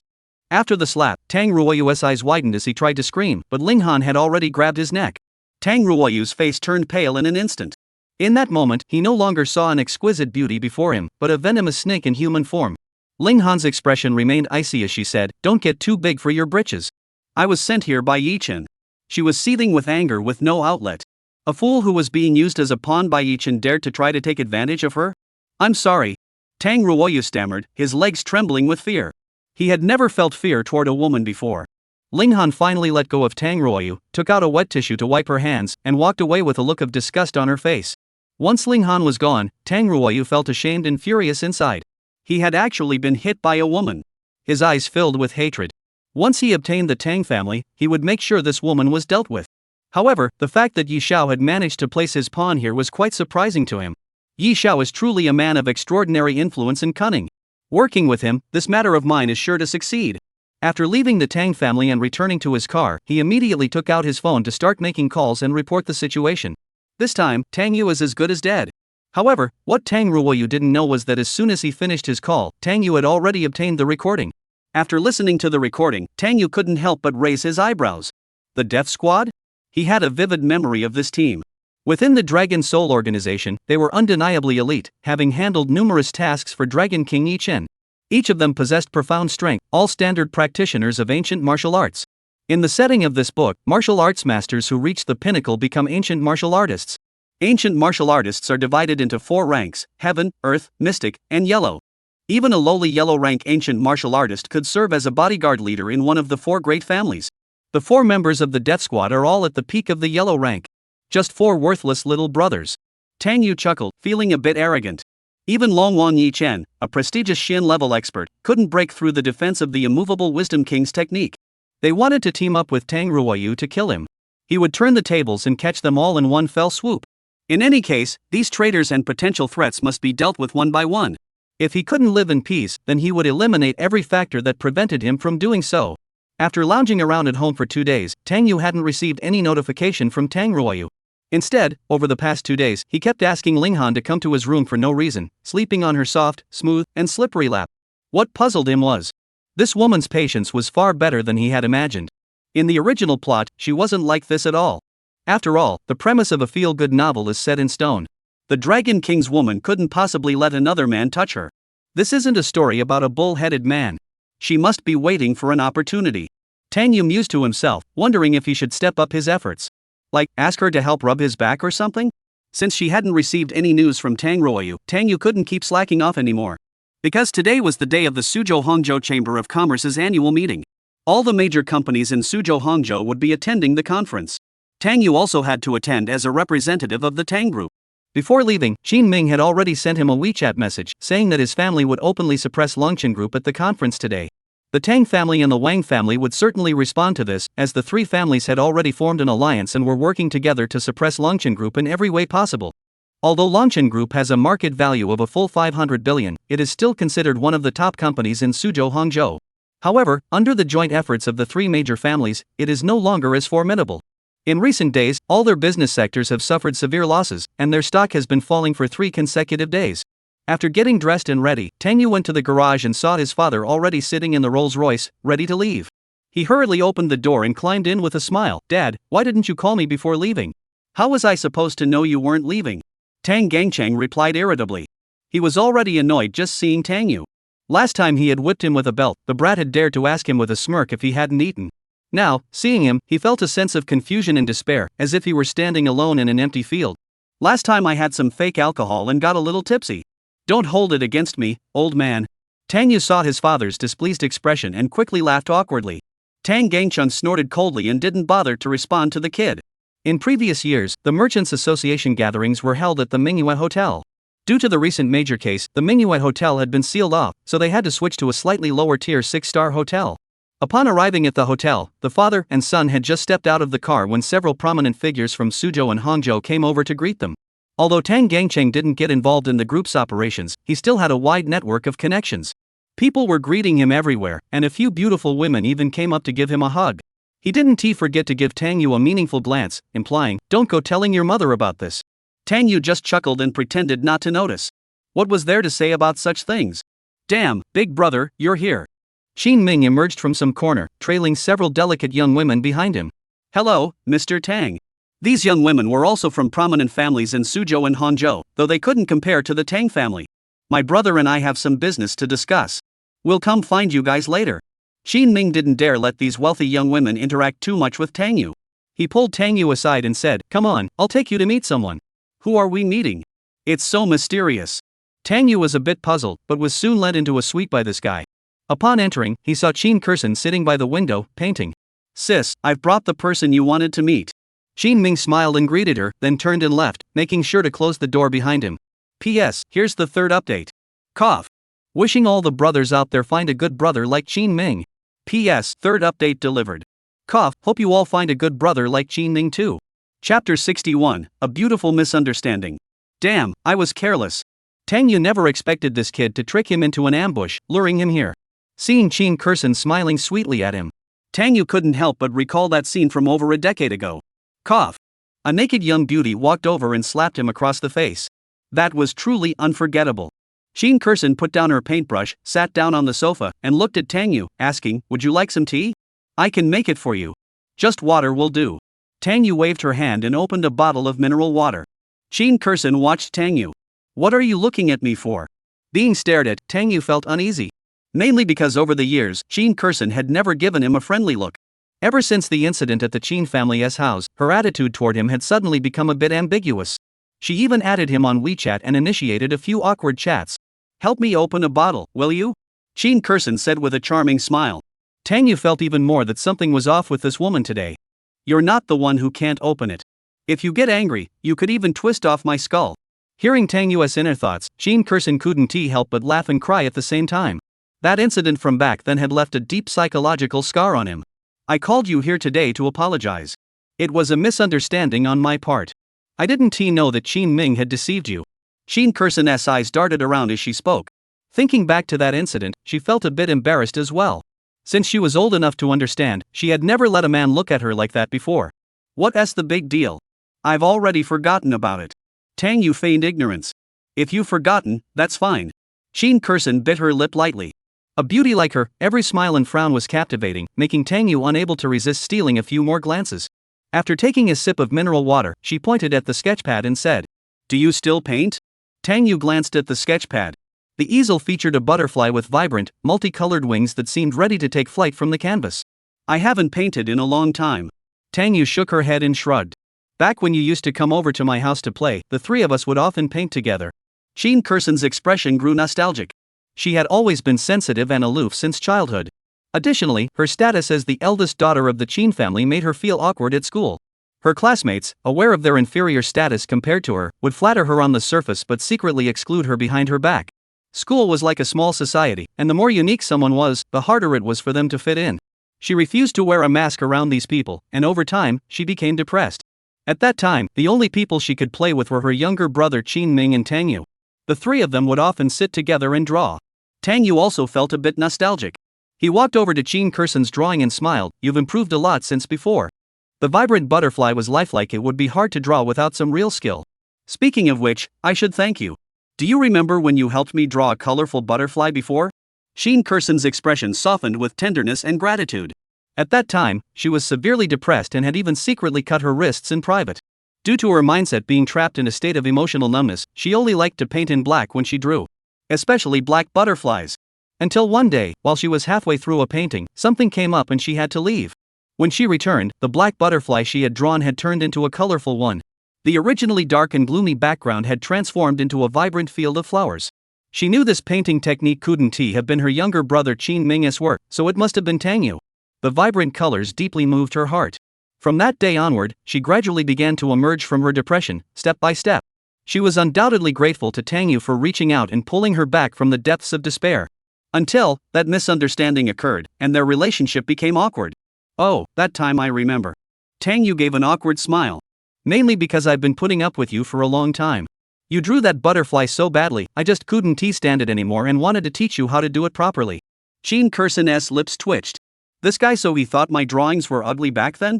She quickly let it go with a smile. No matter how she had misunderstood it back then, it was a crucial turning point in her life. She was still grateful to Tang Yu. She was grateful for his unintended act that had helped her, and grateful that he had saved the Qin family and her younger brother. "Let us paint together again. It's been ages since we last painted together." She looked at Tang Yu with anticipation and asked, "You go ahead and paint. I'll just go for a walk." Tang Yu shook his head. "Staying here felt a bit awkward. Do you really hate me that much?" Seeing Tang Yu about to leave, Jean Kerson asked with a look of hurt on her face. She didn't know why, but seeing Tang Yu's cold attitude toward her made her feel very upset. This feeling was something she had never experienced with other men. "It's not that I dislike you, it's just..." Tang Yu was trying to think of a suitable excuse when he noticed that Jean Kerson's eyes were red. Seeing tears welling up in her eyes, Tang Yu softened and said, "I just need to use the restroom." "Then use the one here." Jean Kerson pointed to the bathroom in the suite. Alright, I'll go. Don't cry, or else people will think I'm bullying you." Tang Yu hurriedly comforted her and went inside to symbolically relieve himself. "With just the two of us alone in this room, if she goes out crying, my reputation will be ruined. If Qin Ming finds out, that bastard will spread it all over the place." After washing his hands, Tang Yu sat down obediently next to Jean Kerson and started drawing with her. Seeing Tang Yu stay to draw with her, Jean Kerson smiled happily, as if she had found something she had lost long ago. She was about to stand up to get a paintbrush for Tang Yu when she tripped over the easel and fell forward onto the ground. "Ah!" Hearing the sound of Jean Kerson falling and her scream, Tang Yu hurriedly helped her up and asked, "Are you okay?" "I'm fine, there's a carpet." Jean Kerson shook her head. The soft carpet on the ground had prevented her from getting hurt. However, as she tried to stand up, a sharp pain shot through her ankle, causing her to involuntarily suck in a breath of cold air. "My ankle must be sprained." She looked at Tang Yu pitifully. "Let me help you to the sofa first." Tang Yu sighed wryly. This felt strangely familiar. She had Jean Kerson place her hand on her shoulder, then wrapped her arm around her waist and helped her to the sofa. Sitting on the sofa, Jean Kerson lowered her head to check her foot. However, she was wearing stockings, so to see more clearly, she had to take them off. "Are you really taking them off in front of me?" "I can't take it, I really can't. I'm still a child, how can you make me see this?" Tang Yu, standing nearby, tried hard to keep his eyes from glancing over. But he was so concerned about whether Jean Kerson was injured that his gaze slipped uncontrollably. There was nothing he could do. Men are just that kind-hearted, always caring about girls. Jean Kerson heard Tang Yu's inner thoughts and her face turned slightly red. "It's just taking off a pair of stockings, isn't it?" Meanwhile, Qin Ming, the one who had caused all this, was already in trouble. 3 women had come looking for him. Sumu Yu, Wang Yishui, and Jiang Xiaoyu. Whereas Tang Yu? After the three women arrived, Wang Yishue stared at Qin Ming and asked. They had arrived slightly later today.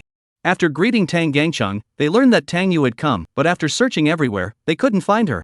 So they focused their attention on Qin Ming. My older brother said he had something to do and went out. He might come back later. Qin Ming said nervously.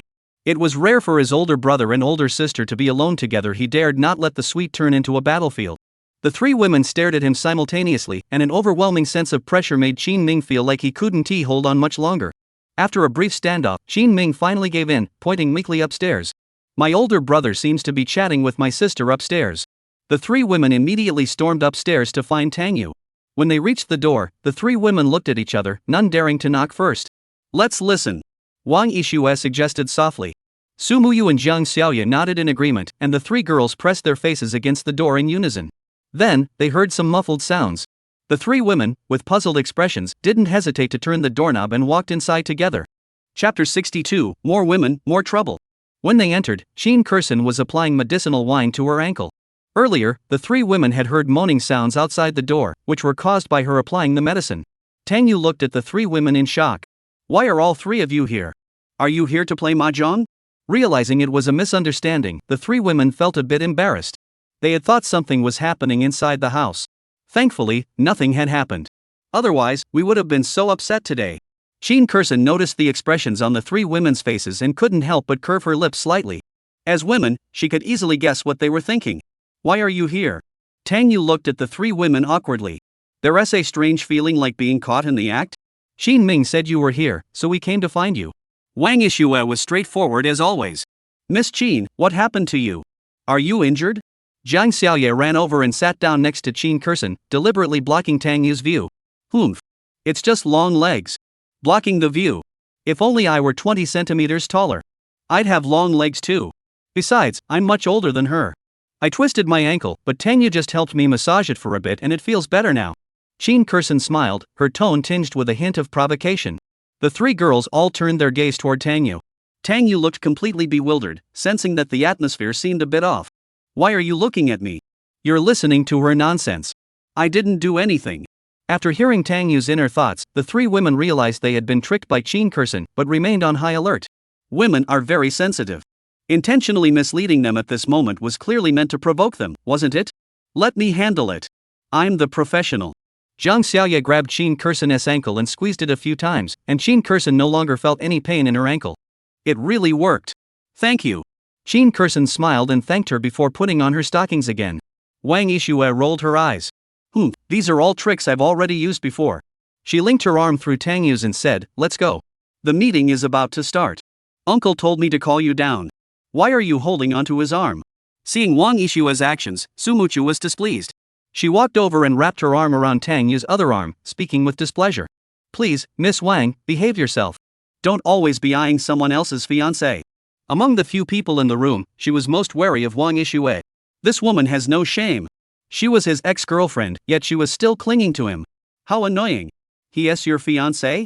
Then have him confess his feelings to you in front of me. What era are we in? Still clinging to arranged marriages?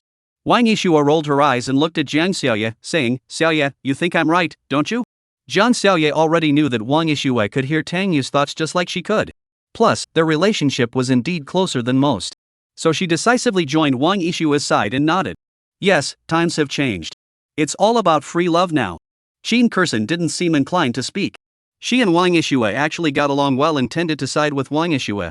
But this arranged marriage thing. She had previously been indifferent, but now she was definitely opposed to it in her heart. After finally clearing up the misunderstanding, she didn't want to let this relationship slip away. Women's relationships are just so complicated. 4 people in the same dorm could create 8 WeChat groups. Su Muyu was so angry she could grind her teeth, but she just wouldn't let go. I still have 2 legs. Why don't you just carry me out? Seeing that they had already started arguing, Tang Yu suggested helplessly. To be fair, the 4 of them decided to split it evenly. You wish. The 4 women chorused in unison. Being surrounded by 4 stunningly beautiful women should, by all accounts, be a pretty happy situation. But Tang Yu felt like he was in a tough spot. After walking downstairs, he could clearly feel everyone's gaze fixed on him. Those attending this year's conference were all prominent figures from Suzhou and Hangzhou, and even city leaders had come. Even in such a crowded setting, Wang Yishuet and her group of spoiled young ladies remained the center of attention. They were huddled together, trailing behind Tang Yu. Anyone with eyes could see something was off. What is going on? Why are these few following Tang Xiao around? Damn it, Tang Yu is being too greedy. 3 of the 4 major families' daughters are all following him? Jiang Shini is also hanging around nearby. What's going on here? Who told me Tang Yu is the #1 sycophant in Suzhou and Hangzhou? This is the treatment a sycophant gets? Everyone started discussing it. Tang Gangcheng was chatting with 2 women in their early 40s. He was extremely handsome in his youth and was renowned as a playboy in Suzhou and Hangzhou. Back then, there were many young ladies who admired him, such as the 2 women in front of him. Though they never ended up together, their relationship remained quite good. Mr. Tang, your son is just like you. One of the women suddenly pointed at Tang Yu's location. What? Tang Gangcheng turned his head to look, nearly fainting on the spot. This little brat? What is going on? Among the 4 great families, the eldest daughters of the other 3 families were all by his side? And the atmosphere seemed clearly off? Doesn't he know where he is? Playing around like this in front of so many people?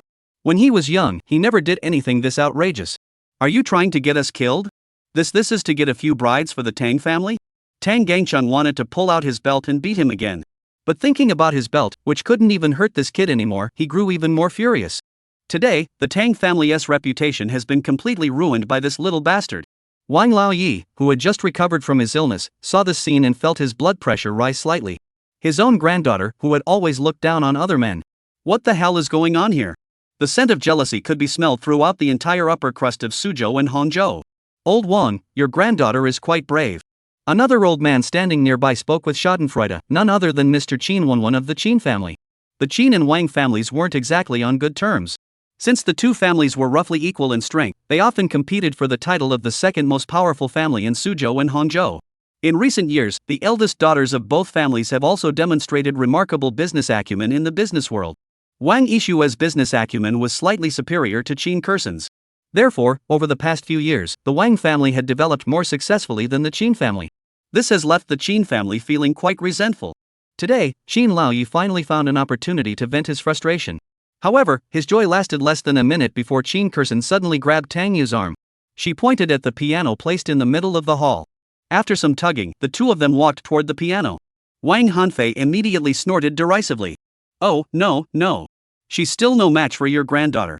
I've heard that Kuxin is quite brave, and it seems to be true. Qin Wanwan nearly spat out a mouthful of blood. He had thought his granddaughter was just tagging along for the fun. But now, she was here to compete for attention too? He said with a dark expression, that's right. My granddaughter is just as bold as I am. Back in the day, I dared to compete with you for a woman, and my granddaughter is no different. Old Qin and old Wang, I understand your bad relationship, but isn't Xiaotang my Su family as son-in-law? At that moment, Su Zhongshan, who had been standing behind them, couldn't hold back anymore. He felt so wronged his own future son-in-law was being fought over by another family's daughter. What if she really gets taken away? The 2 old men turned to look at him and snorted derisively, instantly feeling much better. That's how people are. If you find a dead fly in your food, you'll feel miserable. But when you're suffering and see someone fall into a dung heap, you think it's not so bad after all. Chapter 63, Shut Up.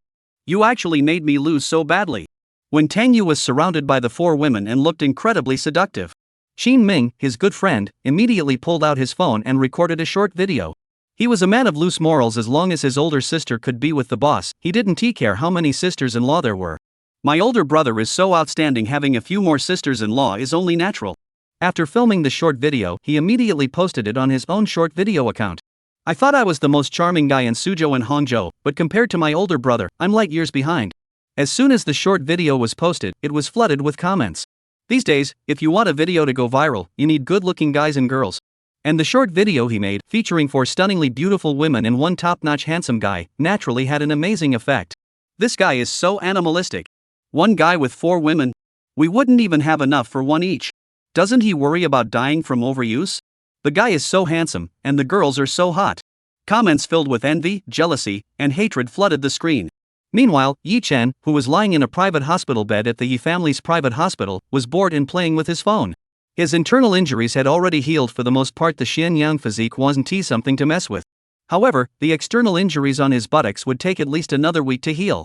As the Dragon King, he had no interest in playing games. His biggest hobby was watching short videos. Because there were many beautiful women here, he could scout for suitable targets. But as he kept scrolling, he suddenly came across this video. Upon recognizing the key figures in the video, Yi Chen's forehead veins bulged, and he roared as he jumped off the bed. I finally got my hopes up, and you made me lose so badly. Damn it! He slammed his phone onto the ground. Crack! The phone shattered into countless pieces with a crisp sound. Even after smashing the phone, the anger in his heart hadn't subsided by even a fraction. The woman he had set his sights on hadn't even been won over yet, and this guy had already beaten him to the punch and started a harem? And Wang Yishui and Su Mucheng were even holding his hand in front of everyone? This was clearly the treatment he deserved. Just then, a sharp pain shot through his buttocks, causing him to tremble uncontrollably. He felt something flowing out and, upon touching it, realized it was blood. The wound he had just healed from jumping up in excitement had reopened instantly. Tang Yu, I'll kill you. Yi Chen grit his teeth and shouted through the pain, reaching for his phone to contact the death squad and urge them to act quickly. But then he realized, to his dismay, that his phone had been shattered. The frustration and agony were unbearable, making him want to punch himself. As the Dragon King, when had he ever felt so humiliated in his entire life? Xin Ming had no idea that his short video had unintentionally caused so much harm to someone and attracted so much hatred for his older brother. Seeing that it had already surpassed 10,000 likes in less than 10 minutes, he couldn't help but smile in satisfaction. Not bad. Everyone should take note, my older sister is now part of my older brother's harem. From today onward, my older brother is my sister's husband. He calls me his younger brother-in-law, and I call him my older brother. We each have our own titles. In a good mood, he casually launched another $1 million giveaway. When you've got money, you've got to share the joy with everyone. Right now, Tang Yu is forcing herself to sit on the piano in the middle of the hall with Qin Kurson and play the piano. Four-hand piano duet. As the lively music began to play, the entire crowd fell silent, their eyes fixed on the two of them. Compared to the other women, Qin Kurson was highly talented in the arts, excelling in painting, calligraphy, music, and chess. Tang Yu was no slouch either. As the wealthy, handsome villain who gets bullied, he had mastered all the skills required to act the part. Without that, he wouldn't be a qualified stepping stone. Xin Ming seized this golden opportunity and quickly filmed another short video to post online. What do you mean, golden boy and girl? My older brother and sister are the real deal. Fortunately, Yi Chen had already smashed his phone, so he didn't have to endure any more humiliation. Wang Yishui and the other two girls stood in the distance, feeling a bit annoyed. Piano, they had also studied it before. However, after entering university, they had too many other things to do, so they had long since abandoned it and couldn't compare to Qin Kurson. Your fiancé is playing a four-hand piano piece with someone else. Shouldn't you go show off your skills, Ms. Su? Wang Yishui couldn't resist stirring the pot. An enemy's enemy isn't necessarily a friend. Let them fight it out. Why don't you go play with your ex-boyfriend? Su Muyu coldly glared at Wang Yishui and said. She wasn't exactly unable to play the piano, but her skill definitely couldn't match Qin Kurson and Tang Yu. Going up there would only make her look foolish and give others the impression that she is not as good as Qin Kurson. Which beauty would want to lose to another beauty? They all say things like, you're so beautiful, your skin is so smooth, your legs are so long, your chest is so big I can't compare to you, but deep down, they're just being polite and don't mean it. They think they're the best looking ones. I'm good at dancing. Next time, let him play the piano, and I'll dance a pole dance for him. Wang Yishui snorted challengingly. Sumu Yu nearly choked on her words. She wasn't as bold as Wang Yishui. Zhang Xiaoye didn't say anything, just looked sad. Tang Yu is so popular. This is such a hassle. Maybe next time she should go with him to give free medical consultations to patients. Being with the older sisters, she felt like she wasn't quite their match. When Tang Yu and the others finished their four-hand piano duet, the entire audience erupted into enthusiastic applause. Seeing the looks people were giving them, Tang Yu knew. From today onward, he was the Sea King pianist of Suzhou and Hangzhou. Xin Laoyi, upon witnessing this scene, also felt that the young man from the Tang family was indeed a suitable match for his granddaughter. They were both quite outstanding. In Suzhou Hangzhou, it seemed there were indeed few who could match the young man from the Tang family in excellence. He smiled and said to Su Zhongshan, I heard that your daughter hasn't spoken to young Tang for 3 years. Isn't this arranged marriage a bit forced? Su Chongshan's lips twitched, knowing what the old fox was up to, and hurriedly replied. 3 years to achieve a happy ending, that's what makes a beautiful story. Don't force yourself. Your daughter's happiness is the most important thing. Don't make Muyu suffer. If you think it's not suitable, just let the old man know. I'll handle it for you, and the Qin family can also give you the Su family a few major projects. Old Master Qin chuckled. Exchanging a project worth hundreds of billions in profits for a good grandson-in-law isn't a bad deal. Don't be so greedy. Why not just marry all your daughters over there? Old Mr. Wang mocked from the side. Fortunately, the meeting started just in time to stop the three of them from continuing their verbal sparring. The hotel had specially converted a banquet hall into a large conference room. After everyone took their seats, the 4 major families and several other prominent families sat in the front row. However, what caught everyone's attention was that there was an empty seat in the front row. In previous years, this seat had belonged to the Blackstone Group. The Blackstone Group had been acquired and renamed Dragon Morning Group. Surprisingly, they did not send any representatives to this year's annual meeting. This left many people speculating about the situation. Because just a few days ago, 3 out of the 4 major families announced that they were declaring war on Longchen Group. Being targeted by 3 families simultaneously is a rare honor. No company in Suzhou Hangzhou has ever experienced such treatment. P.S. 3 updates delivered. Here you go. Today's roughly 7,000 words is equivalent to 3.5 chapters. Thanks for your support, brothers. Please give it a 5-star review. Hee hee. Chapter 64, Team Fight Missing Damage Dealer. As usual, at the beginning of the annual meeting, the city leaders would give a speech first. Then they would outline the city's key projects for the coming year. Next, it's time for the major families and large companies to speak. Next year, the key development direction for Suzhou and Hangzhou will focus on environmental protection. We need to reduce carbon emissions. Each leader's speech lasts half an hour. After the leaders finished speaking, Wang Yixue, representing the Wang family, stood up and proposed. Tengwang Group will actively respond to the call and contribute our humble efforts to Suzhou Hangzhou's environmental protection efforts. I also have a question I'd like to raise with the leaders. As a major company in Suzhou and Hangzhou, Longchen Group has been willing to destroy the environment for profit. The chemical plant they built in the southern part of the city is discharging large amounts of wastewater, causing severe environmental damage. Wang Yixue was clearly intent on publicly exposing Longchen Group's misconduct.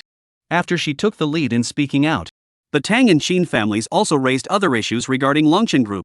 The 3 families launched a joint attack in front of the entire Suzhou Hangzhou Chamber of Commerce, and this stance left everyone pondering a question. Should they take sides? If Longchen Group were to fall, it would be a huge opportunity. Many began to ponder this matter in their hearts and quickly reached a conclusion. It was time to act. After the 10th annual meeting concluded, Longchen Group's enemies had become half of the business world in Suzhou and Hangzhou. After leaving the hotel, Mr. Qin didn't seem too concerned about the matters involving Longchen Group. After returning to the car with his beloved granddaughter, he hesitated to speak. After a moment's thought, he finally spoke up. Coxin, what happened between you and that Tang family boy today? The 2 of them were sitting together playing the piano. The girl had a blissful expression on her face. Even a blind person could tell something was off.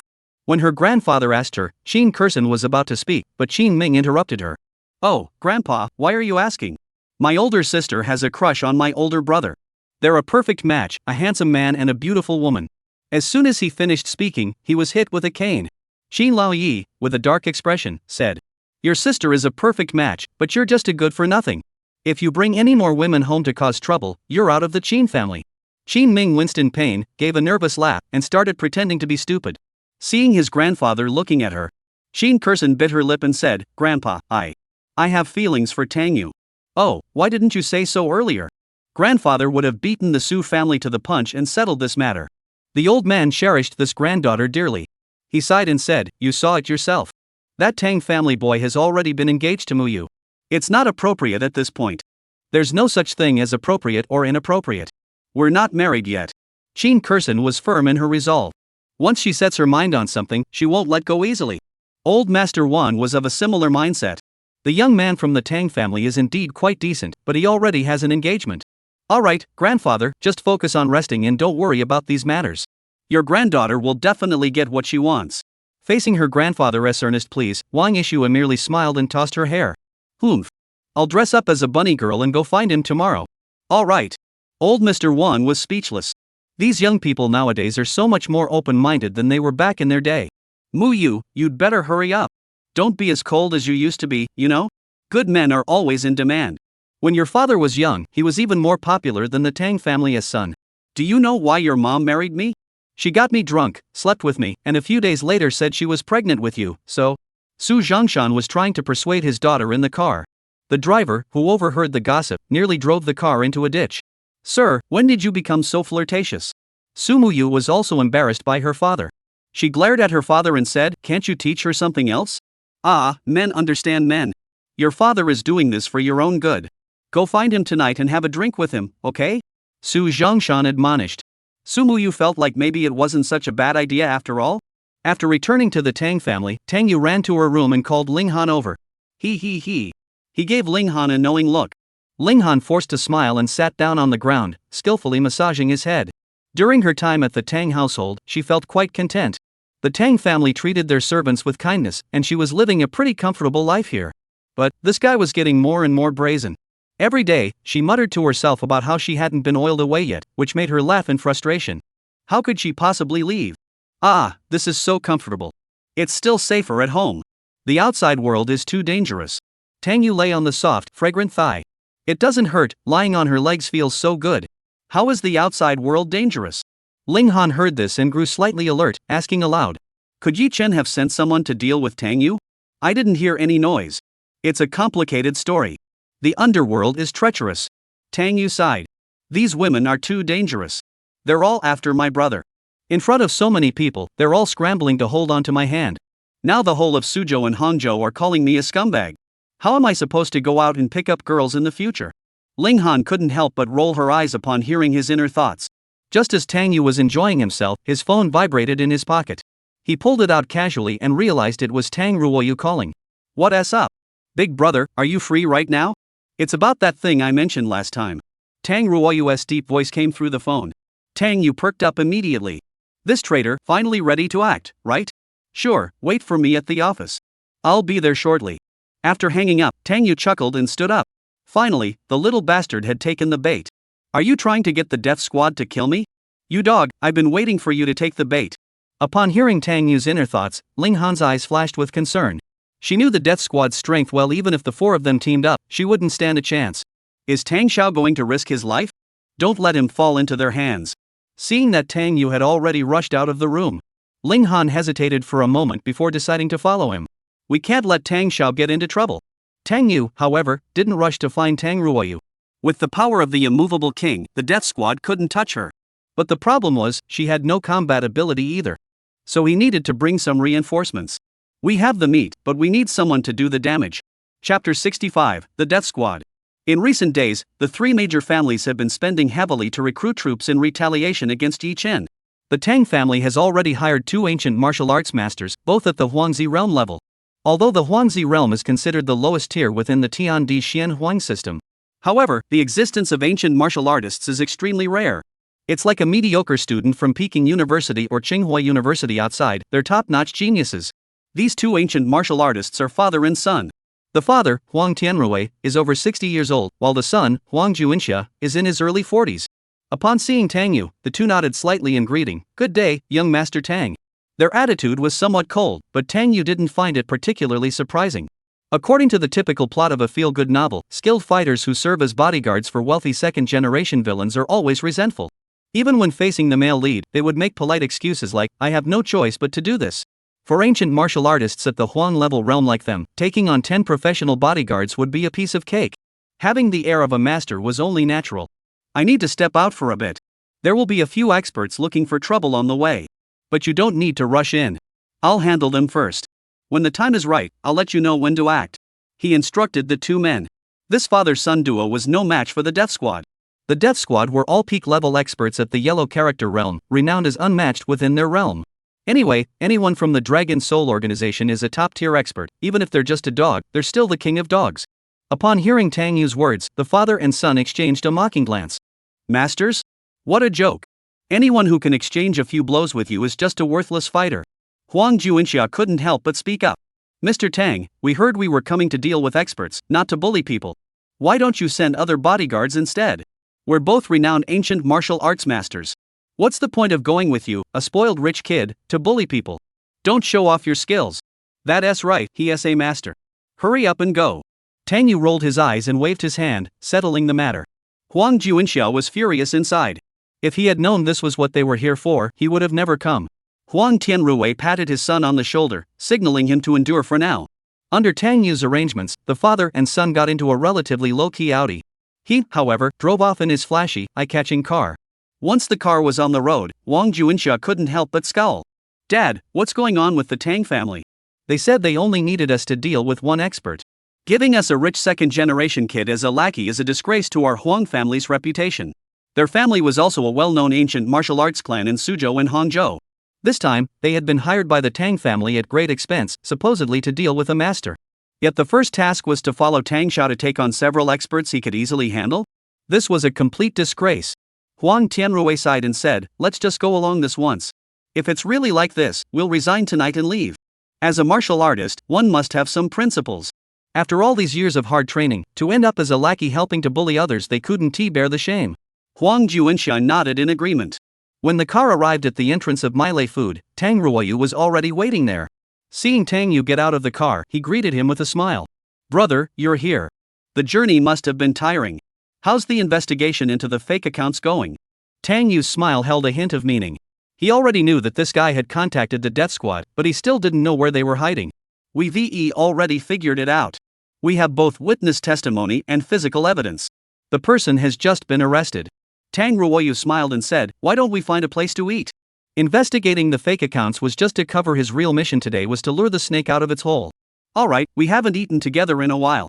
Where should we go? Tang Yu willingly handed over the initiative to him. I know a nice farmhouse restaurant. Let's go there. Should I ride with you? Tang Ruoyu glanced at Tang Yu's Lamborghini, a flash of jealousy and resentment crossing his eyes. Since they were far from the center of power, their family didn't get much of the money. Such a supercar wasn't something he could just buy on a whim. This kid must die. The Tang family's wealth is all mine. Get in your car. The passenger seat is for women only. Tang Yu laughed and followed Tang Ruoyu into his Bentley. After getting in the car, Tang Yu glanced at the rearview mirror. The Huang family's car was following closely behind. He had specifically brought the two of them along today to help wrap things up. The 4 members of the death squad must stay behind. At the same time, on a hillside along a certain stretch of road, 4 men dressed in black were sitting in the grass smoking. How much longer until the target arrives? One of the men, with a gaunt face, asked. His hands had a total of 12 fingers, leaving a lasting impression on anyone who saw them. About 20 minutes. We can start preparing. One of his companions replied. No rush. Let us play with him a bit. The gaunt-faced man pulled out a cigarette, lit it, and said, have you heard about the matter involving Long Laoba? We know. He is in prison.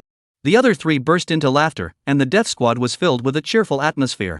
The 8 great generals of the Dragon Soul organization, back in China for less than half a month, ended up in prison. It was a disgrace to the Dragon Soul organization. He was always a worthless piece of trash. If he hadn't clung to Yi Chen's coattails, what did he have to be one of the 8 great generals? The gaunt-faced man spoke with contempt. The other 3 nodded in agreement. They were part of the death squad, the elite force of the Dragon Soul organization, and all aspired to rise higher and join the ranks of the 8 great generals. Being held back by a worthless fool like Long Laoba made them seethe with resentment. Yi Chen isn't much better. He has only been back for a short while, yet he has already lost over 100 billion. All the hard-earned money the brothers worked so hard for has gone down the drain because of him. The gaunt-faced man began attacking Yi Chen again. The other 3 chuckled but dared not agree too much. After all, he was the Dragon King. The gaunt-faced man spoke again. We must complete today's mission, but not for Yi Chen, for Lu Xiao. The Lu Xiao he referred to as Lu Junzuo, the second-ranked general among the Dragon Soul organization's 8 great generals. He and Yi Chen were disciples of the same master, and in terms of talent and martial arts skills, he far surpassed Yi Chen. In fact, many believed that if it weren't for Yi Chen's blood relation to the old Dragon King, the position of Dragon King would rightfully belong to Lu Junzuo. The 4 members of the death squad could be considered Lu Junzuo's hand-picked elite unit. After we eliminate our target today, we'll present his head to Lu Xiao. Killing someone who stood above Yi Chen with such ease is a great achievement. With this achievement, it will prove that Lu Xiao's abilities far surpass those of Yi Chen. By performing such a great deed for Lu Xiao, once he becomes the Dragon King, the 4 of us brothers will all be among the 8 great generals. The gaunt-faced man grew increasingly excited. Brothers, we've endured with Lu Xiao for so long. Today is the day we achieve glory. The other 3 also grew passionate. Eldest brother. Second brother. Third brother. Fourth brother. Chapter 66, is that it? Didn't you eat breakfast? The 4 of them suddenly burst into flames, nearly setting the grass on the hillside ablaze. In their intense excitement, their target finally came into view. When the car was still 20 meters away, the 4 of them charged forward like cheetahs. The gaunt-faced man raised his hand and flung a dagger forward. The dagger pierced the windshield, startling Tang Ruoyu, who was driving. Damn it, if I'd missed, I'd be dead. He slammed on the brakes and glared at Tang Yu angrily. Bro, someone's looking for trouble. I'll go down and handle them. There was a dashcam in the car, so he had to act this out to prove his innocence. Go ahead. Tang Yu gave him a mocking glance. This bastard was still putting on a show. Tang Ruoyu felt a surge of excitement.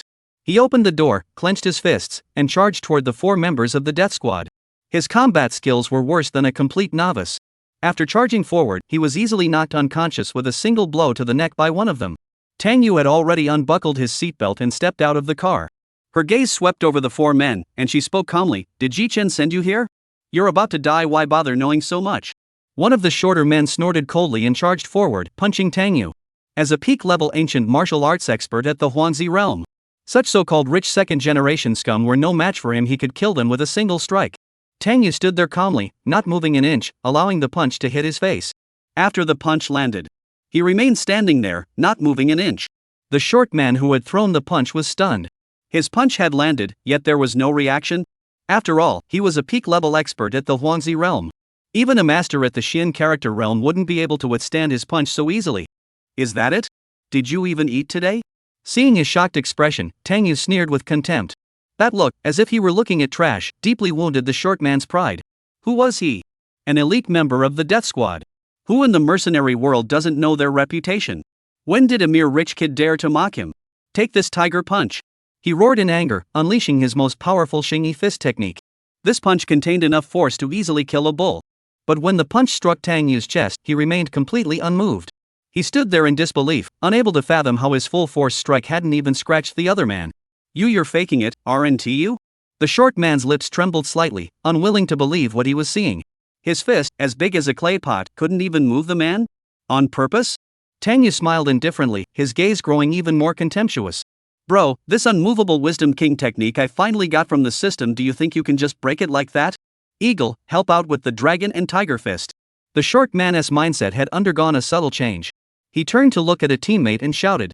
The other three members of the death squad were also completely bewildered at that moment. The four of them were evenly matched in strength. Seeing that their teammates' two punches didn't deal any damage, they were utterly shocked. One of them, with an eagle-like nose, roared angrily. He charged forward, appearing out of nowhere, and struck Tang Yu's left cheek with a punch. At the same time, the short man jumped up and landed a punch on Tang Yu's right cheek. After both punches landed, Tang Yu didn't move an inch. This time, the hawk-nosed man was also stunned. They had just used a combined attack, yet they hadn't managed to phase this guy?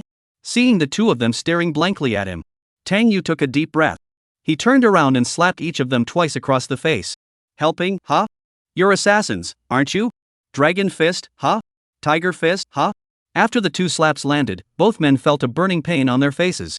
The injury wasn't too severe, but the insult was quite severe. The two quickly stepped back 2 paces, glaring at Tang Yu with ashen faces. As a master, why didn't he use his skills to defend himself, but instead chose this humiliating method to treat the two of them? The prestigious Death Squad. With a mission success rate of 98%, when had they ever suffered such humiliation? "Attack together!"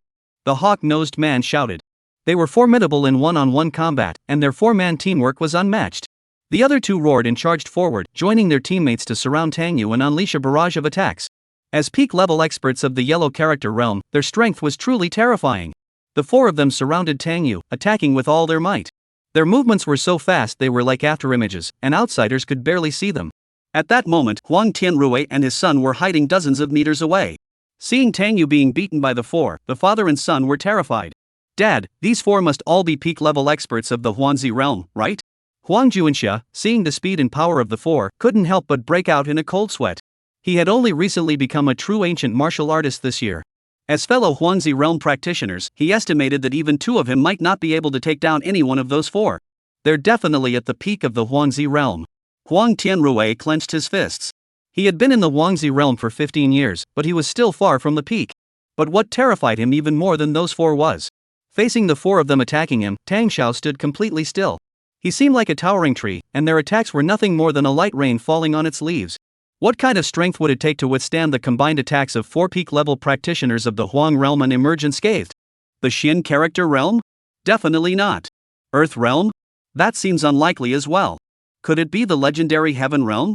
Huang Juanxiao was also speculating about Tang Yu's cultivation level, his voice trembling as he spoke. "Dad, do you think Tang Yu has the strength of the Earth realm?" "At least." Huang Tianrui trembled with excitement. Even Xian-level experts were beyond his reach. A master of the Earth realm at such a young age wasn't that invincible in the world? To be able to follow such a powerful figure. If he were to casually point out something, wouldn't his father and son's cultivation advance by leaps and bounds? Listen carefully. From today onward, we will obey Tang Xiaowei's every command. Even if he tells us to climb a power pole, we must not hesitate. Do you understand? Huang Tianrui looked at his son and ordered. Understood, Huang Juanxia nodded solemnly. He knew this was his once-in-a-lifetime opportunity. Why doesn't Ti Tangxiao fight back? Why does he let a few ants act so brazenly? He looked at his father and asked again. Huang Tianrui pondered for a moment before speaking in a deep voice. Fool, can't you see the kindness in Tang Xiao's intentions? A master like him wouldn't deign to fight such ants. He's intentionally letting us observe and learn. I see. Huang Juanxia suddenly understood and regretted his previous suspicion of Tang Xiao. Despite his poor attitude, Tang Xiao had been so generous in teaching him. This kindness is as deep as a mountain. P.S. 3 updates delivered. Chapter 67, The Vanished Memories. The four of them launched a fierce attack, but Tang Yu didn't feel a thing. This perfect realm of the immovable Wisdom King's technique was simply too damn useful. That intangible energy swirled around him. When their attacks struck, they felt like a gentle breeze. Not even a single wrinkle was left on his clothes. Seeing the increasingly terrified expressions on the four faces, Tang Yu was thoroughly satisfied. After 5 minutes of continuous attacks, the 4 members of the Death Squad were nearly speechless. Human strength has its limits.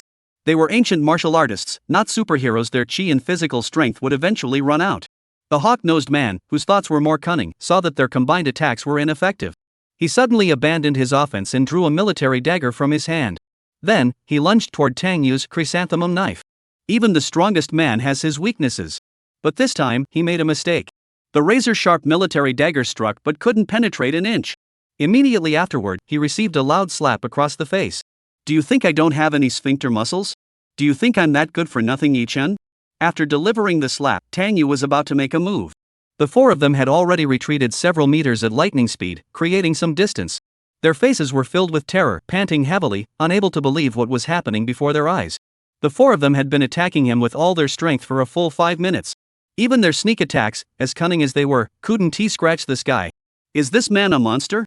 When they saw Tang Yu reach into his pocket, the 4 of them tensed up instantly, cold sweat trickling down their foreheads. Could it be that this man was about to strike? With their combined strength, would any of them stand a chance of escaping? Then, they saw Tang Yu pull out a cigarette from his pocket and light it slowly. He exhaled a smoke ring and spoke calmly. You're too weak. I have no interest in wasting my time on trash. I'm afraid if I were to act, I might not be able to kill you. What do you mean by that? The gaunt-faced man's teeth trembled slightly as he spoke. This man was truly intimidating. Except for the old man in the organization. He had never felt such pressure from anyone before. If the Dragon King were here, standing there and letting them fight for 2 minutes would be enough to kill them on the spot. At that moment, the thoughts of the 4 men were all the same. That is, if this man were to act, they would already be dead. What I mean is, all of you here are trash. Seeing that the 4 of them were already trembling, Tang Yu was quite satisfied. My strength is all in your imagination. He raised one hand high, and the 4 immediately took a step back in fear. At the same time, Huang Tianrui and his son, who had been lying in wait, reacted. Charge! Tang Shi ordered us to clean up the trash. Huang Tianrui gave a signal, and the father and son quickly charged toward the 4 members of the Death Squad. In terms of strength, any one member of the Death Squad was superior to the father and son. However, the intense battle had already depleted their true energy and physical strength. Additionally, the 4 had been terrified out of their wits, and at that moment, they were no different from ordinary people. Soon, the 4 were easily subdued by the determined Huang Tianrui and his son. After the 4 were bound, Huang Tianrui and his son looked at Tang Yu with eyes filled with admiration and respect. Mr. Tang, what should we do now? Tang Yu was about to order them to take the prisoners to the police station when his gaze suddenly fixated on the hand of one of the men. This man had 12 fingers? He suddenly remembered. In the original story, around chapter 400, ancient martial arts factions began to emerge. One of the bodyguards from a prominent family had 12 fingers, and his appearance matched the man in front of him in every detail. This bodyguard belonged to the villainous faction and met his end by being killed with a single punch by Yi Chen. Tang Yu stared at the man for a moment before speaking. What's your name? I'm Deng He. Deng He replied in a low voice. In the presence of this powerful man, he had already lost all will to fight. The sword isn't sharp, and the horse is too weak. What could he possibly use to fight him? Tang Yu couldn't help but tremble. Damn, it actually matched? This plot is way too chaotic. Characters who haven't even appeared yet are showing up early? And their identities are now part of the Dragon Soul organization? Tang Yu, filled with confusion, took a deep breath and waved his hand. Take them to the police station. Lock them up first, we'll investigate later. Understood, Mr. Tang. Huang Tianrui and his son looked at Tang Yu with even more admiration. No wonder he's Mr. Tang. A true master not only keeps his abilities hidden but also follows the law. Even when faced with these disrespectful trash, he didn't even bother to use private justice.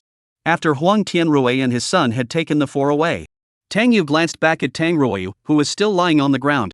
The death squad had knocked him unconscious to clear him of suspicion, and they hadn't gone easy on him. A golden opportunity. Tang Yu chuckled and charged forward, unleashing a barrage of punches and kicks on the traitor. He was already unconscious, why bother being polite? Bullying the weak and fearing the strong, that's what I'm good at. As for killing the kid, Tang Yu didn't have that intention. Why bother eliminating an enemy's own traitor? After beating him for several minutes, Tang Yu felt refreshed. Tang Ruoyu, who had fainted, was beaten to a bloody pulp, a sight too gruesome to behold. Tang Yu whistled, dragged the kid into the car, and drove him to the hospital. Not long after Tang Yu left, a figure jumped down from a tree nearby. It was Ling Han, who had been secretly following Tang Yu. She had been hiding there the entire time, watching everything unfold. Her face was filled with shock. She knew all too well the strength of the death squad. 4 of them had fought together until they were completely exhausted, yet they hadn't managed to harm Tang Yu. Such strength without reaching the Earth realm was simply a joke. She finally understood why Tang Xiaoming, despite knowing her identity, had kept her by his side. It was precisely because he possessed such overwhelming strength. With Tang Xiao's strength, killing me would be as easy as flipping his hand, yet he doesn't intend to. Could it be, he likes me? Ling Han muttered to herself, a blush fleeting across her face. If that weren't the case, how would Tang Xiao know so much about her? Only a man as powerful as Tang Xiao could do that. Would feel that she should be an ordinary girl. Only he has the right to think that. Next time he asks her to scrub his back, she'll just go ahead and do it. After sending Tang Ruoyu to the hospital, the old man was rushed to the emergency room for treatment. Tang Yu called his uncle's family to explain the situation, then returned to the car and lit another cigarette. This damn plot is getting more and more off track. Damn system, what is going on? Why are characters who haven't even appeared yet showing up early? Beep, the plot has collapsed. Please proceed with caution, host. The system's cold voice rang out. The plot has collapsed? What happens next? Tang Yu frowned. Once the plot has deviated from control, it means that the real danger has begun. The system fell silent, offering no response. At that moment, Tang Yu's mind was suddenly flooded with strange visions. Each scene showed her dying, but in different ways, at the hands of different people. This sudden flashback left Tang Yu's face twisted in pain. A red number floated before his eyes. 299. Just as he was about to examine this memory more closely, his expression suddenly grew confused. His memory had returned to a few minutes earlier, and the sudden memory vanished once more. Damn system, where's the reward? Tang Yu muttered angrily, completely unaware of what had just happened. Beep, reward delivered. The system's voice sounded again. This time, however, the system's voice seemed to carry a hint of weakness. Tang Yu didn't notice any new skills in her mind, and there was nothing unusual around her. Delivered? Where did it go? Who received it? You damn system, you're screwing me over with the rewards, aren't you? Tang Yu cursed for several minutes, but the system didn't respond. Meanwhile, a package sent out in Tang Yu's name had already been loaded onto a flight bound for Africa. Chapter 68, The Loyal Hijin. Africa, Burkina Faso, which translates to Land of Upright Men in Chinese.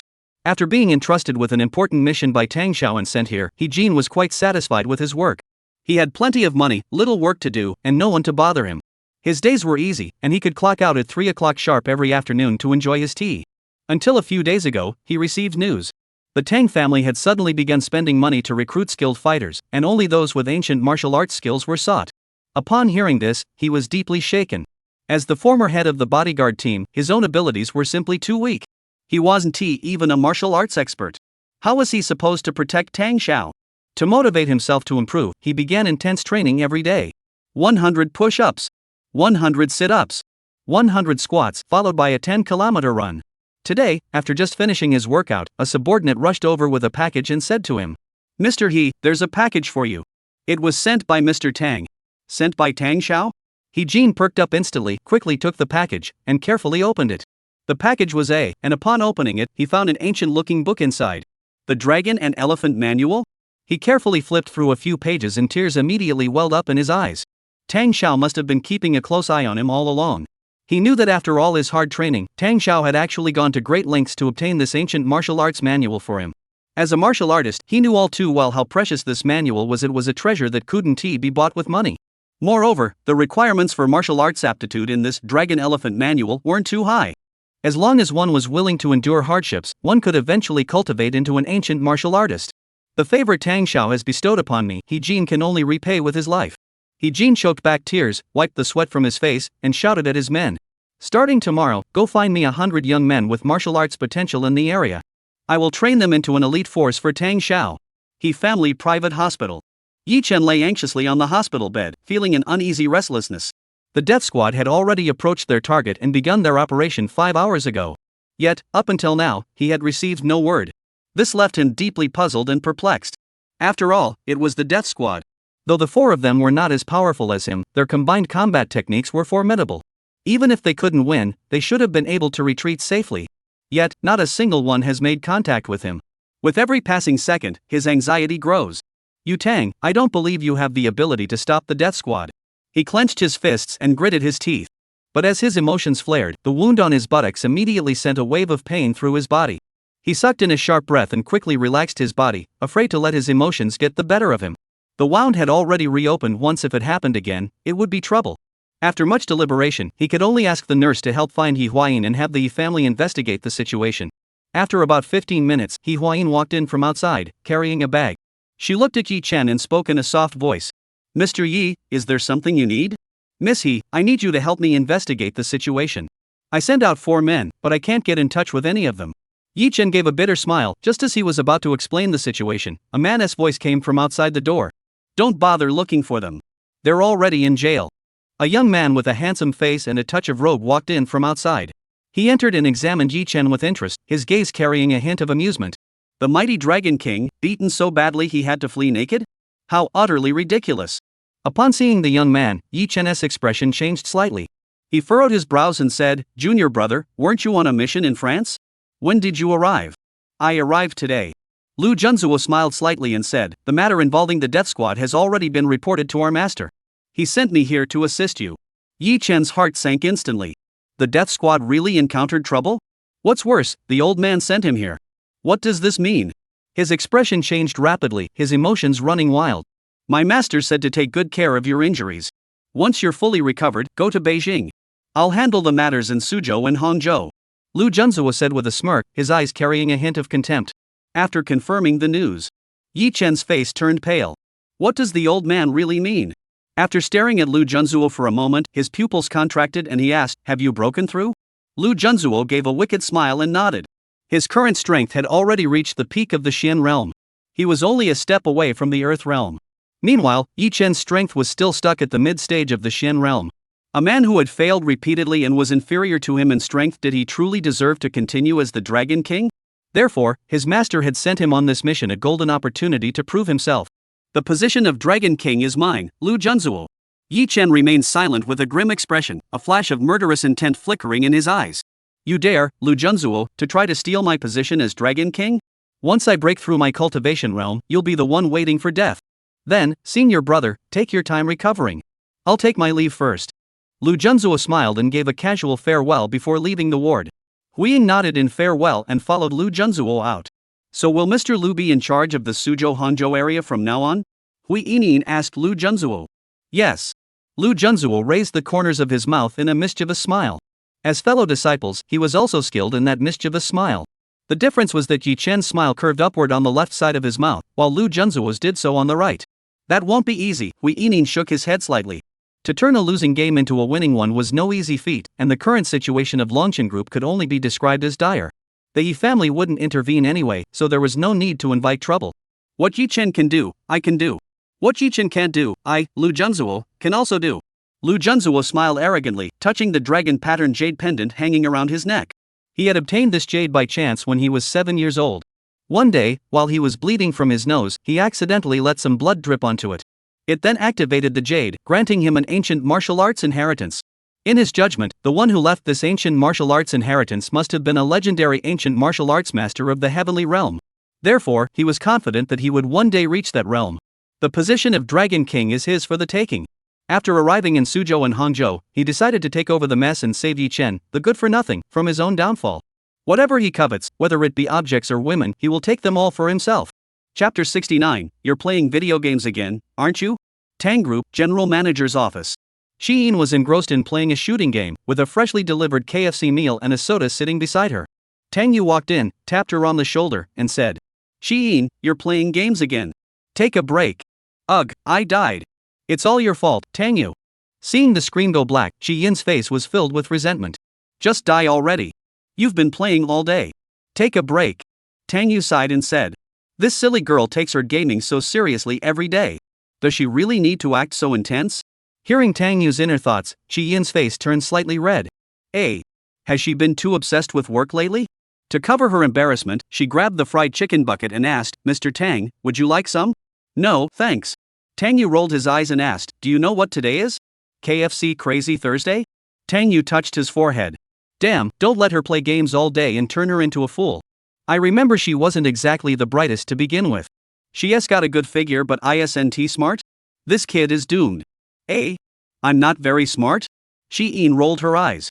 She was highly intelligent, wasn't she? These games take others at least 3 months to beat, but I can finish them in just 1 month. And she even broken several records. Today is your birthday. Tang Yu sighed and could only remind her. Oh, right. Shi-in snapped back to reality and gave an awkward smile. Thank you for your concern, Mr. Tang. Lately, she's been so engrossed in work that she almost forgot today was her birthday. But as an assassin, birthdays didn't really mean much to her. Tang Yu's sudden mention of it made her heart warm slightly. Such concern was like a luxury she could never afford.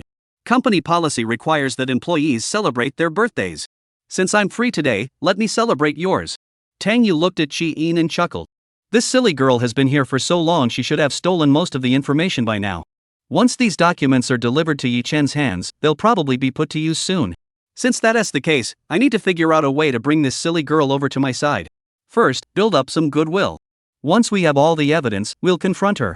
Shi-in looked at Tang Yu with a blank expression. Tang Xiao wants to lure her over to his side? Is there such a good thing? Ever since she overheard Tang Xiao's thoughts during their first meeting, she had been following the clues to investigate the Tang family. After her thorough investigation, she actually found out about her father's whereabouts. Her father's name was Qi Hong. Over 30 years ago, he had offended a powerful figure and was hunted down. In his moment of desperation, he was saved by the patriarch of the Tang family and became the head of their bodyguards. He remained loyal to the Tang family and even saved the Tang family patriarch twice. The Tang family trusted him implicitly. Tang Yu's father and he were close friends, like brothers. After working for the Tang family for over a decade, he suddenly vanished without a trace. The Tang family searched for him for years but could not find any leads. Years later, a pregnant woman arrived at the Tang family, claiming to be Qi Han's wife. The Tang family naturally took her in and treated her with great kindness. Less than 6 months after giving birth to a daughter, she disappeared with the child. What happened afterward, Shi-in could not investigate further as the Tang family's records were limited. Under these circumstances, she could be certain that Tang Xiao and the Tang family were definitely not her enemies. They had done great favors for her family. How could Shi-in, repay kindness with betrayal? Tang Xiao is helping me celebrate my birthday? Isn't that a bit inappropriate? Coming back to her senses, Shi-in hurriedly replied. What's inappropriate about that? You've been working at the company for so long, putting in long hours every day working hard and making significant contributions to the company. Because of you, the company's game projects are progressing at rocket speed. You are the #1 contributor to the Tang Group. Today's birthday, I must personally arrange it for you. Tang Yu said confidently. That's right, I'll show you what a good boss is like. That stingy jerk Yi Chen makes you do all the dangerous work, and you only get a few thousand a month. He talks about how hardships forge character, but go to hell. Capitalists would shed tears seeing you. Follow Tang Xiao, and you'll eat 9 meals a day. Alright, thank you, Mr. Tang. Shi-in felt even warmer inside. Tang Xiao actually cared so much about her. She had actually considered confronting Tang Xiao. But every day she eavesdropped on Tang Yu's thoughts, and she felt she couldn't just blurt it out. Because Tang Xiao was, well, his imagination could run wild sometimes. If she told him she was coming to him, he'd probably think she was putting on a show. So all she could do was help him in secret, like sending all the fake documents over. Regarding the Dragon Soul organization, she now only felt questions and hatred. Why, despite knowing that the Tang family had been kind to her, would they make her repay kindness with betrayal? Alright, let us rest for a bit and then we'll head out. I'll pick out a birthday gift for you first, then we'll go out for a nice meal. Tang Yu said with a smile. What should I get her? A year's supply of papaya milk? But I heard papaya milk doesn't seem to have much effect. The Qingnong Tianjing does have a similar recipe. She needs to have her meridians unblocked first.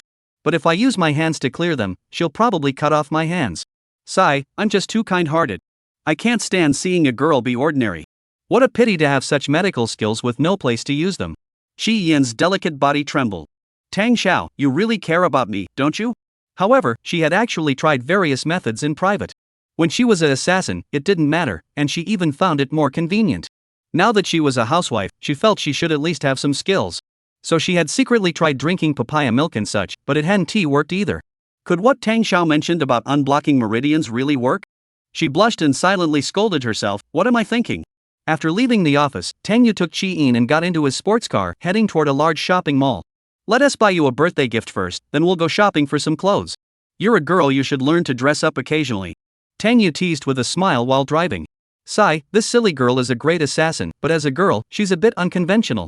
Her fashion sense is a bit outdated, I've never seen her wear a skirt or anything like that. She is so beautiful, not dressing up to enhance the city's scenery is practically a crime. Alright, thank you, Mr. Tang. Chi-in blushed and thanked him, feeling a little touched inside. All her life, Tang Xiao was the first person to want her to act like an ordinary girl. Not someone who was just trying to be an excellent assassin. Chapter 70, you should pluck the strings of the zither, not the strings of my heart. Don't worry, your boss has good taste. Today, I'll make you the most beautiful girl in Suzhou and Hangzhou. Tang Yu chuckled. Be bold and open-minded, break free from your old self. Having her wear a cosplay outfit might be a good idea. Considering her a cup, Zhang Mei's outfit should suit her well. Add a pair of black stockings later, and it'll be perfect. Chi-in listened, completely confused, feeling a bit down. She had no idea what any of this anime and cosplay were worlds apart from her. Her world was all about missions and death. Once they arrived at the mall, Tang Yu parked the car and led Chi-in inside. This mall was owned by the Tang family and catered to a high-end clientele. All the stores here were luxury brands. After entering, the two took the elevator straight to the third floor. Tang Yu was quite familiar with this area. He led Chi-in confidently into a music store named Xinyudi. Upon seeing customers arrive, a female sales associate immediately approached them with a bow and greeted them. Welcome, may I assist you today? Could you please show us the guitars? Tang Yu smiled. Certainly. The saleswoman nodded repeatedly, then looked up and saw Tang Yu's handsome face, causing her to momentarily lose her composure. This customer is quite handsome. She led the two of them to the area where the guitars were displayed and asked, what kind of guitar are you looking for? Classical, folk, or electric? Which one do you want? Tang Yu smiled at Chi-in. In the original story, Chi-in was a girl deep down who longed for a normal life. Spending every day in a world of knives and blood, few normal people would find such a life appealing. Her hobby was music, and she loved guitars, but this instrument had little connection to her life. So giving her a guitar as a birthday gift was the perfect choice. Chi-in happily began to pick one out. After some consideration, she finally settled on a light yellow handmade classical guitar. This one. Chi-in held the guitar in her hands, her eyes sparkling, as if she had obtained something precious. Her radiant, pure smile was like a lily of the valley blooming quietly in a deep valley. Tang Yu, standing nearby, was also mesmerized, feeling his heartbeat accelerate involuntarily. Why does this silly girl look so beautiful when she smiles? Tang Yu heard her thoughts. A hint of shyness flashed across Chi-in's face. Such sincere praise from the depths of his heart made her feel happy. Beautiful lady, you have excellent taste. This is the last Smolman classical guitar in our store. Since it's a custom-made piece, each one takes nearly 2 years to complete. The female sales clerk couldn't help but join in the excitement. This guitar was the most expensive one in the store, and selling it would mean a significant commission. Can I try it first? Chi-in asked, looking up. Sure, it's already tuned. Feel free to give it a try. The female sales associate smiled politely. Chi-in smiled happily, felt the strings, and began to play. Soon, the cheerful melody filled the air. Tang Yu sat beside her, silently admiring the scene, his gaze fixed on Chi-in's face. When she played the guitar, her expression was focused, and her smile was pure, no longer resembling a female assassin but more like a cute neighbor's younger sister. After finishing the song, she looked at Tang Yu with a happy expression and asked, Mr. Tang, what do you think? Pretty impressive, Tang Yu praised her, giving her a thumbs up. Your technique is flawless, but there was a small mistake. You should be plucking the strings, not tugging at my heartstrings. Hearing Tang Yu's inner thoughts, Chi-in blushed slightly again. This guy, why is he doing this again? Can't you just say a little less? How much? Tang Yu pulled out his wallet, took out a credit card, and handed it over. Good evening, sir. That will be 37,000. The female sales clerk quickly pulled out the card reader and began swiping the card. After swiping the card, she just handed the receipt to Tang Yu when a beautiful woman carrying a bag walked in from the door. Her hair was dyed a wine red color, and she was quite attractive. As she walked, her large, shimmering earrings caught the light, drawing everyone's attention. Hello, customer. Is there anything I can assist you with? Upon seeing the woman, the saleswoman hurriedly bowed in greeting. The woman pulled out a black membership card from her pocket and waved it. I'm a black gold member of your store. I heard you have a Smolman here. Bring it over. The saleswoman glanced at the membership card and confirmed it was indeed the highest tier black gold membership, with the customer's name clearly written on it. Then her expression turned slightly apologetic. I'm sorry, Miss Xiao, that Smolman was just sold. Sold? Xiao Meiyun raised an eyebrow, her expression darkening instantly. She saw Qin holding a Smolman guitar and ordered the saleswoman. Refund their money. I want that guitar. She had run to 2 stores just to find a Smolman guitar, as she needed it for a live stream in a few days. The saleswoman hadn't expected her to make such a demand and replied awkwardly. I'm sorry, ma'am, but that's against our store policy. Before she could finish, Xiao Meiyun, with a dark expression, slapped her across the face and shouted. I'm a black gold member. Do you dare tell me the rules? Do you know how much money I've spent in your store? You're just a poor schmuck who'll never earn that much in your entire life. The saleswoman was suddenly slapped, and half her face swelled up instantly. She covered her face and took a few steps back, looking humiliated and afraid, and could only apologize to Xiao Meiyun in a low voice. The music store where she worked was a nationwide chain of high-end music stores, and to become a black gold member, one had to spend at least 5 million yuan. Such a customer was not someone a lowly employee like her could afford to offend. Tang Yu furrowed his brows. This plot twist was too intense. After carefully recalling the situation, he remembered the woman's identity. She was the mistress of a villain, and she was supposed to be the one to offend Yi Chen here. Then Dragon King Yi Chen flew into a rage and beat her up, followed by the villain making an appearance and escalating the conflict with Yi Chen.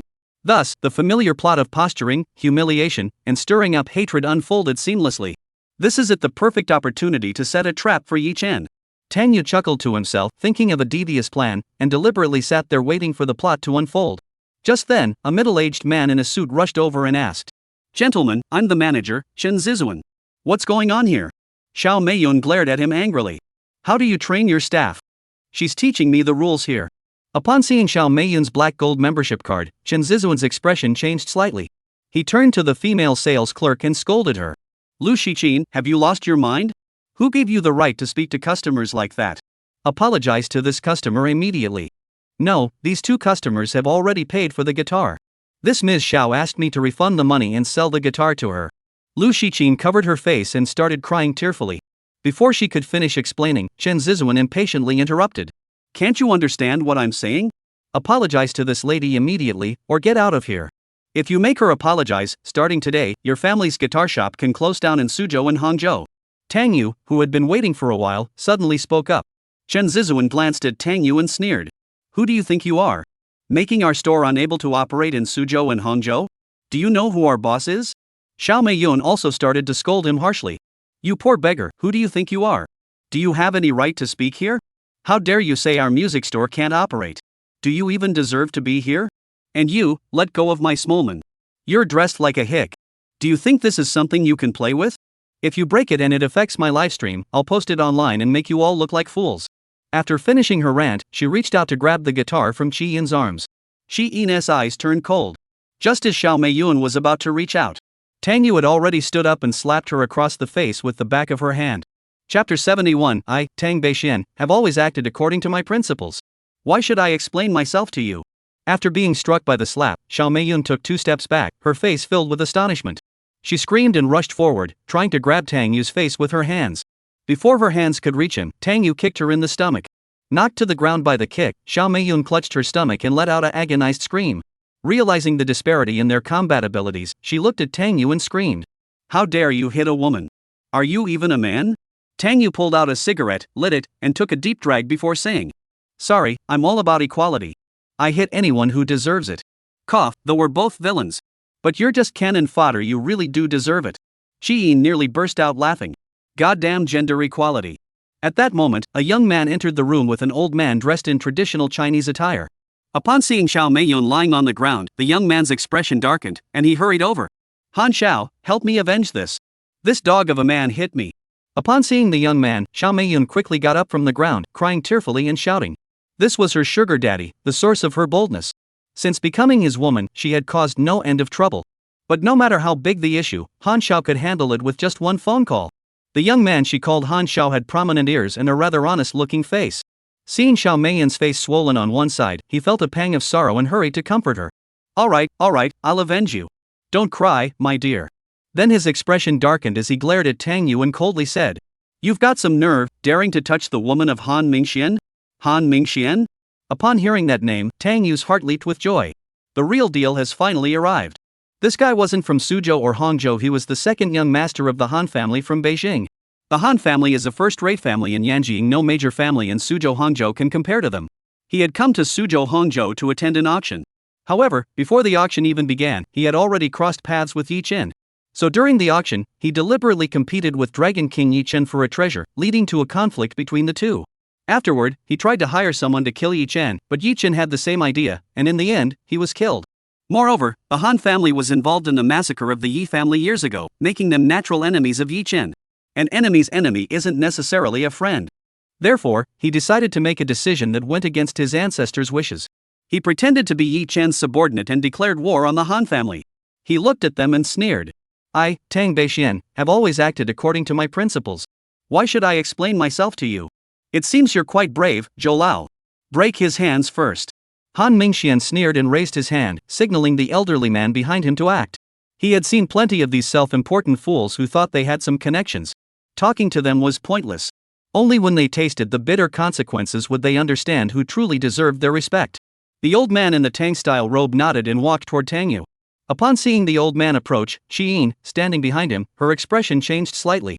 She could tell that the old man was an ancient martial artist. Though his strength was not high, he was still at the yellow character realm. Tang Xiao, an ordinary person, was no match for this old man. Just as she was about to intervene, a middle-aged man walked in from outside.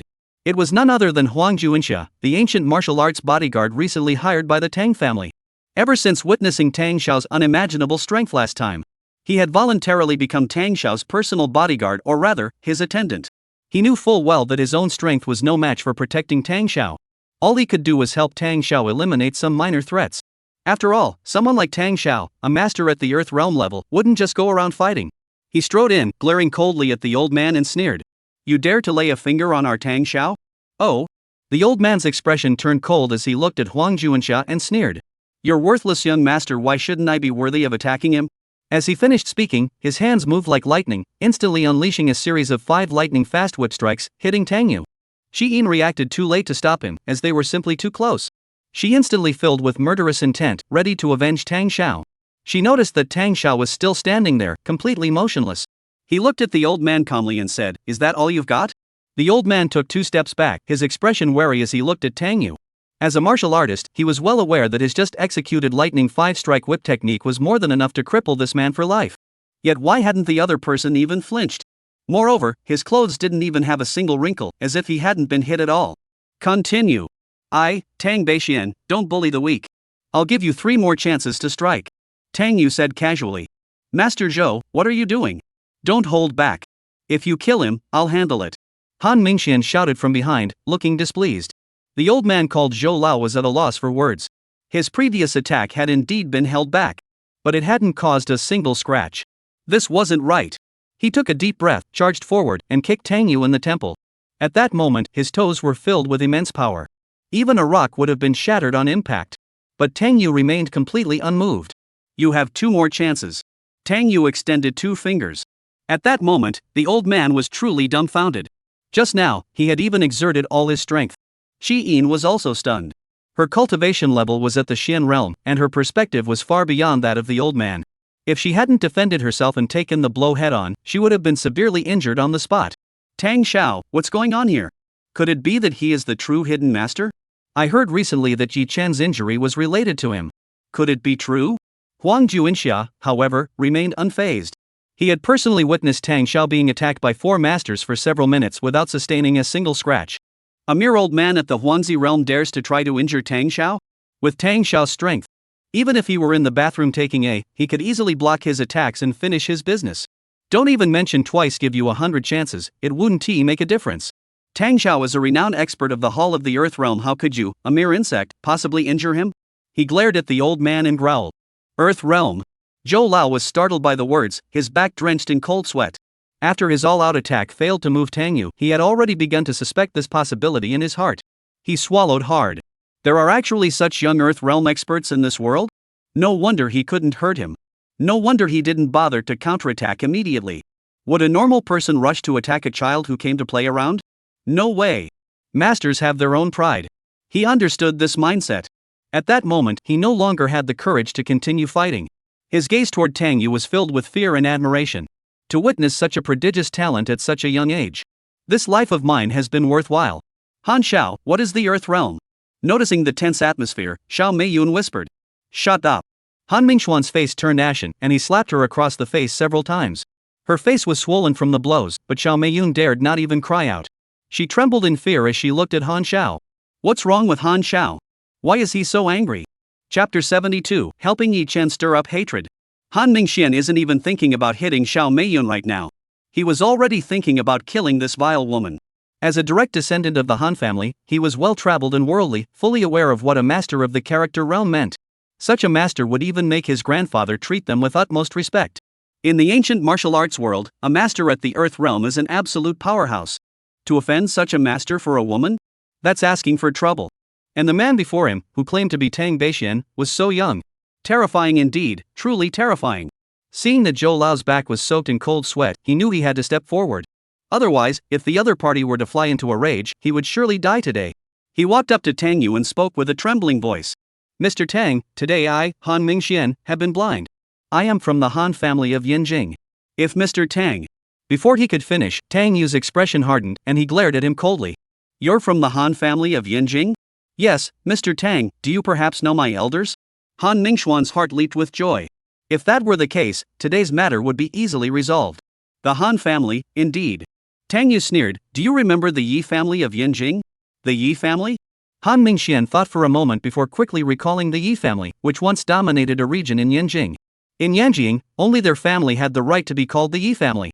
But the Yi family had been completely wiped out over 20 years ago. Could it be that the Yi family's bloodline has not been extinguished, and they're returning to seek revenge? It seems you remember now. Tang Yu glared at him coldly and said, I'll spare your life today. All you have to do is cut off your own hands, then go back and tell your Han family. My older brother Yi Chen will return like a flash of lightning to avenge the Yi family's tragedy against all the families involved. The first will be your Han family. Han Mingxian was so frightened that his face turned pale. Is the Yi family really coming back to seek revenge? Who exactly is Yi Chen? Who could he be to have such a young Earth Realm expert calling him older brother? He wiped the cold sweat from his forehead and gritted his teeth as he looked at Zhou Lao with a bitter expression. Zhou Lao, please take care of this. Hearing that he might escape unscathed, Zhou Lao couldn't help but feel relieved in his heart. He swiftly walked over to his young master and delivered 2 powerful punches, breaking his arm. Let the young master die, but not the old man. The intense pain caused Han Mingxian to faint on the spot. He quickly caught his young master and looked at Tang Yu with a humble smile. Mr. Tang, can I leave now? Leave both your hands behind. Tang Yu said indifferently. Zhou Lao, who had just been secretly rejoicing in his heart, was now speechless. After hesitating for a moment, he clenched his right fist and broke his left hand. Then, clinging to a sliver of hope, he looked at Tang Yu pitifully and said, Mr. Tang, I only have one arm left. I can't break it myself. I'll help you. Huang Juinxia immediately stepped forward with his usual enthusiasm and delivered a powerful punch. His punch was merciless, and Zhou Lao's arm snapped in two. Zhou Lao nearly spat out a mouthful of blood, cursing under his breath. Damn it, you good Samaritan. Get out. Remember to tell the Han family to wash their necks and wait for death. Tang Yu said coldly. Zhou Lao could only slink away with his young master in tow. With both hands severed, he could only bite onto his young master's collar with his teeth. Dragging him along like a cat carrying its kitten, his mood was utterly dreadful. This trip was originally meant to accompany the young master to Suzhou and Hangzhou for an auction. Facing such a situation, they could only return to Yanjing for now. From now on, Yanjing would likely be no place for peace and stability. Seeing his patron in such a pitiful state, Xiao Meiyun, whose face was swollen from being beaten, quickly covered her face and fled with him. Tang Yu didn't bother with the woman. He cast a compassionate glance at Huang Juinxia. This young man, ever since he saw him fight with the death squad last time, he had become an outstanding informant, firmly believing himself to be a master of the Earth realm. Tang Yu was quite satisfied with his imagination. That's exactly the effect he wanted. Keeping him around would also make it easier to show off and intimidate others. This way, Yi Chen's storyline in Yanjing will be much more challenging. According to the original plot, he would have gone to Yanjing, pretended to be weak for a while, and gradually built up his strength. Now that the news is out, if he goes to Yanjing and tries to play the underdog again, ha ha ha. As for the Han family wanting to cause trouble for me, that doesn't matter. You're looking for Tang Beixian, what does that have to do with me, Tang Yu? Shi Yin, standing beside him, looked utterly horrified. She finally snapped back to reality. Tang Xiao isn't just a top-notch expert, he's also pretty ruthless when it comes to underhanded tactics. At this moment, she hadn't fully investigated the truth of what happened back then. But in her heart, she had already considered herself part of the Tang family. So when Yi Chen was attacked, she was delighted after all, who told him to cross paths with Tang Xiao. Who is fighting here? At that moment, several security guards in uniform rushed over from outside. The commotion inside the store had alerted the neighboring businesses, who then notified the security guards. After the security guards rushed over, the security team leader immediately recognized Tang Yu. He hurriedly greeted him respectfully. "Mr. Tang, what are you doing here? I received a report from the shop owner that there was a disturbance here. I'm the one causing trouble." Tang Yu pointed at the store manager, Chen Zizuan. "Contact their boss. Either fire this person from the store and make the girl the store manager, or they can't continue doing business in Suzhou and Hangzhou." "Understood, Mr. Tang." The security team leader quickly agreed. Just as Tang Yu and the others had left, Chen Zizuan's phone rang. After glancing at the caller ID, his expression changed slightly as he said, "Mr. Wang, hello, this is Chen Zizuan. You bastard, get out of the store immediately, or this month's wages are gone." A string of curses came through the phone. Chen Zizuan's face turned pale. He tried to plead for mercy, but the call had already been hung up. A female sales clerk named Lu Shiqin received a WeChat message from the company's HR department informing her that she had been promoted to store manager. After confirming it wasn't a prank, she was so happy she started crying. Unfortunately, the handsome guy had already disappeared, and she had no way to thank him. After leaving the music store with Chi-in, Tang Yu took her shopping for clothes, had dinner, and even stopped by an arcade for some fun. For Chi-in, this was a memorable and wonderful experience. In previous years, every birthday had been spent on missions. This year was different. Her clothes had been changed into a JK uniform, and Tang Yu had even asked the store clerk to give her a double ponytail. Now, she looked more like a naive and innocent school beauty, her demeanor completely different from before. The only thing that bothered her a little was the skirt seemed a bit too short. Even so, she was still very happy. Seeing Chi Yin's happy expression, Tang Yu could tell this wasn't an act. She is genuinely happy. Silly girl, what kind of life did she have before? Just eating, drinking, and buying some clothes makes her this happy. He sighed to himself. "Is there anything else you want to eat or do?" Tang Yu asked with a smile. "That's enough. Let's go home," Chi Yin said with a satisfied expression. Being able to have such a happy day was more than enough for her. "Alright, I'll drive you home." Tang Yu nodded, and the two of them carried their bags back to the sports car. Chi Yin lived in a high-end apartment building near the company. After arriving at the apartment building, the two of them carried their belongings inside. Upon reaching her own door, Chi Yin unlocked it with her fingerprint and led Tang Yu inside. The room felt empty and monotonous. Apart from the furniture, there were no other decorations in the room, making it completely unlike a girl's room. "Your room is way too plain. I'll have someone send you some decorations or something later." Tang Yu glanced around and laughed. "Ah, no need to go to all that trouble. Thank you, Mr. Tang. I'm very satisfied with it as it is." Chi Yin shook her head hurriedly. She had already gotten used to it. "Why be so polite to your boss?" Tang Yu gently tapped her forehead with his finger, gave a casual wave, and left. After Tang Yu left, Chi Yin looked around the empty room and felt a sense of loss for no apparent reason. She suddenly remembered something and took out her phone, finding a photo. The photo was of her and Tang Yu, taken today while shopping at the mall. After hesitating for a moment, she smiled and set the photo as her phone's wallpaper. Chapter 73, Cultivating a New Informant. After leaving the apartment, Tang Yu returned to the car and pulled out a cigarette, lighting it. He wasn't worried that Chi Yin would tell Yi Chen about what happened at the music store today. Let her know if she wants to. Anyway, things were already beyond salvaging. He planned to gather all the information about Chi Yin's parents as soon as possible and rescue her from her miserable life. As for Linghan, Tang Yu hadn't yet figured out how to handle her. The matters involving her family were already etched in his memory, and uncovering evidence would be too troublesome, especially after so many years had passed. Let us take it slow. We'll deal with them one by one. Tang Yu exhaled a smoke ring slowly, silently asking himself. Dog system, where's the reward for the music shop plot? Beep, the soul capturing eye reward has been distributed. Please check your inbox, dog host. The system's voice echoed slowly. Oh, really? Tang Yu had thought it was another worthless reward, but hearing this perked him up. He hurriedly asked the system about the purpose of this item. It can be activated when the target is mentally unstable and used to brainwash and control them. After reading it, Tang Yu sucked in a sharp breath. This damn system, one moment hell, the next heaven. It's like a roller coaster ride. He felt that the tense father-son relationship he had with the system had temporarily eased. Brainwashing? He. This is just a tool for creating traitors. Finally, I can start producing traitors for the enemy's family. This is great. I have to share it with everyone. So he pulled out his phone and dialed Baiwani's number. When the call connected, Baiwani's voice came through. What's up? Remember the 4 people I sent over last time? What happened to them? They're in detention. Didn't you say they had criminal records? I couldn't find anything. Bai Wani's tone sounded a bit frustrated. A few days ago, Tang Yu suddenly had 4 people sent over, and she had specifically looked into it, but found nothing. However, her intuition told her that these 4 were likely connected to Longya. What is frustrating is that these guys are quite skilled at hiding their identities, leaving her helpless. It's just a hunch. Can we go check on them? Tang Yu chuckled. Sure, let's go. I'll treat you to a late-night snack. Bai Wani agreed readily, as she owed Tang Yu a favor. After making the arrangements, Tang Yu drove toward the detention center. When he arrived at the detention center, Bai Wani was already waiting at the entrance. She had changed into a black, form-fitting motorcycle suit, showcasing her fiery figure to perfection, giving her a hint of a detective's aura. A sleek Harley motorcycle was parked beside her ride. For Bai Wani, her life was different from that of other girls. Other girls liked to be princesses.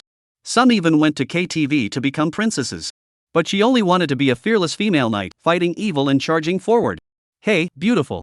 Seeing her like this, Tang Yu whistled and called out with a smile. Do you believe I'll arrest you? Bai Wani glared at Tang Yu and said angrily. You arrest me for calling you beautiful? Is there no law anymore? Tang Yu chuckled and followed her into the detention center. Over here, all the paperwork had already been taken care of. Bai Wani followed behind Tang Yu, intending to eavesdrop. After overhearing Tang Yu's inner thoughts last time, she had become deeply curious about the matter. How much more does this person know? What are you following me for? Seeing Bai Wani following closely behind him, Tang Yu turned around and asked. Go away, don't follow me. I still need to brainwash those 4 people. If we don't handle them, how are we going to frame Nichin later? All right. Bai Wani nodded with an odd expression. If I'm not going, I'm not going. I'll go check the surveillance footage. She hurried off to the surveillance room, eager to see how this guy was brainwashing them. Tang Yu walked into the meeting room alone, where the 4 members of the death squad were already waiting. After being detained, the 4 weren't too upset. Instead, they felt incredibly fortunate. Offending such a master and not dying, wasn't that just luck? But when they saw Tang Yu walk in from outside, their expressions turned grim, and their eyes filled with fear. This powerful figure had already spared the 4 of them, hadn't he? Why had he come back for them? They all swallowed hard, feeling an urge to flee. This was a master of the Earth realm. Even the Dragon King in Lu Shao couldn't match his strength. Tang Yu remained silent, glaring at them with a cold expression. Under his gaze, the 4 felt an overwhelming sense of pressure. It felt as though they weren't facing a person, but a starving beast. What does this powerful figure intend to do? The atmosphere seemed to freeze, and the 4 grew increasingly terrified. They sensed the killing intent. They even felt like they couldn't breathe. Just as they were at their most tense, a purple glow flashed in Tang Yu's eyes. Upon seeing the purple light, the 4 of them instantly felt dizzy, their consciousness beginning to fade. Are you satisfied with your work? At that moment, Tang Yu's deep voice suddenly rang out. The 4, with blank expressions, shook their heads. Are you satisfied with your income? The 4 shook their heads again. Do you want a stable and prosperous life? The 4 began to nod. Do you want to work half-heartedly during the day, go to a nightclub at night, and earn a monthly salary of $1 million with 4 dishes and a soup? The 4 began to nod vigorously. Then what are you waiting for? Join the Tang group, save the oppressed villains of the world, eliminate all inequality, and from today onward, we are all Dawalisher. As Tang Yu let out a low growl, the 4 men's eyes gradually cleared. The old organization, the Dragon Soul Organization, turned people into demons. The Tang group turns ghosts into traitors. Do you know what you must do now? Seeing the changes in the 4, Tang Yu knew that the soul-capturing gaze had taken effect. Go fishing. Go to the club. Go to the club. Go to the club and have 4 dishes and a soup. Tang Yu wondered if his brainwashing wasn't quite successful. Wrong. You need to reform yourselves first, become good people before going to the club, understand? He glared at the 4 of them and snapped. Damn it, what the hell is this death squad called? Just call them the club squad. Alright. We'll listen to Tang Xiao. The 4 of them chorused. Good, these are teachable students. Tang Yu was quite satisfied with their attitude. He pulled over a chair and sat down, then said, First, tell me everything you know. The 4 immediately began to relay the information they knew to Tang Yu. Meanwhile, Bai Wani, who was watching the surveillance footage, had a look of disbelief on her face. What the heck is this? After listening for a while, all she heard was a few people shouting about going to a club. She rolled her eyes and left the surveillance room, not even bothering to listen anymore. After listening for about 5 minutes, Tang Yu managed to figure out their general plan. He hadn't expected Yi Chen to be heading to Yanjiang. The one responsible for receiving Su Hang was Lu Junzuo. According to the original plot, this character appears in the middle of the novel. He was Yi Chen's junior disciple, with both extraordinary talent and power, and had always been scheming to usurp Yi Chen's position as Dragon King. In later stages, he repeatedly plotted against Yi Chen in secret, causing Yi Chen to suffer several major setbacks. Ultimately, Yi Chen outmaneuvered him and killed him. Due to the plot collapse, this guy is appearing now? Chapter 74, Where are you putting your hands? Is this guy here to take the Dragon King's spot? Tang Yu hummed disapprovingly. The plot developing in this direction was naturally a good thing for him. It's just dogs fighting among themselves. But upon learning that this individual intended to take over Suzhou and Hangzhou, Tang Yu couldn't help but feel a bit uneasy. He wanted to take over Suzhou and Hangzhou, and Tang Yu was undoubtedly his top target. And this guy's methods were similar to Yi Chen's, they were both taught by the same master. After a moment of contemplation, Tang Yu looked at the four of them and said, "From now on, the four of you will focus on infiltrating his inner circle and report any developments to me immediately." "Understood, Mr. Tang." The four replied in unison. Additionally, try to hinder him in your daily interactions. Once he fails in his tasks, suggest to him that it would be better to join forces with me to deal with Yi Chen. Understand? Got it. Alright, we'll stay in touch. Tang Yu left the meeting room satisfied. Assigning 4 traitors to the other side at once, this move is definitely secure. The enemy of my enemy is my friend. It's better to bring them over than to face 2 Dragon Kings at once. After Tang Yu left the meeting room, the 4 members of the Death Squad exchanged glances. The leader, Deng He, spoke first. "From today onward, we must reform ourselves and work diligently for young Master Tang." "But Tang Xiao is a dragon among men. Does Lu Junzuo even deserve to ally with him? The 4 of us must unite. Whether it's Lu Junzuo or Yi Chen, we'll clear the way for Tang Xiao. Otherwise, how can we show our faces following Tang Xiao to the club? Brothers, are we going to shout? Let us shout." As soon as he stepped out of the detention center, Tang Yu felt a chill run down his spine. "Let us go. I'll treat you to a late-night snack." Bai Wani, who had walked up from behind, handed him a motorcycle helmet.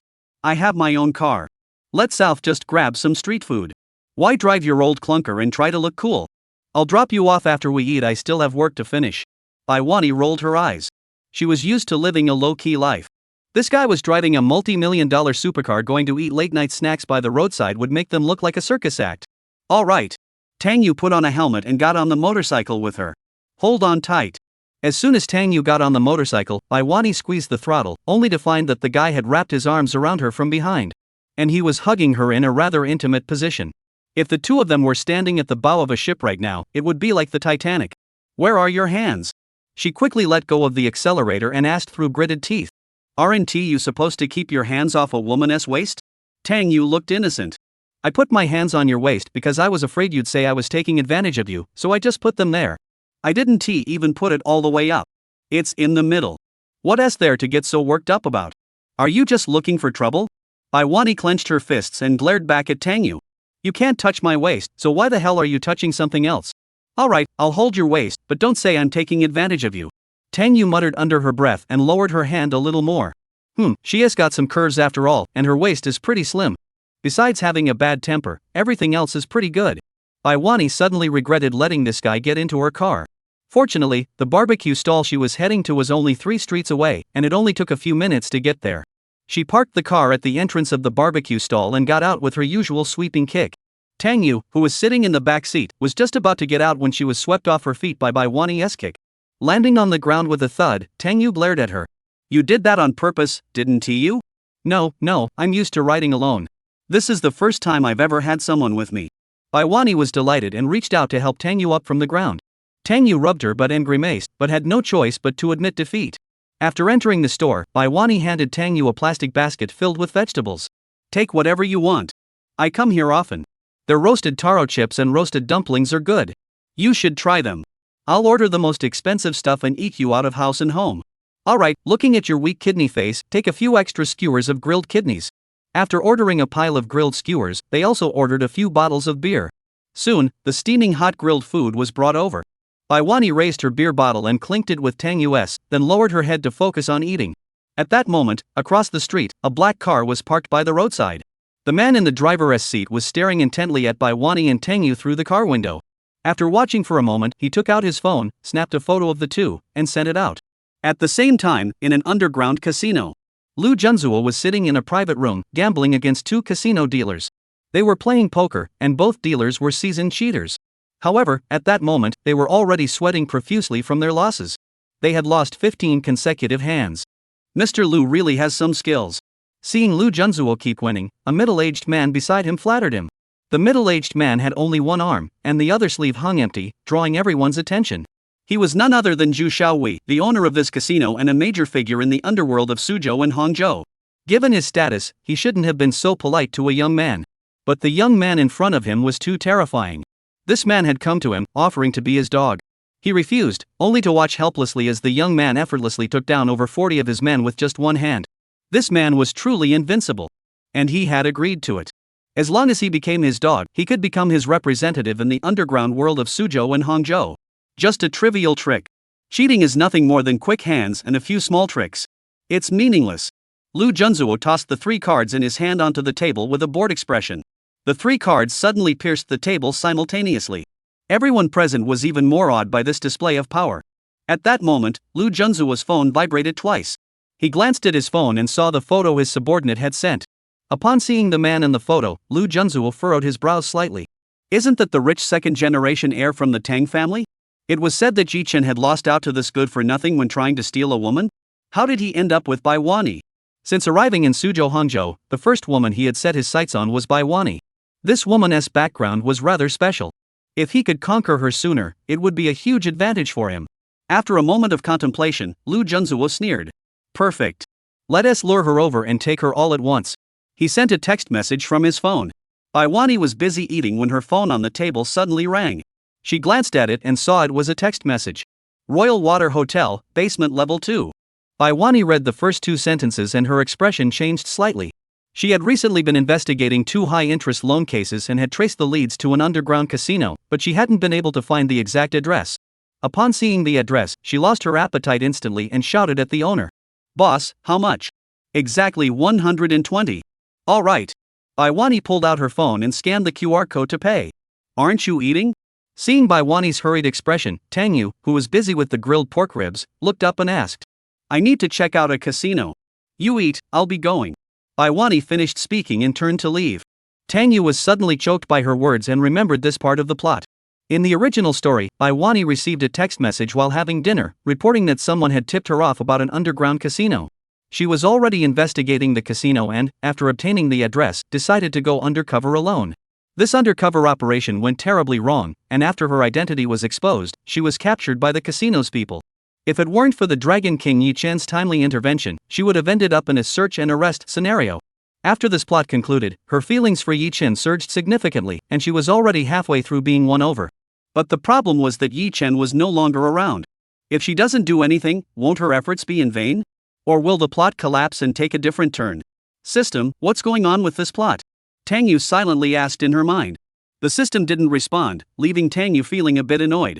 Once the plot collapses, one often has to figure things out on their own. With no other choice, he stood up and followed after them, saying, I'll go with you. You're coming with me? Bai Wani looked at Tang Yu with an odd expression. Yes, I'll assist you with the investigation. I know these places better than you do. Tang Yu nodded. Nonsense, if I don't go with you, you'll just be wasting your time. The casino is a big trap. The person who sent you the text message is probably Yi Chen.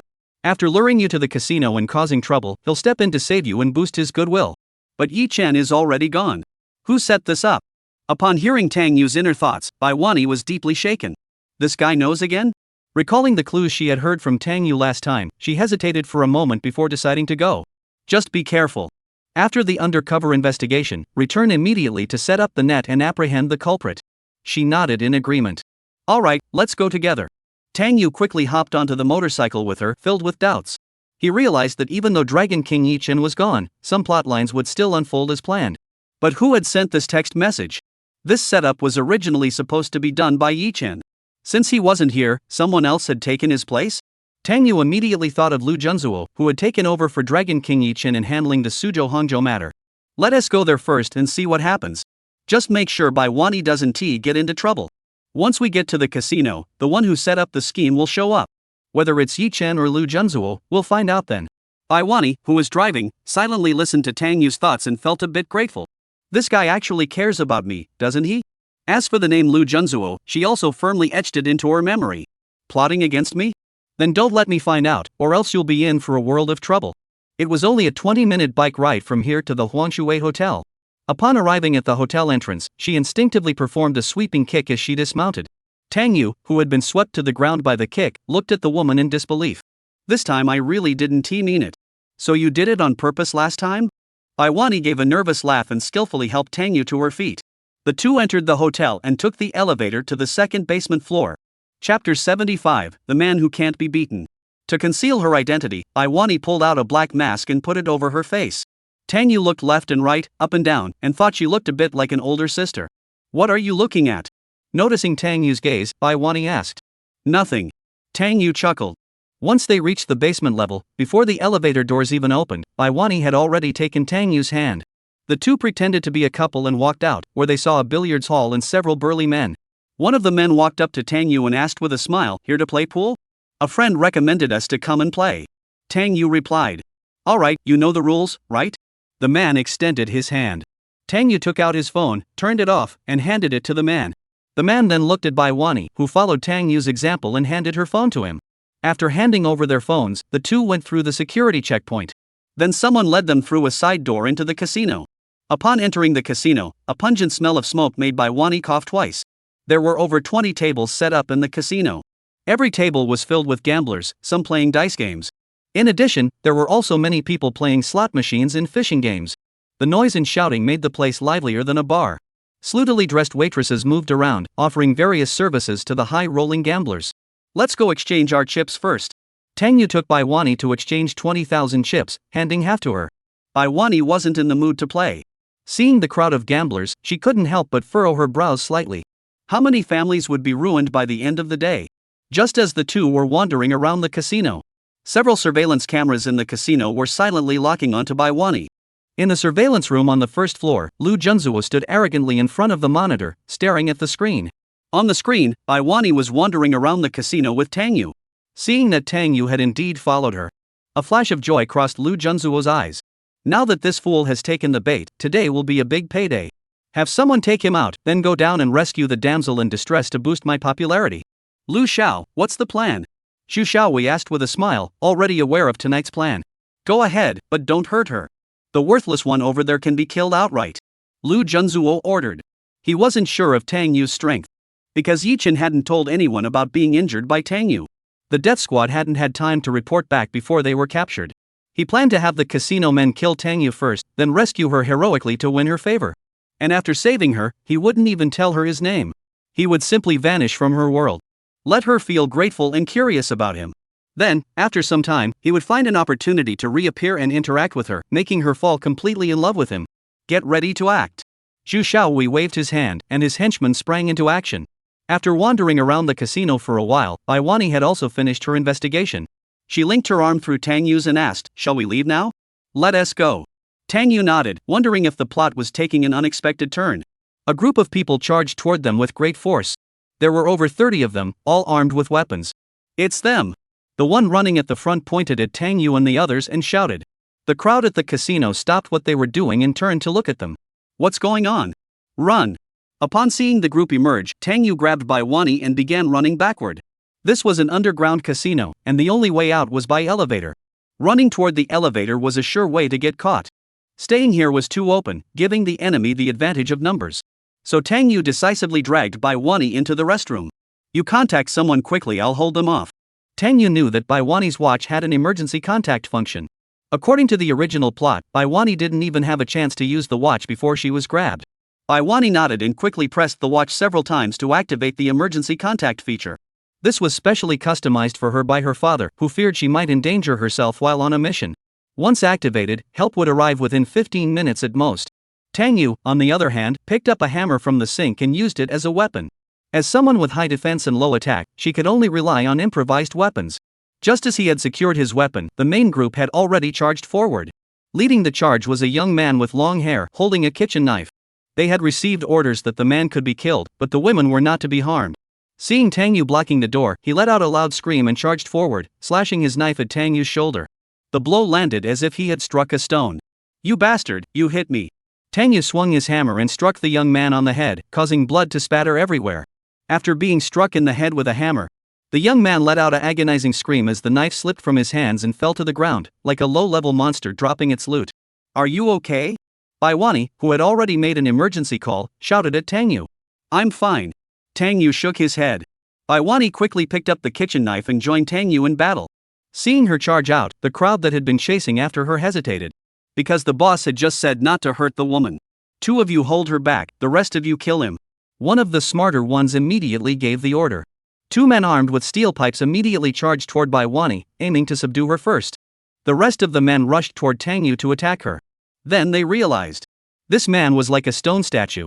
Whether it was a knife or a steel pipe, nothing seemed to affect him. Chapter 76, Lu Junzuo steps in person. Tang Yu didn't say much after being hit. He swung his hammer back and struck with all his might, aiming directly for the head. They didn't have Tang Yu's defensive capabilities, and a single blow to the head was enough to leave someone half dead. Plus, the bathroom corridor wasn't very wide, so they couldn't take advantage of their numbers. It was like the zombies in Plants vs. Zombies, lining up one after another like the little kids saving their grandpa. The other 2 who tried to delay Baiwani weren't much better off. They dared not lay a finger on Baiwani. Baiwani didn't hold back. She had always despised these scum, and she was also a half-trained martial artist. In just a couple of minutes, the 2 of them were slashed several times and fell to the ground.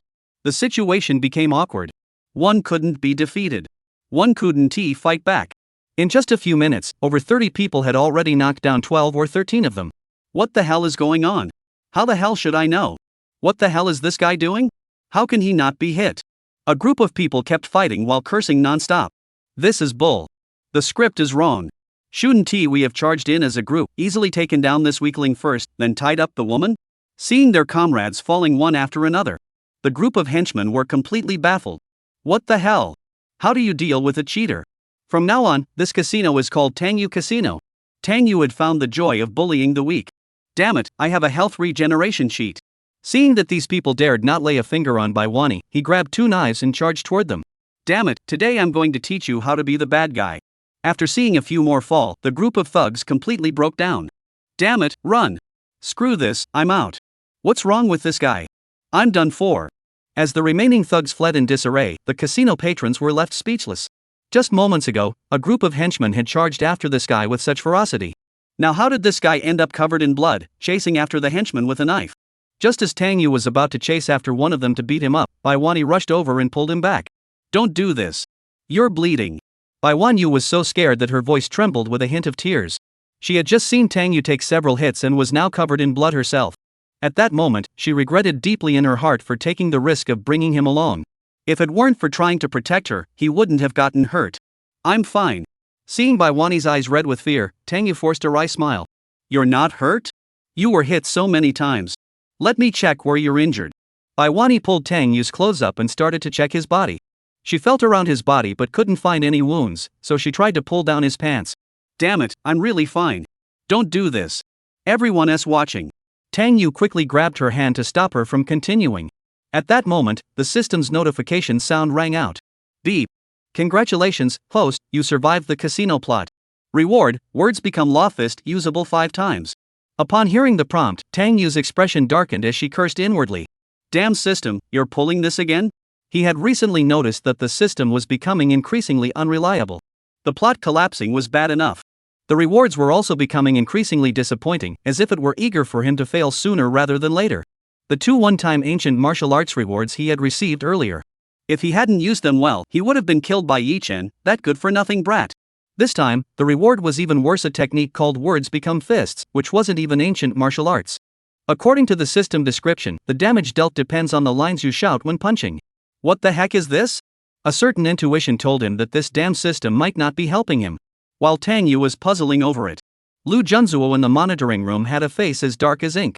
What the hell is going on here? Over 30 people, and they can't even handle a rich second-generation heir? Even a martial artist at the Yellow Realm level would have to take a beating against so many armed men. Are your men all useless?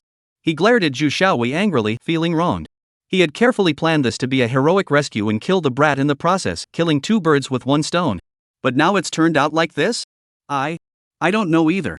Zhu Xiaowei was also completely baffled. What the hell is going on here? This guy, is he on the same level as that Lu Xiao over there? I'll handle this myself. Lu Junzuo walked out with a dark expression. After stepping out the door, his body twisted, and a popping sound echoed like bursting beans. Immediately afterward, he seemed to shrink, transforming into a hunchbacked middle-aged man. After altering his physique with bone contracting techniques, he pulled a human skin mask from his pocket and placed it over his face. In an instant, he had transformed into a completely different identity. He would first use this identity to kill the young man surnamed Tang, then let the others deal with Bai Wanyu. Once Bai Wanyu was captured, he would revert to his true identity and rescue the damsel in distress. He had just taken the elevator down to the casino on the lower floor. Just then, he saw a henchman take advantage of Tang Yu's distraction and sneak up from behind, slashing him with a knife on the back. The blow didn't even break the skin. As a peak-level expert at the Xian realm, Lu Junzuo immediately realized what was happening. Tang Yu's body was protected by an invisible force. Is that the immovable wisdom king technique? Lu Junju narrowed his eyes. After obtaining the ancient martial arts inheritance from the dragon pattern jade, he knew quite a lot. For instance, the immovable wisdom king technique was an ancient martial art that had been lost for centuries. Its defensive power was unmatched. It is said that once mastered to perfection, no one below the Xuanzi realm can break through its defenses. But he himself was at the peak of the Xuanzi realm. Even with the immovable wisdom king technique protecting him, killing him would still be no difficult task. He took a deep breath, and his true qi began to surge within him. He charged forward like a leopard, pouncing toward Tang Yu. A blur appeared before Tang Yu. By the time Tang Yu regained his senses, he had already been kicked in the chest by Lu Junzuo. The kick sent Tang Yu stumbling backward several steps, with a sharp pain radiating from his chest. This pain left Tang Yu stunned. His immovable wisdom king technique was actually showing signs of being broken? He felt the energy flowing within him suddenly diminish. Once this energy completely dissipated, it would mean he would lose the protection of the immovable wisdom king technique. He glanced at the man attacking him, a middle-aged hunchbacked man. What good is it that you, a worthless fool, have perfected the immovable wisdom king technique? Lu Junzuo blared at Tang Yu with a cold smile. He deliberately lowered his voice, making it sound low and harsh. At that moment, Bai Wanyu reacted. She swung the kitchen knife in her hand toward Lu Junzuo's back, attempting a surprise attack. Lu Junzuo didn't even glance back, as if he had eyes in the back of his head. He caught the falling knife between his two fingers. He then exerted a slight force with his fingers, and the knife snapped in two. Upon witnessing this, Tang Yu immediately confirmed the man's identity. Damn it, it really is Lu Junzuo. This guy loves to show off. He used a similar trick when he first appeared. Bone contracting and face changing are also his specialties. No wonder he showed up after Yi Chen left. Bai Wanyu was too focused to hear Tang Yu's inner thoughts. Seeing the other person catch the knife with two fingers and then break it, she immediately delivered a low kick aimed at Lu Junzuo's groin. Just as the kick was about to land, Lu Junzuo had already vanished from the spot. Before Bai Wanyu could react, Lu Junzuo struck her neck with a knife, knocking her unconscious. After disposing of Bai Wanyu, Lu Junzuo turned his gaze toward Tang Yu. Today, this person must die. Chapter 77, This Punch, 30 Years of Skill. As Lu Junzuo walked toward him step by step, Tang Yu's expression grew dark. Relying on the immovable wisdom king technique to withstand blows was no longer feasible. The words become law fist technique the system had just given him could only be used 5 times, and he had no idea how effective it was. It might be better to switch to the Yin Yang Supreme technique instead.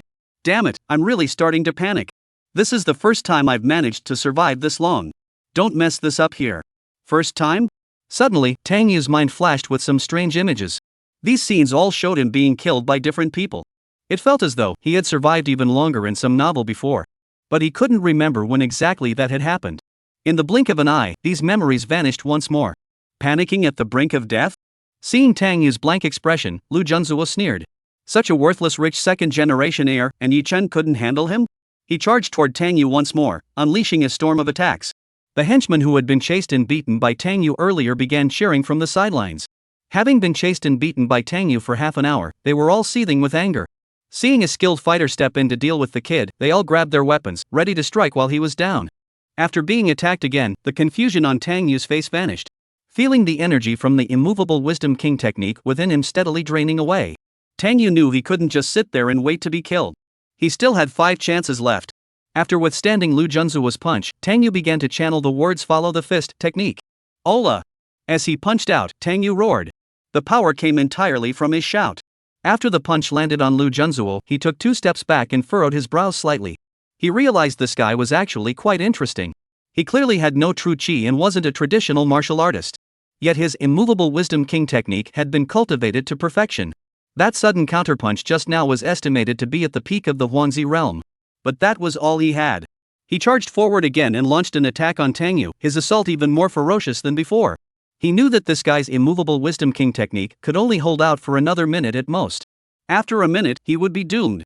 When the punch landed without causing any damage, Tang Yu silently sent a warm greeting to the system's maternal ancestors.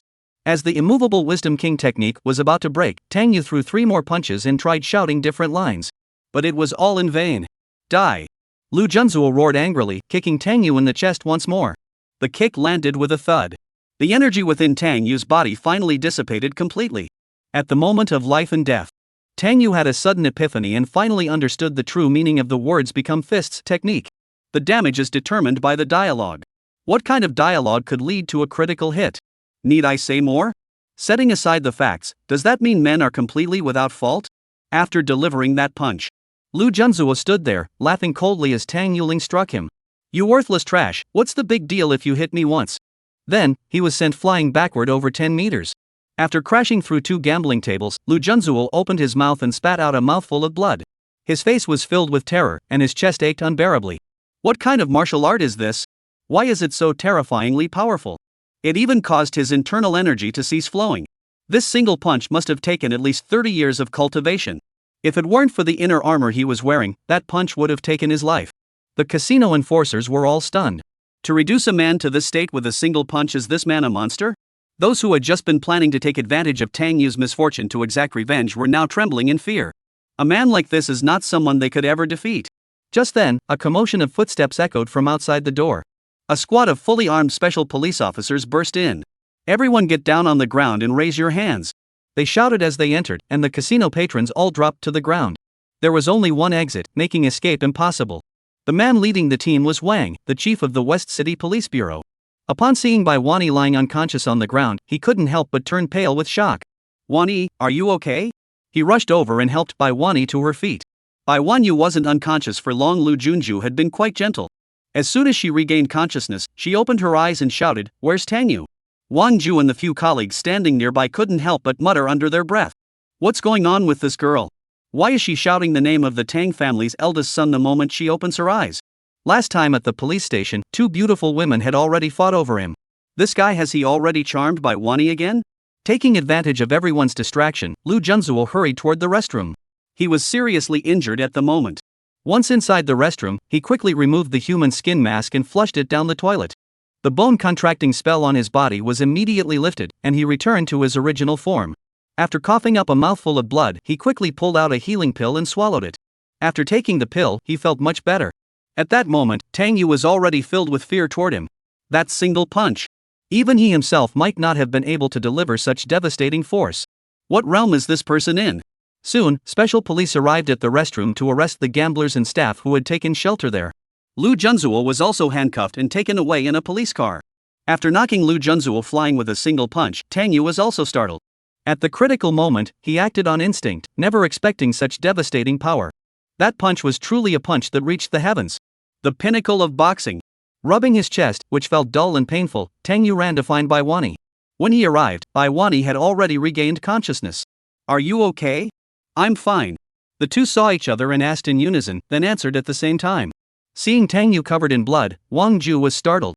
He hurriedly asked, Tang Yu, what happened to you? Are you really not injured? No. Tang Yu was about to say no when suddenly he felt dizzy. After the immovable Wisdom King technique was broken, that single punch had drained him of too much energy.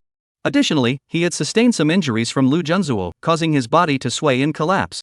Bai Wanyi acted quickly and caught Tang Yu just in time. However, there was a distance between them. When Tang Yu fell, his head collided with her chest. Thus, Tang Yu's face was buried in a soft, supple mound. He received a thorough facial cleansing. His expression grew serene as he slowly closed his eyes and fainted. Oh, so moisturizing. In the final moment before losing consciousness, his inner voice suddenly rang out. Bai Wanyi twitched her lips and picked up Tang Yu in a princess carry, saying, Director Wang, I'll take him to the hospital first. You handle this here. If you find anyone named Lu Junzuo, make sure to thoroughly investigate his background. Understood. P.S. The second update is here. I'll see if I can post 2 more chapters this afternoon to complete the 4-chapter goal. Chapter 78, just bear with it. After being taken to the police station, Lu Junzuo initially thought nothing would come of it. He had even gone to the trouble of restoring his shrunken bones, so no one would know who the man who had fought with Tang Yu was. Being arrested would at most result in a gambling charge, a minor offense. But for some reason, this time after being arrested, they made him stay up all night for interrogations and investigations. They didn't even give him a glass of water. Fortunately, after a night of this ordeal, they couldn't find any evidence against him. They sent him to the detention center on the charge of participating in an illegal gambling gathering. When he was sent there, he happened to see 4 familiar faces.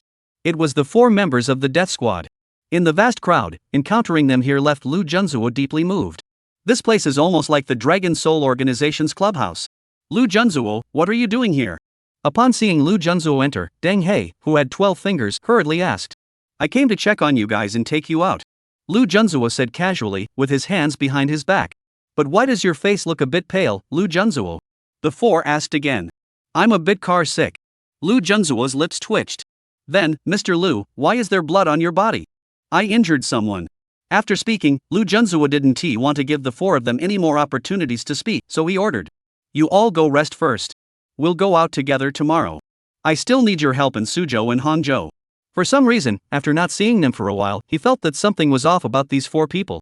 A bit rough around the edges. The 4 exchanged glances and spoke in unison. Master Lu trusts us so much we will repay you with our lives. Facing their expressions of loyalty, Lu Junju nodded in satisfaction. They were indeed the loyal followers he had personally trained. This loyalty is as clear as day. After some thought, he called the 4 of them over and quietly revealed his next plan to them. The 4 listened intently, but their expressions were oddly unsettling. After finishing, Lu Junzuo returned to his bed to rest and tend to his injuries. That punch today had indeed left him severely injured. It would take at least 10 days to 2 weeks to recover. At that moment, Tang Yu was also rushed to the hospital.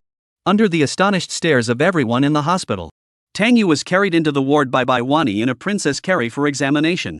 Fortunately, after a short examination, the doctor handed the report to Bai Wani and said, Miss Bai, your husband is fine. He just overexerted himself. He'll recover with proper rest. He's not my husband. Bai Wani's face turned red, feeling a bit embarrassed. The doctor just chuckled and didn't say anything. Not his lover? They were even carrying him in a princess carry. Looking at Tang Yu, who was still unconscious on the hospital bed, Bai Wani couldn't help but feel uneasy. After taking so many blows, how could he not be injured? She thought for a moment and decided to take off Tang Yu's clothes and check him again. Better safe than sorry. If there were any wounds she missed, it could lead to an infection later. Soon, Tang Yu's shirt was torn off by her. She used a damp towel to carefully wipe away the bloodstains on Tang Yu's body. Then, when she saw his well-defined 8-pack abs, she couldn't help but blush slightly. As a female police officer, she despised effeminate men. She believed that her future man must have a masculine aura and be physically capable. As for abs, they were a must-have. Let me check if the abs are injured. She cleared her throat and placed her hand on them, gently rubbing them a few times. You've got a pretty good build, pretty muscular. After feeling them a few times, she couldn't bring herself to touch them anymore. She felt a bit guilty, her heart racing. Then she turned Tang Yu around and checked her back. There wasn't a single wound. I haven't checked the lower part yet. She remembered that question again. At the casino, Tang Yu had clung tightly to his pants, refusing to let her check. Now that she thought about it, maybe he had injured himself somewhere and didn't want her to know. Although the doctor had already examined him, she decided to double-check just to be safe. So she decided to pull down Tang Yu's pants. As soon as she started, Tang Yu woke up. Seeing his pants being pulled down, Tang Yu couldn't help but let out a curse. However, upon seeing it was Bai Wani, he sighed in relief. Thank goodness it wasn't a man, damn it. This world is too chaotic. I heard that last time someone got drunk and passed out on the street. Not only did a guy steal his phone, but he also got beaten up. Sigh, this world is really messed up. A handsome guy like me is in danger.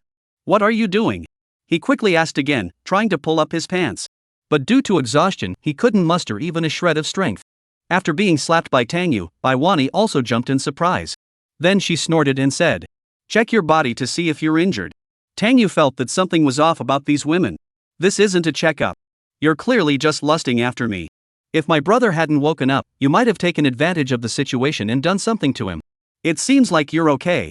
If you're feeling unwell, just say so. Seeing that Tang Yu had woken up, Bai Wani felt too embarrassed to continue. Cough. She felt a bit guilty toward her 2 best friends.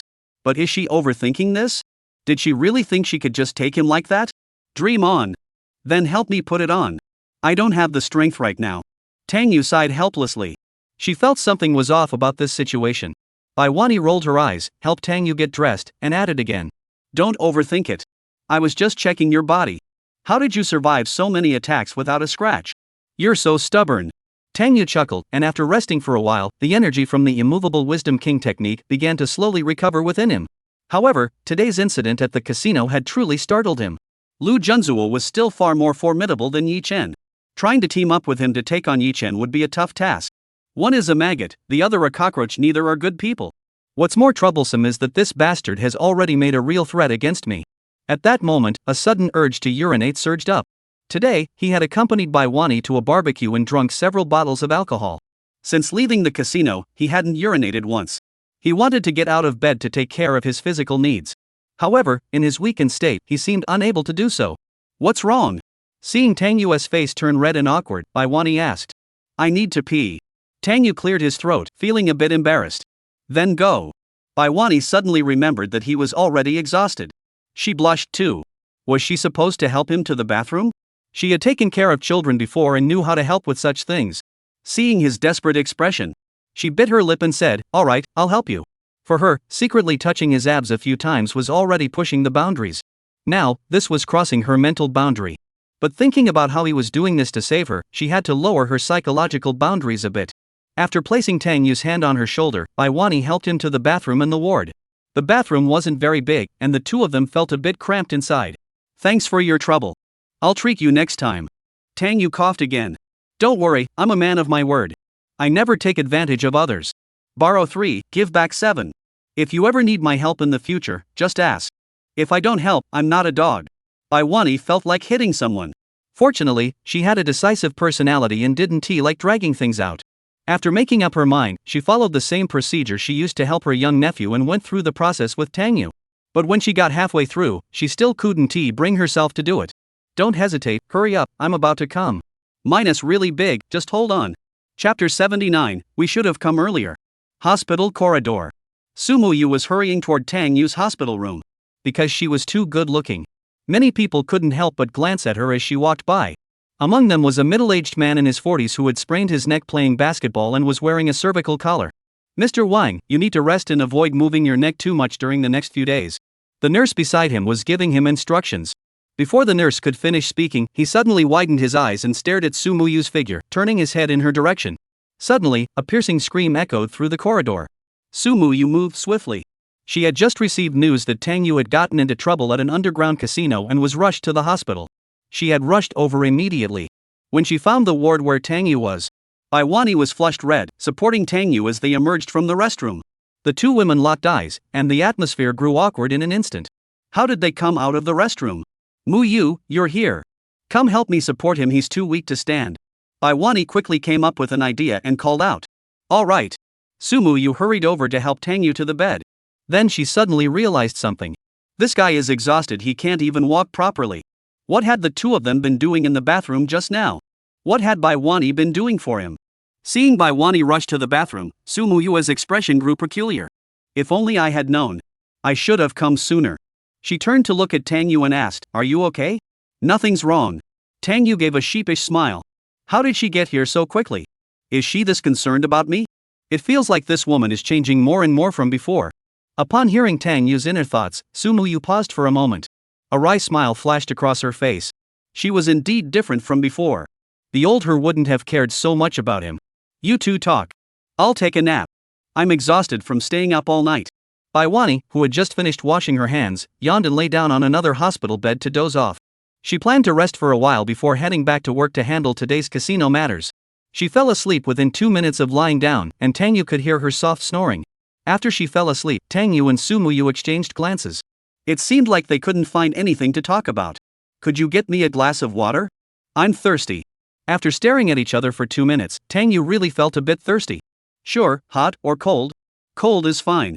Sumu Yu nodded, took a disposable cup, and ran to the water dispenser to pour a cup of water. Tang Yu tried to sit up to drink the water. However, her body still hadn't fully recovered, and sitting up was a bit of a struggle.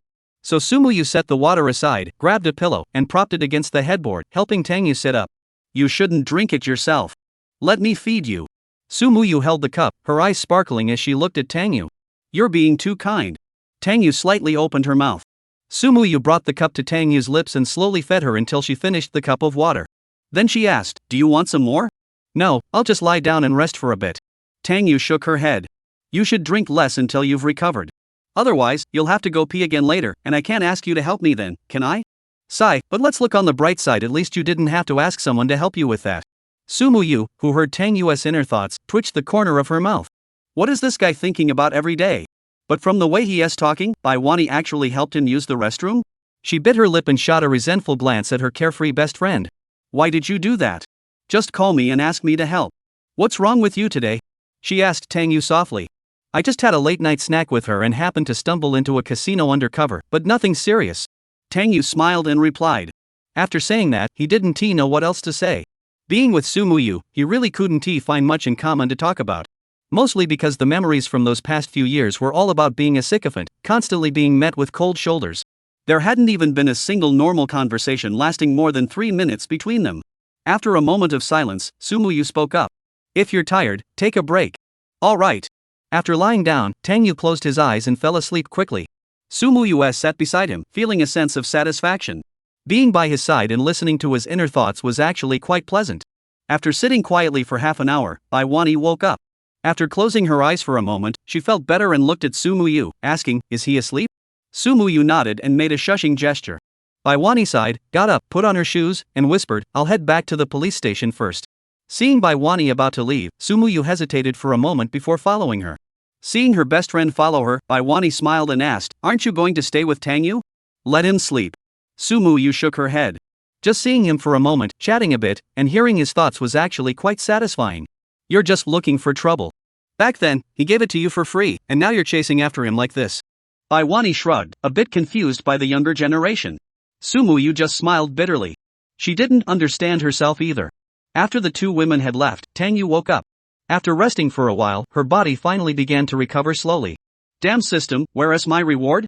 He muttered angrily in his mind. Reward system upgraded. Plot hint feature activated. Even if the plot collapses, it won't affect the host's ability to foresee the plot. The system's voice echoed in his mind. Upon hearing this reward, Tang Yu was somewhat surprised. He had originally thought that after another direct confrontation, he would be rewarded with a martial arts technique or something similar. But this time, the reward was the system providing a plot hint feature. This way, even if the plot collapses, it won't affect his ability to see the subsequent plot. After a moment of contemplation, Tang Yu asked, will the auction plot continue as normal? Since Lu Junzuo had taken Yi Chen's position, the subsequent auction plot would be quite important. In the original storyline, Yi Chen had purchased an antique at a low price during the auction. This antique contained a pill and an ancient martial arts technique, significantly enhancing his abilities. Earlier, Han Mingxian from Yanjing had been killed while trying to this item from Yi Chen. This system is becoming increasingly treacherous, refusing to grant me any useful ancient martial arts techniques. Since that's the case, I'll go and fight for the opportunity that belongs to the Dragon King. Beep, the process will proceed normally. The plot has been fully prompted. The system quickly prompted the auction plot in Tang Yu's mind. As expected, the main character of the plot had already changed. The person who obtained this opportunity had changed from Yi Chen to Lu Junzuo. After familiarizing himself with this segment of the plot, Tang Yu already had a plan in mind. The system can't be relied upon. I'll have to rely on myself. P.S. For updates already. Good brothers, give me a nudge for more updates and a 5-star review. I'll try my best to keep up the 4 updates a day.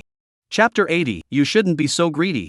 After his body had recovered somewhat, Tang Yu left the hospital and drove home to rest. The auction was scheduled for a week later, so he won tea in a hurry.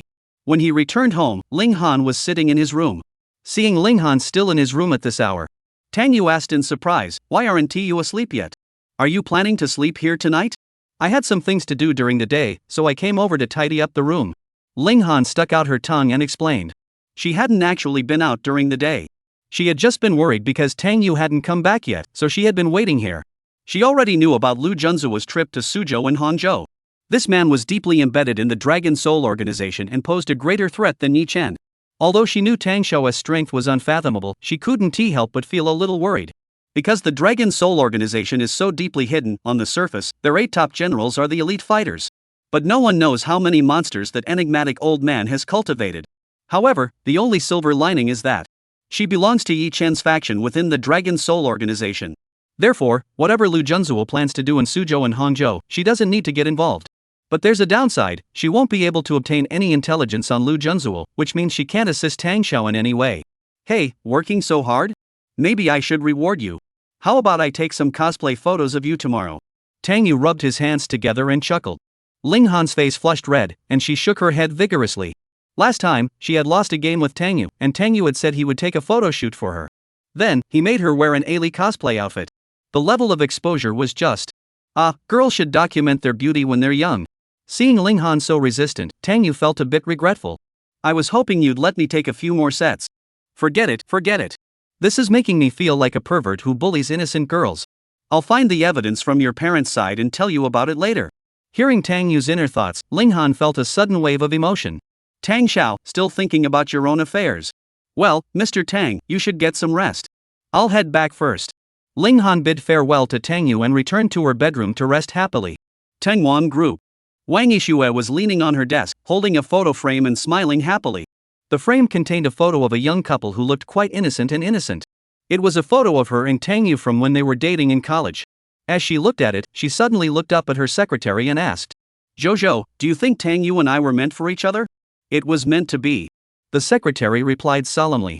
That's right, a perfect answer. Your salary will increase by 10,000. Wang Yixue raised her thumb in praise. I was just telling the truth. I don't deserve this reward. 2,000 more. Secretary Jojo struggled to suppress a laugh and quickly got back to business. By the way, Miss Wang, Mr. Li from Mingzhu April Group would like to invite you to discuss a business collaboration. Wang Yixue's secretary suddenly spoke up to remind her. That fat woman? Wang Yixue did recall the woman, a well-known wealthy woman from Mingzhu, rumored to have 3,000 concubines. She owns an e-commerce platform and wants to merge it with one under the Tengwan Group to compete for a spot among the top 3 in the industry. After a moment of contemplation, she nodded and said, Alright, did she mention a time? Mr. Li said any time is fine. Let us schedule it for the afternoon. Wang Yixue snapped her fingers and quickly pulled out her phone to call Tang Yu. When the call connected, she smiled and said, Baby, come to my office. We'll go to Mingzhu together this afternoon to discuss business. What's it about? It's about the e-commerce platform. Wang Yixue explained the situation in detail. The e-commerce platform under Tengwan Group follows a high-end strategy, focusing on luxury goods and foreign products. The second largest shareholder of this platform is Tang Group. Therefore, if a merger is to proceed, it would indeed be necessary to discuss the matter with Tang Yu's side. After confirming the details over the phone, the two agreed to meet directly at the airport. After hanging up the phone, Tang Yu got into his car and drove toward the airport. System, how has this plot been altered? Tang Yu silently repeated in his mind while driving. He remembered that the original book had this plot. Wang Yixue went to negotiate a business deal but was drugged by her business partner. Just as she was about to be humiliated, Dragon King Yichen suddenly appeared and killed the villain. After that, it was naturally time to counteract the effects of the drug. It's a typical plot twist in a feel-good story. Beep, the plot has been changed to. The system quickly informed Tang Yu of the altered plot. After reviewing the plot, Tang Yu merely narrowed his eyes. Sure enough, Yi Chen's role had been replaced with Lu Junzuo's. After thinking for a moment, he sent a text message to the death squad. At this moment, the importance of the informants became evident. By the time Tang Yu arrived at the airport, Wang Yixue had already arrived first. Such a stunningly beautiful woman stood at the airport entrance. Many people were willing to risk getting beaten by their girlfriends just to take a second look. Especially a certain CEO of a listed company, who was immediately captivated by Wang Yixue. Who would have thought that coming to Suzhou Hangzhou on a business trip to sign a contract would lead to meeting such a beauty? He walked up to Wang Yixue with a smile and extended his hand. May I introduce myself? I am Lu, the CEO of Johua Group. Get lost. You look like a toad, and you're older than my father. Who gave you the nerve to ask me to introduce myself? You old cow trying to eat young grass? 10 yuan for 3 sets of keys? A company worth hundreds of billions, what is there to brag about? Wang Yixue unleashed a torrent of abuse, leaving the middle-aged man trembling. After finishing her tirade, Wang Yixue smiled sweetly and ran toward Tang Yu, waving her hands and calling out. Honey, I'm here. Tang Yu, who was running over, nearly tripped and fell to the ground. Her call of husband caused several men at the airport to shoot her hateful glances. The middle-aged man, who had just been scolded, looked over and suddenly recognized Tang Yu. Isn't this Mr. Tang from the Tang Group? He had come to Suzhou Hangzhou specifically to sign a contract and secure an order with Tang Group. He quickly used his briefcase to cover his face and turned to leave in embarrassment. Who's your husband? Stop making things up. As he approached Wang Yixue, Tang Yu sighed helplessly. You are. You bullied me last night. Wang Yixue clung tightly to Tang Yu's arm, feigning shyness. I was at home last night. Yes, but I dreamed about you, so you have to take responsibility. Tang Yu widened his eyes. Could she be trying to extort money? This is bad.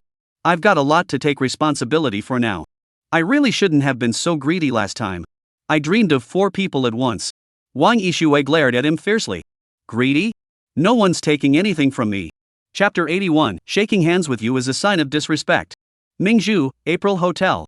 In a suite, Lu Junzuo was holding a glass of red wine, gently swirling it. His face still bore a hint of pallor, but his body had recovered considerably. The injuries from that punch a few days ago were indeed quite severe, leaving him still feeling uneasy. Junzhua, I heard you're skilled in medicine. My shoulder is sore, could you give it a massage? At that moment, a woman sitting across from him cooed in a sweet voice. The woman wasn't exactly a beauty, but she was at least passable. Her body was covered in layers of fat, resembling a Michelin tire. She was none other than Li Shufa, the boss of April Group. Just hearing her name would easily make one think she was a stunning beauty. Unfortunately, the name and the person were worlds apart. All right. Lu Junzuo's eyes flashed with disgust, but he hid it well. He walked up behind Li Shufa and gently squeezed her shoulders, feeling as though he were squeezing a piece of breathing fat. The greasy sensation from his fingertips made him feel a bit queasy. If it weren't for the fact that he needed to use this woman, he wouldn't bother getting close to her. The biggest difference between him and Yi Chen was that he wouldn't act so arrogant like Yi Chen. For the sake of using her, he wouldn't even hesitate to flirt with a 70-year-old woman with a tumor on her face. Oh, that feels good. Use a little more force. Li Shufa wore a contented expression. Lu Junzuo suppressed the urge to vomit and asked, has everything been arranged for today? It's all taken care of, Junzhua. Don't worry. Whatever you like, I'll give it to you. Li Shufa stroked Lu Junzuo's hand tenderly. Lu Junzuo hummed in response, feeling a bit better. Last time, he had planned to gain some favor from Bai Wani, but unexpectedly, it backfired. This time, he decided to shift his focus and target Wang Yixue. She was close to the Tang family, and once she became his woman, she could be of great assistance to him. At that moment, Tang Yu and the others had already landed. After getting off the plane, Wang Yixue was still smiling broadly as she clung to Tang Yu's arm. Clinging to Tang Yu, she was overjoyed. Why are you acting like a koala?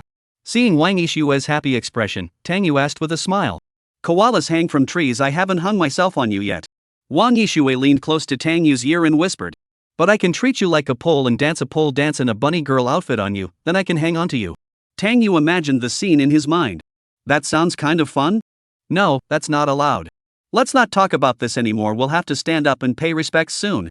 Hearing Tang Yu's inner thoughts, Wang Yixue laughed wildly in her mind.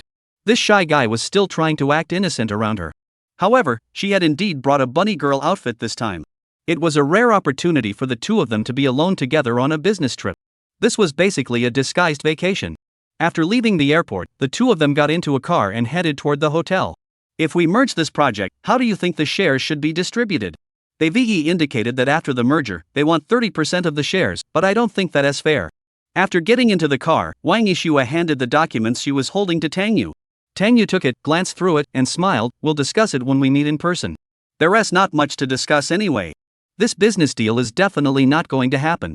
It all boils down to Lu Junzuo's scheme.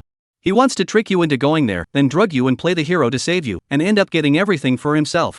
Sigh, compared to him, Yi Chen at least acts like a half-hearted romantic hero. Upon hearing Tang Yu's inner thoughts, Wang Yixue was taken aback. Lu Junzuo? Who is that? It sounds like he's on the same level as Yi Chen? Plotting against me? She narrowed her eyes and quickly sent a message on her phone. Since the incident involving Yi Chen last time, the Wang family had also begun recruiting and hiring, bringing back several ancient martial artists to take up positions. There were already 2 people secretly protecting her. After sending messages to her 2 bodyguards, a cold gleam flashed in her eyes. If they dared to play dirty with her, they wouldn't get away with it. However, thinking about how worried Tang Yu was about her coming along, she felt incredibly happy inside. Hugging Tang Yu's arm, she happily pressed herself against him and said, once this matter is settled, let's stay here and play for a few days. A few days? I have to go back in 2 days for work. Let's do it next time. Tang Yu sighed wryly. He was still keeping an eye on the auction house. This opportunity was something he had to secure at all costs. This damn system was calculating everything so meticulously, pinning all its hopes on this worthless thing it was bound to crash and burn sooner or later. Alright, then give me a kiss as compensation. Wang Yixue smiled and pointed to her own face. Tang Yu looked at her face, cleared his throat, and hesitated. This female troublemaker is at it again. Hurry up, or you'll be breaking the law, you know? Wang Yixue tapped Tang Yu's leg, urging him on. What law? Forcing someone against their will, isn't that illegal? After she finished speaking, both of them burst into laughter in the car. As they laughed, Wang Yixue suddenly wrapped her arms around Tang Yu's neck and gave him a hard kiss on the face. Leaving a lipstick mark on Tang Yu's face, Wang Yixue smiled mischievously and said, don't wipe it off. How am I supposed to go out and see people like this? Tang Yu sighed and started wiping it off with his hand. The driver in the front seat glanced at the rearview mirror and felt a pang of envy. Sigh, I was so handsome when I was young. Why didn't I have such a beautiful woman throwing herself at me? When the car arrived at the hotel, the two got out, and Li Shuefei was already waiting at the door. Seeing such a large mass of flab from a distance, Tang Yu muttered under his breath. This damn 1,000-pound lady is stunningly beautiful. I think she is the one with 3,000 male concubines, huh? Sigh, this kind of life sure isn't easy. With that kind of build, she even likes to play with steel wool balls. Being her sugar daddy for a month would be worth $1 million. Wang Yixue heard Tang Yu's inner rant and struggled not to laugh out loud. Mr. Wang, you must be tired from the journey. May I ask who this is? Li Shuefei extended her hand to shake Wang Yixue's.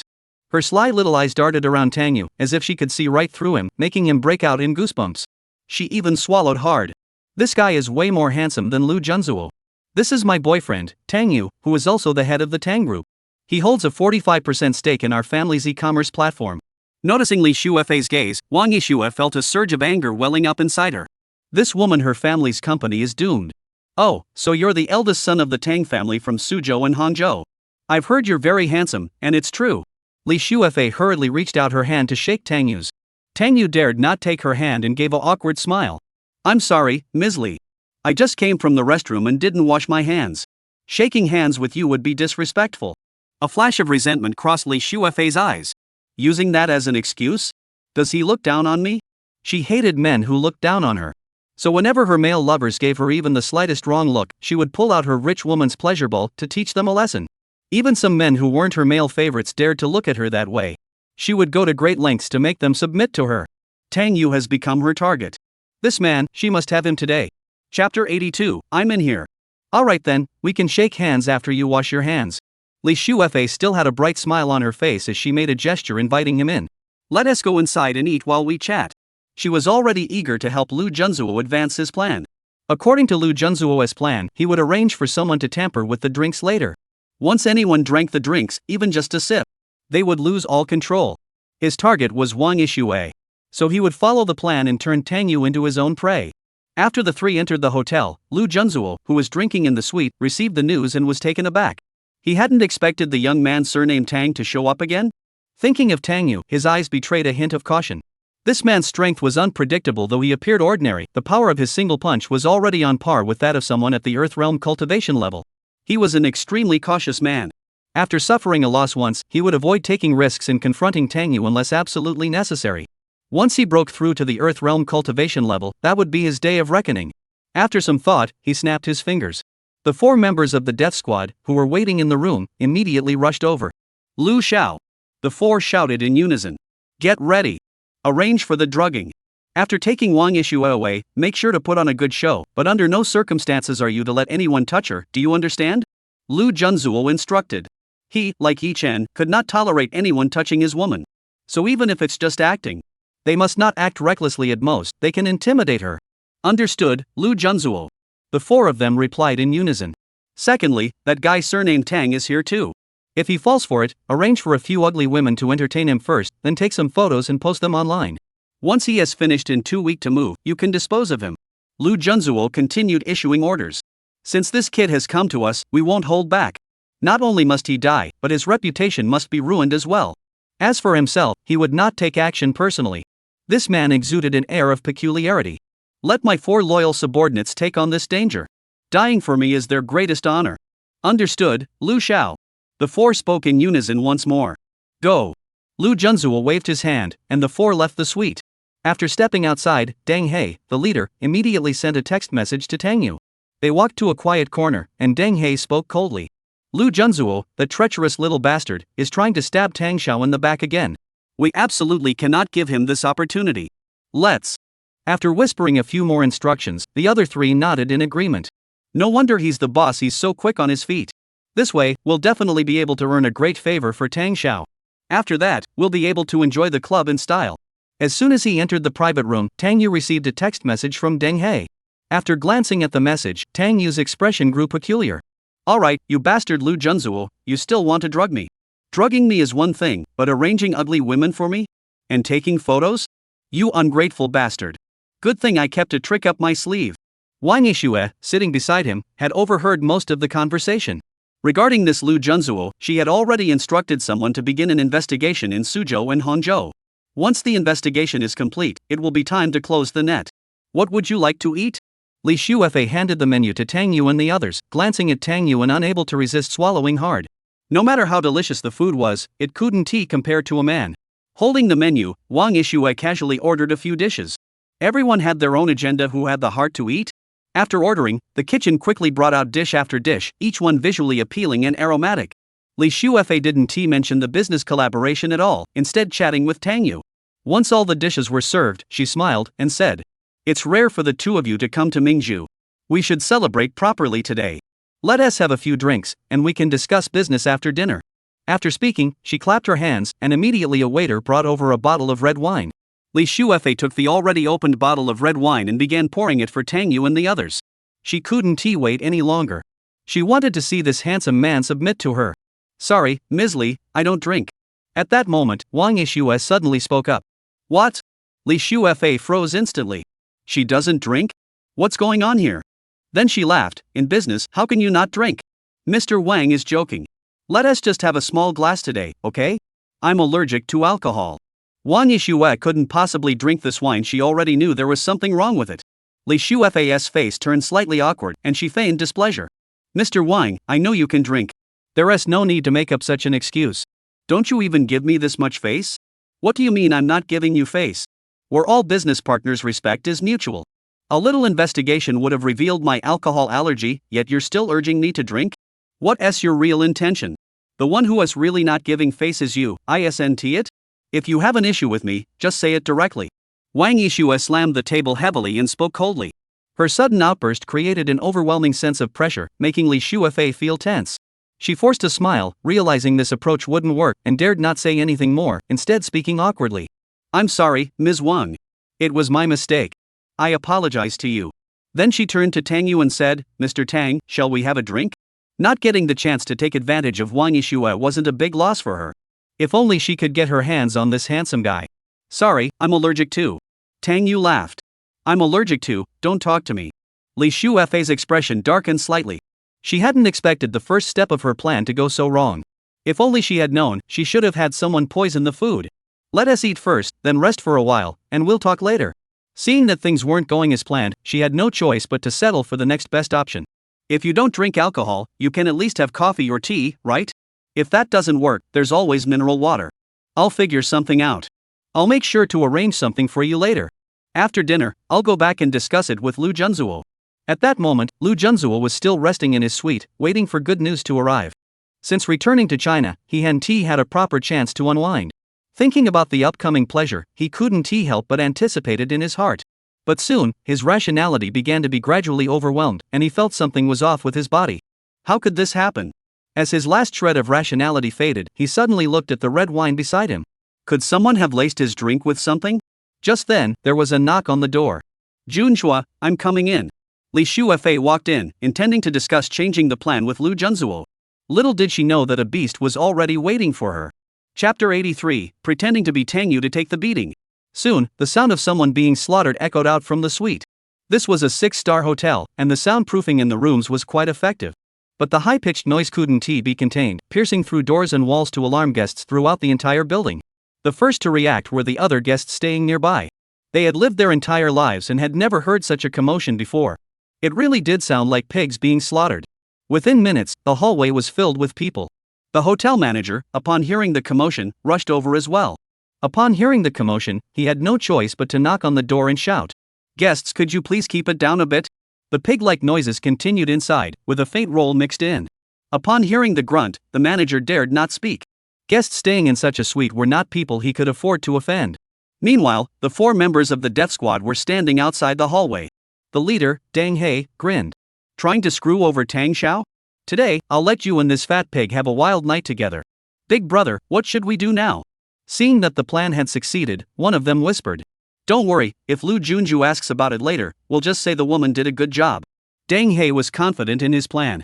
This woman has been flirting with Lu Junzuo every day. Anyone can see her intentions. Shifting the blame onto her is absolutely the right move. "Big brother, you're the best." Everyone gave him a thumbs up. Brothers are tough.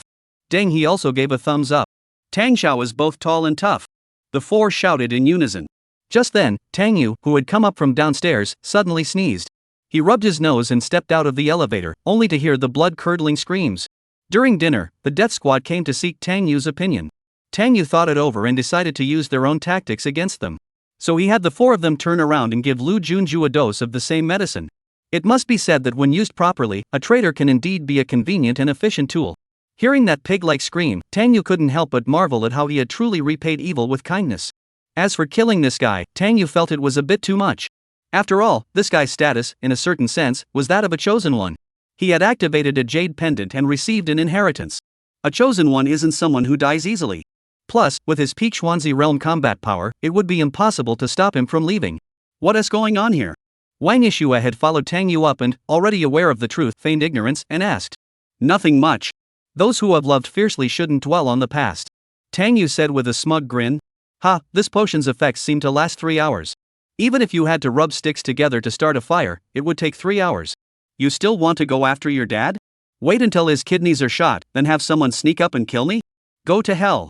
After hearing Tang Yu's inner thoughts, Wang Yishua's lips curled into a slight smile. Playing hard to get before striking? That's indeed a clever plan. She quickly sent a text message to the two ancient martial arts bodyguards, instructing them to prepare to beat the fallen dog. If you can finish them off, don't hold back. After sending the message, she turned to Tang Yu and said, Mr. Li is nowhere to be found. Let us head back and rest first. All right. Having achieved her goal, Tang Yu left in a good mood. Due to the commotion being too loud, after 3 hours, the hotel staff could no longer handle it.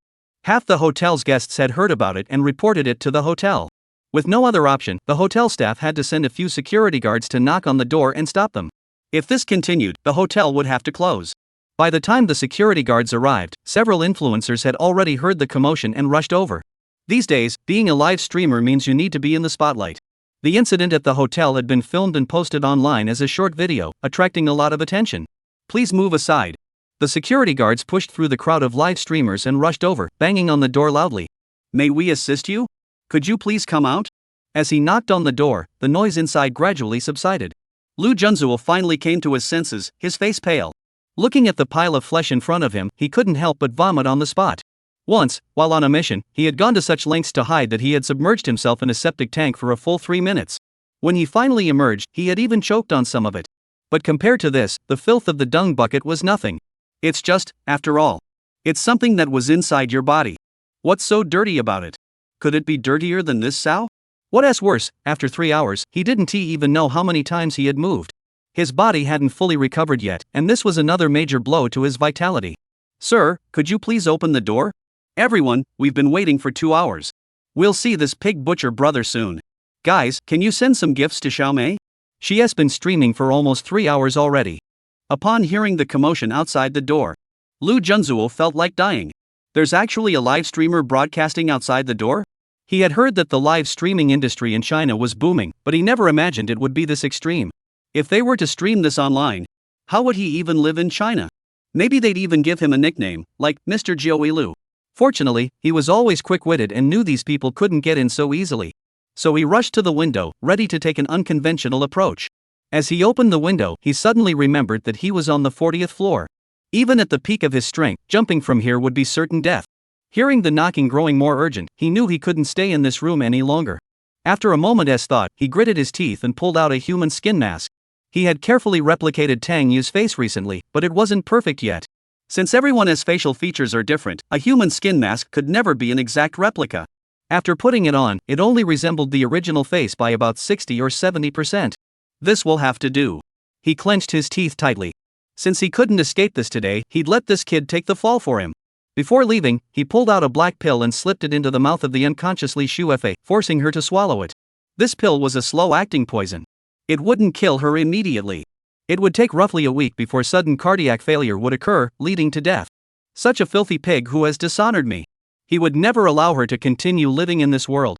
After doing all this, he opened the door with a face full of resentment and rushed out. He saw a group of people staring at him with the same disdainful gaze one might reserve for a clown. He was immediately filled with rage. Get out of my way. He turned around and slapped several live streamers, sending their phones flying, then rushed toward the emergency exit. All he wanted now was to escape this hotel that made him feel so sick he wanted to vomit.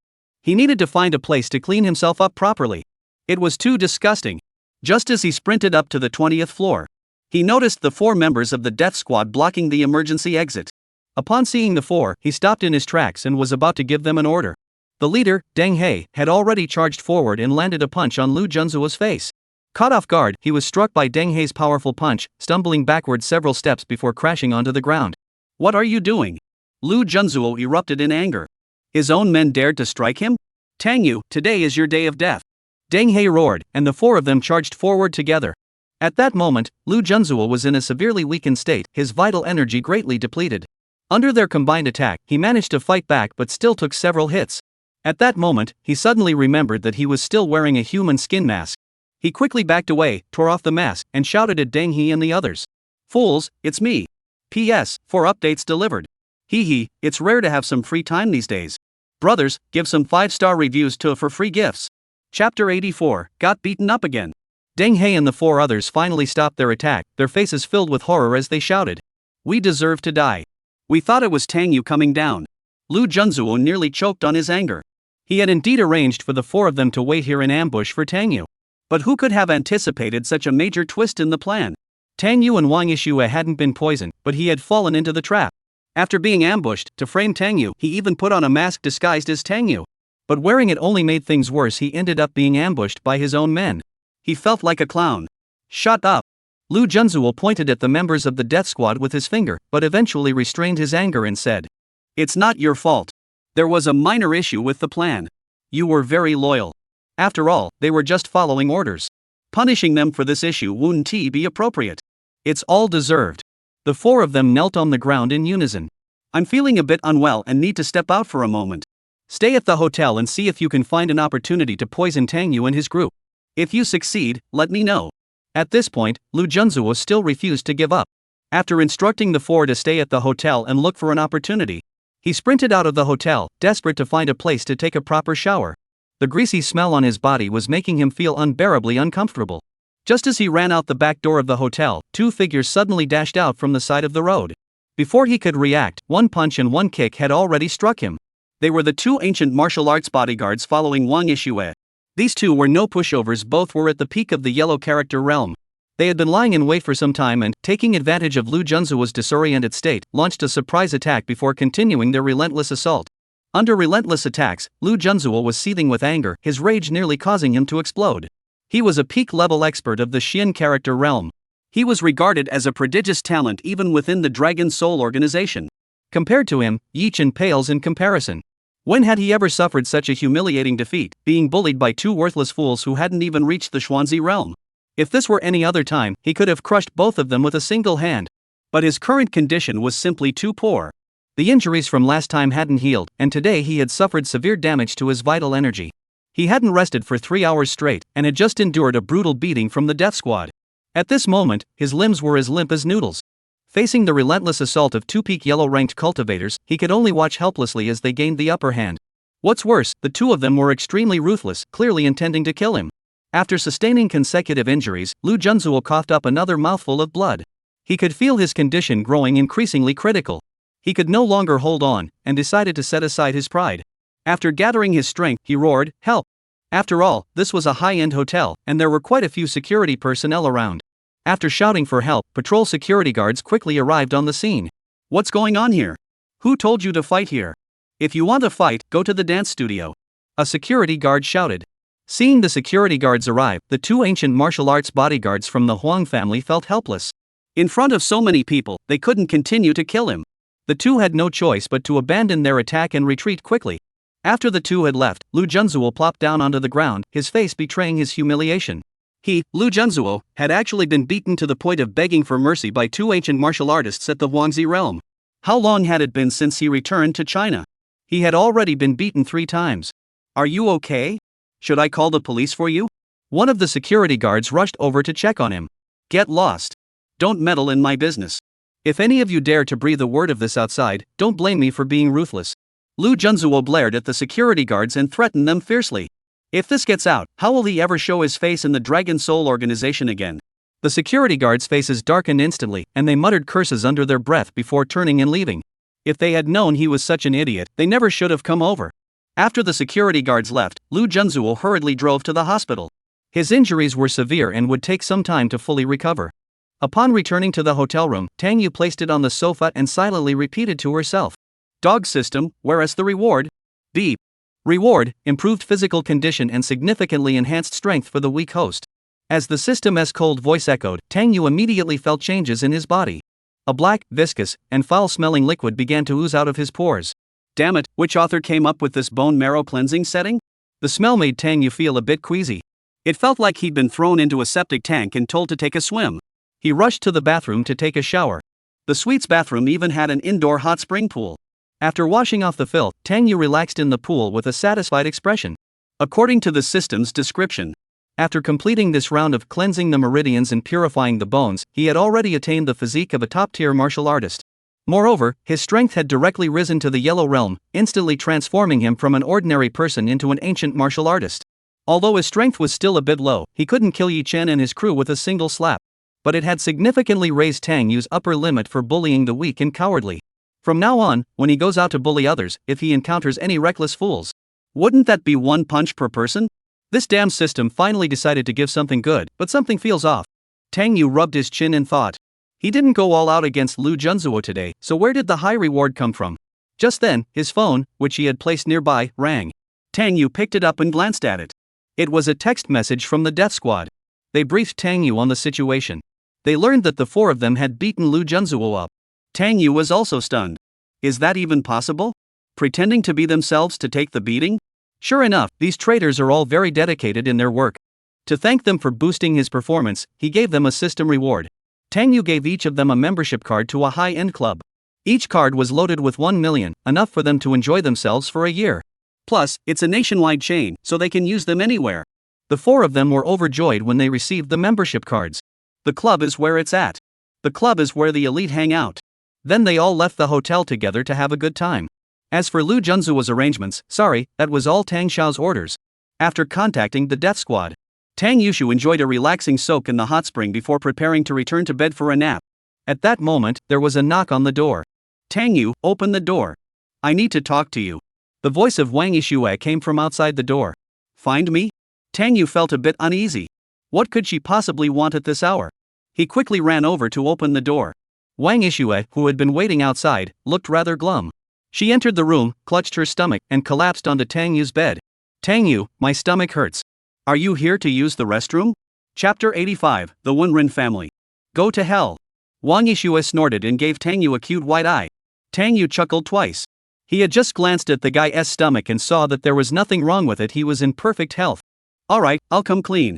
I'm here to get a massage from you. Wang Yishue patted her own shoulder and said, help me rub my shoulders. They're so sore. What's wrong with your shoulders? Didn't you sleep well? Not really, it's just that I have a good figure, so my shoulders have to bear a lot of weight. Wang Yishue sighed with a look of despair. Tang Yu glanced over instinctively. Wow, they are indeed quite large, but compared to Xiao Yu's, they're still a tiny bit smaller. It's no wonder your shoulders are sore if they're that big. Alright, let me give you a massage. Tang Yu walked over, placed her hands on Wang Yishue's shoulders, and gently squeezed and released them. The perfect amount of pressure made Wang Yishue moan in pleasure. After listening to her moan a few times, Tang Yu stopped and said helplessly, can't you be quiet? But I can't help it. I'll be quieter. Don't stop, keep going. After about 10 minutes, Tang Yu could no longer hold back. You're the one enjoying this. If you keep going, my blood is going to rush to a certain place. It's enough. Tang Yu released Wang Yishue's shoulders and said. Wang Yishue, looking utterly relaxed, stretched her shoulders, which indeed felt much lighter and more comfortable. She looked at Tang Yu with a mischievous smile. You've been so nice to me today. Are you expecting some kind of reward? What kind of reward? Tang Yu rubbed his hands together eagerly. Come on, you beast. Don't pity me just because I'm a delicate flower. Wang Yishue couldn't help but laugh at his inner thoughts. She eyed Tang Yu for a moment, then chuckled, wait and see on your phone. After saying that, she skipped out of Tang Yu's room. Tang Yu looked puzzled, took out his phone, and sat on the bed waiting. After a few minutes, Wang Yishue finally sent a message. Can't sleep tonight? Hee, I can help you, as long as you ask me. Tang Yu sucked in a sharp breath. Was she looking down on a man's dignity? Would she dare make him beg her for something like this? Please. He spat out the 3 words angrily. Soon, the chat window showed typing. A few seconds later, a photo was sent over. It was her sitting on the hotel bed wearing a bunny girl outfit. Take your time, and take care of yourself. After sending the photo, Wang Yishue kindly reminded her again. After sending it, she put her phone away, feeling both amused and a bit shy. She had brought the bunny girl outfit with her this time, originally intending to show it to him. But after putting it on, she suddenly felt a bit shy. After all, she was a girl, and sometimes she couldn't be too forward. So now she could only send it via her phone. After sending the photo, she kept glancing at the door. After waiting for about 10 minutes, he still didn't come to knock on the door. A hint of sadness flashed across her delicate, beautiful face, and she huffed in displeasure. The next morning, when the two of them went downstairs to the hotel for breakfast, Tanya clearly had 2 dark circles under her eyes, looking like she hadn't slept well, and she yawned from time to time. Someone didn't get much sleep last night, did they? Seeing Tangyu like this, Wang Yishue felt a bit schadenfreude. Serves her right. Who told you not to understand my hints? Don't expect me to rub your shoulders next time. Tangyu snorted coldly and took a sip of milk. I will, just a little. Wang Yishue stuck out her tongue. After finishing her meal, she asked with a smile. I need to go to the branch office for some work. Should you wait here with me for a few days or? I'll go back today. I have some things to take care of over the next couple of days. Tangyu shook her head. Alright, then I'll come find you to play when I return to Suzhou and Hangzhou. Wang Yishue reached out and pinched Tangyu's cheek, pulling it playfully. After saying goodbye to Wang Yishue, Tangyu took a car to Mingzhou Airport to catch a flight back to Suzhou Hangzhou. In 2 days, it would be time for the auction scene. According to the original plot, an ancient jade lion appeared at the auction. It was immediately spotted by Dragon King Yichen, prompting the Han family from Yanjing to vie for it with him. After a fierce battle, Yichen successfully obtained the jade lion. He then opened the mechanism inside the jade lion and retrieved a 9-turn pill and the ancient martial arts manual 8 Extremes Collapse Fist.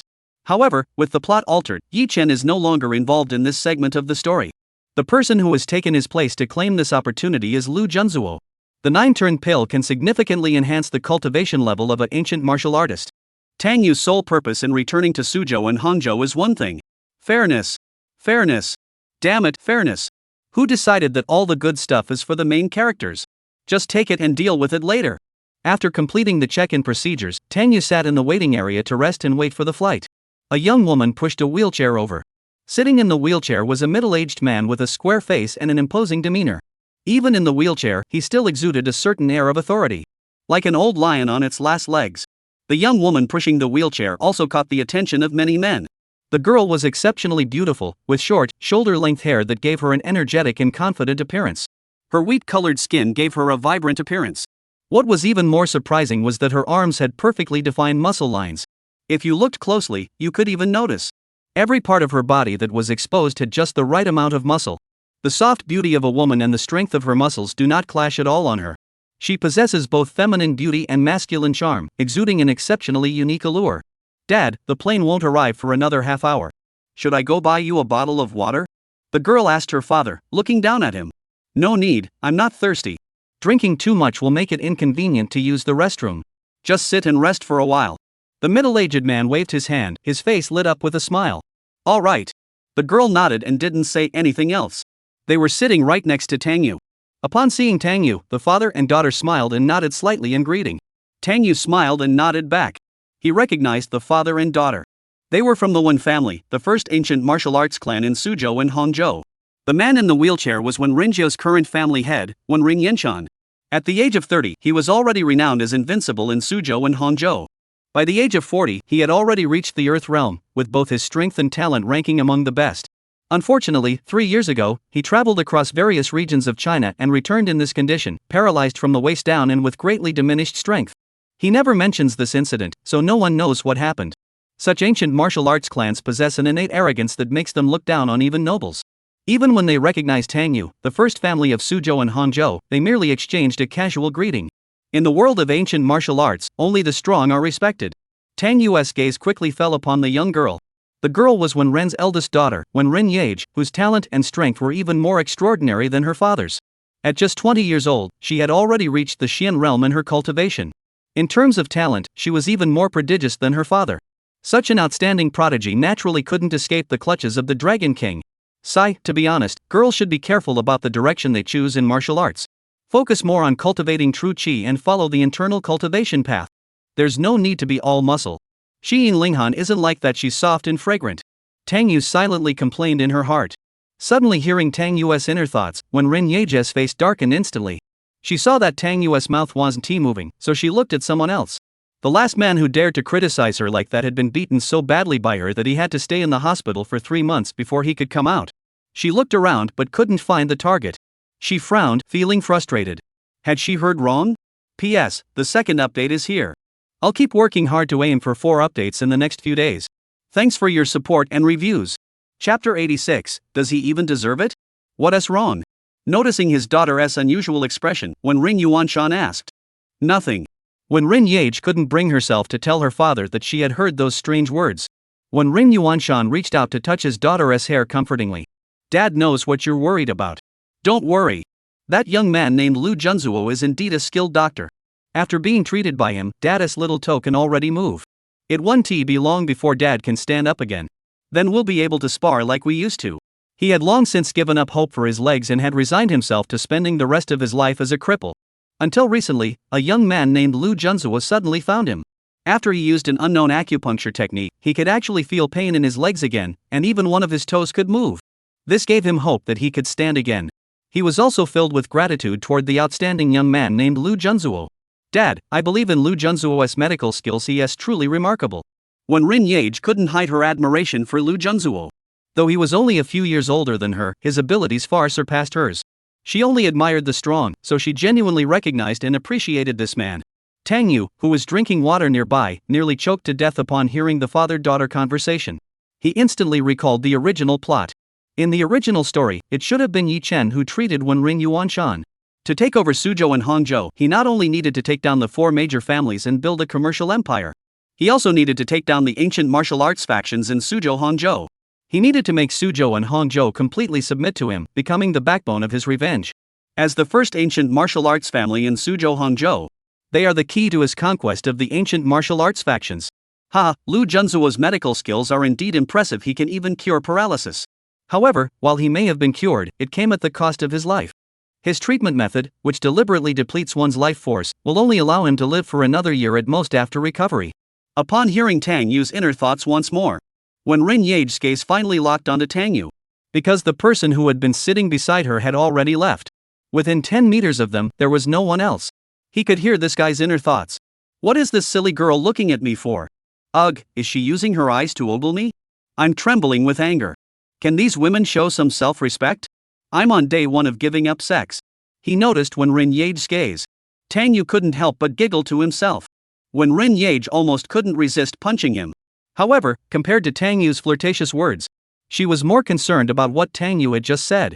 How did he know about Lu Junzuo? What did he mean by draining one's life force for treatment?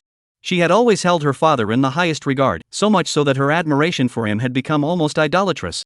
She had always admired strength and been drawn to men who were more powerful than herself. If anyone dared to threaten her father's life, no matter who it was, she wouldn't let them get away with it. Taking a deep breath, she looked at Tang Yu and asked directly, Mr. Tang, my father. She was about to speak her mind, but found that the words were stuck in her throat. It felt as though an invisible hand was covering her mouth. Seeing the woman suddenly stammering, Tang Yu looked puzzled and asked, Miss Wenrun, what's wrong? What the heck is this woman babbling about? Don't be so nervous. I'm actually a very approachable and handsome guy. Yage, are you okay? Seeing his daughter acting oddly, when Rin Yuanshan furrowed his brows and asked. He didn't think his daughter was nervous because of Tang Yu. Such a worthless rich second-generation kid. His own daughter wouldn't even give him a proper look. I'm fine. After a few seconds of hesitation, when Rin Yage finally realized that the thoughts she had just heard couldn't be spoken aloud. But as a martial artist with extraordinary talent, her mind was also exceptionally sharp. So she tried to rephrase her question. Mr. Tang, your family must know many renowned doctors. Could you recommend a few? I'd like them to take a look at my father's leg. Yage, there's no need to trouble Tang Xiao. Lu Junzuo can take care of it. When Rin Yuanshan furrowed his brows slightly. He wasn't the type to impose on others or owe favors. As for Tang Yu, a second-generation rich kid, he couldn't be bothered to give him a second glance. Tang Yu noticed the hint of disgust in his eyes and couldn't help rolling her eyes inwardly. This was a standard trope in feel-good novels. As long as you're the villain, you're bound to be unlikable, naturally despised by the supporting characters surrounding the protagonist. Bro, why are you being so arrogant with me? I didn't owe you any money. You're still counting on Lu Junzuo? I'll fix your leg in 3 more treatments. Then you'll just sit there twiddling your fingers, waiting to be carried off on a stretcher, crying and screaming as they bury you. Although he felt very annoyed inside, he couldn't refute it.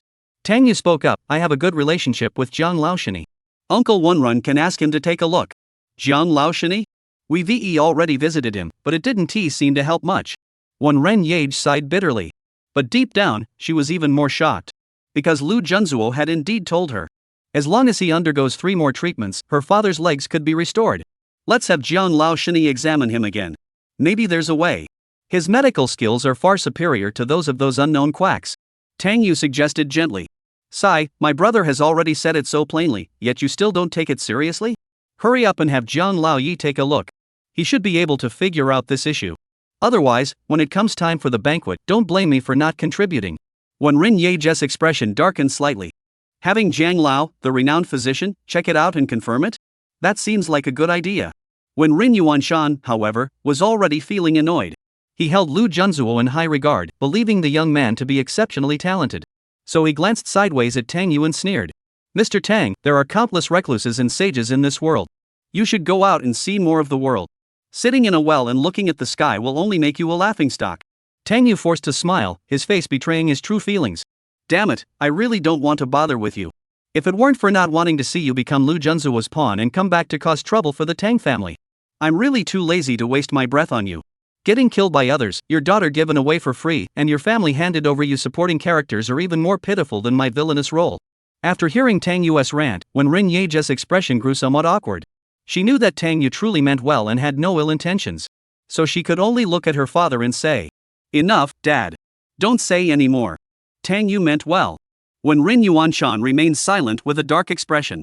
Could it be that his own daughter had really lost her mind and fallen for such a worthless pretty boy? If that were the case, he would never agree. My daughter is such a heavenly born beauty. Does he even deserve her? Chapter 87, That Pain-Free Month. When there's no common ground, there's no point in talking. Tang Yu didn't bother to respond to Wenren Yenshan. He couldn't just stand by and watch Wenren turn to Lu Junzuo. But since they were so stubborn, he would do his best. If all else fails, I'll just sit at the girls' table during the banquet. Wenren Ye's mood was extremely complicated at that moment. However, she had already made up her mind. Once she returned to Suzhou and Hangzhou, she would take her father to seek the help of Jiang Lao, the renowned physician. If Lu Junzuo truly has ill intentions, then don't blame me for being impolite. Both sides remained in an awkward silence. Until they boarded the plane, they didn't sit together. After securing her father's seatbelt, when Rin Ye said, Dad, I'm going to the restroom. If you need anything, you can call the flight attendant first. Go ahead. When Rin Yuanshan, who was in a bad mood, waved his hand. He was a man of rigid principles but deeply grateful for kindness. Lu Junzhu had treated his leg, making him his savior. Thinking about what Tang Yu had just said, he felt annoyed. If it weren't for his current disability and temper being reined in, he would have made him suffer. When Rin Yage didn't actually go to the restroom. After walking around for a while, she found Tang Yu's seat. Miss Wenrun, is there something you need? Tang Yu, who was leaning back in his seat reading a novel, asked casually. Mr. Tang, my father spoke out of turn earlier. It wasn't appropriate to say anything in front of him, so I'm here to apologize on his behalf. When Rin Yage bowed slightly to Tang Yu in apology. Her attitude caught Tang Yu off guard. This girl was like a wild horse, yet she was being so polite to him? The slight annoyance he felt vanished, and he waved his hand dismissively. It's nothing. A small misunderstanding is easily resolved. Her attitude is still pretty good. I was just going to expose Lu Junzhu for you. Given your attitude, I'll just cure your father's illness next time. The Qingnong Tianjing has a few formulas for treating paralysis. I guarantee that after he's cured, your father won't feel any pain and will be comfortable every month. Plus, it'll also protect our Tang family. When Run Yage was both confused and excited. This guy actually has a way to cure his own father's legs? But what does pain-free and relaxed every month mean? This man really deserves a beating. Well, I won't bother Mr. Tang anymore. Here's my business card. Mr. Tang can add me on WeChat if you need to get in touch. When Rin Yage pulled out a business card and handed it to Tang Yu. The card had her name, phone number, and company name on it. Most of these ancient martial arts families ran security companies, which were their primary source of income. All right. Seeing Wen Rin Yage's polite attitude, Tang Yu was a bit puzzled inside. After the plane landed in Suzhou, Hangzhou, Tang Yu hurried back to his family's antique shop. The auction would begin in 2 days. He needed to start preparing immediately. Meanwhile, after Wen Rin Yage and her daughter got off the plane, a driver was already there to pick them up. Take us to Jiang Laoshani's clinic. When Rin Yage instructed the driver. What are we going to Jiang Laoshani's place for? When Rin Yuanshan looked puzzled and asked, did that kid from the Tang family say something to you? Why would you believe his nonsense? He didn't like owing anyone favors, and there was no need to go bother Jiang Laoshani. His own illness could be treated by the young man Lu Junzuo. Just go for a checkup. It's nothing, Dad. Wen Rin Yage shook her head firmly. Whether there's a problem or not, we'll find out by trying. Seeing his daughter's expression, Wen Rin Yuanshan knew it was useless to persuade her, so he could only reluctantly comply. When the car arrived at the clinic, Wen Rin Yuanshan pushed open the door, exerting all his strength to jump onto the wheelchair. As Wen Rin Yage pushed her father into the clinic, there were several long lines of people waiting at the entrance. The clinic offered free medical consultations every day, providing free treatment for the poor who couldn't afford medical care. This naturally upset the interests of many people. Over the years, there had been occasional troublemakers. However, under the protection of the Tang family, after a few troublemakers disappeared without a trace, no one dared to cause trouble anymore. Jiang Xiaoye was busy taking a patient's pulse. Upon seeing Wen Rin Yage and her daughter, she recognized them. Because they had once come for a consultation and donated 10 million to the clinic. This money was naturally used as funds for free clinics, and the reason they often treated wealthy patients was also because of this. So she smiled and greeted them. Miss Wen Run, bringing your uncle for a checkup? Yes, we're looking for Dr. Jiang, the renowned physician. Is he available at the moment? Wen Rin Yage replied politely. He's reading in the back. You can go ahead. Jiang Xiaoye smiled sweetly and pointed to the backyard of the clinic. Thank you. Wen Rin Yage nodded and pushed her father toward the backyard. As they approached, Zhang Lao, the old herbalist, dressed in a blue robe, was intently studying an ancient medical text. Upon seeing the father and daughter approach, Zhang Laoshani greeted them. You two are here. Where are you feeling unwell today? Master Jiang, I recently met a skilled healer who treated my father's leg with some success. I would like you to take a look and assess the effectiveness of the treatment. Wen Rin Yage spoke respectfully. Oh, trouble you again, Master Jiang. I feel fine, but she insisted I come for a checkup. Wen Rin Yuanshan sighed with a hint of frustration. Did he cure your leg? Upon hearing this news, Jiang Laoshani was also surprised and excited. With his medical skills, he hadn't been able to resolve this issue. Could there really be such a skilled practitioner? He hurriedly began to take Wen Rin Yuanshan's pulse and examine him, closing his eyes to feel carefully. After feeling for a moment, his expression suddenly darkened, and he exclaimed angrily. This is utterly unacceptable. How could someone be so reckless? Who is the fool responsible for this? What's wrong? Seeing Jiang Laoshani suddenly lose his temper, the father and daughter were both taken aback. Jiang Laoshani was renowned for his gentle temperament. This person's medical skills are indeed very high, even slightly superior to mine, but his intentions are extremely malicious. I have no idea what acupuncture technique he used to treat you. With his medical skills, if you were willing to endure the treatment and have acupuncture once every 2 weeks, it would take a year to fully heal your leg. But this man, in his rush to achieve quick results, resorted to extreme measures, acupuncture on the Sanhui and Yuanjing acupoints. This treatment method severely depletes the body's vital energy. Even if it were cured, you wouldn't live past a year. The old master physician Zhang was so angry his face turned red. If his medical skills are lacking, that is at most the harm caused by an incompetent doctor. But if one's intentions are corrupt, that is worse than being a quack. Wen Rin Yage's expression changed instantly. Could Tang Yu have really hit the nail on the head? Wen Rin Yuanshan was also deeply shocked. He never imagined that the young man he admired so much harbored such malicious intentions. Besides anger, he felt more guilt. Fortunately, he had encountered the young man from the Tang family today, who had given him a timely warning. If not for that, he might have truly met his end. But he had treated him so harshly. He regretted it so much that he slapped himself in the face. He shouldn't have done that. P.S. Here's the 4th update. Click to request the next one and get a free gift. Hee. Chapter 88. Add some spice to his life. Master Jiang, the legendary healer, can my father's condition still be saved? Wen Rin Yage asked with a worried expression. Compared to seeking revenge, she was now more concerned about her father's health. It's possible. I'll perform acupuncture shortly and prescribe a formula. With a week of treatment, he should recover. It's a good thing you came early. If that person had treated him one more time, even I wouldn't have been able to do anything. Master Jiang finished speaking and instructed the father and daughter to go to his room, where he would prepare to treat Wen Rin Yuanshan. Alright, thank you, Master Jiang. The Wen family will never forget your kindness today. Wen Rin Yage hurriedly bowed in gratitude. While her father was receiving acupuncture treatment, Wen Rin Yage stood outside the door with a look of hatred on her face, clenching her fists tightly.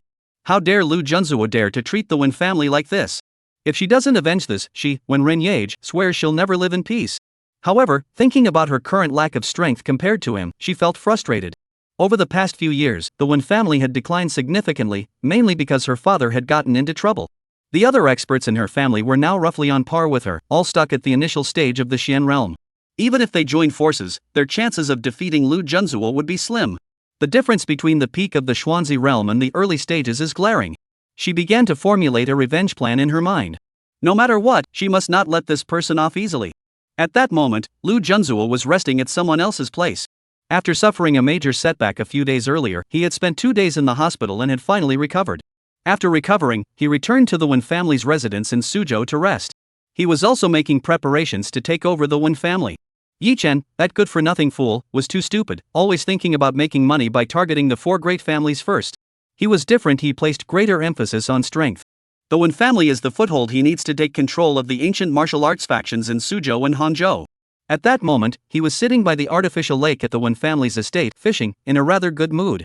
The treasure he had set his sights on at the auction has already been photographed and sent to him.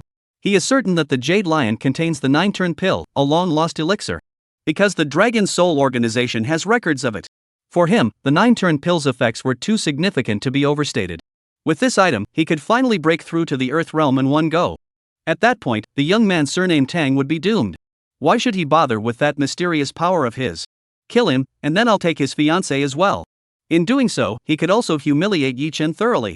Therefore, he was determined to obtain this item at any cost. Antique shop. When Tang Yu arrived, the new manager of the shop was already waiting for him. Ever since Zhao Gaoshan was sent to the South Pole, the one who took his place was an old man, also a highly knowledgeable expert. Mr. Tang. Upon seeing Tang Yu arrive, he hurriedly greeted him with respect. He was very polite toward Tang Yu. The previous manager in charge of the store, Zhao Zong, was said to have helped Tang Yu secure a deal that earned him a reward of 10 billion.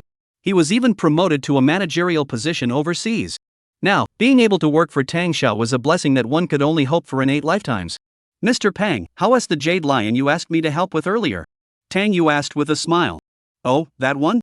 It's almost done. Mr. Tang, take a look. Mr. Pang hurriedly led the way. A few days earlier, he had received a notice from Tang Yu along with a photo. He immediately gathered several skilled artisans to carve the Jade Lion as requested by Mr. Tang. After several days of rushed work, the finished product had been polished, though there were still some minor flaws. When Tang Yu walked in and saw the Jade Lion, which was about the size of a coconut, he was still quite satisfied. Although the cost was quite high, it wasn't a big deal. Even the intricate 9-palace lock mechanism at the bottom had been perfectly recreated according to Tang Yu's specifications. The original Jade Lion had a 9-palace lock mechanism at the bottom. And no one else could open it, only the Dragon King Yi Chen could. Damn it, that lucky bastard. It seems like all the good things in the world were made just for him. Fortunately, having read the original story, Tang Yu remembered how to open it. That's good enough. Tang Yu was very satisfied with the finished product and had it packed up to be sent to the auction house. Hee, I won't compete with you directly. I'll just mix in some fakes. Mr. Pang, here is some medicinal powder. Could you help me turn it into pills later? Put something disgusting inside the pills. After that, have them delivered to Wan Bailu and ask them to prioritize auctioning this item. After giving his instructions, Tang Yu patted the old man on the shoulder and walked away with a sly smile. Because in the original plot, Dragon King Yi Chen also saw the 9-turn pill for the first time. Now that it's Lu Junzuo, it should be the same. This packet of medicine powder was specially formulated by him, and it couldn't be identified just by smell. Without tasting it yourself, you'd never know it's poison. It's like you can see it and smell it, but if you don't taste it, how can you assume it's disgusting stuff? Mr. Pang, the old man, rubbed his bald head and drew upon decades of accumulated wisdom to ponder the question. After a moment of thought, his gaze turned toward the bathroom. After handling the task Tang Xiao had assigned him, old Mr. Pang emerged from the bathroom with a red face. Having done such a despicable thing as a child, he never imagined that at his age, he could revisit his childhood innocence. He placed the processed pills into the Jade Lion and personally delivered them to the Wanbao Tower auction. 2 days passed in the blink of an eye. The auction was held at the Sisui Mountain Villa in the suburbs. Sisui Mountain Villa was situated in a picturesque location by the mountains and water, a favorite spot for the wealthy from the city to visit. Tang Yu was very familiar with the area and encountered many acquaintances upon stepping out of the car. Hello, Mr. Tang. Oh, Mr. Tang is here too. What are you here to buy today, Mr. Tang? This is the first time I've seen you here buying antiques. Many people greeted Tang Yu enthusiastically. After responding to a few, Tang Yu found it troublesome and decided to speed up and slip into the estate. As soon as he entered the gate, Tang Yu spotted Wen Rinyeage. Beside her was a young man with a handsome appearance. The young man had a mischievous smile on his lips, resembling Long Wan Yi Chen greatly. However, his smile was on the right side of his mouth, while Yi Chen's was on the left. If their mouths were to come together, the height difference would make the entire scene look comical. To be precise, this was Lu Junzuo's first time meeting Tang Yu using his own face. Therefore, upon seeing Tang Yu, he remained calm and composed, showing no signs of worry that she might recognize him. Hiding in the shadows and delivering a fatal blow to his enemies was his specialty.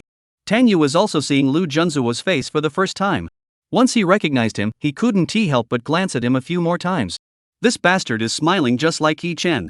If you put their mouths together and give them a cross-eyed look, hey, that's the real deal. When Rin Yage heard Tang Yu's complaint and her lips twitched. She now also found Lu Junzuo's seductive smile a bit silly. It was as if his facial nerves were malfunctioning. After taking her father to receive treatment from Jian Lao, the divine doctor, last time. Over the past few days, she had thought it over and decided not to rush into revenge. Take it slow first, she needed to lower his guard, then strike when the time was right. Today, when she heard Lu Junzuo mention attending the auction, she decided to come along alone, hoping to find some precious herbs to treat her father's illness. All three of them deliberately avoided drawing attention to themselves, so none of them greeted each other. Sitting in the front row, Tang Yu took out her phone to check. The death squad Han Ti followed her today. Lu Junzuo had sent them off to handle other matters. After being beaten up by the death squad last time, Lu Junzuo had started to have some reservations about them. As for suspicion, he hadn't suspected them yet. Because the four of them had indeed loyally carried out his orders, and the beating was just a misunderstanding. P.S. Today, I'll keep aiming for 4 updates. If I have more time, I'll give you more updates. On regular days, I'll try to ensure 3 updates. P.S. Today, I'll keep working to get 4 updates. If I have extra time, I'll give you more, but on regular days, I'll try to keep it at 3 updates. Chapter 89, You Dare to Compete with Me? Today's auction attracted quite a crowd. The items up for auction weren't just antiques, there were also various rare treasures. Things like centuries-old herbs are standard fare in these kinds of stories. As for snatching bargains at auctions and villains driving up prices, those are standard tropes, designed to let the chosen one show off, humiliate others, and collect magical artifacts along the way. Thinking about how he was going to play the role of the villain who drives up the price today, Tang Yu couldn't help but feel a bit excited. Holding a pistachio, he peeled it open and popped it into his mouth, glancing sideways at Wen Yage. She was sitting next to Lu Junzuo, chatting away, seeming to have completely ignored what he had said earlier. Sigh, all these idiotic teammates. And she is still laughing with Lu Junzuo like an idiot. Even when I'm being so obvious, you still don't get it. If it comes to it, I'll have Jian Laoyi pay your father a house call later. Tang Yu sighed inwardly. When Rin Yage was less than 3 meters away from Tang Yu. After hearing Tang Yu's inner thoughts, she became curious. Why could she hear Tang Xiao's inner thoughts? Could it be that they were on the same wavelength? But when she had tried speaking in her mind earlier, he hadn't reacted at all. After waiting for nearly half an hour, most of the guests had arrived. An old man dressed in a white Tang suit walked onto the stage and began addressing the guests. This old man was the regional manager of Wanbao Tower in the Suzhou Hangzhou area. Wanbao Tower was the largest auction house in China, and by the later stages, it had become one of the Dragon King's most loyal allies, providing them with no shortage of intelligence. After his speech concluded, the auction officially began. The first item to be auctioned was Dong Qichang's Snow-Cleared Mountains. This is a painting by the Ming Dynasty painter Dong Qichang. The old man on stage began to enthusiastically explain the origins of the painting, with the starting bid set at 30 million. Soon, bids began to come in from the audience, and the painting was eventually sold for 80 million. As a wealthy and handsome young man, Tang Yu couldn't muster much interest. Why spend tens of millions on this nonsense? Art is something to be admired, not something you can eat. Why spend so much money on it? Art that benefits humanity is true art. Like the art films I have stored in my cloud drive. Cough, it's free, and it also indirectly undermines the Japanese economy. While Tang Yu was mentally complaining about these artworks, Wen Yage couldn't help but roll her eyes. Is this guy doing stand-up comedy in his head? Noticing that Wen Yage's expression suddenly looked off, Lu Junzhua gave a mischievous smile and asked, "What is wrong, Yage? Feeling unwell?" Seeing the smile on Lu Junzuo's face, Wen Yage truly felt uneasy. She shook her head and said, "Nothing. If you're not feeling well, just tell me. Otherwise, seeing you in pain makes me feel bad too." Lu Junzuo tapped his chest and looked at her with a tender expression. Wen Yage felt her stomach churn. "You're the one in pain, aren't you?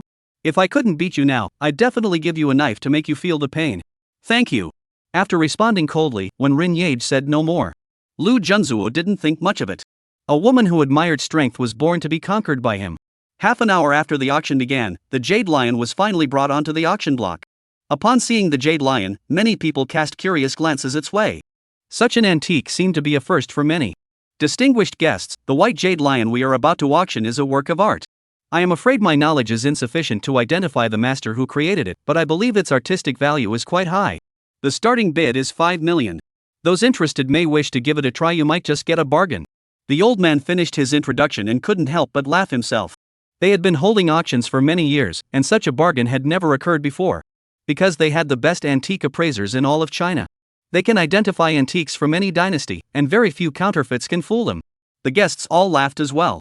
However, anyone attending this auction had a net worth of at least 10 billion. For them, a few million is indeed not much. So bidding began quickly. I'll offer 550 million. Then I'll go 6 million. Hearing these bids, Lu Junzuo, whose heart was racing, did not rush to speak. Either don't bid at all, or make it a decisive offer. Today, this jade lion was his. Once he obtained the jade lion, he would immediately take out the elixir and consume it.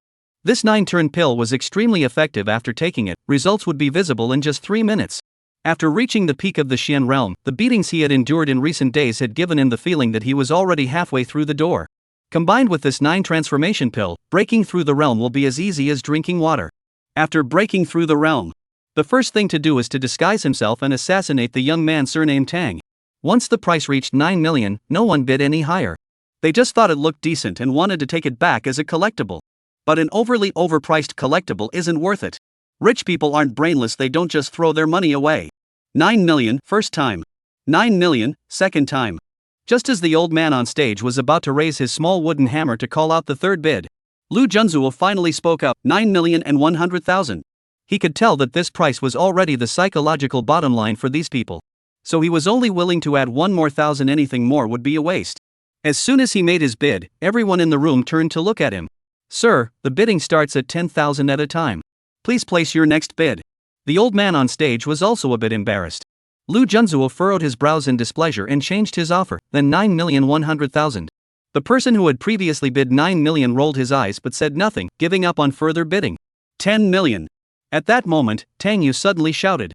He spoke up suddenly, and Lu Junzuo immediately turned to look at Tang Yu, a flash of murderous intent crossing his eyes. This guy must be born to clash with me. Both times he had been humiliated after returning to China were somehow connected to him. Today, even when I'm trying to film something, he has to compete with me? 10 million for the first bid. The old man on stage was also a bit surprised. He knew this item had been sent over by Tang Yu. Bidding on his own item, what is he trying to do? But he didn't care. They were paid based on the transaction amount, so as long as they got the money, it was fine. 1,100,000. With no other choice, Lu Junzuo had to keep bidding. He absolutely couldn't let the jade lion fall into Tang Yu's hands. His eyes were filled with caution. Could it be that this kid has also discovered the secret of the jade lion? 20 million. 2,100,000. 5 million. When Tang Yu shouted out the price of 50 million, the entire crowd erupted in chaos. Tang Xiao, you're really willing to spend that much money? Spending so much money on a useless jade lion? Seeing Tang Yu bid so wildly, Lu Junzuo was certain that Tang Yu must have discovered the secret inside the jade lion. His eyes turned red. The opportunity one had my eyes on, and you dare to it? Chapter 90, Clean and Feeding the Animals, Brothers. I'll offer 100 million. He stood up and shouted loudly. Betting money? Do you think I'm afraid of you? The Dragon Soul organization, its depth is far beyond measure. Just the few companies visible on the surface have assets starting at 500 billion each, totaling at least several trillion. The assets held in private are even more numerous and unimaginable. The two began to wildly bid up the price, leaving everyone present speechless. In just 5 minutes, the two had driven the price up to nearly 10 billion. It seemed as though, to them, a billion wasn't even a small target, it was just a casual remark. Some self-proclaimed wealthy individuals began to feel ashamed of themselves. Tang Xiao being so reckless, they understood. The Tang family, after all, was truly wealthy. But who are these people bidding against Tang Xiao? Is it really worth going to such lengths just to save face? When the price reached 100 billion, Lu Junzuo's eyes were already red with anger. For him, this opportunity was too important. But 100 billion was indeed a bit too much. I don't want it anymore. Just as he was about to give in, Tang Yu suddenly withdrew his bid. Congratulations to this gentleman. The old man on stage quickly struck the small wooden hammer in his hand, rejoicing inwardly. The auction house would receive a 3% commission. 100 billion, that's 3 billion in net income. He looked at Tang Yu with admiration. This young man was truly a business genius. He took something that could barely be called a work of art, threw it up for bidding, and effortlessly made a fortune. No wonder he's the eldest son of the Tang family, he's accomplished something we could never achieve. Useless. Is that all you've got? Although he had successfully obtained the treasure, Lu Junzuo was now seething with anger, glaring at Tang Yu and shouting. This guy dared to make him waste so much money. Even if he paid with his life, it wouldn't be enough. Hello, please have the staff handle this unruly individual who was making personal attacks against me. Tang Yu raised his hand and shouted, looking like a schoolchild making a complaint. The staff member looked awkward and approached Lu Junzuo. Sir, please mind your manners. Disturbing the auction and attacking others is not permitted. Lu Junzuo's face turned ashen, and he snorted coldly, making a throat-slitting gesture toward Tang Yu. The item had already been auctioned off. This kid has at most one more chapter left to live. He couldn't wait to take revenge on Tang Yu. He stood up and left his seat, instructing the staff to take him to pay. According to the auction house's rules, once you've bid on an item and paid for it, you can take it with you. He planned to immediately swallow the 9-turn pill and break through on the spot to ambush this kid later. Upon hearing he was paying, the staff hurriedly led the wealthy patron to the VIP lounge to wait. 100 billion. This had already broken the auction house's record. Although this guest was a bit crude, they would earn 300 million in commission in just a moment. What else could they say? Following the staff to the backstage area, he pulled out his card to settle the bill. As per the standard trope of a feel-good novel, even such a large transfer would only take a few minutes to process. Within a few minutes, 100 billion yuan was transferred to the auction house's company account. Distinguished guest, this is our auction house as platinum membership card. You are now one of the top VIPs at Wanbolu.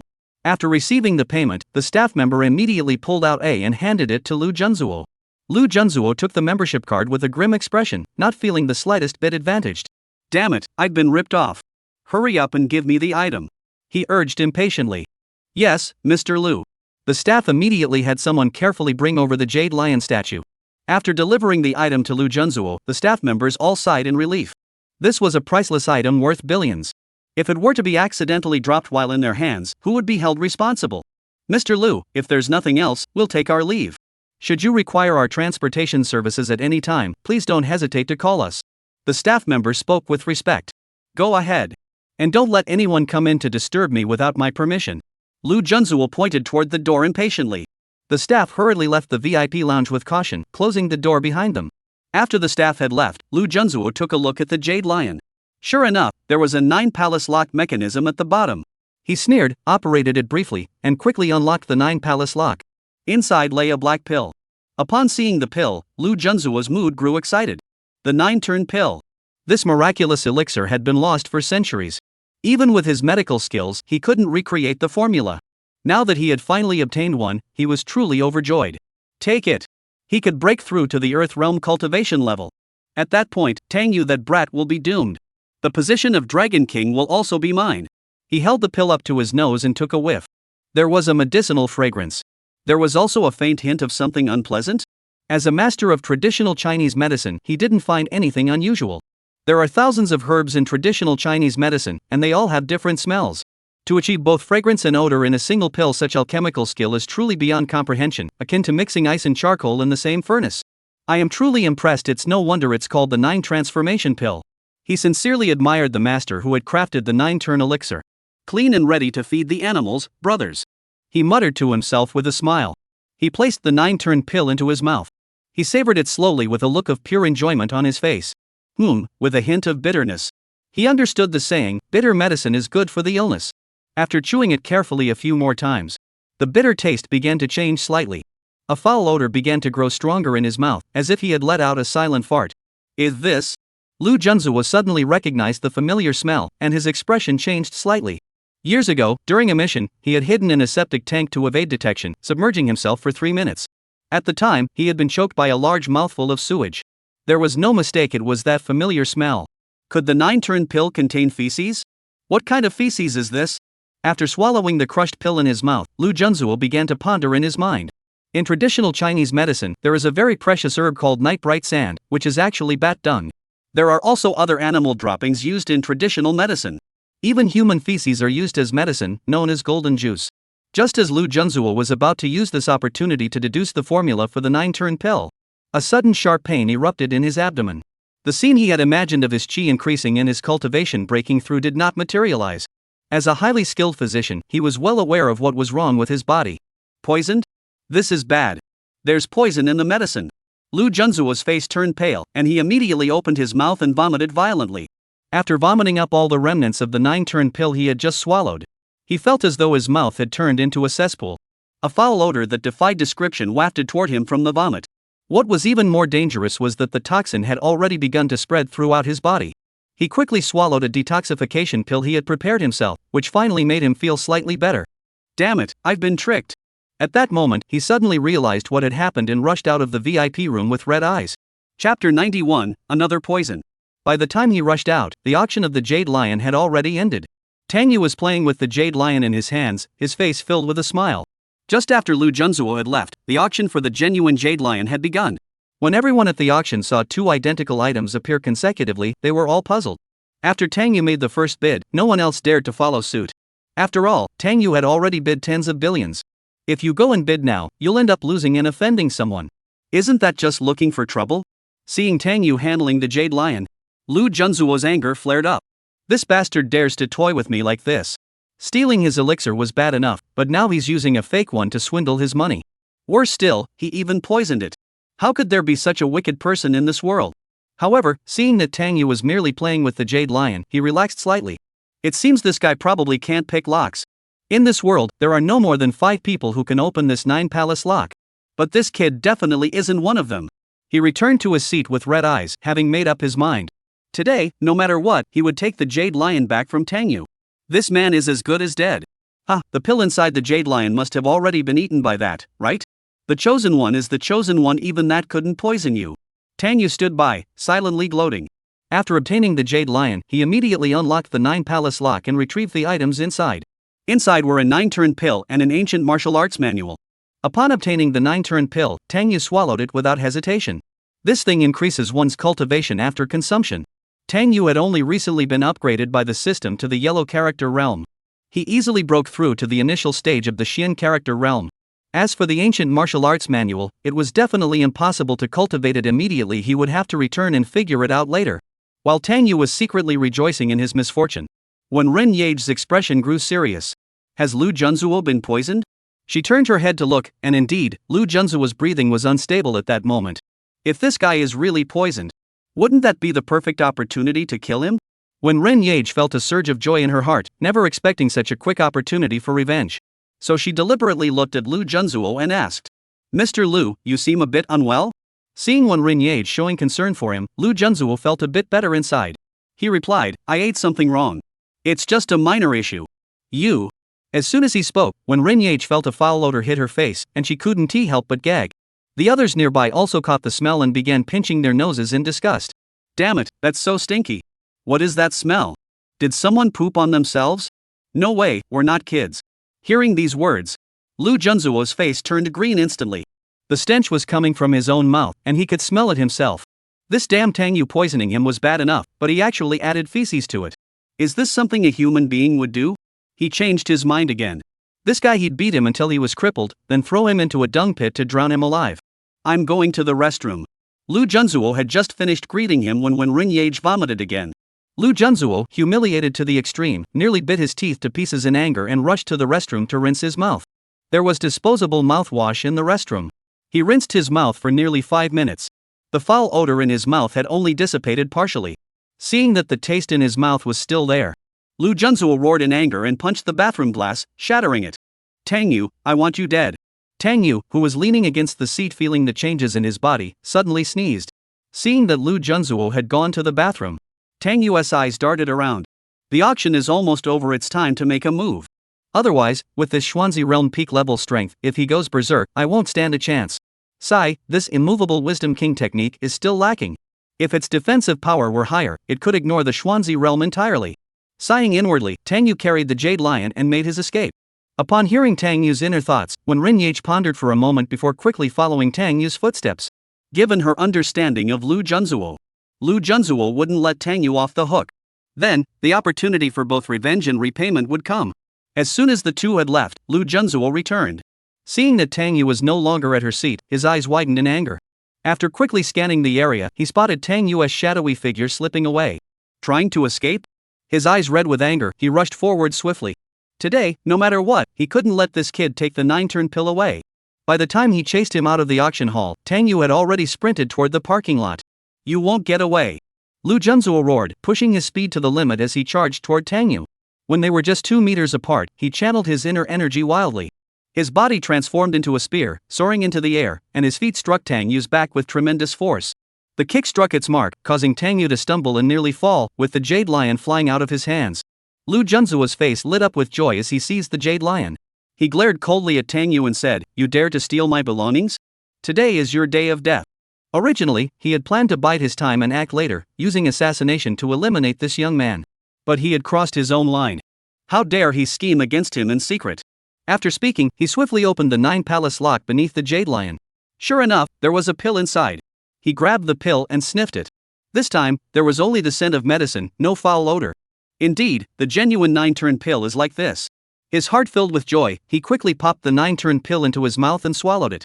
Today, he would break through here on the spot, then cripple that brat and throw him into a dung pit to drown him. If not, he would never be able to ease the hatred in his heart. However, after swallowing the pill, he felt no changes within his body. The excruciating pain that had previously vanished reappeared once more. His pupils contracted sharply. Could this be poison again? This kid shouldn't have been able to unlock the 9-palace lock. This is a secret known only to the Dragon Soul organization. Meanwhile, Tang Yu, who had been looking panicked moments ago, suddenly broke into a bright smile. If this guy doesn't come after us, we might all be able to get along peacefully. He is coming right to us on his own and even rushing to take the medicine. This medicine might not kill Lu Junzuo, but it will definitely severely impair his combat ability. So, don't blame me for being ruthless. He clenched his fist and charged toward Lu Junzuo.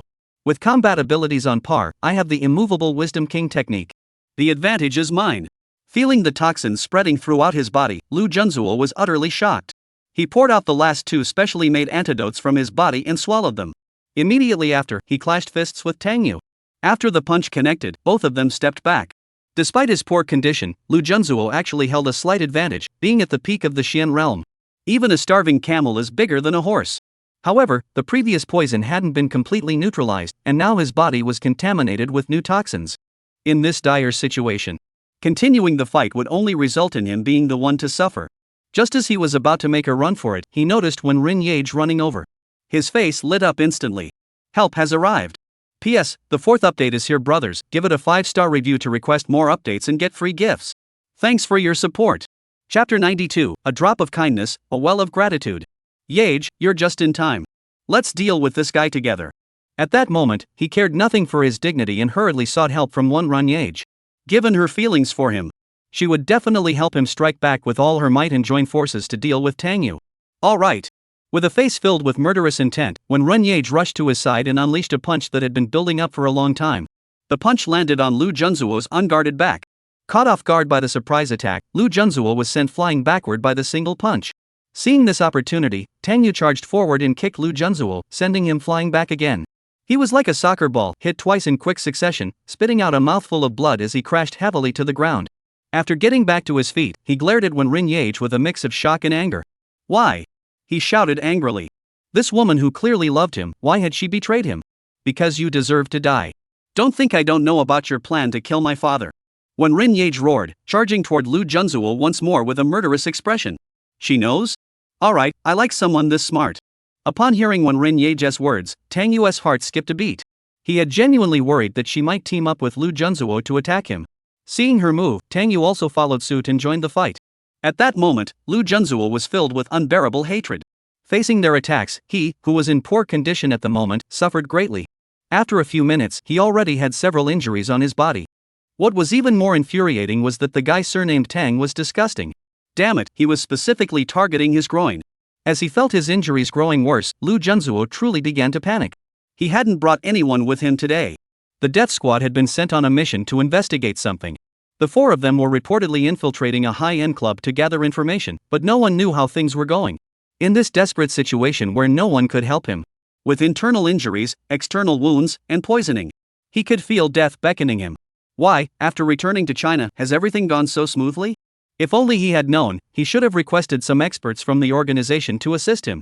Just as he was filled with bitter resentment, a large truck was approaching from the road behind him. Upon seeing the vehicle, his eyes lit up. The opportunity had arrived. He deliberately exposed a weakness. As Tang Yu and the other struck him simultaneously, he used the force from the blow to propel himself backward. He landed precisely on the side of the road. At the same time, a large truck happened to drive past him. He endured the pain, sprang to his feet, and grabbed onto the speeding truck, catching a life-saving ride. "You two idiots, that was my escape route. Didn't see that coming, did you?" After hitching a ride, he looked back at Tang Yu and the others and shouted wildly. Even in such a desperate situation, what could happen? He was going to leave, and no one could stop him. Once he recovered, Tang Yu would still have to submit to him. As for Tang Yu, after their brief exchange, he had already determined that this man was only at the initial stage of the Xian realm. The next time they meet, it will be his doom. Seeing the large truck speeding away, when Ren Yage hurriedly started the car to give chase. "It's too late. Forget it." Tang Yu shook his head. The other party wouldn't be foolish enough to keep hanging onto the truck and flee. They'd probably choose a secluded spot to get off and hide. Just let him go like that? When Ren Yage looked unwilling. Just a moment ago, she was so close to taking down this criminal. There will be other opportunities. "You already know about your father's situation, right?" Tang Yu asked. "I know. Once again, thank you for your warning, Mr. Tang. This favor will never be forgotten by the Wen family." When Ren Yage bowed deeply to Tang Yu. "If it weren't for Mr. Tang, my family would have been ruined by Lu Junzuo. If it weren't for Tang Xiao, I wouldn't have been able to avenge myself so quickly. Although, letting Lu Junju escape was enough. It's no big deal. I'll continue to have people look for Lu Junzuo's whereabouts. We'll deal with him together when the opportunity arises," Tang Yu said with a smile. "Such a good opportunity, we must enlist Wen Ren's help. Of course. I'll head home first and have someone investigate Lu Junzuo's movements." When Ren Yage was consumed with the desire to finish him off. Letting Lu Junzuo go like this left a bitter taste in her mouth. "Be careful. This man is very cunning and can even change his appearance," Tang Yu reminded her. When Ren Yage took a few steps before turning back to look at Tang Yu. "Mr. Tang, are you free right now? Could you come to my place if it's convenient? Go to your house?" Tang Yu was puzzled. "Yes, my father already knows about this and wants to apologize to you in person," When Ren Yage said with a bitter smile. She had been so angry today that she almost forgot to bring Tang Yu back. Earlier, she had overheard Tang Yu mention that he had a way to cure her father's leg. Since that was the case, she might as well have him take a look. "All right." Tang Yu nodded, and the two drove toward Wen Ren's house. After escaping for a while by clinging to a large truck. Seeing that Tang Yu and the others weren't chasing after them, Lu Junzuo didn't bother to get out and hide. "Stupid." Lu Junzuo sneered, giving his two-word evaluation. If it were him, he would have done everything in his power to eliminate them completely. Allowing him to escape would be the biggest mistake of their lives. However, his current condition was dire. Internal injuries had caused his qi and blood to surge, accelerating the spread of the damage. If it weren't for the antidote he had taken, combined with the unique nature of his cultivation techniques, he would already be dead. By the time the car reached a park, he could no longer hold on. Taking advantage of the car stopping at a red light, he jumped out and staggered into the park. This park was relatively secluded, so staying here for a while would be safer.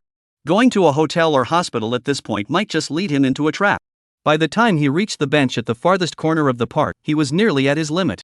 He then took out his phone, sent a message and his location to the death squad, asking them to come pick him up. After sending the message, he collapsed on the bench and fainted. At that moment, the 4 members of the death squad were relaxing and enjoying themselves at the club. Upon receiving the message, Deng He glanced at his phone, his brows furrowing deeply. "Brother, the guy surnamed Lu sent a message." The other 3 chimed in unison. "Ignore him.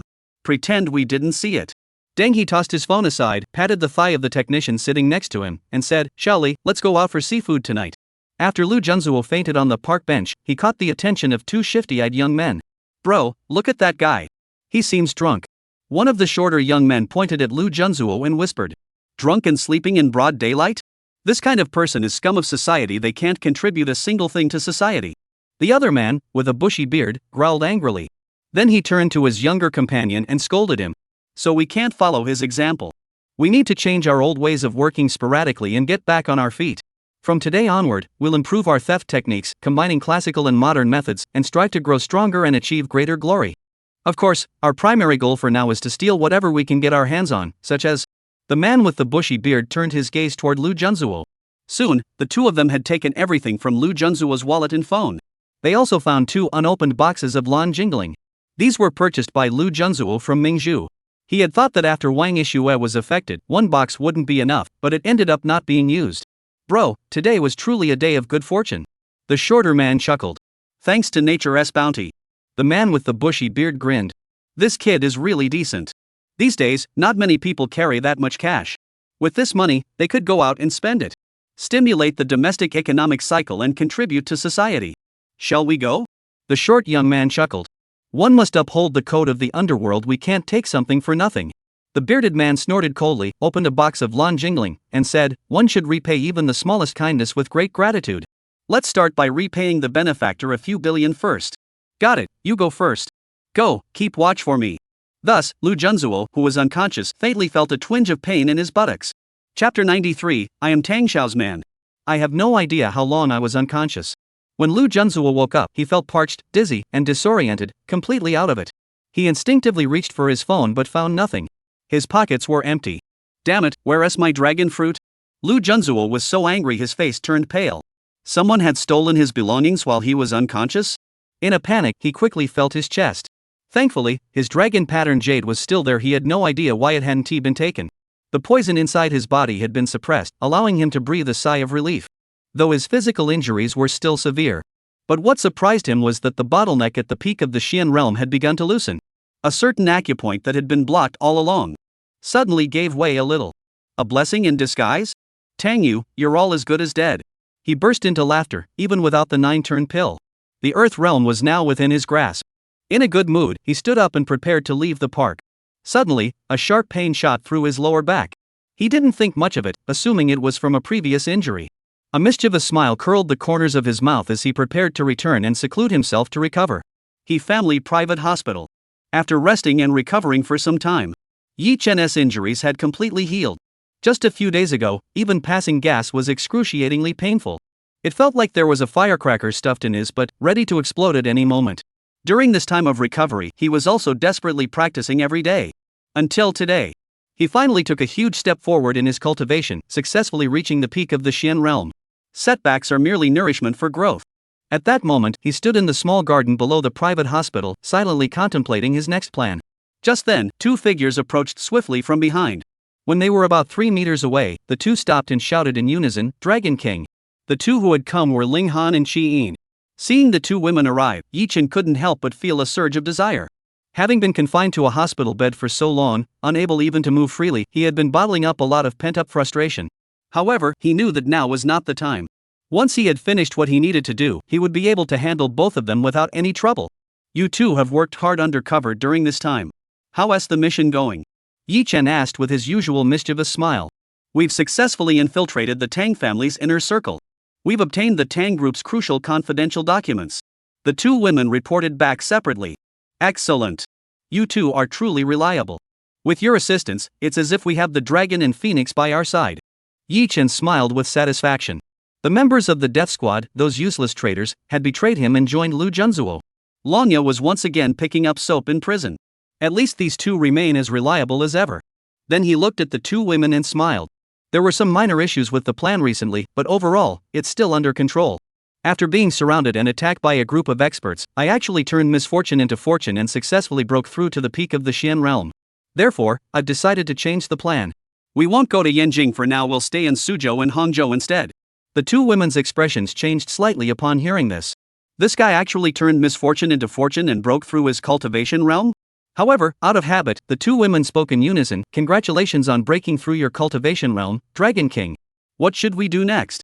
Next, it's time to strike back. Tang Yu and Lu Junzuo must both die. Yi Chen's expression suddenly turned vengeful. Both of them deserve to die. One ruined my plan. One dared to covet the Dragon King's throne. He looked at the two women and ordered, Qi Yin, continue collecting important classified information. Ensure that we can crush the Tang family group with a single blow when the time comes. Ling Han, you are responsible for infiltrating the Tang family from within. I want a massive fire to erupt when the Tang family is in chaos, erasing this clan from Suzhou and Hangzhou. Yes. The two women replied in unison, but their eyes flashed with a cold gleam and murderous intent. Go now. Once I've taken control of the ancient martial arts factions in Suzhou and Hangzhou, I'll notify you to act. Yi Chen waved his hand, signaling the two women to leave. During his time in the hospital, he had secretly carried out numerous tasks. For instance, he had been laying the groundwork for the upcoming Ancient Martial Arts Conference. Taking down the ancient martial arts factions in Suzhou and Hangzhou in one fell swoop would serve as his trump card to turn the tables. Currently, the four major families in Suzhou and Hangzhou had already united around the Tang family to oppose him. Given the situation, he had to change his plans. After securing the ancient martial arts factions, the first priority is to crush the Tang family. shatter the so-called alliance into pieces, even driving them into internal conflict over interests. By stirring up chaos, he can regain control of Suzhou and Hangzhou. As for Tang Yu and Lu Junzuo, he has already made arrangements for them.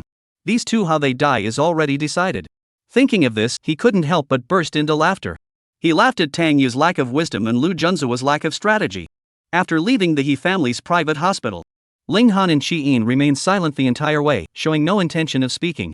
Their relationship was actually still tolerable. But at that moment, their attitudes toward each other had already changed. Both sides felt that they belonged to Tang Xiao, yet also believed the other belonged to Yi Chen. As a result, they had become adversaries.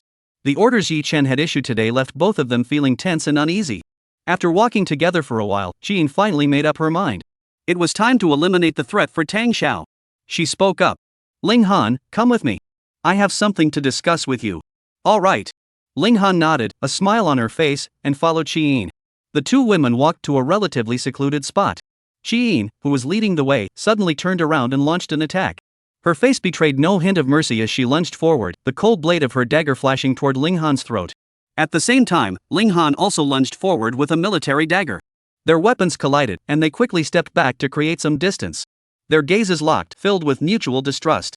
Everyone was actually thinking of ambushing and killing the other? What do you mean? Ling Han glared at Qi Yin coldly. Why did she want to ambush and kill her? Could it be that she discovered I had betrayed the organization? I don't mean anything. You're a traitor to Yi Chen, and I'm Tang Xiao's man. Killing you is only natural. Qi Yin sneered. For Tang Xiao, that fake, plastic sisterhood friendship isn't worth mentioning. Ling Han froze instantly. She glared at Qi Yin and frowned. Are you one of Tang Xiao's people? Of course. My father was once the head bodyguard of the Tang family. Tang Xiao has been incredibly kind to me. Qi Yin finished speaking and charged forward to attack. Ling Han nearly spat out a mouthful of blood. After blocking a few attacks, she shouted, "Stop fighting. I'm also one of Tang Xiao's people. Don't try that with me. Do you really think I'd fall for your tricks? Why would I lie to you? Does Tang Xiao often compare us to see who's better? Does he even think our meals are different, which is why there's such a big difference between us?" Qi Yin's anger turned to coldness in an instant. When she was in the office, she had indeed overheard Tang Xiao muttering about this under his breath. Then she understood. Ling Han, it seemed, could also hear Tang Xiao's thoughts. Chapter 94, the two women decide to come clean. We're on the same side, stop fighting. Ling Han sighed helplessly, yet felt a strange sense of joy. It turns out there are other traitors besides herself, and she can even hear Tang Xiao's thoughts. Qi Yin awkwardly put away the dagger. She had thought she had already switched jobs. But when she went to the new company, she ended up working with her old colleagues again. This feeling was a bit complicated. Did you really send Tang Group's confidential information to Yi Chen, that bastard? Ling Han looked at Qi Yin with raised eyebrows, her tone tinged with displeasure. Do you think I'm you? I definitely gave him fake information. Me too. That's good. Ling Han sighed in relief, clenching her teeth. We absolutely cannot let Yi Chen, that scoundrel, target the Tang family and Tang Xiao. Qi Yin nodded vigorously, furrowing her brows. Then should we notify Tang Xiao now? Tell him the news? You tell him. Tang Xiao might not know yet that I'm on his side. Ling Han felt a bit awkward. She had been waiting for Tang Yu to confront her and then put on a show of surrendering on the spot. Me too. Qi Yin was equally embarrassed. Cough, everyone was waiting for Tang Xiao to initiate the group invitation. Forget it, don't think about it. Let's just go find Tang Xiao and confront him together. I've already recorded everything Yi Chen said, so we can use it as evidence. I recorded it too. The two women exchanged a knowing smile, and everything was understood without words. The Wen family. As the first ancient martial arts family in Suzhou and Hangzhou, the Wen family has been around for over a century. Their martial arts school is renowned throughout Suzhou and Hangzhou, and the largest security company in the region is also owned by their family. When Tang Yu followed Wen Ren over, the martial artists of the Wen Ren family were in the midst of their training. Upon seeing Wen Ren, the young martial artists all greeted her enthusiastically, their eyes brimming with unhidden admiration. Their own young miss is truly exceptional. Not only was she beautiful, but her martial arts talent was the highest in the Wen Ren family's history. Everyone was certain that she would break through to the Earth realm before the age of 40, shattering her father's record. But when they saw Tang Yu following beside Wen Ren, their expressions turned disdainful. Isn't she the most notorious sycophant in Suzhou and Hangzhou? How dare he walk with our young miss? Could it be that he's here to cause trouble for our young miss? At this thought, the group couldn't help but smirk. Our young miss only likes men who are better than her. This pretty boy type? Even if he grovels for 100 years, he'll never earn a single glance from our young miss. Then, They saw Wen Rinyeage give Tang Yu a sweet smile. Standing beside him, she was whispering something in his ear. Everyone's faces turned as red as liver in an instant. Tang Yu didn't notice any of them.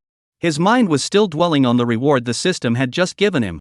After the auction scene concluded, the system rewarded him with a quick learning technique.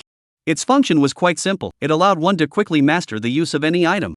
Therefore, Tang Yu immediately used the quick learning technique on the ancient martial arts manual, 8 Extremes Collapsing Fist, he had taken from the Jade Lion. Using the system's quick mastery technique, he could swiftly cultivate this fist technique to perfection, further enhancing his combat prowess. This quick mastery technique reward is indeed quite powerful. The only downside is that the system has added a usage limit, allowing it to be used only 3 times, meaning only 3 martial arts techniques can be mastered to the highest level. If there were no restrictions, Tang Yu, the first thing he would do is go to the ancient martial arts factions in Suzhou and Hangzhou to steal techniques one by one. When Rinyeage suddenly spoke up. Tang young master, my father is waiting for you inside. Tang Yu nodded and followed Wen Rinyeage into the small courtyard where her father lived. When they entered, Wen Rin Yuanshan was holding a book and reading it. Upon seeing Tang Yu, his face turned beet red with shame, and he bowed his fist toward Tang Yu. Mr. Tang, I was rude to you a few days ago. Wen Rin Yuanshan would like to apologize here first. A few days ago, he had misunderstood Tang Yu at the airport and even made a few sarcastic remarks. Now that he thought about it, he felt terrible inside. If it weren't for the other party's kindness in reminding him, he wouldn't even know how he would have died. Mr. Wenrun, you're too kind. There's no need to dwell on it. Tang Yu smiled slightly. Never mind, never mind.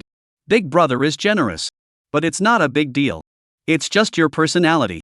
A drop of kindness deserves a life in return. Your character is truly beyond reproach. When Rinyeage, who was standing nearby, heard Tang Yu's inner thoughts, couldn't help but feel slightly surprised. This man seems to understand his father quite well. Sigh, I really was being foolish. When Rin Yuanshan sighed and said, Mr. Tang, this life-saving favor, when Rin Yuanshan dare not forget. Should there ever be anything our Wen family can assist with in the future, please do not hesitate to ask. Alright, we won't hesitate to ask. Tang Yu smiled and nodded. He truly needed the Wenrun family's assistance. The Wen family was the first martial arts family in Suzhou and Hangzhou, and at its peak, it had a martial artist at the Earth Realm level. That was when Rin Yuanshan was at the peak of his power. Now, when Rin Yuanshan is paralyzed from the waist down, and his strength has greatly declined. However, the Wen family should not be underestimated. They currently have 6 ancient martial artists at the Shen level realm and approximately 20 at the Huang level realm. Without such a strong foundation, they wouldn't dare to claim the title of the first ancient martial arts family in Suzhou and Hangzhou. By the way, Tang Xiao, I took my father to see Jiang Lao, the divine doctor. Jiang Lao helped my father resolve the issues left behind by Lu Junzuo. But to cure my father's legs, even Jiang Lao Shen's medical skills are powerless. So I'm asking for your help. If you have any way to cure my father's legs, the Wen family will agree to any conditions you set. When Rinyeage suddenly spoke up and made her request. She had overheard Tang Yu's thoughts and knew that his medical skills were extraordinary, capable of healing her father's legs. However, for some reason, she couldn't bring herself to tell Tang Yu what she had heard in his thoughts. So she chose to use a more tactful approach instead. When Rin Yuanshan also cast a hopeful glance at Tang Yu. If his legs could be restored, give him 3 months, he could regain his former strength. Tang Yu had come here for this very reason. However, since when Rinyeage brought it up voluntarily, it made things even easier. After a moment of contemplation, he spoke. I can try to treat Uncle Wenren's illness, but I have one condition. Please speak, Mr. Tang. When Rinyeage said excitedly. If our family ever needs assistance, we hope the Wenren family can lend a hand to ensure our family's safety. However, let me make it clear beforehand, any enemies that our family finds difficult to handle are considered quite dangerous. Tang Yu said solemnly. Whether it's Yichun or Lu Junzuo, both of them are from the Dragon Soul organization. This mysterious organization is like a dragon hidden in the heavens, seen only in glimpses. Its true strength remains unknown to all. Tang Yu not only needed the strength to protect himself but also had to ensure the safety of his family. Chapter 95, Don't look down on a middle-aged man in poverty. Alright, I swear it. As long as Tang young master can cure my father's leg, the Wen family will stand by the Tang family through thick and thin. When Rinyeage guaranteed. Tang Xiao, if I can stand up again and regain my strength to the Earth Realm, that will be enough to protect the Tang family. When Rin Yuanshan laughed. Just the favor Tang Xiao has done for me. What danger could possibly matter? After receiving their assurances, Tang Yu nodded and said. Then please give me some silver needles and a pen. I'll write a prescription, and have the herbs I need brought over. He had already examined Wen Rin Yuanshan's legs closely. When Rin Yuanshan had been paralyzed in both legs for several years, with his meridians nearly completely damaged. But that didn't mean it was untreatable. The Qingnong Tianjing contained several methods that could heal his legs. The rewards from the dog system, as long as they didn't directly enhance combat power, were as reliable as an old dog. Wen Rin Yage immediately arranged for someone to bring the silver needles and other items over. Once Tang Yu had finished writing the prescription, she personally went to gather the herbs. "Uncle Wenrun, please come inside first. I'll give you acupuncture first," Tang Yu said with a smile while holding the silver needles. When Rin Yuanshan nodded, maneuvered his wheelchair into the house, and began cooperating with Tang Yu for the treatment. Due to years of paralysis, the muscles in Wen Rin Yuanshan's legs had begun to atrophy slightly. After disinfecting the silver needles, Tang Yu inserted them into an acupoint on Wen Rin Yuanshan's calf. As soon as the needle went in, Wen Rin Yuanshan exclaimed with surprise, "I can feel a stinging sensation." Due to nerve damage in his legs, he had lost sensation in them long ago. This sensation of pain was undoubtedly a pleasant surprise for him. This indicates that Uncle Wenrun's condition isn't too severe, but it may become more painful in the coming days. Tang Yu reminded him with a smile. Seeing Wen Rin Yuanshan's reaction, he felt much more at ease. The unnamed acupuncture technique from the Qingnong Tianjing truly lived up to its reputation. After he finished the acupuncture, Wen Rin Yage just happened to return with the herbs she had purchased. Following Tang Yu's instructions, she boiled the herbs, let them cool, and then placed Wen Rin Yuanshan's leg in the mixture to soak. Soon, Wen Rin Yuanshan's face contorted in pain. It felt as though he were being pierced by countless tiny needles. "Soak it for another hour, and it should be fine. Uncle Wenrun must soak it every day for 3 months to expel the toxins accumulated in his meridians." Tang Yu smiled as she reminded him. "Will I be able to stand up after 3 months?" Wen Rin Yuanshan didn't mind the pain, he just wanted to get up as soon as possible. "By then, I'll give you another acupuncture session, and you should be fine." Tang Yu nodded. Wen Rin Yuanshan's legs were primarily affected by blocked meridians due to toxin buildup. Once the toxins were expelled and acupuncture was used to guide the true qi back into the meridians, his legs would gradually recover on their own. It was like a river channel blocked by mud. Once the mud is cleared and water is introduced, everything will return to normal. "Then I'll trouble you, Tang Yu." Upon receiving the affirmative response, Wen Rin Yuanshan sighed in relief. Tang Yu nodded and was about to speak when a middle-aged man hurriedly walked in from outside. He was Wen Rin Yuanshan's younger brother, Wen Rin Zhang. "What's wrong, uncle?" Seeing Wen Rin Zhang in a hurry, Wen Rin Yage asked. "The Lu family has come looking for trouble." Wen Rin Zhang's response was straightforward. Tang Yu, standing nearby, was slightly surprised. "The Lu family?" The Lu family, who claims to be the second most powerful family in the ancient martial arts world of Suzhou and Hangzhou. This family has always had a strained relationship with the Wen family, yet they have always been kept in check by the Wen family, constantly seeking an opportunity to turn the tables. And the method they used to determine superiority was simple: the ancient martial arts tournament. The ancient martial arts tournament was held every 5 years. Every time it is held, the martial arts clans of Suzhou and Hangzhou gather to participate. The Wen family has been able to maintain its position as the top family precisely because they have always emerged victorious without any doubt. "Are they here because of the ancient martial arts tournament?" Wen Rin Yuanshan asked with a dark expression. "Yes," Wen Rin Zhang nodded, his expression looking somewhat unsettled. 5 years ago, Wen Rin Yuanshan was at the peak of his powers, having already reached the Earth realm. Therefore, that year's ancient martial arts conference was the easiest victory for the Wen family. The head of the Lu family, Lu Qingxin, stepped forward to challenge Wen Rin Yuanshan. However, he couldn't withstand a single move and lost. Because of this incident, the Lu family harbored even deeper resentment toward the Wen family. In recent years, upon hearing of Wen Rin Yuanshan's misfortune, they celebrated extensively. Now that Wen Rin Yuanshan has met with misfortune, the strongest fighter in the Wen family is the young Wen Yage. However, her strength still pales in comparison to that of the old fox from the Lu family. "Dad, rest assured and focus on your treatment. I'll go check out the situation." Wen Rin Yage spoke up. "All right, go ahead. Don't worry too much about the ancient martial arts tournament. Once your father is well, the Wen family will still be the Wen family." Wen Rin Yuanshan sighed and urged. Wen Rin Yage nodded and turned to leave. Tang Yu and Wen Rin Zhang followed closely behind her. "System, what is the plot for the ancient martial arts tournament?" he silently asked in his mind. According to the original plot, the Lu family came to provoke the Wen family because they had invited a master to serve as their patron. With such a powerful expert backing them up, they dared to come to the Wen family's house to show off. Once the ancient martial arts tournament began, the expert they had invited would sweep through the Wen family. Just as the Wen family was being humiliated, Dragon King Yichen stepped in and defeated the master martial artist. He successfully restored the Wen family's honor and won the admiration of Wen Yage with his overwhelming strength. He also earned the respect of everyone in the ancient martial arts world of Suzhou and Hangzhou, who regarded him as a prodigious talent. Beep, spoiler alert failed. Please ensure your safety, host.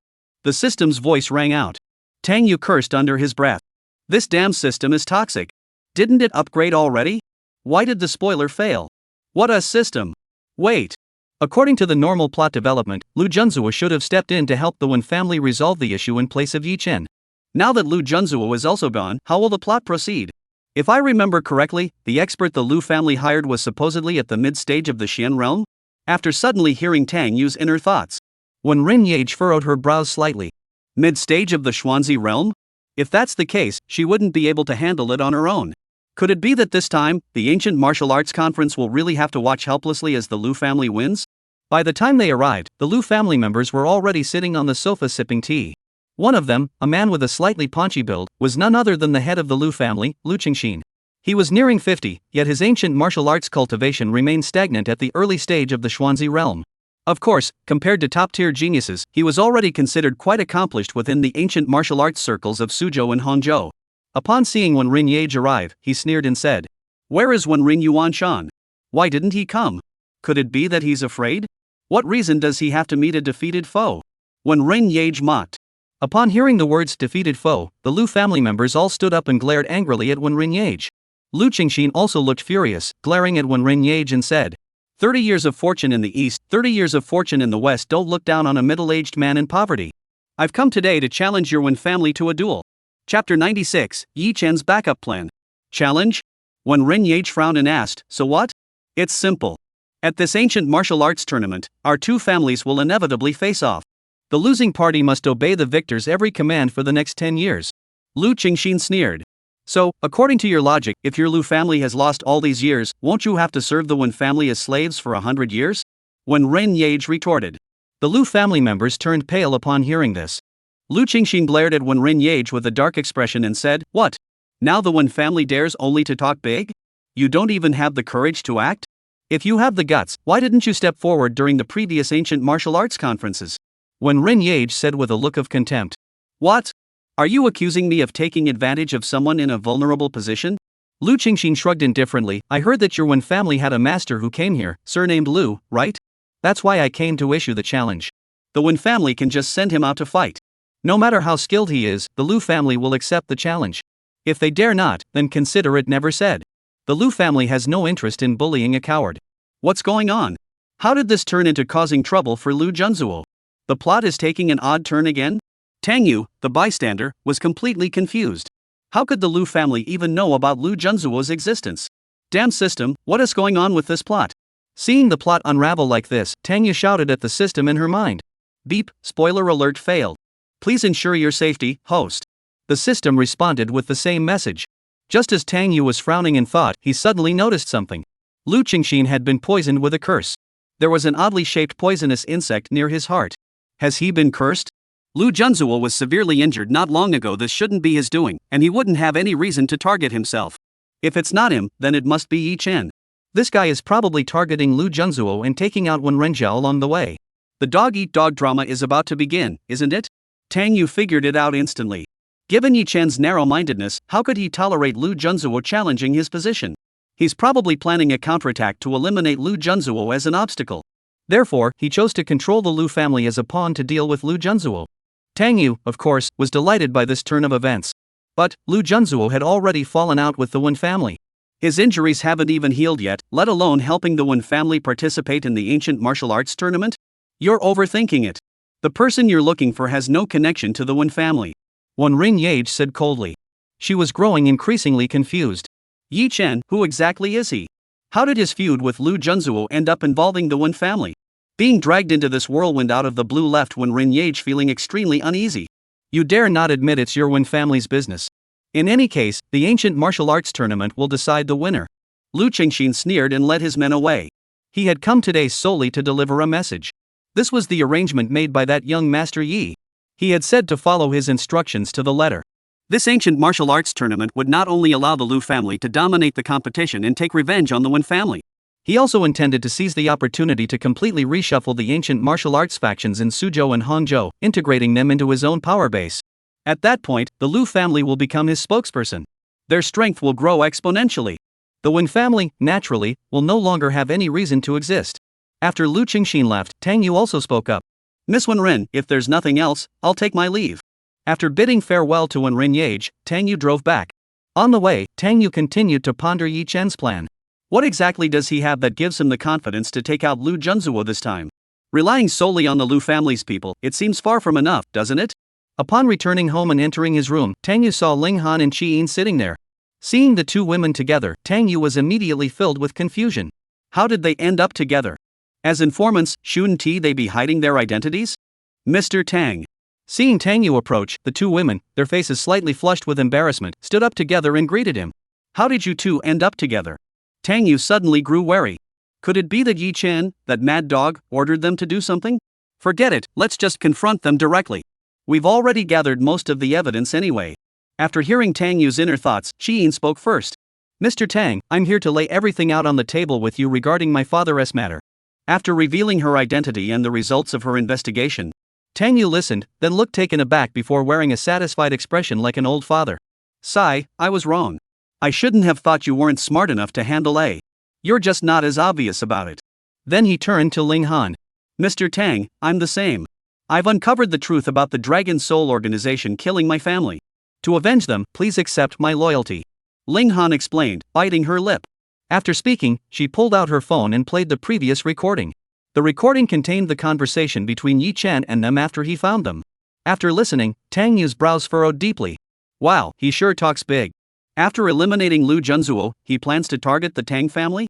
He also plans to take down the ancient martial arts faction in Suzhou Hangzhou? The ancient martial arts factions in Suzhou Hangzhou aren't exactly small. There are over 30 experts at the Xuanzi realm alone. There are even over 100 experts at the Wanzi realm. When this force is united, it cannot be underestimated. But what does he have to rely on to achieve this? Personal martial arts prowess? Even if he were to break through to the Earth realm now, he wouldn't stand a chance against such a large mob.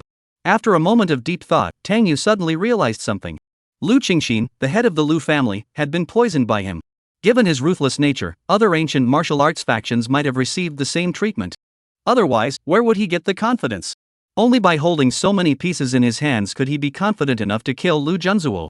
After piecing everything together, Tang Yu had one thought. This bastard has already decided to go all in. Can he still mobilize other forces from the Dragon Soul organization? Tang Yu sat down and asked the two women directly. I haven't received any information. Qi Yin shook her head. Since she had been sent to infiltrate the Tang group, her daily task had been to play around and steal documents. I haven't received any information either, but the organization shouldn't be sending more people to Suzhou to help him. Ling Han stated firmly. After consecutive failures, the old man had Lu Junju take over the Suzhou Hangzhou affairs, effectively dismissing Yi Chen. At this point, even if Yi Chen wanted to speak up, he couldn't. The Dragon King seemed to have absolute authority within the organization, but everyone knew that the true power lay with the old man. Tang Yu nodded. The situation was more or less as he had anticipated. Since that was the case, he would have to take the initiative to alter the course of the ancient martial arts conference. Under no circumstances could Yi Chen be allowed to seize control of the ancient martial arts faction in Suzhou Hangzhou. Otherwise, the Tang family would be in danger. Chapter 97, The Ancient Martial Arts Tournament. After thinking it through, Tang Yu looked at the two women and said, then we'll have to trouble you too. If he makes any moves, let me know immediately. Alright, Mr. Tang. The two women replied in unison. Also, once the ancient martial arts tournament begins, I need both of you to take action. This time, we can't let Yi Chen escape again. Tang Yu instructed. Upon hearing that Tang Yu intended to eliminate Yi Chen, the two women nodded excitedly. Yi Chen's death would be the best revenge for the Dragon Soul organization. After giving instructions to the two women, Tang Yu called Wang Yishui and Wen Renyeage one by one. This time, he intended to gather all available forces and use the ancient martial arts tournament as an opportunity to eliminate Yi Chen completely. Otherwise, once he gained control over the ancient martial arts factions in Suzhou and Hangzhou, it would be his own downfall. Anyway, we can't survive like this. Let's kill that damn lucky bastard first. Yi Chen's actions over the past few days had indeed matched Tang Yu's suspicions. Using the method of sending poisonous insects, he had successfully controlled over 10 ancient martial arts factions through a combination of soft and hard tactics. Combined with his own peak Xian-level martial arts prowess, these people had no choice but to submit. Of course, he wouldn't just make them pay. While controlling them, he also offered some benefits. For example, he would offer guidance on their martial arts cultivation or help them heal injuries.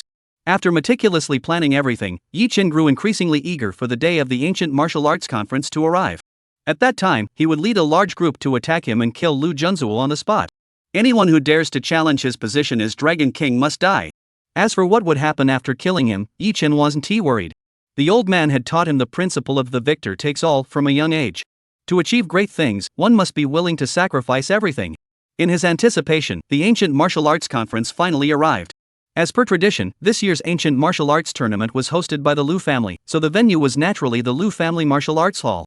As the second-ranked family in the ancient martial arts world of Suzhou and Hangzhou, the Liu family's strength was actually quite impressive. There are 3 ancient martial artists at the Xuanzi realm alone. There were a full 14 practitioners at the Huangzi realm. In terms of strength, they may not match the Wen family, but they are far superior to other families.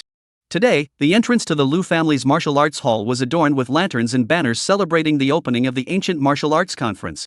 Various factions from the ancient martial arts world of Suzhou and Hangzhou are arriving one after another. What's different is that there are more people attending the Ancient Martial Arts Conference today than usual.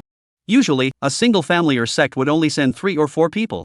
Today, however, many families and sects have sent all their available ancient martial artists. Among them, several clan leaders and sect masters looked rather displeased.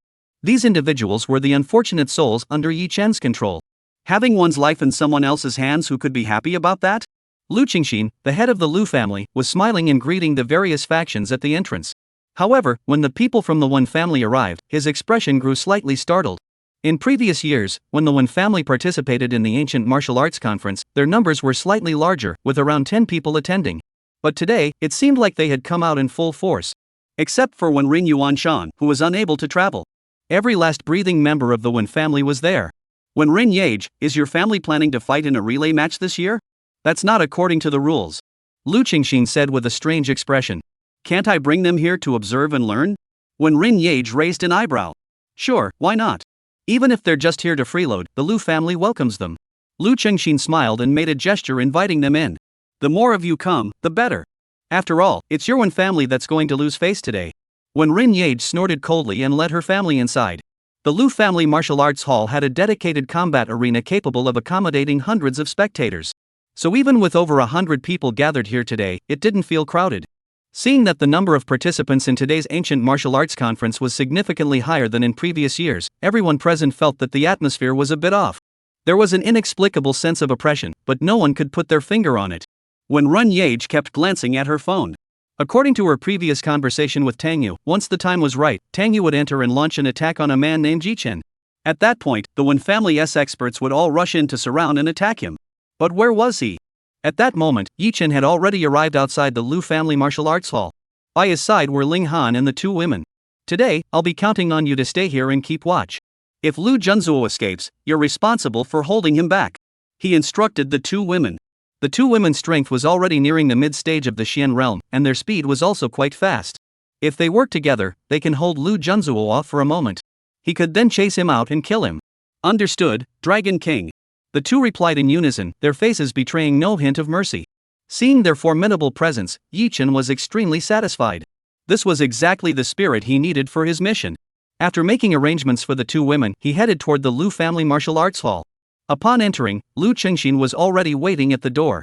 Upon seeing Yi Chen, he hurried forward and greeted him respectfully, "Young Master Yi. Has the person arrived? Everyone from the Wen family is here, but I didn't see the person you mentioned, Mr. Yi. You didn't see him?" Yi Chen paused for a moment before sneering, he must be disguised and hiding in the shadows. My worthless disciple just loves to hide in the dark. Then he strode in arrogantly and said, "It doesn't matter.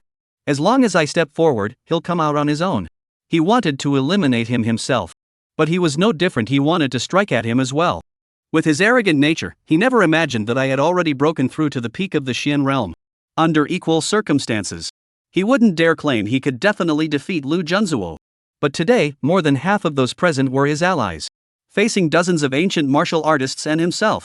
Unless Lu Junzuo enters the Earth realm, he wouldn't even have a chance to escape.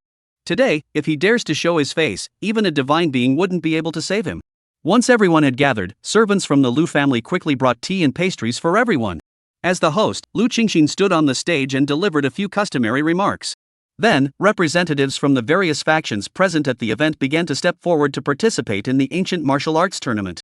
The representative chosen by the Liu family was naturally Yi Chen.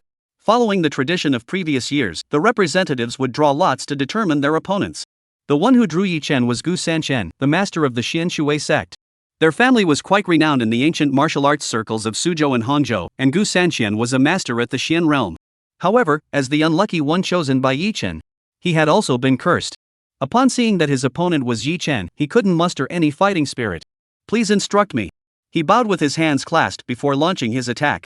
Yi Chen remained calm and composed, choosing to defend while occasionally offering a few pointers, exuding the aura of a master. When they saw such a young man handling Gu Sanqian with such ease, the ancient martial artists who didn't know Yi Chen's identity couldn't help but exclaim in astonishment. This level of strength must be far superior to that of the prodigious young woman from the Wen family, right? Those in the know, however, were not the least bit surprised. After all, he was at the peak of the Xian realm, a powerhouse who could walk around with his head held high in the ancient martial arts circles of Suzhou and Hangzhou. The difference in cultivation levels was evident. After nearly 3 minutes of intense combat on the stage, Yi Chen, displaying the poise of a master, struck Gu Sanqian with a single palm strike. After knocking Gu Sanqian off the stage, Yi Chen smiled and bowed to the audience, his gaze fixed on the members of the Wen family. Today, the representative from the Wen family was Wen Yage. Where had Lu Junzuo hidden himself? Could it be that this guy suspects he left a trump card, so he dares not act recklessly? Chapter 98, the situation escalates. He snorted coldly, his gaze fixed on Wen Yage. Isn't Lu Junzuo after Wen Yage? Once he took action against Wen Yage, Lu Junzuo would naturally have to step in. Meanwhile, the others in the audience were silently sipping their tea, waiting for news from Yi Chen. They had received Yi Chen's orders. Once a man named Lu Junzuo appeared, Yi Chen would initiate the attack first. At that point, they would all act together to deal with him. But after waiting for a long time, they still didn't see anyone named Lu Junzuo. Instead, the tea in their hands tasted unusually delicious, and after finishing it, they felt a sense of relaxation throughout their bodies. After winning 3 consecutive rounds with ease, Yi Chen had become the most dazzling presence at this year's ancient martial arts tournament. Originally regarded as the most talented young prodigy, Wen Yage paled in comparison to him. In his 4th match, he faced an old man in his 60s with a cultivation level at the initial stage of the Xian realm, which was still quite respectable. But compared to someone of his extraordinary talent, he was far from a match. To show off, he even fought with one hand and successfully suppressed his opponent. After a few minutes of combat, the old man, realizing he couldn't win, voluntarily withdrew from the match. Yi Chen's next opponent was Wen Yage, who had also won 4 rounds. Compared to him, Wen Yage was not in such good condition. The disparity in their abilities was evident. After a 10-minute break, both competitors returned to the ring. Yi Chen looked at Wen Yage with a bold expression and asked with a smile, "Where is that good-for-nothing Lu Junzuo? Where is he hiding? You can go find him yourself." Wen Yage raised an eyebrow. Hearing Lu Junzuo's name, she was already seething with anger. If you beat him up, he'll come out on his own. Yi Chen rolled his eyes. As fellow disciples, he knew Lu Junzuo's personality all too well. He was the type who liked to play the hero to impress girls. Then he motioned to Wen Yage with his hand and said, "Come on, I'll let you use one hand." Wen Yage snorted coldly. She adjusted her stance to her best form and charged forward to attack. Her first punch aimed straight for Yi Chen's throat. Yi Chen kept his left hand behind him, countering with a right punch while keeping his eyes darting around the area. He wanted to see if Wen Yage could stay seated after being knocked flying by his punch. Lu Junzuo would still be able to stay seated. Just as their fists were about to collide, Yi Chen suddenly let out an agonizing scream and stepped back several paces. His scream caused everyone in the crowd to look on in shock. What the hell is going on? Could it be that Yi Chen isn't a match for Wen Yage? That can't be possible. Yi Chen, who had taken a few steps back, glared at his own fist with a distorted expression. For needles had already pierced deeply into his fist. They say the fingers are connected to the heart, and this pain was indeed excruciating. After pulling out the 4 needles, he noticed that the tips were black. Judging by his medical skills, this must have been poisoned. "You filthy, dare to play dirty tricks on me?" He roared angrily, trying to force the poison out with his inner energy. But Wen Yage wouldn't give him that chance. She charged toward Yi Chen and launched an attack. At the same time, the rest of the Wen family members also rushed forward. Today, the Wen family had brought over 30 people. Among them were 9 experts from the Tang, Qin, and Wang families, all at the Xian level realm. When you add in the members of the Wen family, their combat strength was already quite formidable. Facing such a large number of attackers, Yi Chen's face turned ashen in an instant. He knew this must be a trap set by Lu Junzuo. This guy had the personality of a venomous snake. He must be lurking in the shadows, waiting for an opportunity to deliver a fatal blow. Get out of the way. After forcing out some of the toxins, he roared and kicked Wen Yage back. However, the other 3 Xian level experts had already closed in from all sides. Yi Chen no longer held back his true strength. He had originally planned to deliberately pretend he was still at the mid-stage of the Xuanzi realm to lure Lu Junzuo into a trap. But the current situation left him no room to hold back any longer. Die! His eyes turned blood red as he struck one of the Schwanzi realm experts with a punch, then kicked another one away with a swift kick, and turned around to deliver an elbow strike that sent another one flying. After deflecting the attacks of the three, he was met with an even more intense onslaught. 2 fists couldn't stand against 4 hands. Under the surprise poison attack from one Renyage, Yichen managed to hold on for 2 minutes before feeling numbness in his injured hand. The ancient martial artists under Yichen's control also began to grow restless. What on earth is going on today? Wasn't Yichen supposed to be facing someone named Lu Junzuo? How come he hasn't even shown up yet, and he's already being beaten up by a group? What are you waiting for? Attack together. Feeling his condition growing increasingly dire, Yichen kicked one of them away and shouted at the crowd below. Upon hearing Yichen's orders, the ancient martial artists under his control all stood up with grim expressions, preparing to join the fight. If they didn't help Yichen, they'd die. Just as they were about to act, a petite girl suddenly raised a megaphone and shouted, "Gentlemen, please rest assured. The poison Yichen cast on you, I have already neutralized it for you.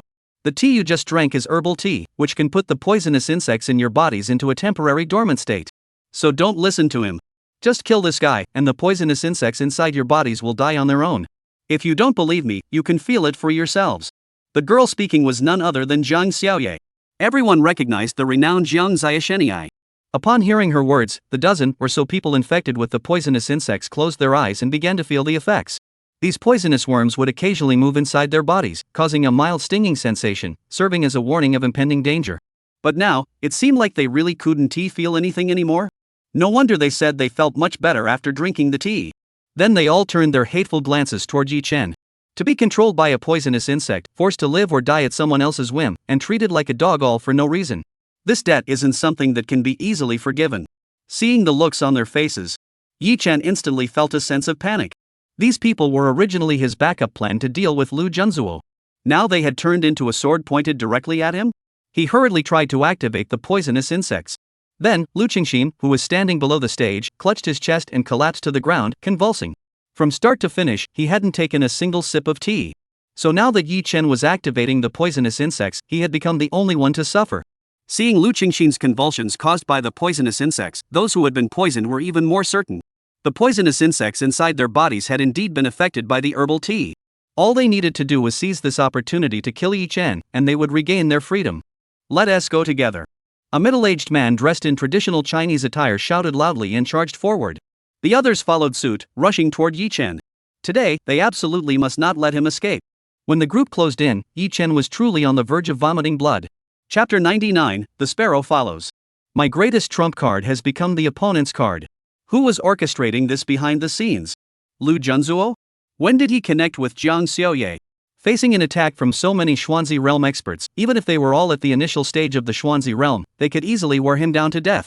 Yichen had no way out. After swiftly repelling 2 attackers, he reached into his robe and pulled out a black pill, swallowing it in one go. This pill could temporarily boost his combat power to the Earth realm. Only by doing so could he break out of the encirclement. This was originally one of his trump cards reserved for dealing with Lu Junzuo. Now that Lu Junzuo hadn't even shown up yet, his trump cards were almost all gone. This filled him with bitter hatred, and his attacks were filled with murderous intent. Every attack he launched was aimed directly at the vital points. Those who dared to attack him would pay with their blood today. In the blink of an eye, 2 experts at the Xian realm were killed on the spot. His ruthless attacks left everyone else trembling in fear. This man was truly a ferocious beast. The more he acted like this, the more the others dared not let him go easily. If he escapes, he will return to seek revenge one by one, which would be a never-ending nightmare. The battle grew increasingly intense. In just 3 minutes, another 8 people fell under Yichen's blows. Yichen also took numerous hits. Realizing that staying here any longer would endanger his life, Yichen repelled 2 of them and prepared to flee. With his current strength, having forced his way into the Earth realm, as long as he could break out, these people wouldn't be able to catch him. Moreover, Ling Han and the other 2 women were waiting outside to provide backup. Just as he was about to break out of the encirclement and escape successfully, a hunchbacked middle-aged man suddenly leaped up and kicked him in the chest. The man's speed was too fast, like a venomous snake waiting to strike. Even though Yichen had been on guard, he was still knocked back into the crowd by the kick. He felt a sweet taste in his throat as a surge of blood rose up. Forcing himself to swallow the blood, he stood up and glared at the hunchbacked middle-aged man, shouting, "Lu Junzuo!" Recognized, Lu Junzuo was not the least bit surprised. Compared to the useless bunch in the ancient martial arts world of Suzhou and Hangzhou, His peak Xuanzi realm cultivation was simply too powerful to hide, too dazzling to be ignored. After removing the human skin mask from his face, his joints emitted a series of popping sounds. In the blink of an eye, his form returned to normal. With a sinister smile on his face, he looked at Yi Chen and said, "Senior brother, as the Dragon King, how could you possibly run away? You cunning bastard, this was all your plan?" Yi Chen asked with a look of hatred. Lu Junzuo merely smiled without speaking, though he was also quite puzzled inside. What was going on today? He was also a bit confused. After being injured last time, he had unexpectedly benefited from the injury, as a certain acupoint had been partially unblocked. Combined with the unique nature of the ancient martial arts he practiced, his body had fully recovered in just a few days, and his strength had also increased slightly. Upon hearing that Yi Chen was coming to the ancient martial arts tournament, he had originally planned to come and see what this good-for-nothing was up to. But he never expected to inadvertently offend so many people, so he decided to strike while the iron was hot. Then go die. Yi Chen knew that Lu Junzuo was deliberately stalling for time, waiting for the effects of the medicine to wear off before dealing with him. Once the effects wore off, he might not be able to fully utilize his Xian level strength in the short term. So he wasn't going to be stupid enough to sit and wait for his death. Kill him and leave this hellhole. With a loud shout from Yi Chen, the two disciples quickly engaged in combat. At that moment, the two of them. One relied on the medicine pills to temporarily maintain his Earth Realm strength, but his body was already covered in injuries. The other was just a hair's breadth away from the Earth Realm, with both sides evenly matched in combat power. After the intense battle began, Yi Chen took the offensive. Lu Junzuo, however, was in no hurry to fight to the death. He only wanted to wear the other man down. Some tried to help him take down Yi Chen, seeking revenge for Yi Chen's earlier actions. However, the disparity in their strength was too great, and those who got involved in the fight were quickly overwhelmed. Seeing this, the crowd quickly stepped back from the stage, letting them continue their fight. When Rin Yage's face was pale, with blood trickling from the corner of her mouth. She too had suffered severe injuries, but fortunately, Jiang Xiaoye was nearby to tend to her wounds. "Miss Wenrun, please sit here and rest. Do not move around, as it will worsen your internal injuries." Seeing the murderous intent on Rin Yage's face, Jiang Xiaoye hurriedly reminded her. "All right." When Rin Yage glared at Lu Junzuo with a look of resentment. Killing Yi Chen was Tang Yu's order. And Lu Junzuo was her sworn enemy. Since he had shown up here today, she would stop at nothing to make sure he stayed. The other ancient martial artists watched the battle on the stage with complex expressions. The two of them were already fighting like mad on the stage, and all they could see were two blurry figures constantly clashing together. Yi Chen was the one holding the upper hand. Restricted by the effects of the medicine, he had no choice but to take the offensive and try to kill Lu Junzuo as quickly as possible. Lu Junzuo initially focused more on defense, aiming to drag out the battle and wear Yi Chen down. However, Yi Chen's reckless fighting style, trading injuries for injuries, had also left him in a precarious state. He had no choice but to switch from defense to offense. After Yi Chen broke two of his ribs with a single punch, Lu Junzuo landed a punch on Yi Chen's chest. After both of them stepped back 3 meters, he wiped the blood from the corner of his mouth and sneered. "How much longer can you last? Your mother knows the answer better than you do." Yi Chen cursed angrily and charged forward again, and the two once again engaged in a fierce struggle. This time, both of them struck with even greater ferocity. After a minute of intense combat, both had exchanged over 100 punches. Lu Junzuo was struck in the chest by Yi Chen's punch, flying several meters backward and coughing up a mouthful of blood. He cursed inwardly, thinking, "This kid is crazy. Is he trying to kill himself along with me?" Just as he hit the ground, a figure suddenly leaped onto the stage, striking Lu Junzuo with a series of rapid punches before he could react. The one who struck was none other than Tang Yu. His timing was impeccable. Lu Junzuo didn't even have a chance to defend himself before he was knocked flying again. After rolling several times on the ground, he coughed up another mouthful of blood, his face filled with fear as he looked at Tang Yu. How did this guy end up here? Having successfully ambushed his target, Tang Yu twisted his wrist and smiled at the two of them. "Finally, I've brought you two brothers together. Surprised? Unexpected?" Over the past few days, he had deliberately set up this plan, originally intending to keep Yi Chen here. But unexpectedly, Lu Junzuo, who had been hiding to recover, came out on his own and fell into the trap, even getting into a fight with Yi Chen. Killing two birds with one stone, taking out both master and disciple at once, couldn't have been better. Yi Chen and Lu Junju finally snapped out of it. They had both been planning to catch the cicada, but never expected Tang Yu, the sparrow, to have been lurking in the shadows all along. Their current condition was dire. One's medication was about to wear off, and the other had 6 broken ribs. "So you set this trap today?" Yi Chen glared at Tang Yu with hatred and demanded harshly. He never imagined that this worthless fool would dare to turn the tables and scheme against him and Lu Junzuo. Tang Yu merely chuckled and did not bother to answer such a foolish question. Lu Junzuo was also filled with hatred. He had originally planned to ambush Yi-Chen, only to be outmaneuvered by Tang Yu instead. After truly feeling the threat of death, he could only temporarily cease hostilities with Yi-Chen and speak up. Let's team up to deal with this kid? In their current state, if they wanted to escape, they could only use this kid as a hostage. All right. Yi-Chen responded with a nod. He turned and charged off the stage, stepping on several people's heads as he fled outward, running at breakneck speed. The effects of his potion were about to wear off in less than 2 minutes. Staying here any longer would be certain death. Lu Junzuo clearly intended to use him as bait. Seeing Yi-Chen flee first, Lu Junzuo scrambled to his feet and tried to follow. Don't let him get away. Tang Yu gave a quick order and charged out of the ring to pursue Yi-Chen. These two, not a single one of them will escape today. Actually, there was no need for Tang Yu to shout. How could one Ringyage just stand by and let the severely injured Lu Junju escape? With a single gesture, the ancient martial artists from the One Rin family rushed forward to beat the fallen enemy mercilessly. Chapter 100, the 300th time of crossing into the book. Relying on the last remnants of the potion's effects, Yi-Chen endured the excruciating pain throughout his body and fled desperately. He coughed up blood intermittently, his internal injuries were severe. Being surrounded and attacked by the crowd had already left him severely injured. Lu Junzuo didn't hold back in his attacks, targeting his vital areas. Additionally, having been poisoned and unable to neutralize the toxin immediately, his current condition was critical. However, the only thing that brought him any comfort was that Lu Junju had been left behind. He was left behind, and his fate was sealed. Once Lu Junzuo is dead, his only enemy will be Tang Yu. Tang Yu, next time I will make sure you have no place to be buried. He roared furiously, his face contorted with rage. As long as he lets him escape this time. Next time, he would target Tang Yu's parents. After running a considerable distance, Yi-Chen felt the effects of the drug in his body were nearly gone. But Ling Han and Shi-In had already appeared before him. Seeing the two women, the tension in his heart finally eased. He hurriedly shouted, "Quick, take me away. I was ambushed by that Tang boy." The two women rushed toward him with tense expressions. Just as they reached him, a dagger and a military knife suddenly stabbed toward him.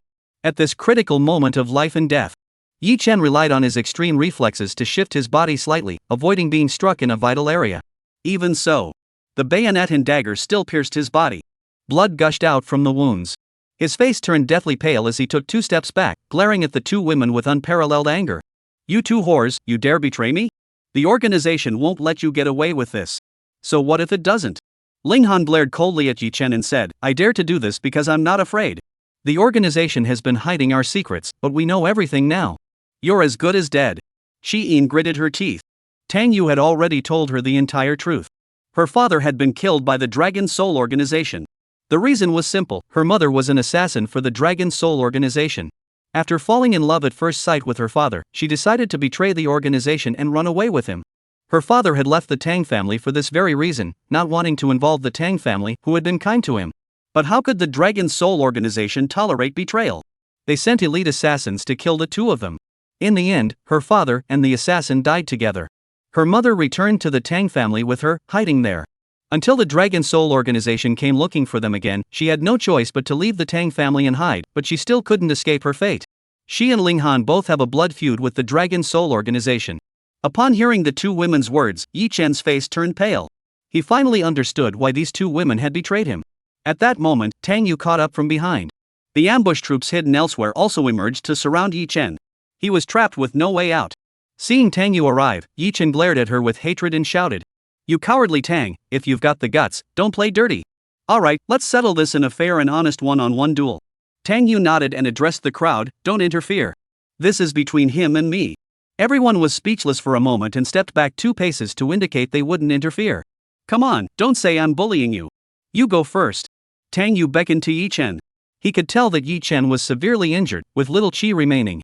In this state, he was already on the brink of death. With bloodshot eyes, Yi-Chen charged forward, ready to fight Tang Yu to the death. But in his current condition, he was no match for Tang Yu. After being knocked to the ground 3 times in a row, he barely had the strength to get back up. He glared at Tang Yu with bulging eyes filled with hatred and resentment.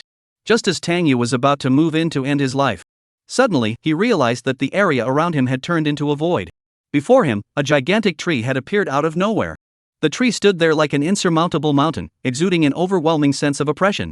Standing beneath it, Tang Yu felt as small as an ant. The tree emitted a blinding light, illuminating the entire space. Looking at the tree, Tang Yu felt an inexplicable sense of familiarity. It felt as though it were a part of his own body, connected to his very soul. Under the tree, he noticed some shards resembling glass fragments, with various images flickering within them. He walked over and picked up one of the fragments, and a memory suddenly surfaced in his mind. After reading this familiar memory, Tang Yu suddenly remembered. He hadn't traveled through time 10 times. Those experiences were all fake. All his previous memories of traveling through books had been left behind here.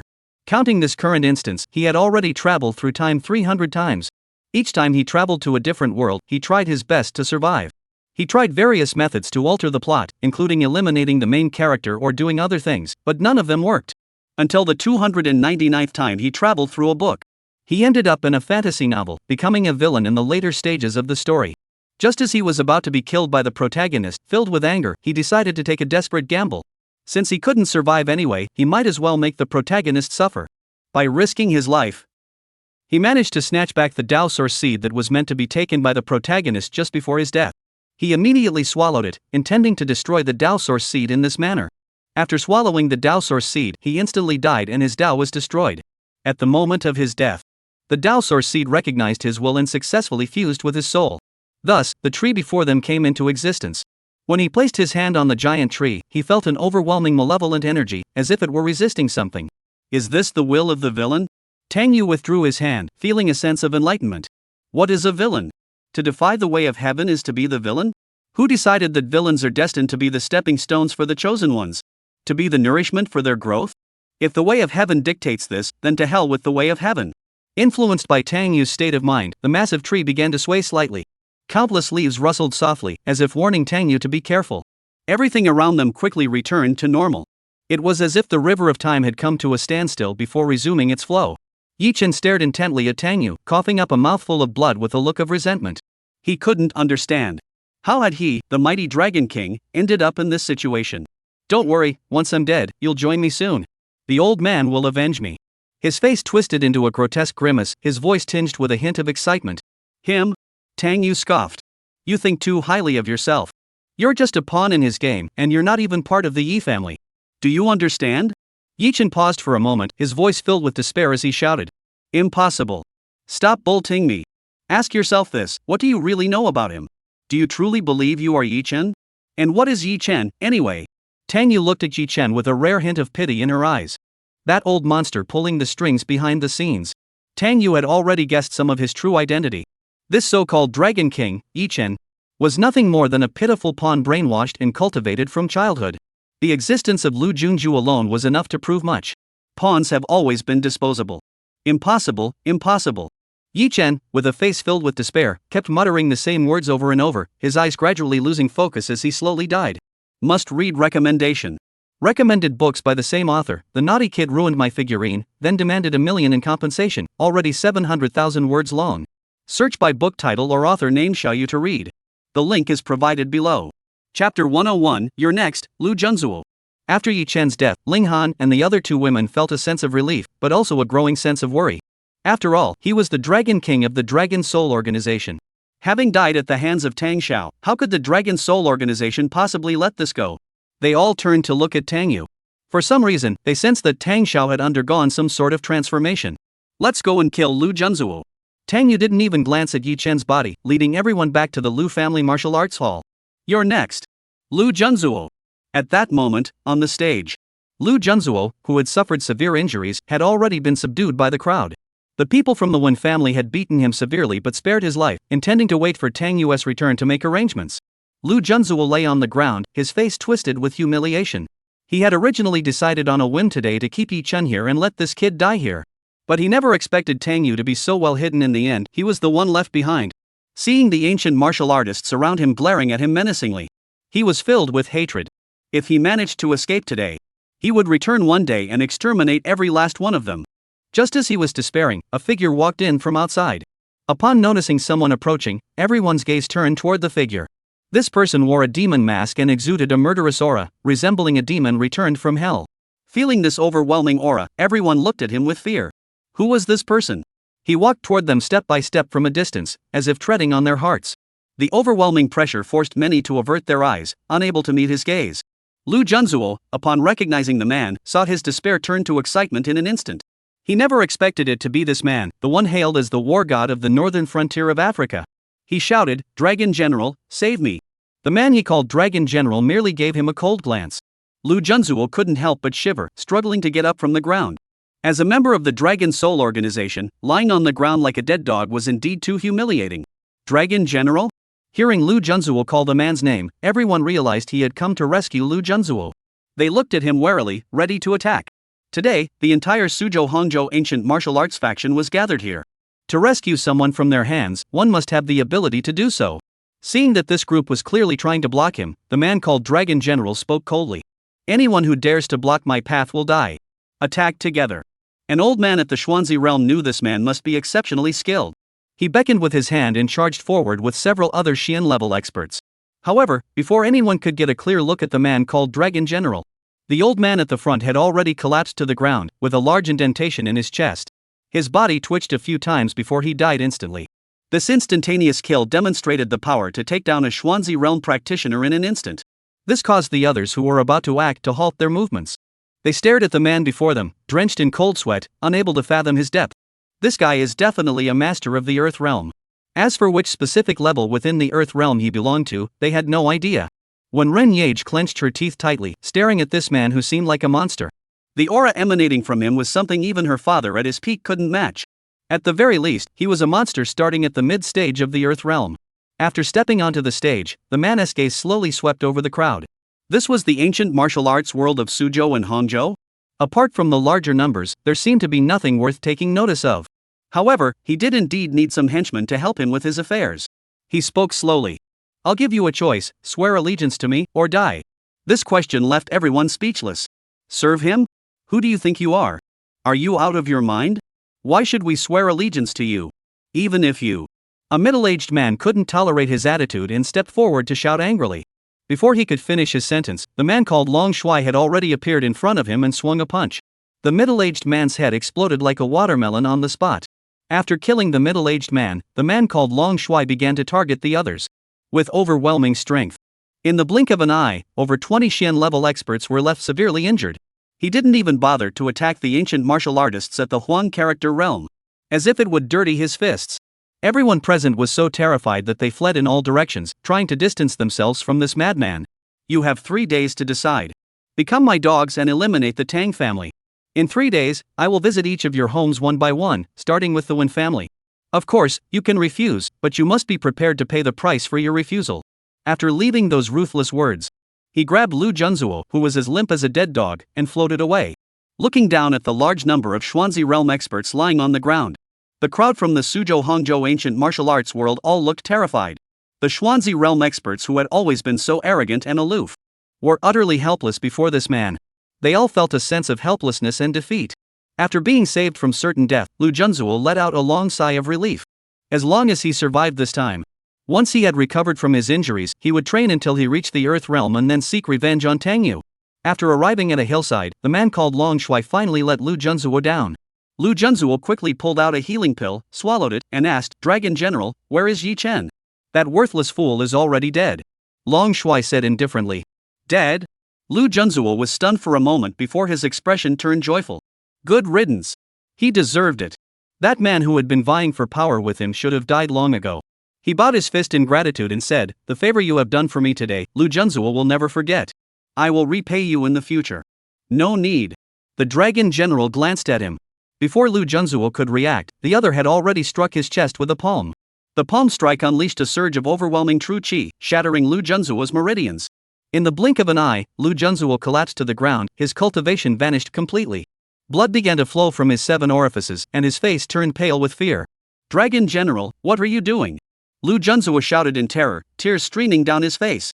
Why save me only to destroy my cultivation? We saved you because the trash of the Dragon Soul organization can only be dealt with by us. The Dragon General sneered, his gaze filled with contempt as he looked at Lu Junzuo. Yi Chen is a worthless fool. And his disciple was no better. You madman, my master 1T let you get away with this. Lu Junzuo let out a heart-wrenching cry of grief. At that moment, he couldn't even move, having been reduced to a complete invalid. Don't worry. Once I've dealt with this matter, I'll send you to meet the old Dragon King. When he mentioned the old Dragon King, the man's expression grew more respectful. 5 years ago, he had been imprisoned for some crimes and should have been killed in prison. It was the old Dragon King who saved him, taught him his martial arts skills, and sent him to the African battlefield. 5 years. Do you know how he survived those 5 years? Every day was spent in fierce combat. He achieved great military exploits. That's how he earned the nickname War God of the North. Chapter 102, The System is at it again? Until recently, the old Dragon King called him back from Africa and ordered him to return to China. So he came. This time, besides returning to assist the old Dragon King, he had some other matters to attend to. At that moment, Lu Junzuo, lying on the ground, had fainted from the pain. Seeing his pitiful state, Lin Fan raised his hand. 2 figures immediately appeared before him, shouting in unison, "Dragon General!" The 2 men, one dressed in black and the other in white, were his trusted lieutenants, the black and white duo. He looked at them and said, "Take this worthless man away and lock him up." The 2 nodded and swiftly carried Lu Junzuo away, disappearing into the darkness. Tang Yu rushed back to the martial arts hall and saw the injured lying all over the ground, causing his expression to change slightly. What the hell is going on here? How did Lu Junzuo manage to escape? Does this guy have another trick up his sleeve that allowed him to break through the encirclement and escape? What is going on? He rushed over and asked.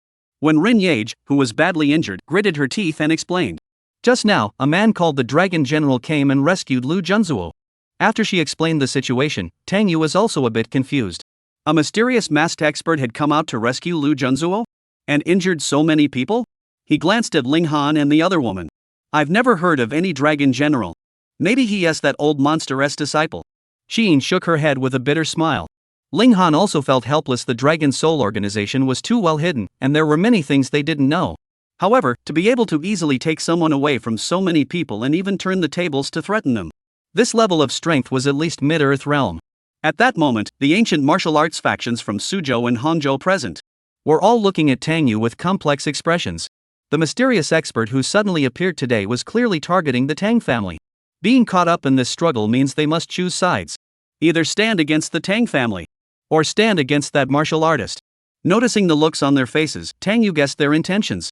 He said nothing, looking at Jiang Xiaoye and said, "Let's save them first." "I can't save them. Their meridians are shattered, and their injuries are too severe." Jiang Xiaoye bit her lip and said, such severe internal injuries were indeed beyond her medical skills. "It's okay, I'll teach you." Tang Yu had Jiang Xiaoye hand him the silver needles and began treating the injured according to the methods outlined in the Qingnong Tianjing. These severely injured ancient martial artists had suffered extremely severe damage to their meridians. But it wasn't irreparable. The Qingnong Tianjing provided by the dog system was quite effective in treating illnesses. As the silver needles were inserted, the critically injured and unconscious patients slowly regained consciousness. Taking this opportunity, Tang Yu looked into his eyes, and a purple glow flashed in his eyes. He activated the soul-capturing eye. At this moment, their bodies were injured and their spirits were broken, so activating the soul-capturing eye to control them should not be too difficult. After a few seconds of staring at each other, the soul-capturing eye finally succeeded in taking control. Tang Yu didn't say much else. The severely injured ancient martial artists present were all core members of various ancient martial arts factions in Suzhou and Hangzhou. To prevent these individuals from defecting to that man called Dragon General, it's always better to keep a few tricks up your sleeve. As a villain, a flexible moral compass is indispensable. Jiang Xiaoye stood by, observing and learning carefully, occasionally letting out expressions of amazement. She had always wanted to learn the medical techniques from the Qingnong Tianjing from Tang Yu. However, after witnessing Tang Yu perform acupuncture today, she realized that the treatment methods in the Qingnong Tianjing were truly beyond comprehension. Plus, by eavesdropping on Tang Yu's inner thoughts during the treatment, she picked up the techniques even faster. Once everyone had been treated, except for a few who were killed on the spot, the others would be fine after 2 months of rest and recovery. The worst off was Lu Qingxin, who had been acting as Yi Chen's henchman. Since he hadn't drunk the tea, Yi Chen activated the poisonous insects and didn't have time to save him. As a result, he was bitten to death by the poisonous insects. I'll prescribe some medicine for everyone. Take it as directed and rest for 2 months, and you'll recover. As for that man named Long Shuai who threatened you, there's no need to worry about him. Since he is targeting me, I'll handle it. No one else will be involved. After healing everyone, Tang Yu looked at the crowd and made a loud promise. Yes, trust brother Tang Yu. The herbal tea you drank earlier was prepared by him. He came here to help you. Jiang Xiaoye echoed. Seeing that Tang Xiao had saved them multiple times and was now taking responsibility to resolve the issue, the crowd looked at Tang Yu with newfound admiration and respect, and began to thank him one after another.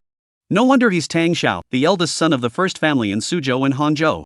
Such responsibility no one can match him. Tang Yu smiled without saying a word, exuding the air of a true master. He was still waiting for the plot to unfold so he could claim his reward from the system.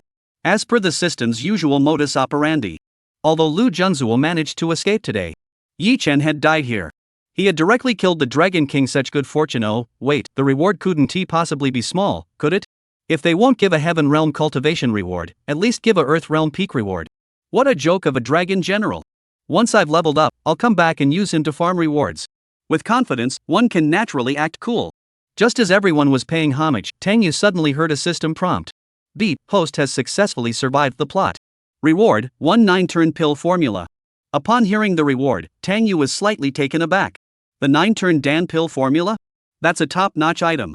Last time he took a single 9 transformation pill, he immediately jumped from the initial stage of the yellow character realm to the initial stage of the mystic character realm. If she took 2 or 3 more, wouldn't she ascend on the spot? With this, he could even use money to hire a few Earth Realm experts. But the problem is, Lin Fan is coming to confront me in a few days. The recipe alone requires a huge list of complex herbs. There's no way I can gather them all in a few days. You worthless system, this reward is way too meager. It doesn't even match your status. Tang Yu muttered discontentedly in his heart. This time, he had at least managed to defeat the Dragon King Yi Chen and nearly killed Lu Junzhu. How could one reward be enough? Don't worry, we're brothers. Do you think I'd shortchange you? The system's voice echoed slowly. Reward, mid-stage Earth Realm cultivation for the host. When Tang Yu heard the first half of the sentence, he was still quite satisfied. Although it didn't grant him Heaven Realm cultivation, Earth Realm wasn't bad either. After all, Dragon King Yi Chen and his disciple Lu Junzhu hadn't even reached the Earth Realm yet.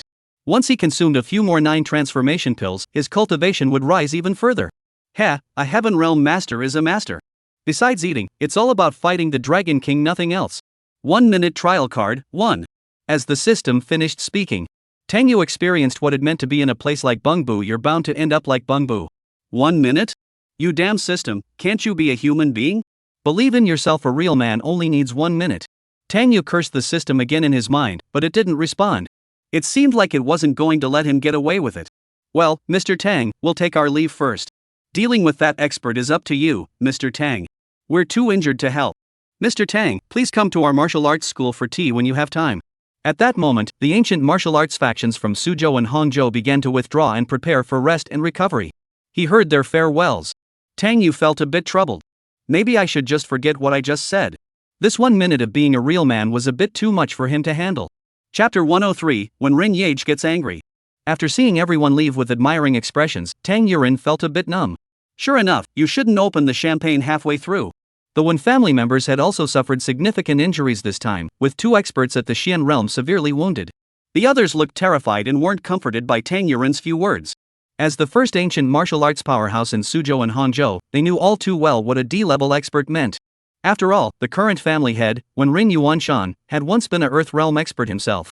This person's first target in 3 days would be the Wen family. Although the Tang family holds considerable power in Suzhou and Hangzhou, could they truly stop him? He was a mid-Earth Realm expert. The entire Wen family cannot stand up to him. Miss Tang, what should we do in 3 days?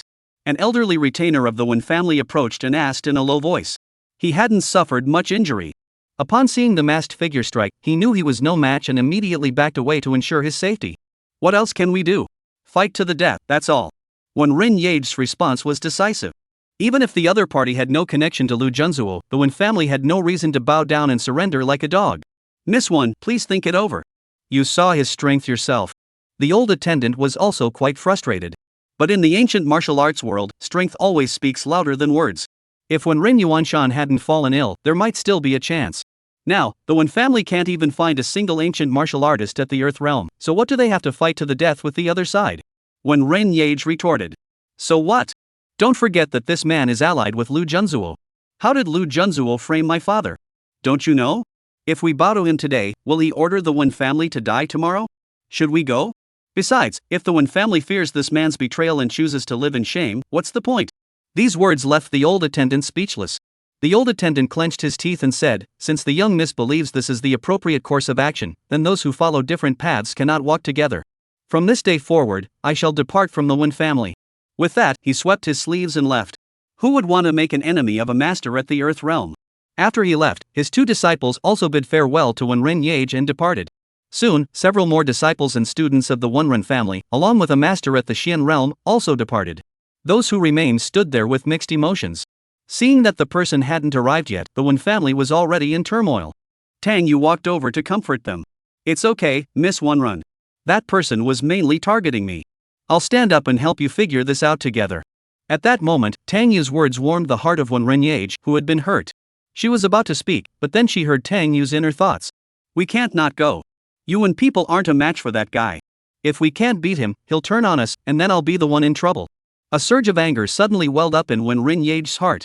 This guy, does he not trust the Wen family? The little bit of goodwill she had felt toward Tang Yu vanished completely. She coldly replied, then I'll just have to decline Tang Yu's kind offer. With that, she stormed off with the people from the Wen family. What's this woman so upset about? I didn't do anything to her, did I? Sigh, I just don't get women. Tang Yu shook his head inside. Jiang Xiaoye, who had been eavesdropping nearby, was speechless. She had already guessed that Wen Renyage could also hear people's thoughts. If someone hears such words, it would be strange if they didn't get angry. However, she found it amusing. Wen Renyage is also good-looking, making her a formidable competitor.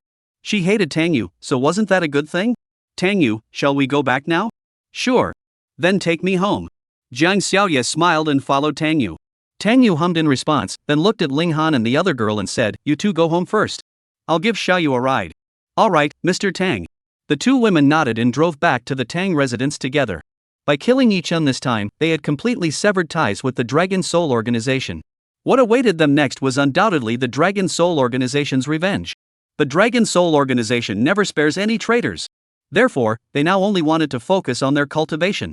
They aimed to break through to the mid-stage of the Xian realm as soon as possible so they could assist Tang Xiao more effectively. On the way home with Jiang Xiaoye kept asking Tang Yu various questions, all related to medical techniques.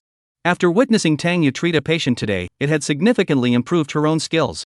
However, there were still many things she couldn't figure out on the spot, so she needed to ask Tang Yu in detail. Tang Yu had nothing to hide, so he answered everything honestly. As the car approached Jiang Xiaoye's family clinic, Jiang Xiaoye pointed to a commercial street by the roadside. Tang Yu, stop the car. I'll treat you to some milk tea. A new milk tea shop had recently opened there, with many people queuing up, and it seemed to be doing quite brisk business. All right. Tang Yu parked the car by the roadside. After getting out of the car, Jiang Xiaoye dragged Tang Yu to join the queue. As she pulled Tang Yu, her fingers gently rubbed against the palm of his hand. You can actually do this so brazenly? I treat you like a sister, and you dare to lust after my body. Feeling the unusual sensation in her palm, Tang Yu muttered under her breath. These women are all acting a bit off. Jiang Xiaoye rolled her eyes upon hearing the inner thoughts. She turned around and said to Tang Yu with a casual tone. I was feeling the scar on your palm. It hasn't faded after all these years. The scar on your palm? Tang Yu looked at his palm and saw a faint white scar. He thought back and realized it was from when he was a child. The Jiang family and the Tang family were longtime friends. Jiang Lao, the renowned herbalist, would visit the Tang family once a month to treat their illnesses. The young Jiang Xiaoye was often brought over to play. The two had known each other since then and had a pretty good relationship. One day, the Tang family's pet dog chased after Jiang Xiaoye to play. Jiang Xiaoye was timid and afraid of dogs, so she ran away, but the dog chased her even more fiercely. Just as she was being tackled by the dog and about to be bitten, Tang Yu ran over to help, but the dog bit him instead. That night, the Tang family slaughtered the dog and made a dog meat hot pot. Seeing that Tang Yu had been injured for her sake, Jiang Xiaoye was so upset that she ate 2 large bowls of the hot pot. Oh, I remember now. To be honest, that dog meat was actually pretty tasty. Tang Yu said with a smile. You only remember how good it tasted, right? Jiang Xiaoye was both amused and exasperated, and asked, it's almost our turn. What do you want to drink? Watermelon juice. All right. After waiting for a few minutes, the milk tea was ready and brought to them. Jiang Xiaoye took a sip of the milk tea, and her eyes lit up with joy. After all, what girl doesn't love sweets? She looked at Tang Yu's watermelon juice with sparkling eyes and said, Tang Yu, would you like to try my milk tea? I want to taste your watermelon juice. Chapter 104, The Villain Has No Moral Boundaries. This watermelon juice isn't good, and I don't like milk tea either. Tang Yu shook her head. Switch drinks. That's just trading saliva, isn't it? If you take a sip, one tea you have to say, clean and feed the animals? We're both doctors, we should maintain hygiene, right? Jiang Xiaoye's lips twitched slightly as she held her milk tea, unsure of how to respond. Tang Yu, this guy, can be really annoying sometimes. Let us go inside and take a look around. See if there's anything else good to eat. She pointed to the commercial street and spoke up. This street was filled with all kinds of snacks, and she often came here to wander around. Sure. Tang Yu also enjoyed places with this kind of bustling, down-to-earth atmosphere. He wasn't quite used to his new life as a rich and handsome guy. The nature of an underdog isn't something that can be changed overnight. So he often asks Qin Ming to borrow his membership for various video streaming sites and gets looked down upon. Occasionally, he would ponder what it would be like if his family's money were deposited in the bank. Wouldn't they be able to live off the interest for generations? After walking a few steps, a 7 or 8-year-old boy ran over. The boy had a round face and was holding a bouquet of roses. He ran up to Tang Yu, looked up at him, and shouted, "Big brother, your girlfriend is so beautiful. Buy her a bouquet of flowers." Hearing the child's words, Zhang Xiaoye felt a little happier inside. He's complimenting me. Tang Yu glanced at the little brat and said, "What does being pretty have to do with buying flowers from you? She's so beautiful. If you don't treat her well, are you even a man?" The little boy spoke up confidently, raising his voice even more. So, many people around them turned to look. Several women nodded in agreement. "If I'm nice to her, does that mean I have to buy your flowers? Have you done your homework? Have you been studying hard? What grade did you get on your exam? You can't even get into the top 3, yet you're here selling flowers? Are you watching Ultraman? There's no such thing as Ultraman in the real world, you know?" Tang Yu didn't hold back, launching a verbal attack on the little brat. "Trying to morally blackmail me? I'm the villain, where do I get morality from?" His string of soul-searching questions left the little brat completely deflated. The little brat opened his mouth, looking like he was about to cry. Sigh, bullying kids is so satisfying. If you're going to cry, cry louder. You're too quiet to even launch a warship. Upon hearing Tang Yu's inner thoughts, Zhang Xiaoye felt a headache coming on. How could this guy be bullying a child? She quickly knelt down and spoke softly to the little brat. "Don't cry. Sister will buy your flowers, okay? Okay." Zhang Xiaoye felt that this little guy was out selling things at such a young age. It wasn't easy. Buying a few flowers wasn't a big deal. The little boy immediately broke into a bright smile and asked, "How many do you want, sister?" "9, please." "Alright, $38 each, that's $342 total. I'll round it down to $340. The little kid skillfully wrapped the 9 roses and pulled out a payment code. Zhang Xiaoye was completely confused. You're so naive. A kid selling stuff like this could never have as good juice as you. Learn from me. As long as you're more dog-like than a dog, the dog can't hurt you." Zhang Xiaoye heard Tang Yu laughing hysterically in her mind. Zhang Xiaoye felt so frustrated she wanted to spit blood. She had no idea there were such deceitful little kids out there. So she said awkwardly, "Why don't you just take one? I don't want so many. I've already wrapped them all for you. If you don't want them, how am I supposed to sell them to others?" The little brat glared at Zhang Xiaoye. "Don't pay attention to him." Tang Yu pulled Zhang Xiaoye up and walked away. Seeing Tang Yu about to leave, the little brat sat down on the ground and started shouting. "These two are bullying a kid. They bought something and aren't paying." His shout drew the attention of everyone on the street, who all turned to look at Tang Yu and Zhang Xiaoye. A middle-aged woman rushed out, grabbed Tang Yu's sleeve, and shouted, "Are you bullying my son? I'm going to call the police and have you arrested. Go ahead and call the police, you crazy woman." Seeing the woman's aggressive expression, Zhang Xiaoye also started to get angry. This is clearly intentional bullying. Let go of him. Tang Yu frowned and pulled her arm away, clearly annoyed. "This old woman, Zhang Xiaoye, isn't buying it. Why are you grabbing my hand? Taking advantage isn't like you. I want to let go. What are you going to do about it? Come on, hit me if you dare." The middle-aged woman's expression grew even more harsh as she pushed Tang Yu's chest twice with force, her eyes gleaming with a hint of triumph. "Not happy? If you're not happy, hit me. Just touch me once, and you won't get out of this without paying 2,000 yuan. As soon as she pushed Tang Yu hard, Tang Yu stumbled backward and fell to the ground. "Tang Yu, are you okay?" Seeing Tang Yu on the ground, Zhang Xiaoye panicked. "My head is spinning. I hit my head and it's bleeding. Call an ambulance quickly." Tang Yu held his forehead with one hand, the other covered in red liquid. His pain-stricken expression startled the bystanders. The middle-aged woman was also completely bewildered. She hadn't even used any force. Then she realized she had encountered a professional at work. This person's skills at staging an accident were far superior to hers.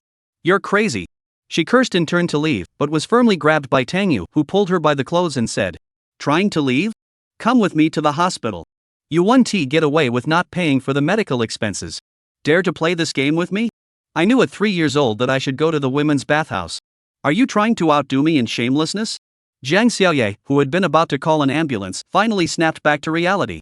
She stared at Tang Yu with wide eyes. This guy is putting on a show here? No wonder with his medical skills and hers, calling an ambulance was pointless. The middle-aged woman had been rendered numb by Tang Yu and couldn't pry his hands off her. Seeing the crowd growing larger around them, she had no choice but to grab the flower from the little boy's hand and hand it to Tang Yu. "Handsome guy, I was wrong today. Please spare me. Tang Yu took the flowers without hesitation, wiped his hand on the woman's clothes, and said coldly, "Get out of here." The middle-aged woman quickly took her son and fled the scene. After running a short distance, she realized her clothes had a sour sweet tomato sauce smell. She touched it with her hand, and her face turned as black as coal. She hurried back to confront the two of them. But by the time she returned, there was no one in sight. After getting the flowers, Tang Yu grabbed Jiang Xiaoye and ran off as fast as she could. After running out of the commercial district, he handed the flowers to Jiang Xiaoye with a smile. "Here you go. I sold them cheap, only 8 yuan each. You're charging me money?" Jiang Xiaoye stared at Tang Yu in disbelief. "Of course. Brothers should settle accounts clearly. Unfortunately, you're a girl, otherwise, I definitely want to become your opposite sex brother," Tang Yu said matter-of-factly. Jiang Xiaoye snorted and snatched the flowers away, taking a whiff. The flowers are quite nice. If you want money, forget about it." She noticed Tang Yu using a wet tissue to wipe his hands and asked, "Is that tomato sauce on your hands?" "Yeah, it's left over from the fries I ate last time." Tang Yu chuckled. Shein often ordered KFC in the office, and there were plenty of leftover tomato sauce packets. To avoid wasting them, Tang Yu had casually taken 2 packets and put them in his pocket. Now they came in handy. When it came to being a dog, he had always been quite skilled at it. Chapter 105, the old comrade comes for a surprise attack. "Well, I'm heading home. You should go back too. I'll ask my grandfather about that matter, maybe he has a solution." Jiang Xiaoye hugged the flowers and waved goodbye to Tang Yu before heading home. Jiang Xiaoye, holding the flowers, skipped and jumped all the way back to the clinic. When she arrived, the clinic was just about to close. Several disciples from the clinic saw her and greeted her. "Senior sister. Time to go home? You must be tired today." Jiang Xiaoye smiled sweetly and greeted everyone. Seeing Jiang Xiaoye's adorable smile, the disciples of the medical clinic all wore expressions of admiration. "Senior sister, you're so cute." Then they snapped back to reality. Did senior sister just come back holding a rose? Many of the senior sister's admirers would come to the medical clinic to give them roses. Senior sister never refuses, she lets them pluck the petals on the spot, dry them at the door, and make flower tea to share with everyone. But coming back holding flowers like this seems to be the first time? So the group that was just happy a moment ago. Now they're all frowning and cursing the person who sent the flowers, calling them weak and indecisive. John Lao, the renowned traditional Chinese medicine doctor, usually spends his free time reading in the backyard. His status as a pillar of the traditional Chinese medicine community is no accident, it's the result of his relentless dedication. "Grandpa, it's almost dark. Be careful of the light while you're reading." Jiang Xiaoye ran over and tapped her grandfather on the shoulder. All right, I'll listen to you." The old herbalist smiled happily. Then he noticed his granddaughter holding a bouquet of roses and immediately realized something was off. Though he was an old-fashioned man, he knew what roses meant to young people. "Who gave these to you? You look so happy?" Old Master Jiang asked aloud. "They're from Tang Yu, and they're free." Jiang Xiaoye smiled so broadly her eyes narrowed. The joy of getting something for free. Little Tang, huh?" Old Master Jiang's expression suddenly grew peculiar. He asked in a puzzled tone, "Why did little Tang give you roses? Isn't he interested in the girl from the Su family?" His thoughts were still quite conservative, and he couldn't accept such flirtatious behavior. "We're siblings. It's perfectly normal for an older brother to give flowers to his younger sister." "What are you thinking?" Jiang Xiaoye hurriedly explained. "Is that so?" Old Master John's expression was still somewhat skeptical. He knew his granddaughter's personality well. "Why would I lie to you? I would never like a man who cheats. You know me better than that," Jiang Xiaoye declared firmly. "That's good. By the way, Grandpa, I learned some medical techniques from Tang Yu today. They're the acupuncture methods from the Qing Nong Tianjing." "Is that true?" "It's true. I'll teach you." Under her diversion, the grandfather and granddaughter soon began discussing medical techniques. After Tang Yu drove home, he was about to go back to his room. But just as she took a few steps, a sudden gust of wind came from behind. Immediately afterward, a searing pain spread throughout her body. Tang Yu let out 2 piercing screams, jumped forward a few steps, and turned around to see it was her father. Tang Yu's father was holding a bottle of 7 wolves, grinning maliciously from behind the door. Seeing Tang Yu's reaction, his eyes filled with joy and satisfaction. He knew he was still in his prime. "What the hell are you doing, Dad?" Tang Yu clutched his burning back and spoke angrily. "This old guy, why is he still pulling sneak attacks? He was careless and didn't dodge. He didn't use the immovable king's technique to protect himself. I just wanted to see if you're still normal." Tang Yu's father tied his belt with a satisfied expression and walked over to pat Tang Yu on the shoulder. Having regained his confidence, he was in a pretty good mood. "Mom, look at him." Tang Yu felt like spitting blood, looking at his mother sitting on the sofa and complaining. Tang's mother, however, was unusually unhelpful and instead glared at him and said, "You deserve it. Your father hit you well. How was that a good beating?" Tang Yu felt even more frustrated, feeling unloved by both his father and mother. "Why did you bring another maid into the house? And she's a pretty girl. This is such a bad influence." Tang's mother was puzzled by this. A young, pretty girl had recently come to work as a maid at their house, and it was said that she had a good relationship with her son. Now another one had arrived today, also brought in by her son. This guy is already engaged. What will the Su family think if they find out? Shi-in, right? Tang Yu rubbed his nose, feeling a bit embarrassed. Yes, she is pretty, but she seems a bit shy. Tang's mother nodded. She's my secretary. I'll have her work here and act as my bodyguard. Things have been pretty chaotic in Suzhou and Hangzhou lately, Tang Yu said. Hearing Tang Yu say this, Tang Yu's parents didn't object much. After all, Suzhou and Hangzhou had been a bit unsettled lately. After saying goodbye to her parents, Tang Yu grimaced and returned to her room.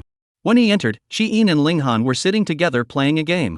Both of them had changed into maid outfits, with their snacks placed nearby. It must be said that Shi-in had adapted to this environment quite quickly. She had even naturally influenced Ling Han a bit. When they saw Tang Yu return, the two girls quickly paused the game and called out, "Mr. Tang, keep playing. You need to relax." Tang Yu waved his hand, walked over to Ling Han's side, then hesitated a bit. Back then, she was at least technically a spy, so taking advantage felt justified. Now we're all family. Shouldn't I be a little more reserved? Upon hearing Tang Yu's inner thoughts, Shi-in was a bit confused. Taking advantage? Ling Han's face turned slightly red as she straightened her legs and said, "Mr. Tang, if you're tired, why don't you rest for a while?" All right. Tang Yu quickly took the opportunity to lie down. Ah, those soft, smooth, and supple thighs. The perfect amount of flesh is simply amazing. In this treacherous and cold-hearted world, only Ling Han's legs can warm my heart. Shi-in glanced over enviously, then looked down at her own legs. She seemed a bit too thin, didn't she? "Mr. Tang, how do you plan to handle the matter with Long Shuai in 3 days?" Shi-in suddenly asked. "Just fight him." Tang Yu had no other choice. If he didn't go, the ancient martial arts factions in Suzhou and Hangzhou would all follow that kid, and that would really be a disaster. "Are you sure you can handle it, Tang Xiao?" This time, the two women asked in unison. They all knew that Tang Xiao definitely had the strength of the Earth realm. But the opponents aren't small fry either. "I guess so." Tang Yu's response was vague as he mentally mapped out his next plan. Now that Yi Chen, that troublemaker, had been eliminated. Lu Junzuo managed to escape, but he no longer poses a threat. The real trouble was this guy named Long Shuai. His strength at the Mid-Earth realm was truly terrifying. Even Tang Yu hadn't seen this character appear in the original storyline. Think about how weak my younger brother is at the early stage of the Xian realm. Then think about how others who have crossed over have systems that are so powerful they can do anything. Tang Yu couldn't help but exclaim that he couldn't handle it. Even with the same system, the difference between systems is greater than the difference between humans and dogs. What puzzled Tang Yu even more was that this dog system clearly has its own consciousness. Yet the divine tree inside her body doesn't have any. Tang Yu could only sense a connection with the divine tree. It had become a part of him. If the system were connected to it, it wouldn't be constantly finding new ways to betray him every day. Chapter 106, Going to Steal Techniques from Others. 1 Runjia. After returning home with everyone, when Rin Yage explained the situation to his father. Upon learning that several people had already chosen to leave the Wen family. When Rin Yuanshan didn't say much, but his tone was sad. It's not their fault. They have no reason to stay and wait to die with the Wen family.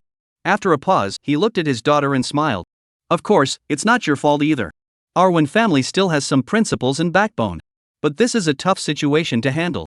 Although Tang Xiao said he'd come to help, his strength isn't much different from mine. When Rin Yage looked somewhat helpless. Tang Xiao is also a martial artist? And his strength is on par with yours?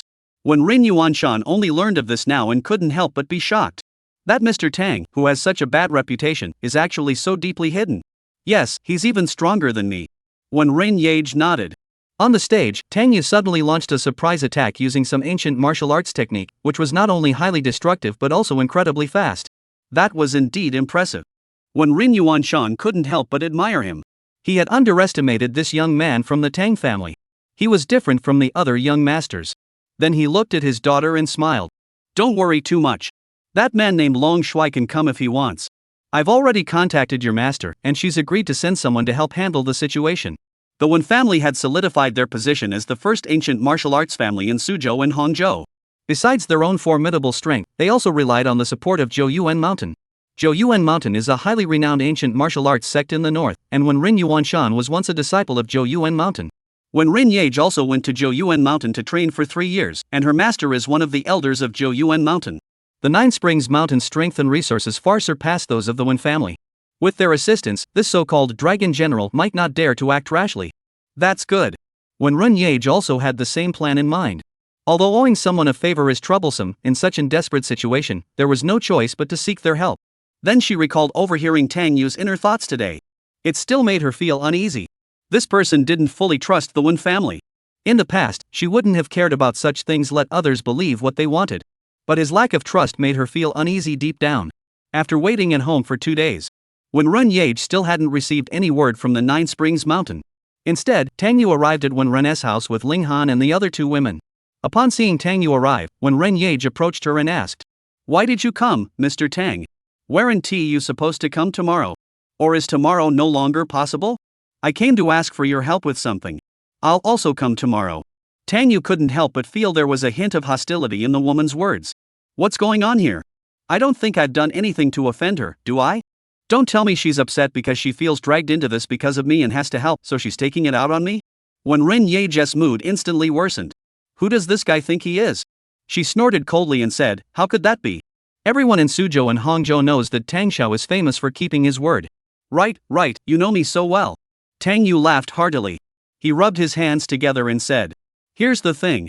I came here today to learn your family's 2 ancient martial arts techniques. Of course, I won't take them for free. I'll trade you one of my ancient martial arts techniques in exchange. One of the reasons why the Tang family has been able to maintain their position as the top ancient martial arts clan in Suzhou Hangzhou is closely related to these 2 ancient martial arts techniques. Following 2 ancient martial arts techniques is closely related to it. This is akin to a company's core business for ancient martial arts factions. For other companies, mastering a core business is already no easy feat. The Wen family has 2, that's a huge advantage. When Tang Yu made his request, when Ren Yage furrowed his brows slightly. Major clans and sects naturally place great importance on their own secret techniques and would never allow them to be passed on lightly. However, since Tang Yu has done a great favor for the Wen family, and given the conditions he has proposed, some flexibility might be possible. What does Mr. Tang plan to offer in exchange? When Ren Yage asked. Tang Yu handed her the prepared copy of 8 Extremes Collapsing Fist, which he had printed out earlier. After learning it using the speed learning technique, this 8 Extremes Collapsing Fist had already been cultivated to perfection. This fist technique followed the path of explosive power, with 8 levels in total. Upon mastering it, a single punch could unleash 8 times the normal force. The destructive power was truly astonishing. However, such destructive power comes at a cost. The consumption of true qi is extremely high. The dog system, though frustrating, occasionally offers decent rewards. Tang Yu also taught this fist technique to Ling Han and the 2 women, helping them enhance their combat strength. Seeing Tang Yu act so generously, when Rin Yage took the manual and began flipping through it. After flipping through a few pages, she quickly became engrossed in it, delving deeply into this profound ancient martial arts technique. Miss Wenrun? Seeing her completely engrossed, Tang Yu could only clear his throat to remind her. He finally understood why this woman had the nickname martial arts obsessed. Oh, I see. When Rin Yage reluctantly put away the manual she was holding and nodded. My father shouldn't have any objections. I'll take you there, but the 2 ancient martial arts techniques in my family are no easy feat to master. No problem, I'm naturally talented. Tang Yu chuckled. He recalled from the original plot that the 2 ancient martial arts of the Wen family were extremely powerful but extremely difficult to master. Normally, even a martial artist with average talent might not master a single ancient martial art in their entire lifetime. Even a genius like the Dragon King Yichen would need to spend 10 or 20 years to achieve that. And his quick learning technique could still be used twice more. Coming here to steal his techniques was perfect. He wanted to face off against that so-called Dragon General head-on. I have to seize this opportunity to quickly boost my combat power. Alright, then follow me. When Ren Yage looked at Tang Yu's confident expression and felt a bit puzzled inside. This guy's ancient martial arts technique is indeed quite powerful. But the 2 martial arts techniques of his own family weren't just something picked up off the street. Their difficulty is no less than his. The manuals for the Wenren family's 2 martial arts techniques were stored in a specially made safe in Wenren Yuanshan's study. To open the safe, one must obtain the key from Wenren Yuanshan. You also need to obtain the key from 2 other elders of the Wen family. These family clans place great importance on such things. They teach their disciples these techniques bit by bit, never simply handing over a manual. Therefore, upon learning of Tang Yu's request, the 2 elders responsible for the keys both refused outright. This is our Wen family's ancestral secret. How can we pass it on to an outsider? Exactly, ancestral rules cannot be broken lightly. The 2 were very firm in their stance. Elders, Tang Yu saved my father's life and helped cure his illness. He even offered an ancient martial arts technique in exchange. I think we should agree. When Ren Yage was taken aback that the two old stubborn men refused to agree, and his face turned red with embarrassment. That's still not acceptable. It's not that our family is unreasonable, but the foundation of our existence cannot be revealed lightly. The two remained unconvinced. After exchanging a few more words, they saw that the two old men still refused to agree. With no other option, when Ren Yage could only go find her father to have him negotiate with the two old men. Alright, gentlemen, I'll give you this manual. Let me show it to you for 15 minutes, and you can learn as much as you can. It's up to my skill, isn't it? Tang Yu suddenly spoke up, haggling with the two stubborn old men. Upon hearing Tang Yu's words, the two stubborn old men exchanged glances and thought, maybe it's not such a bad idea? P.S. Recently, many readers have been arguing about the system rewards. Let me clarify that this story isn't about Tang Xiao becoming invincible like the Dragon King. If Tang Xiao just cheats his way to invincibility, that wouldn't be interesting, right? His low combat power doesn't affect his ability to take down the Dragon Kings. He'll still beat them up as much as he wants, however he wants. Chapter 107, That Kid is a Fraud. He gave way too much. After a moment's consideration, one of the old men nodded and said, Mr. Tang, it's not that we're intentionally making things difficult for you. Our ancestors' rules are hard to break. How about this, we'll give you half an hour. As the old man spoke, a flash of cunning and contempt crossed his eyes. This kid sure talks a big game. How dare he claim he only needs 15 minutes? Even if we give him half an hour, what's the point? He probably can't even remember all the characters on the paper. Absolutely foolish. Tang Yu was about to agree, when Ren Yage raised an eyebrow, looking at the two old men with displeasure. Gentlemen, aren't your terms a bit too harsh? What can one possibly learn in half an hour? These two martial arts techniques were renowned for being extremely difficult to master. Even her father, a genius, had practiced for over 30 years and had only reached the advanced stage in both techniques. As for herself, she was still far from the mastery level. Ling Han and Shi Yin, the two girls behind them, didn't think much of it. They were both big fans of Tang Yu. Even if Tang Xiao claimed he could pee while standing on his head, the two girls wouldn't doubt a word. Seeing one Ren Yage speaking up for an outsider, the two old men furrowed their brows. This girl, despite her age, had never spoken to them in such a tone before. After exchanging glances, one of them spoke in a solemn tone. Yage, this is a family matter, you have no right to interfere. How we decide is our business. That's right. Allowing an outsider to review these two manuals is already a great favor. The other old man finished speaking and then looked toward the door and shouted, Little Lee, take Yage out. She is not allowed to cause any more trouble here. A middle-aged man standing outside the door immediately stepped forward to block one Ren Yage. Miss One, please leave. Tang Yu, don't pay attention to them. I'll go find my father. When Ren Yage turned around with a dark expression and ran off to find her father. After she left, the two old men looked at Tang Yu and said, Mr. Tang, even if Yuan Shan comes to make this request, it won't matter. If you're willing, we'll take it out for you to learn right now. If not, then forget it. Hurry up. Tang Yu didn't feel like arguing with the two old men. Seeing Tang Yu's decisive attitude, the two old men grew even more convinced in their hearts that this guy was brainless. They didn't even think to haggle. Did they really think that the two ancient martial arts manuals were multiplication tables? Something you could just glance at and memorize? They took out the keys and opened the safe. They took out two brand new manuals and handed them to Tang Yu. The two original manuals passed down from their ancestors had been carefully preserved. These two were recently copied by hand. Tang Yu took them and began skimming through them at lightning speed. Seeing how quickly he was flipping through the pages, faster than reading a novel, the two old men witnessed this scene. Felt humiliated. What does this kid mean? This was the ancient martial arts technique that had been passed down in their family for generations. A rare opportunity to learn the techniques, and he's treating it like a novel? Just by looking at the book, what could he possibly learn? In less than 5 minutes, Tang Yu had flipped through both ancient martial arts manuals. Then he closed his eyes and quickly absorbed the techniques using a speed learning technique. The two ancient martial arts techniques were naturally mastered to perfection by him. The two ancient martial arts techniques he had learned were called Flying Dragon and Swift as a Feather. The former primarily focused on enhancing speed and agility. Upon reaching the mastery level, it gave one a sense of the Lingbo micro-step technique. The other technique, called Plum Blossom Three Folds, can transform true chi into hidden force. Upon mastering this technique, one can leave 3 layers of hidden force on an enemy during an attack, making it extremely powerful. Alright. After feeling the effects of these two martial arts techniques, Tang Yu closed the two ancient martial arts manuals with satisfaction. Is that all? The few people from the Wen family looked at him with strange expressions. Their eyes betrayed a hint of contempt. This kid clearly hasn't learned a thing, yet he's here trying to save face. These spoiled brats from wealthy families are all the same. What else could I do? Tang Yu chuckled, rubbing his hands together, and pushed the 2 ancient martial arts manuals back to the Wen family.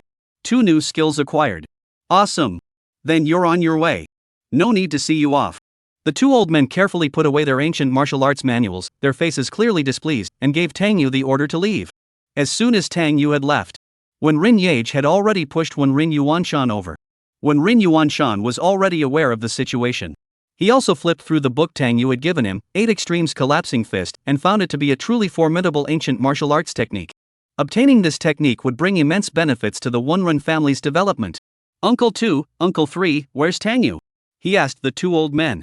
He's already left. One of them replied. Left? Wenrin Yuanshan assumed Tang Yu had been humiliated and hurried to. This time, let's make an exception for the Wen family and let Tang Xiao learn a lesson. Before he could finish, the 2 old men's faces darkened. Make an exception? We've already made an exception. He read 2 books in less than 5 minutes and claimed he demastered them. What kind of attitude is that? The very foundation of our family's reputation is being treated like a child's plaything in his eyes? Wenrin Yuanshan was instantly speechless. He claimed to have mastered it after less than 5 minutes? What is going on with this Tang Xiao? Given his martial arts talent, if he says he has mastered it, then he probably really has. Wenrin Yage sighed in relief. If he's saying that, he must have his reasons. This guy isn't one to take a loss. Upon hearing Wenrin Yage's words, the rest of the Wen family exchanged glances. Does she really believe that guy mastered it in less than 5 minutes? Yage, it's not that your second uncle is criticizing you, but aren't you being deceived by that young man? You just believe everything he says? Yes, you're so obsessed with martial arts that you don't understand the treacherous nature of people. Don't let yourself be taken advantage of. The 2 old men spoke earnestly. Seeing their own granddaughter believing such a thing, they felt so frustrated they wanted to spit blood. That kid is nothing but a complete fraud. Wenrin Yage said nothing, took the book 8 Extremes Collapse Fist back, and continued to study it. Chapter 108, Ning Shikan's Curiosity. When the agreed-upon time arrived, the people from Jiuchuan Mountain arrived almost exactly on time. As a renowned ancient martial arts sect in the north, Jiuchuan Mountain possessed formidable strength and a solid foundation. The Wen family's ability to maintain their position as the top family in Suzhou and Hangzhou was largely due to the support of Jiuchuan Mountain. Upon receiving news from the Wen family, Jiuyuan Mountain dispatched 2 important figures and several disciples to assist the Wen family in maintaining order. When they arrived at the Wen family's residence, the Wen family's people had been waiting at the entrance for quite some time. Senior Qi, I didn't expect you to lead the team this time. The journey must have been exhausting. Upon seeing the elderly leader, Wenrin Yuanshan controlled his wheelchair to greet him. This elder Qi was a martial artist at the initial stage of the Earth Realm, otherwise, he wouldn't have been able to hold the position of elder in a martial arts sect like Jiuchuan Mountain. Yuanshan, it's been a long time. How have you been? Qi Taiching smiled broadly as he shook hands with Wenrin Yuanshan, his manner quite courteous. He had maintained a decent personal relationship with Wenrin Yuanshan in the past and considered the Wen family to be close to him. After all, the talent of Wenren's father and daughter was evident. If it weren't for the incident involving Wenrin Yuanshan, Jiuyuan Mountain had already prepared a position as an elder for him. As for Wenrin Yage's talent, it was also highly valued by Jiuchuan Mountain. Her master was one of the elders of Jiuchuan Mountain, holding a higher position than himself. Thank you for your concern, Elder Qi. I'm doing fine. Wenrin Yuanshan laughed heartily and exchanged a few polite words before turning his gaze to a young woman standing behind Qi Taiching. The girl appeared to be in her early 20s. Her long hair flowed down her shoulders, her skin was as white as snow, and her ethereal demeanor gave her an otherworldly aura. She resembled a young dragon maiden freshly emerged from an ancient tomb, captivating all who laid eyes on her. The disciples of the Wenren family couldn't help but acknowledge it. This woman was more beautiful than their own young miss. Wenrin Yuanshan looked at the young woman, but it wasn't out of lust. He smiled and greeted her, Shurqin, it's been a long time. I didn't expect you to come down from the mountain. My master said I should come down to explore. Engaging with the world is beneficial for cultivation. Ning Shurqin's voice, tinged with a touch of coldness, was particularly melodious. It's good to get out and see the world. Staying cooped up isn't good for martial arts cultivation, but be careful. Don't end up like me. Wenrin Yuanshan chuckled. Seeing the young girl in front of him, he couldn't help but sigh in relief. The young woman before him was the current mountain master of Jiuyuan Mountain's last disciple, with talent even more extraordinary than his own daughter's. They were roughly the same age, but his daughter was still a few steps away from reaching the mid-stage of the Xuanzi realm. She, however, had already reached the peak of the Xuanzi realm. She was hailed as the greatest genius in the history of Jiuchuan Mountain. Her arrival also signified the mountain's high regard for her family. He felt that today's matter should be settled. Senior sister, it's been a long time. Wen Ren-Yage hadn't expected Ning Shirquin to come today either, so she smiled and greeted her. Ning Shirquin nodded, and the group followed her into Wen Ren's house. They had only been inside for a short while when Tang Yu arrived. Before coming over, Tang Yu had checked with the system about today's plot. Fortunately, the system didn't let him down this time and had already spoiled the altered plot for him in advance.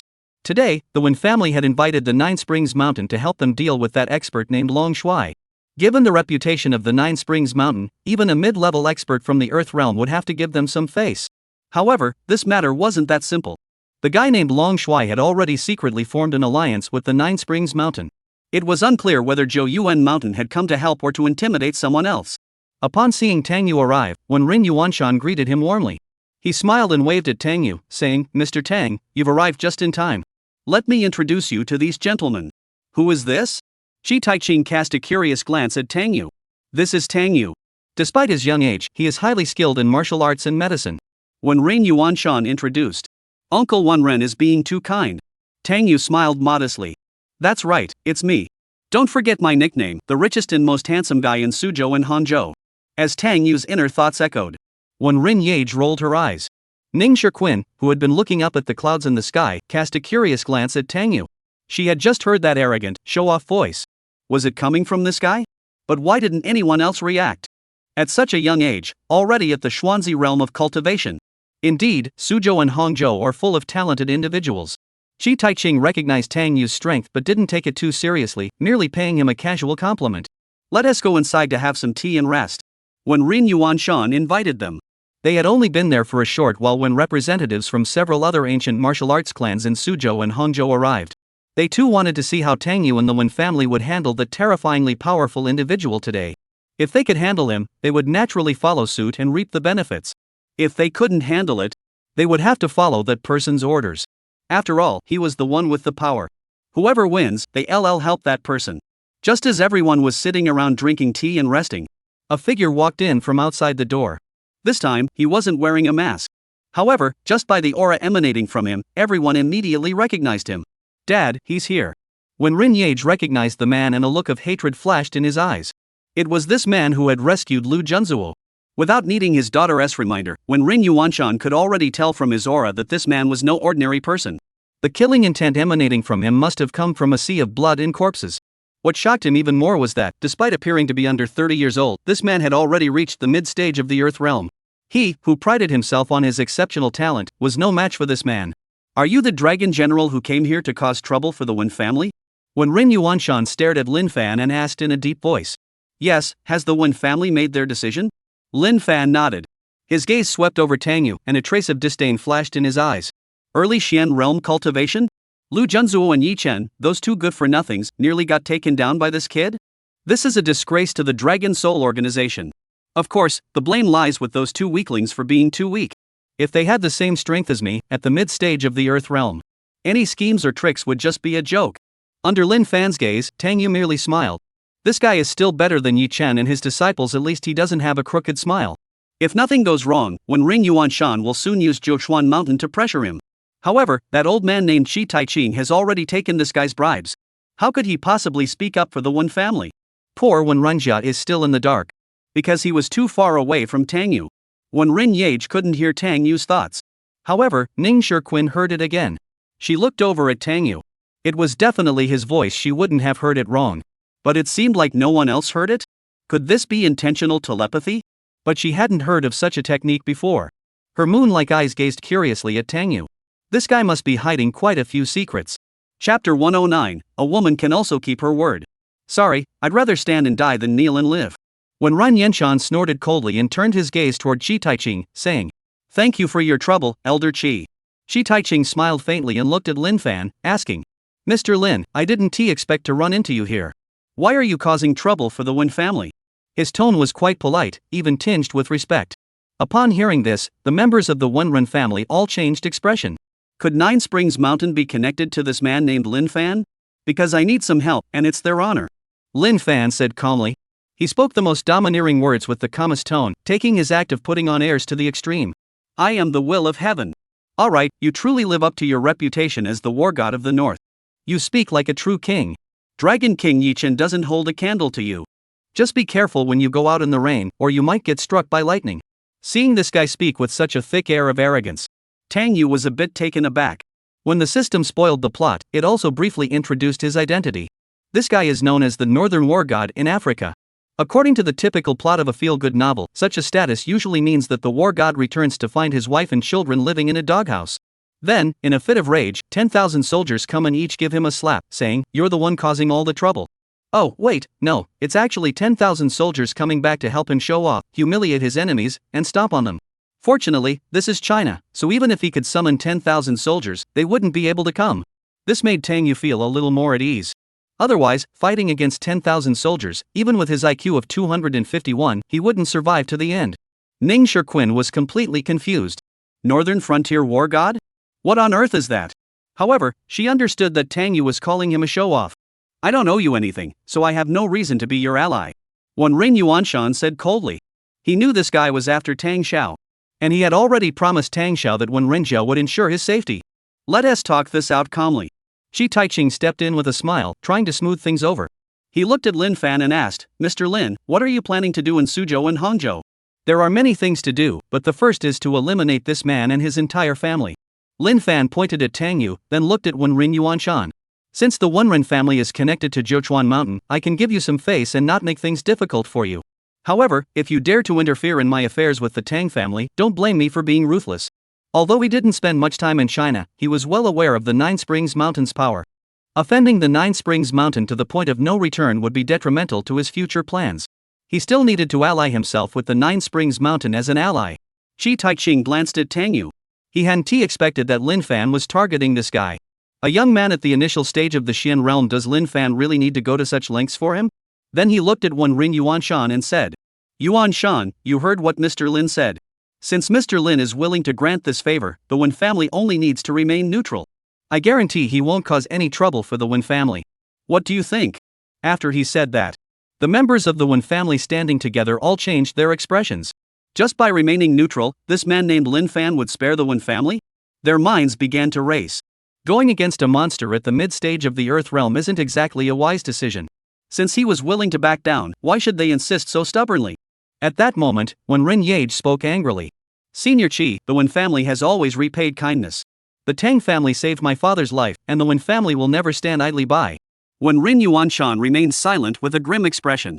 If it were merely a matter of repaying a debt of gratitude, he could care less about his own life. But when it came to the safety of the clan, as the clan leader, he had to consider the bigger picture. After all, the Nine Springs Mountain had spoken. If he acted on his own, the other members of the Wen family might not agree. Shi Taiching's face darkened instantly. He hadn't expected Wen Yage to dare to defy him, and spoke harshly. "How dare you? What do you mean by that? I'm doing this for the good of the Wen family. If you still consider yourself a disciple of Zhou Yuan Mountain, obey my orders.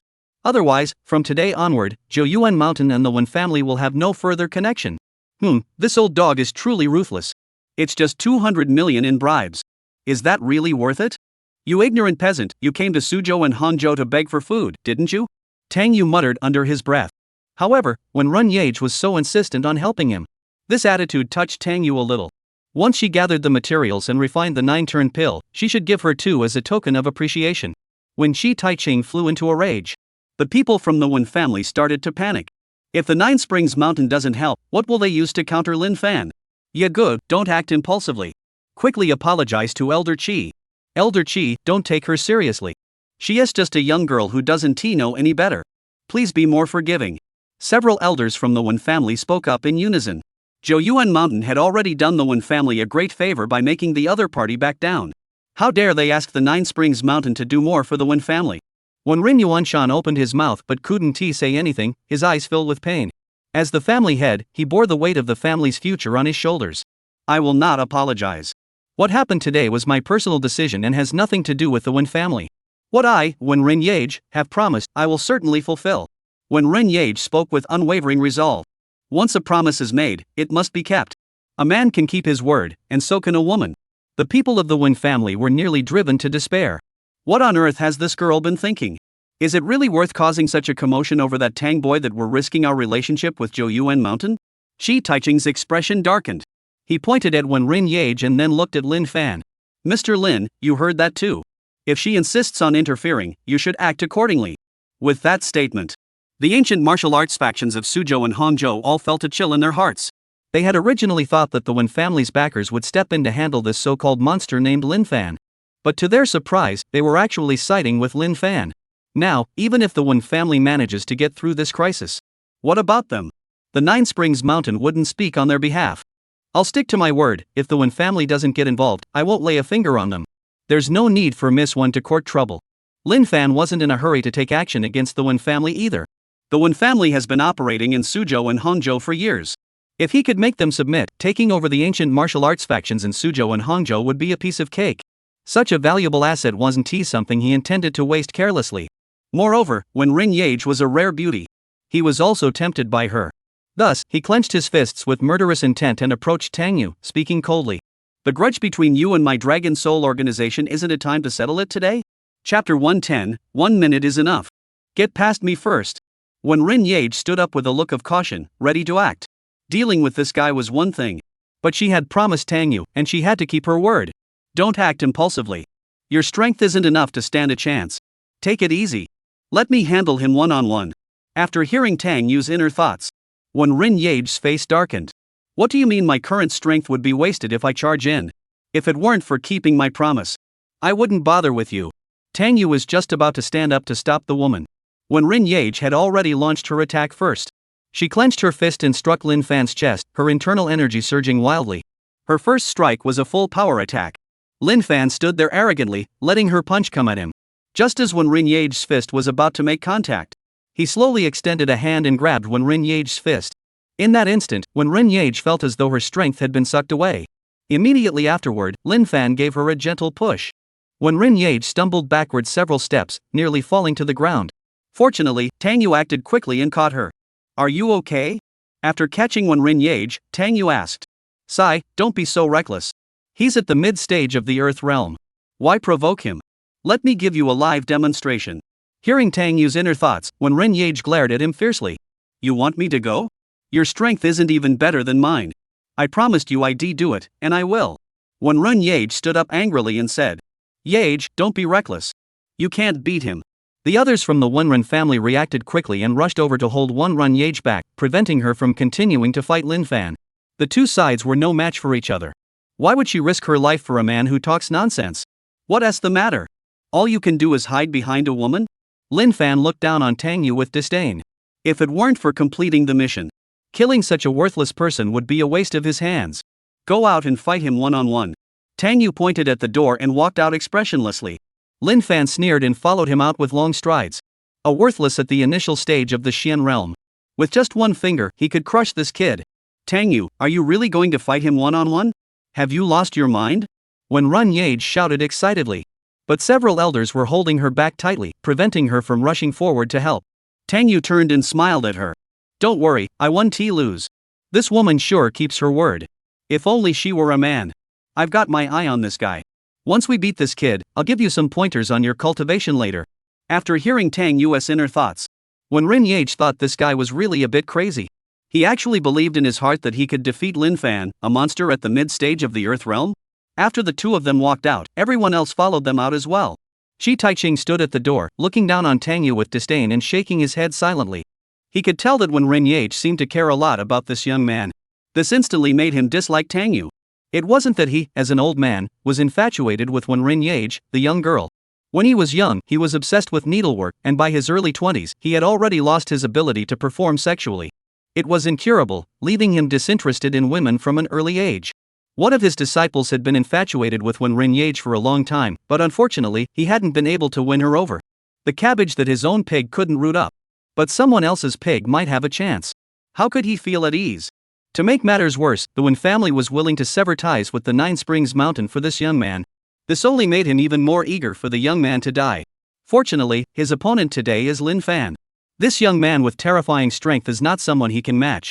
When they clash, it might only take a second to decide life or death. Lin Fan will survive. The kid was doomed. After they moved to an open area nearby, Lin Fan stood there calmly and said, Don't say I'm picking on a weakling. You can go first. If you can injure me within a minute, I'll spare your life today. Don't mention that this kid is only at the initial stage of the Xian realm. Even if he's at the initial stage of the Earth realm, I wouldn't even bother with him. His cultivation was no joke. That was forged in the blood and bones of countless battles, honed through countless life or death trials. When it comes to combat, he has few equals among those of the same realm. Tang Yu immediately sucked in a cold breath. 1 minute? Coincidentally, I'm a 1-minute man. He smiled and said, since you put it that way, let's settle this in a minute. Lin Fan tugged at the corner of his mouth, narrowing his eyes as he watched Tang Yu spread his hands.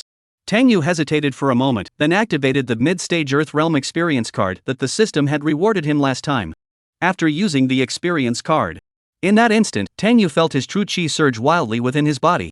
His strength leaped from the early stage of the Xian realm to the mid-stage of the Earth realm in an instant. He had crossed 4 realms in one breath. Feeling this terrifying power, Tang Yu didn't hesitate for a single second, transforming into a blur and charging toward Lin Fan. Seeing him take the initiative to attack, when Rin Yage tried to break free from several elders to help, but she was firmly restrained. She turned her head and looked at her father, biting her lip and shouting, "Dad! You're no match for him. Don't get involved." When Rin Yuanshan's face was filled with guilt. He couldn't just stand by and watch his daughter go to her death. If only his legs weren't crippled, he could have helped today. He had clearly promised Tang Xiao. Yet today, he had to watch him die here helplessly. How helpless life can be. The ancient martial arts clans of Suzhou and Hangzhou wore expressions of sorrow. They thought that Tang Xiao and Wenrenjia could resolve this issue today. Little did they know that the one leading the way would end up in such a state.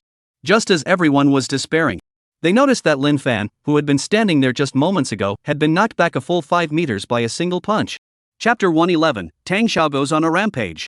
Tang Yu, whom they had deemed certain to lose. At this moment, he had gone completely berserk. He was unleashing several ancient martial arts techniques he had mastered to their fullest potential. The first technique he unleashed was the Flying Dragon technique, which the Wen family prided themselves on. This technique emphasizes speed and agility. It allows one to greatly increase speed while also maximizing evasion techniques, making it difficult for enemies to land their attacks. Once mastered to perfection, due to his extreme speed, everyone present could clearly see 3 afterimages attacking. It was as if Tang Yu was holding a speaker playing "Is this the reason you're breaking up?" before transforming into the master of shadow streams, causing extreme visual confusion. Is this the perfected realm of Flying Dragon in a flash? An old man from the Wen family recognized it and nearly dropped his jaw in shock. He was one of the elders responsible for safeguarding the secret manuals. Yesterday, he had thought Tang Yu had merely glanced through the ancient martial arts manuals casually before leaving. Such behavior was both disrespectful to the Wen family and foolishly arrogant. But he never expected this. In just one day, this young man had actually cultivated his family's Flying Dragon in the sky to perfection. How long had he been practicing? If it were anyone else, they probably wouldn't even be able to memorize it. For a moment, everyone at Wenrenjia was utterly stunned. For decades, no one in the Wen family had been able to master the ancient martial arts technique Flying Dragon to perfection. When Rin Yage's eyes sparkled with excitement, she stared at Tang Yu in disbelief, unable to believe her own eyes. Tang Yu claimed he had mastered both of these techniques. She was willing to believe him. But she never imagined that not only had he mastered them, but he had achieved perfection in just one day? How had he done it? As a martial arts enthusiast, she wanted to rush over and grab Tang Yu to ask him immediately. Ning Shiquan also rarely showed a hint of surprise as she looked at Tang Yu. As the acknowledged top genius of Zhou Yuan Mountain, she too had been practicing the ancient martial art technique Flying Dragon in the sky. Until today, she had only barely reached the threshold of mastery. The distance to the perfect realm was still as vast as 10,000 miles. Back then, one of the ancient ancestors of the Wen family had served as the deputy mountain master of Zhou Yuan Mountain. This ancient martial art was personally created by him and later refined by several elders of Zhou Yuan Mountain. It eventually became a shared ancient martial art between the Wen family and Zhouchuan Mountain. Over the decades, no one on Zhou Yuan Mountain has ever managed to cultivate this art to perfection. That's why she was so astonished how had this man managed to achieve it. At that moment, Tang Yu transformed into several afterimages and launched a furious attack on Lin Fan. After her strength reached the mid-stage of the Earth realm, the defensive power of the immovable Wisdom King technique also significantly increased. Combined with the speed and evasion of the Flying Dragon technique, he could almost completely ignore Lin Fan's counterattacks. However, Lin Fan couldn't do the same and ignore Tang Yu's attacks. Because Tang Yu had also cultivated 2 other techniques to perfection. These are the 8 Extremes Collapsing Fist and the Plum Blossom 3 Folds. These 2 ancient martial arts techniques, when mastered to perfection, allow the practitioner to unleash 8 times their own strength. However, such attacks consume a significant amount of true qi. But he only had 1 minute to begin with. So he doesn't care about that at all. Just unleash everything he's got. Combined with the 3 layers of hidden force from the Plum Blossom threefold technique, each punch delivers terrifying damage from the inside out. Lin Fan, who had been so confident, now he's starting to question his own existence. He had always been confident that he had no equal at his level, and had even sparred with masters at the mid-stage of the Earth Realm who were no less than 10 of them. In every battle, he had always emerged victorious with an overwhelming advantage. Now, facing Tang Yu, he could sense that this guy was also at the mid-stage of the Earth Realm. They were evenly matched. This kid actually hid his true strength and ambushed me. But what truly troubled him wasn't being outmaneuvered, it was that he couldn't mount a proper counterattack. In terms of speed, strength, and defense, he's being completely outclassed by this guy. In just 30 seconds, he had already taken at least 30 punches. Each of this guy's punches dealt extraordinary damage. I have no idea what ancient martial arts technique he's using. The crowd from the Wen family was once again left speechless. Although they couldn't keep up with Tang Yu's speed, they could tell that after each punch, Tang Yu produced 3 muffled thuds. This was the pinnacle of the Plum Blossom threefold technique, the triple hidden force. This left everyone numb. When Rin Yage and the others were speechless. Their own ancient martial arts techniques were renowned for being extremely difficult to master. How had this guy managed to master both of our family's ancient martial arts to perfection in just one day? Dad, is his talent a bit too extraordinary? How could he possibly master both of our family's ancient martial arts techniques to perfection in just one day? Even at the Dragon Field of Enlightenment, it didn't take that long. When Rin Yage spoke with a helpless tone, she felt for the first time that her so-called genius was nothing special. We all underestimated him. Tang Xiao is already at the mid-stage of the Earth Realm. Achieving this might not be that surprising after all. When Rin Yuanshan also sighed deeply. From today onward, he wouldn't dare to call his daughter a genius anymore. Some people are simply incomparable. The 2 old men from the Wen family felt their faces burning with shame. Yesterday, they had been mocking this young man for being foolish and arrogant.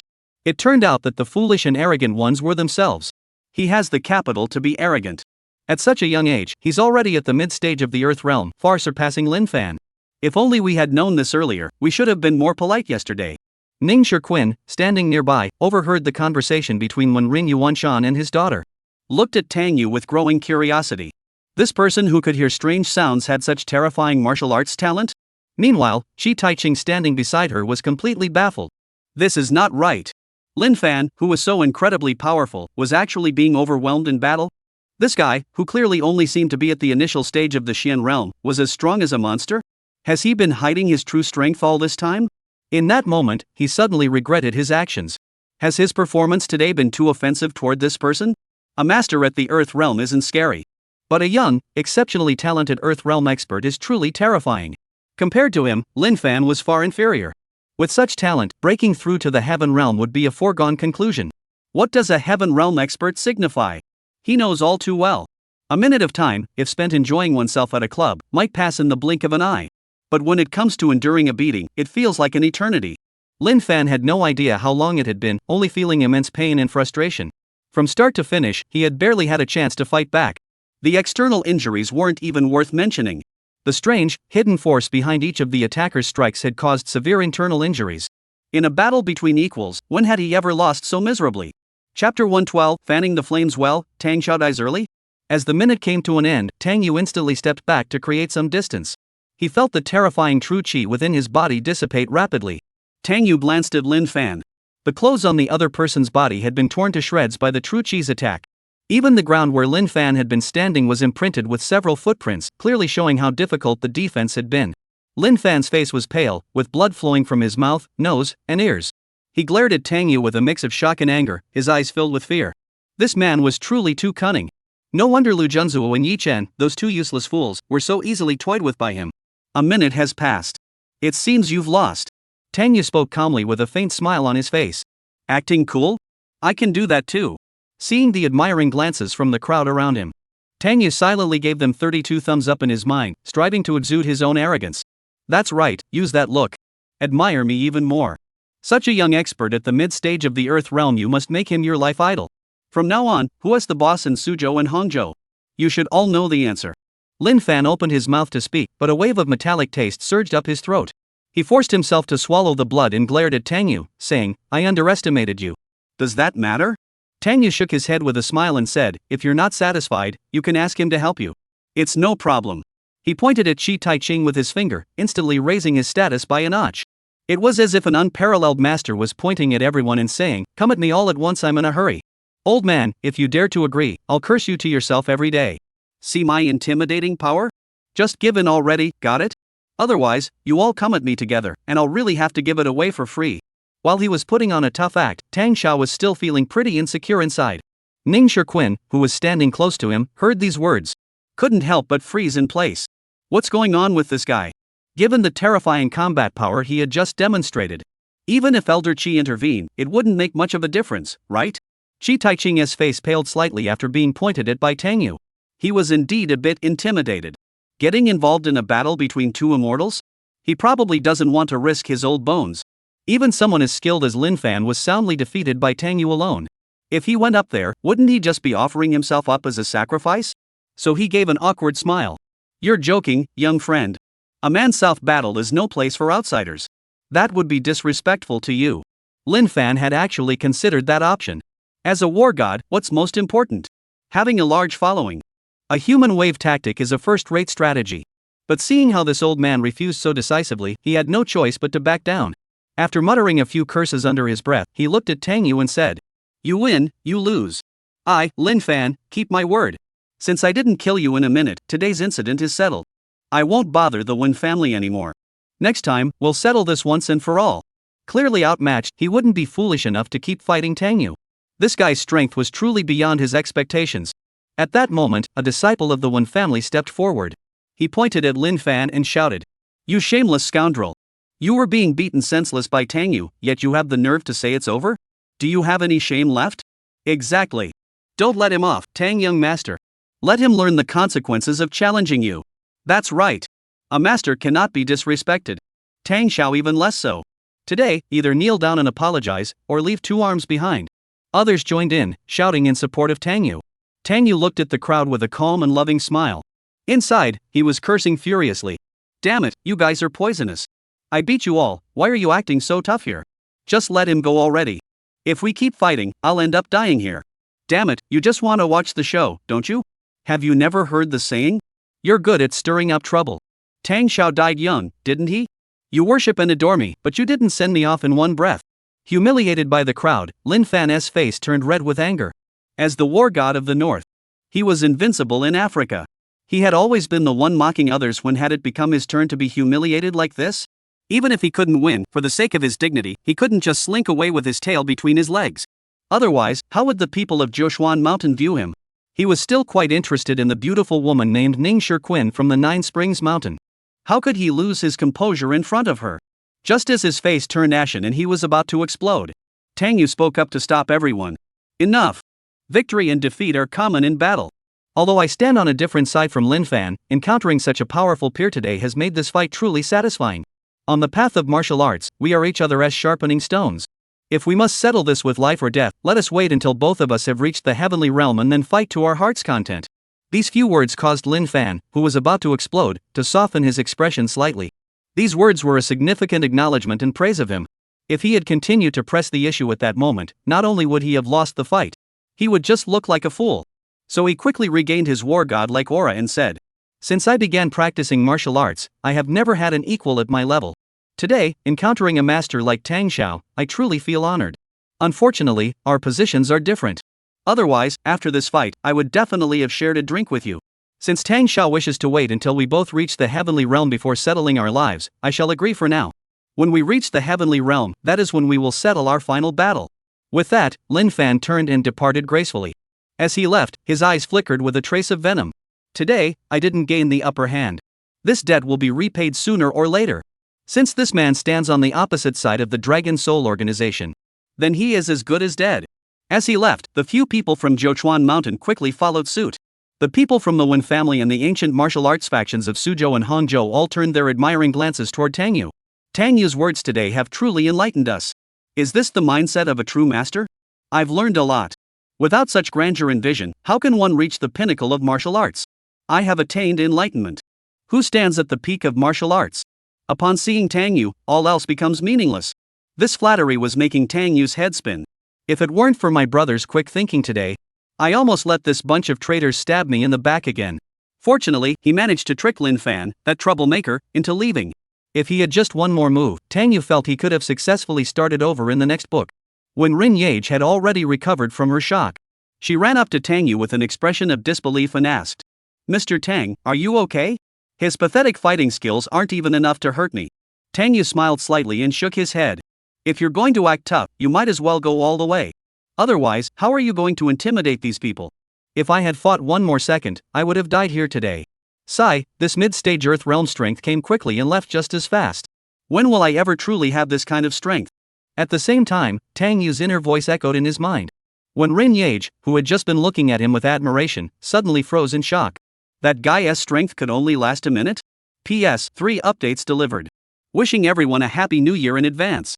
May the new year bring you as many girls as Tang Xiao. Chapter 113, The Fire Dies Down. Everyone, I've taken care of Lin Fan's matter. If you encounter similar troubles in the future, I will definitely assist you whenever I have the opportunity. As long as I'm here, the ancient martial arts world of Suzhou and Hangzhou will never allow outsiders to insult it so easily. Tang Yu shouted at the group of traders. Rare opportunity to show off today. We'd better quickly subdue you little bastards. From now on, follow me loyally, got it? Upon hearing Tang Yu's inner thoughts, when Rin Yage's admiration vanished completely, she was even a bit speechless. This guy is so unreliable. These traders couldn't hear Tang Yu's inner thoughts. They all declared that Tang Xiao was powerful and virtuous, and from this day forward, the Suzhou-Hangzhou ancient martial arts faction would follow Tang Xiao's lead with unwavering loyalty. After flattering him endlessly, the group finally returned in high spirits. Without Lin Fan's threats, this is finally a good life. After deceiving this group, Tang Yu noticed that when Rin Yage didn't seem too happy. He asked with a smile, "What's wrong?" When Rin Yage was feeling a bit complicated at the moment. She had already prepared herself to fight to the death for him today. This guy was hiding a trump card and hadn't told her. This feeling of not being trusted made her feel a bit wronged and disappointed inside. Nothing. When Rin Yage snorted coldly and turned away, temporarily not wanting to look at him. "How did you find the 2 ancient martial arts techniques from your family that I used today?" Tang Yu winked and said. Seeing Tang Yu's smug expression, she felt a surge of anger. Fine, you're the best, aren't you? A master at the Earth realm, huh?" She stomped her foot heavily and stormed off angrily. She was so annoyed with him. As she took a few steps away, Tang Yu laughed mockingly and called out, "Oh, I was just going to say that since I'm in a good mood today, I'd give certain people some pointers on their martial arts cultivation. If certain people aren't interested, then forget it. I've got to go back and play games with the maid." Upon hearing Tang Yu's words, when Rin Yage's raised footsteps reluctantly dropped back down, the 2 ancient martial arts techniques of her family and the 8 extremes collapsing fist that Tang Yu had given her, she wanted to master them all to perfection. "I'll just follow him for a while longer for the sake of cultivation." She comforted herself with these words, then turned around reluctantly and walked back to look at Tang Yu without saying a word. "But I can't just teach you for free. Give me a shoulder massage, my shoulders are killing me." Tang Yu walked into the house, sat down on the chair with a carefree smile. When Rin Yage almost couldn't resist punching this guy. She had never done anything to serve others in her entire life. It's all for cultivation. She took a deep breath, placed her hands on Tang Yu's shoulders without showing any emotion. She squeezed his shoulder tightly. When the others from the Wen family saw this, no one said another word. Cough, it's a blessing that our young miss could be deceived by such a talented young man. After leaving the Wen family's house, Lin Fan's mood was at its worst. He had underestimated the situation. He had thought that with his unmatched martial arts prowess at the mid-earth realm level, he wouldn't need to resort to any underhanded tricks. He could easily crush them with sheer strength alone. Today's one-on-one battle had left him severely injured, with wounds that would likely require 2 or 3 days of rest to heal. What made him even more furious was that he had been humiliated in front of Ning Shirquin. On the way here, he had already contacted Ji Taiching in advance. Upon learning that Ning Shirquin was coming down the mountain with them, he immediately became interested. This was the most cherished disciple of the mountain master of Jiuchuan Mountain. She was also the designated successor to the mountain master of Jiuchuan Mountain. Moreover, her martial arts talent was no less than his own, and her future was limitless. Only someone with such exceptional qualifications was worthy of being his woman. He had originally planned to conquer the Wen family and the entire ancient martial arts faction of Suzhou and Hangzhou today, and show off his dominance in front of her. Now that his attempt to show off has failed, he's lost face completely. He glanced at Ning Shirquin with the corner of his eye.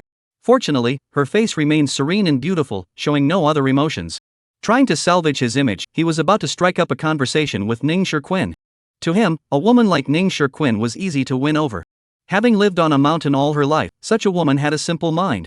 To deal with such a woman, all you had to do was take her to see the world's splendor.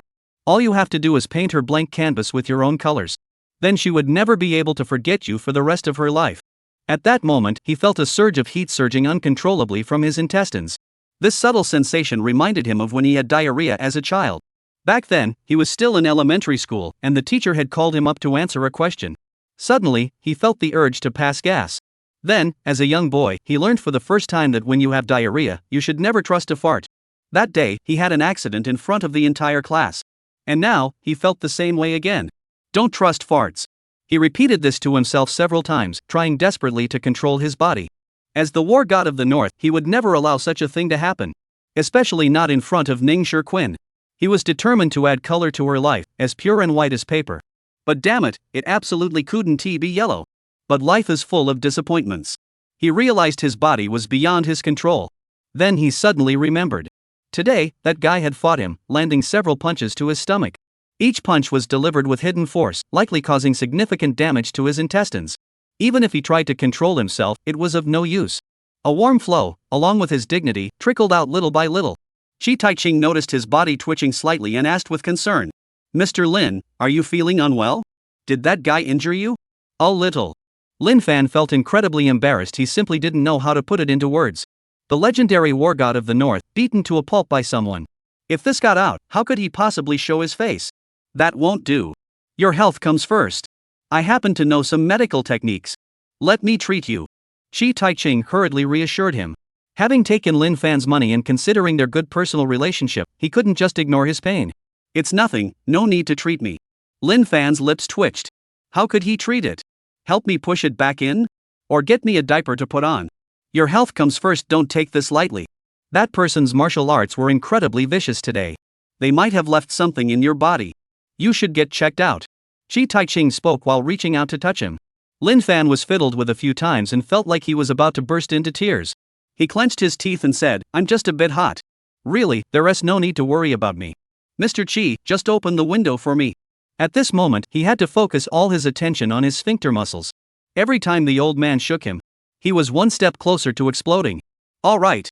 Seeing Lin Fan so determined, Chi Taiching didn't press the matter further, opening the car window to let the strong wind blow in. This made Lin Fan breathe a sigh of relief. He was afraid the smell would escape, and with 4 people in the car, everyone would be able to guess who it was. With this strong breeze blowing, he could always blame the odor on the wind coming in from outside. He couldn't help but feel a surge of satisfaction. He was indeed exceptionally wise. Even in such a crisis, he could easily get away with it. But there was one thing Bruce Lee had said. The most powerful thing in the world is water. It can transform into anything. Lin Fan's efforts to control the situation were only enough to prevent the bomb from exploding suddenly, but they couldn't completely stop something else from coming. Feeling that his pants were already soaked through, he suddenly came up with a brilliant plan. The martial arts technique he had cultivated was relatively unique. The 3 young true chi within his body could transform into high-temperature flames to burn his enemies. Wasn't this the perfect opportunity to put it to use? Let's finish this with a blaze and end it all quickly, he thought to himself. P.S. Happy New Year, everyone.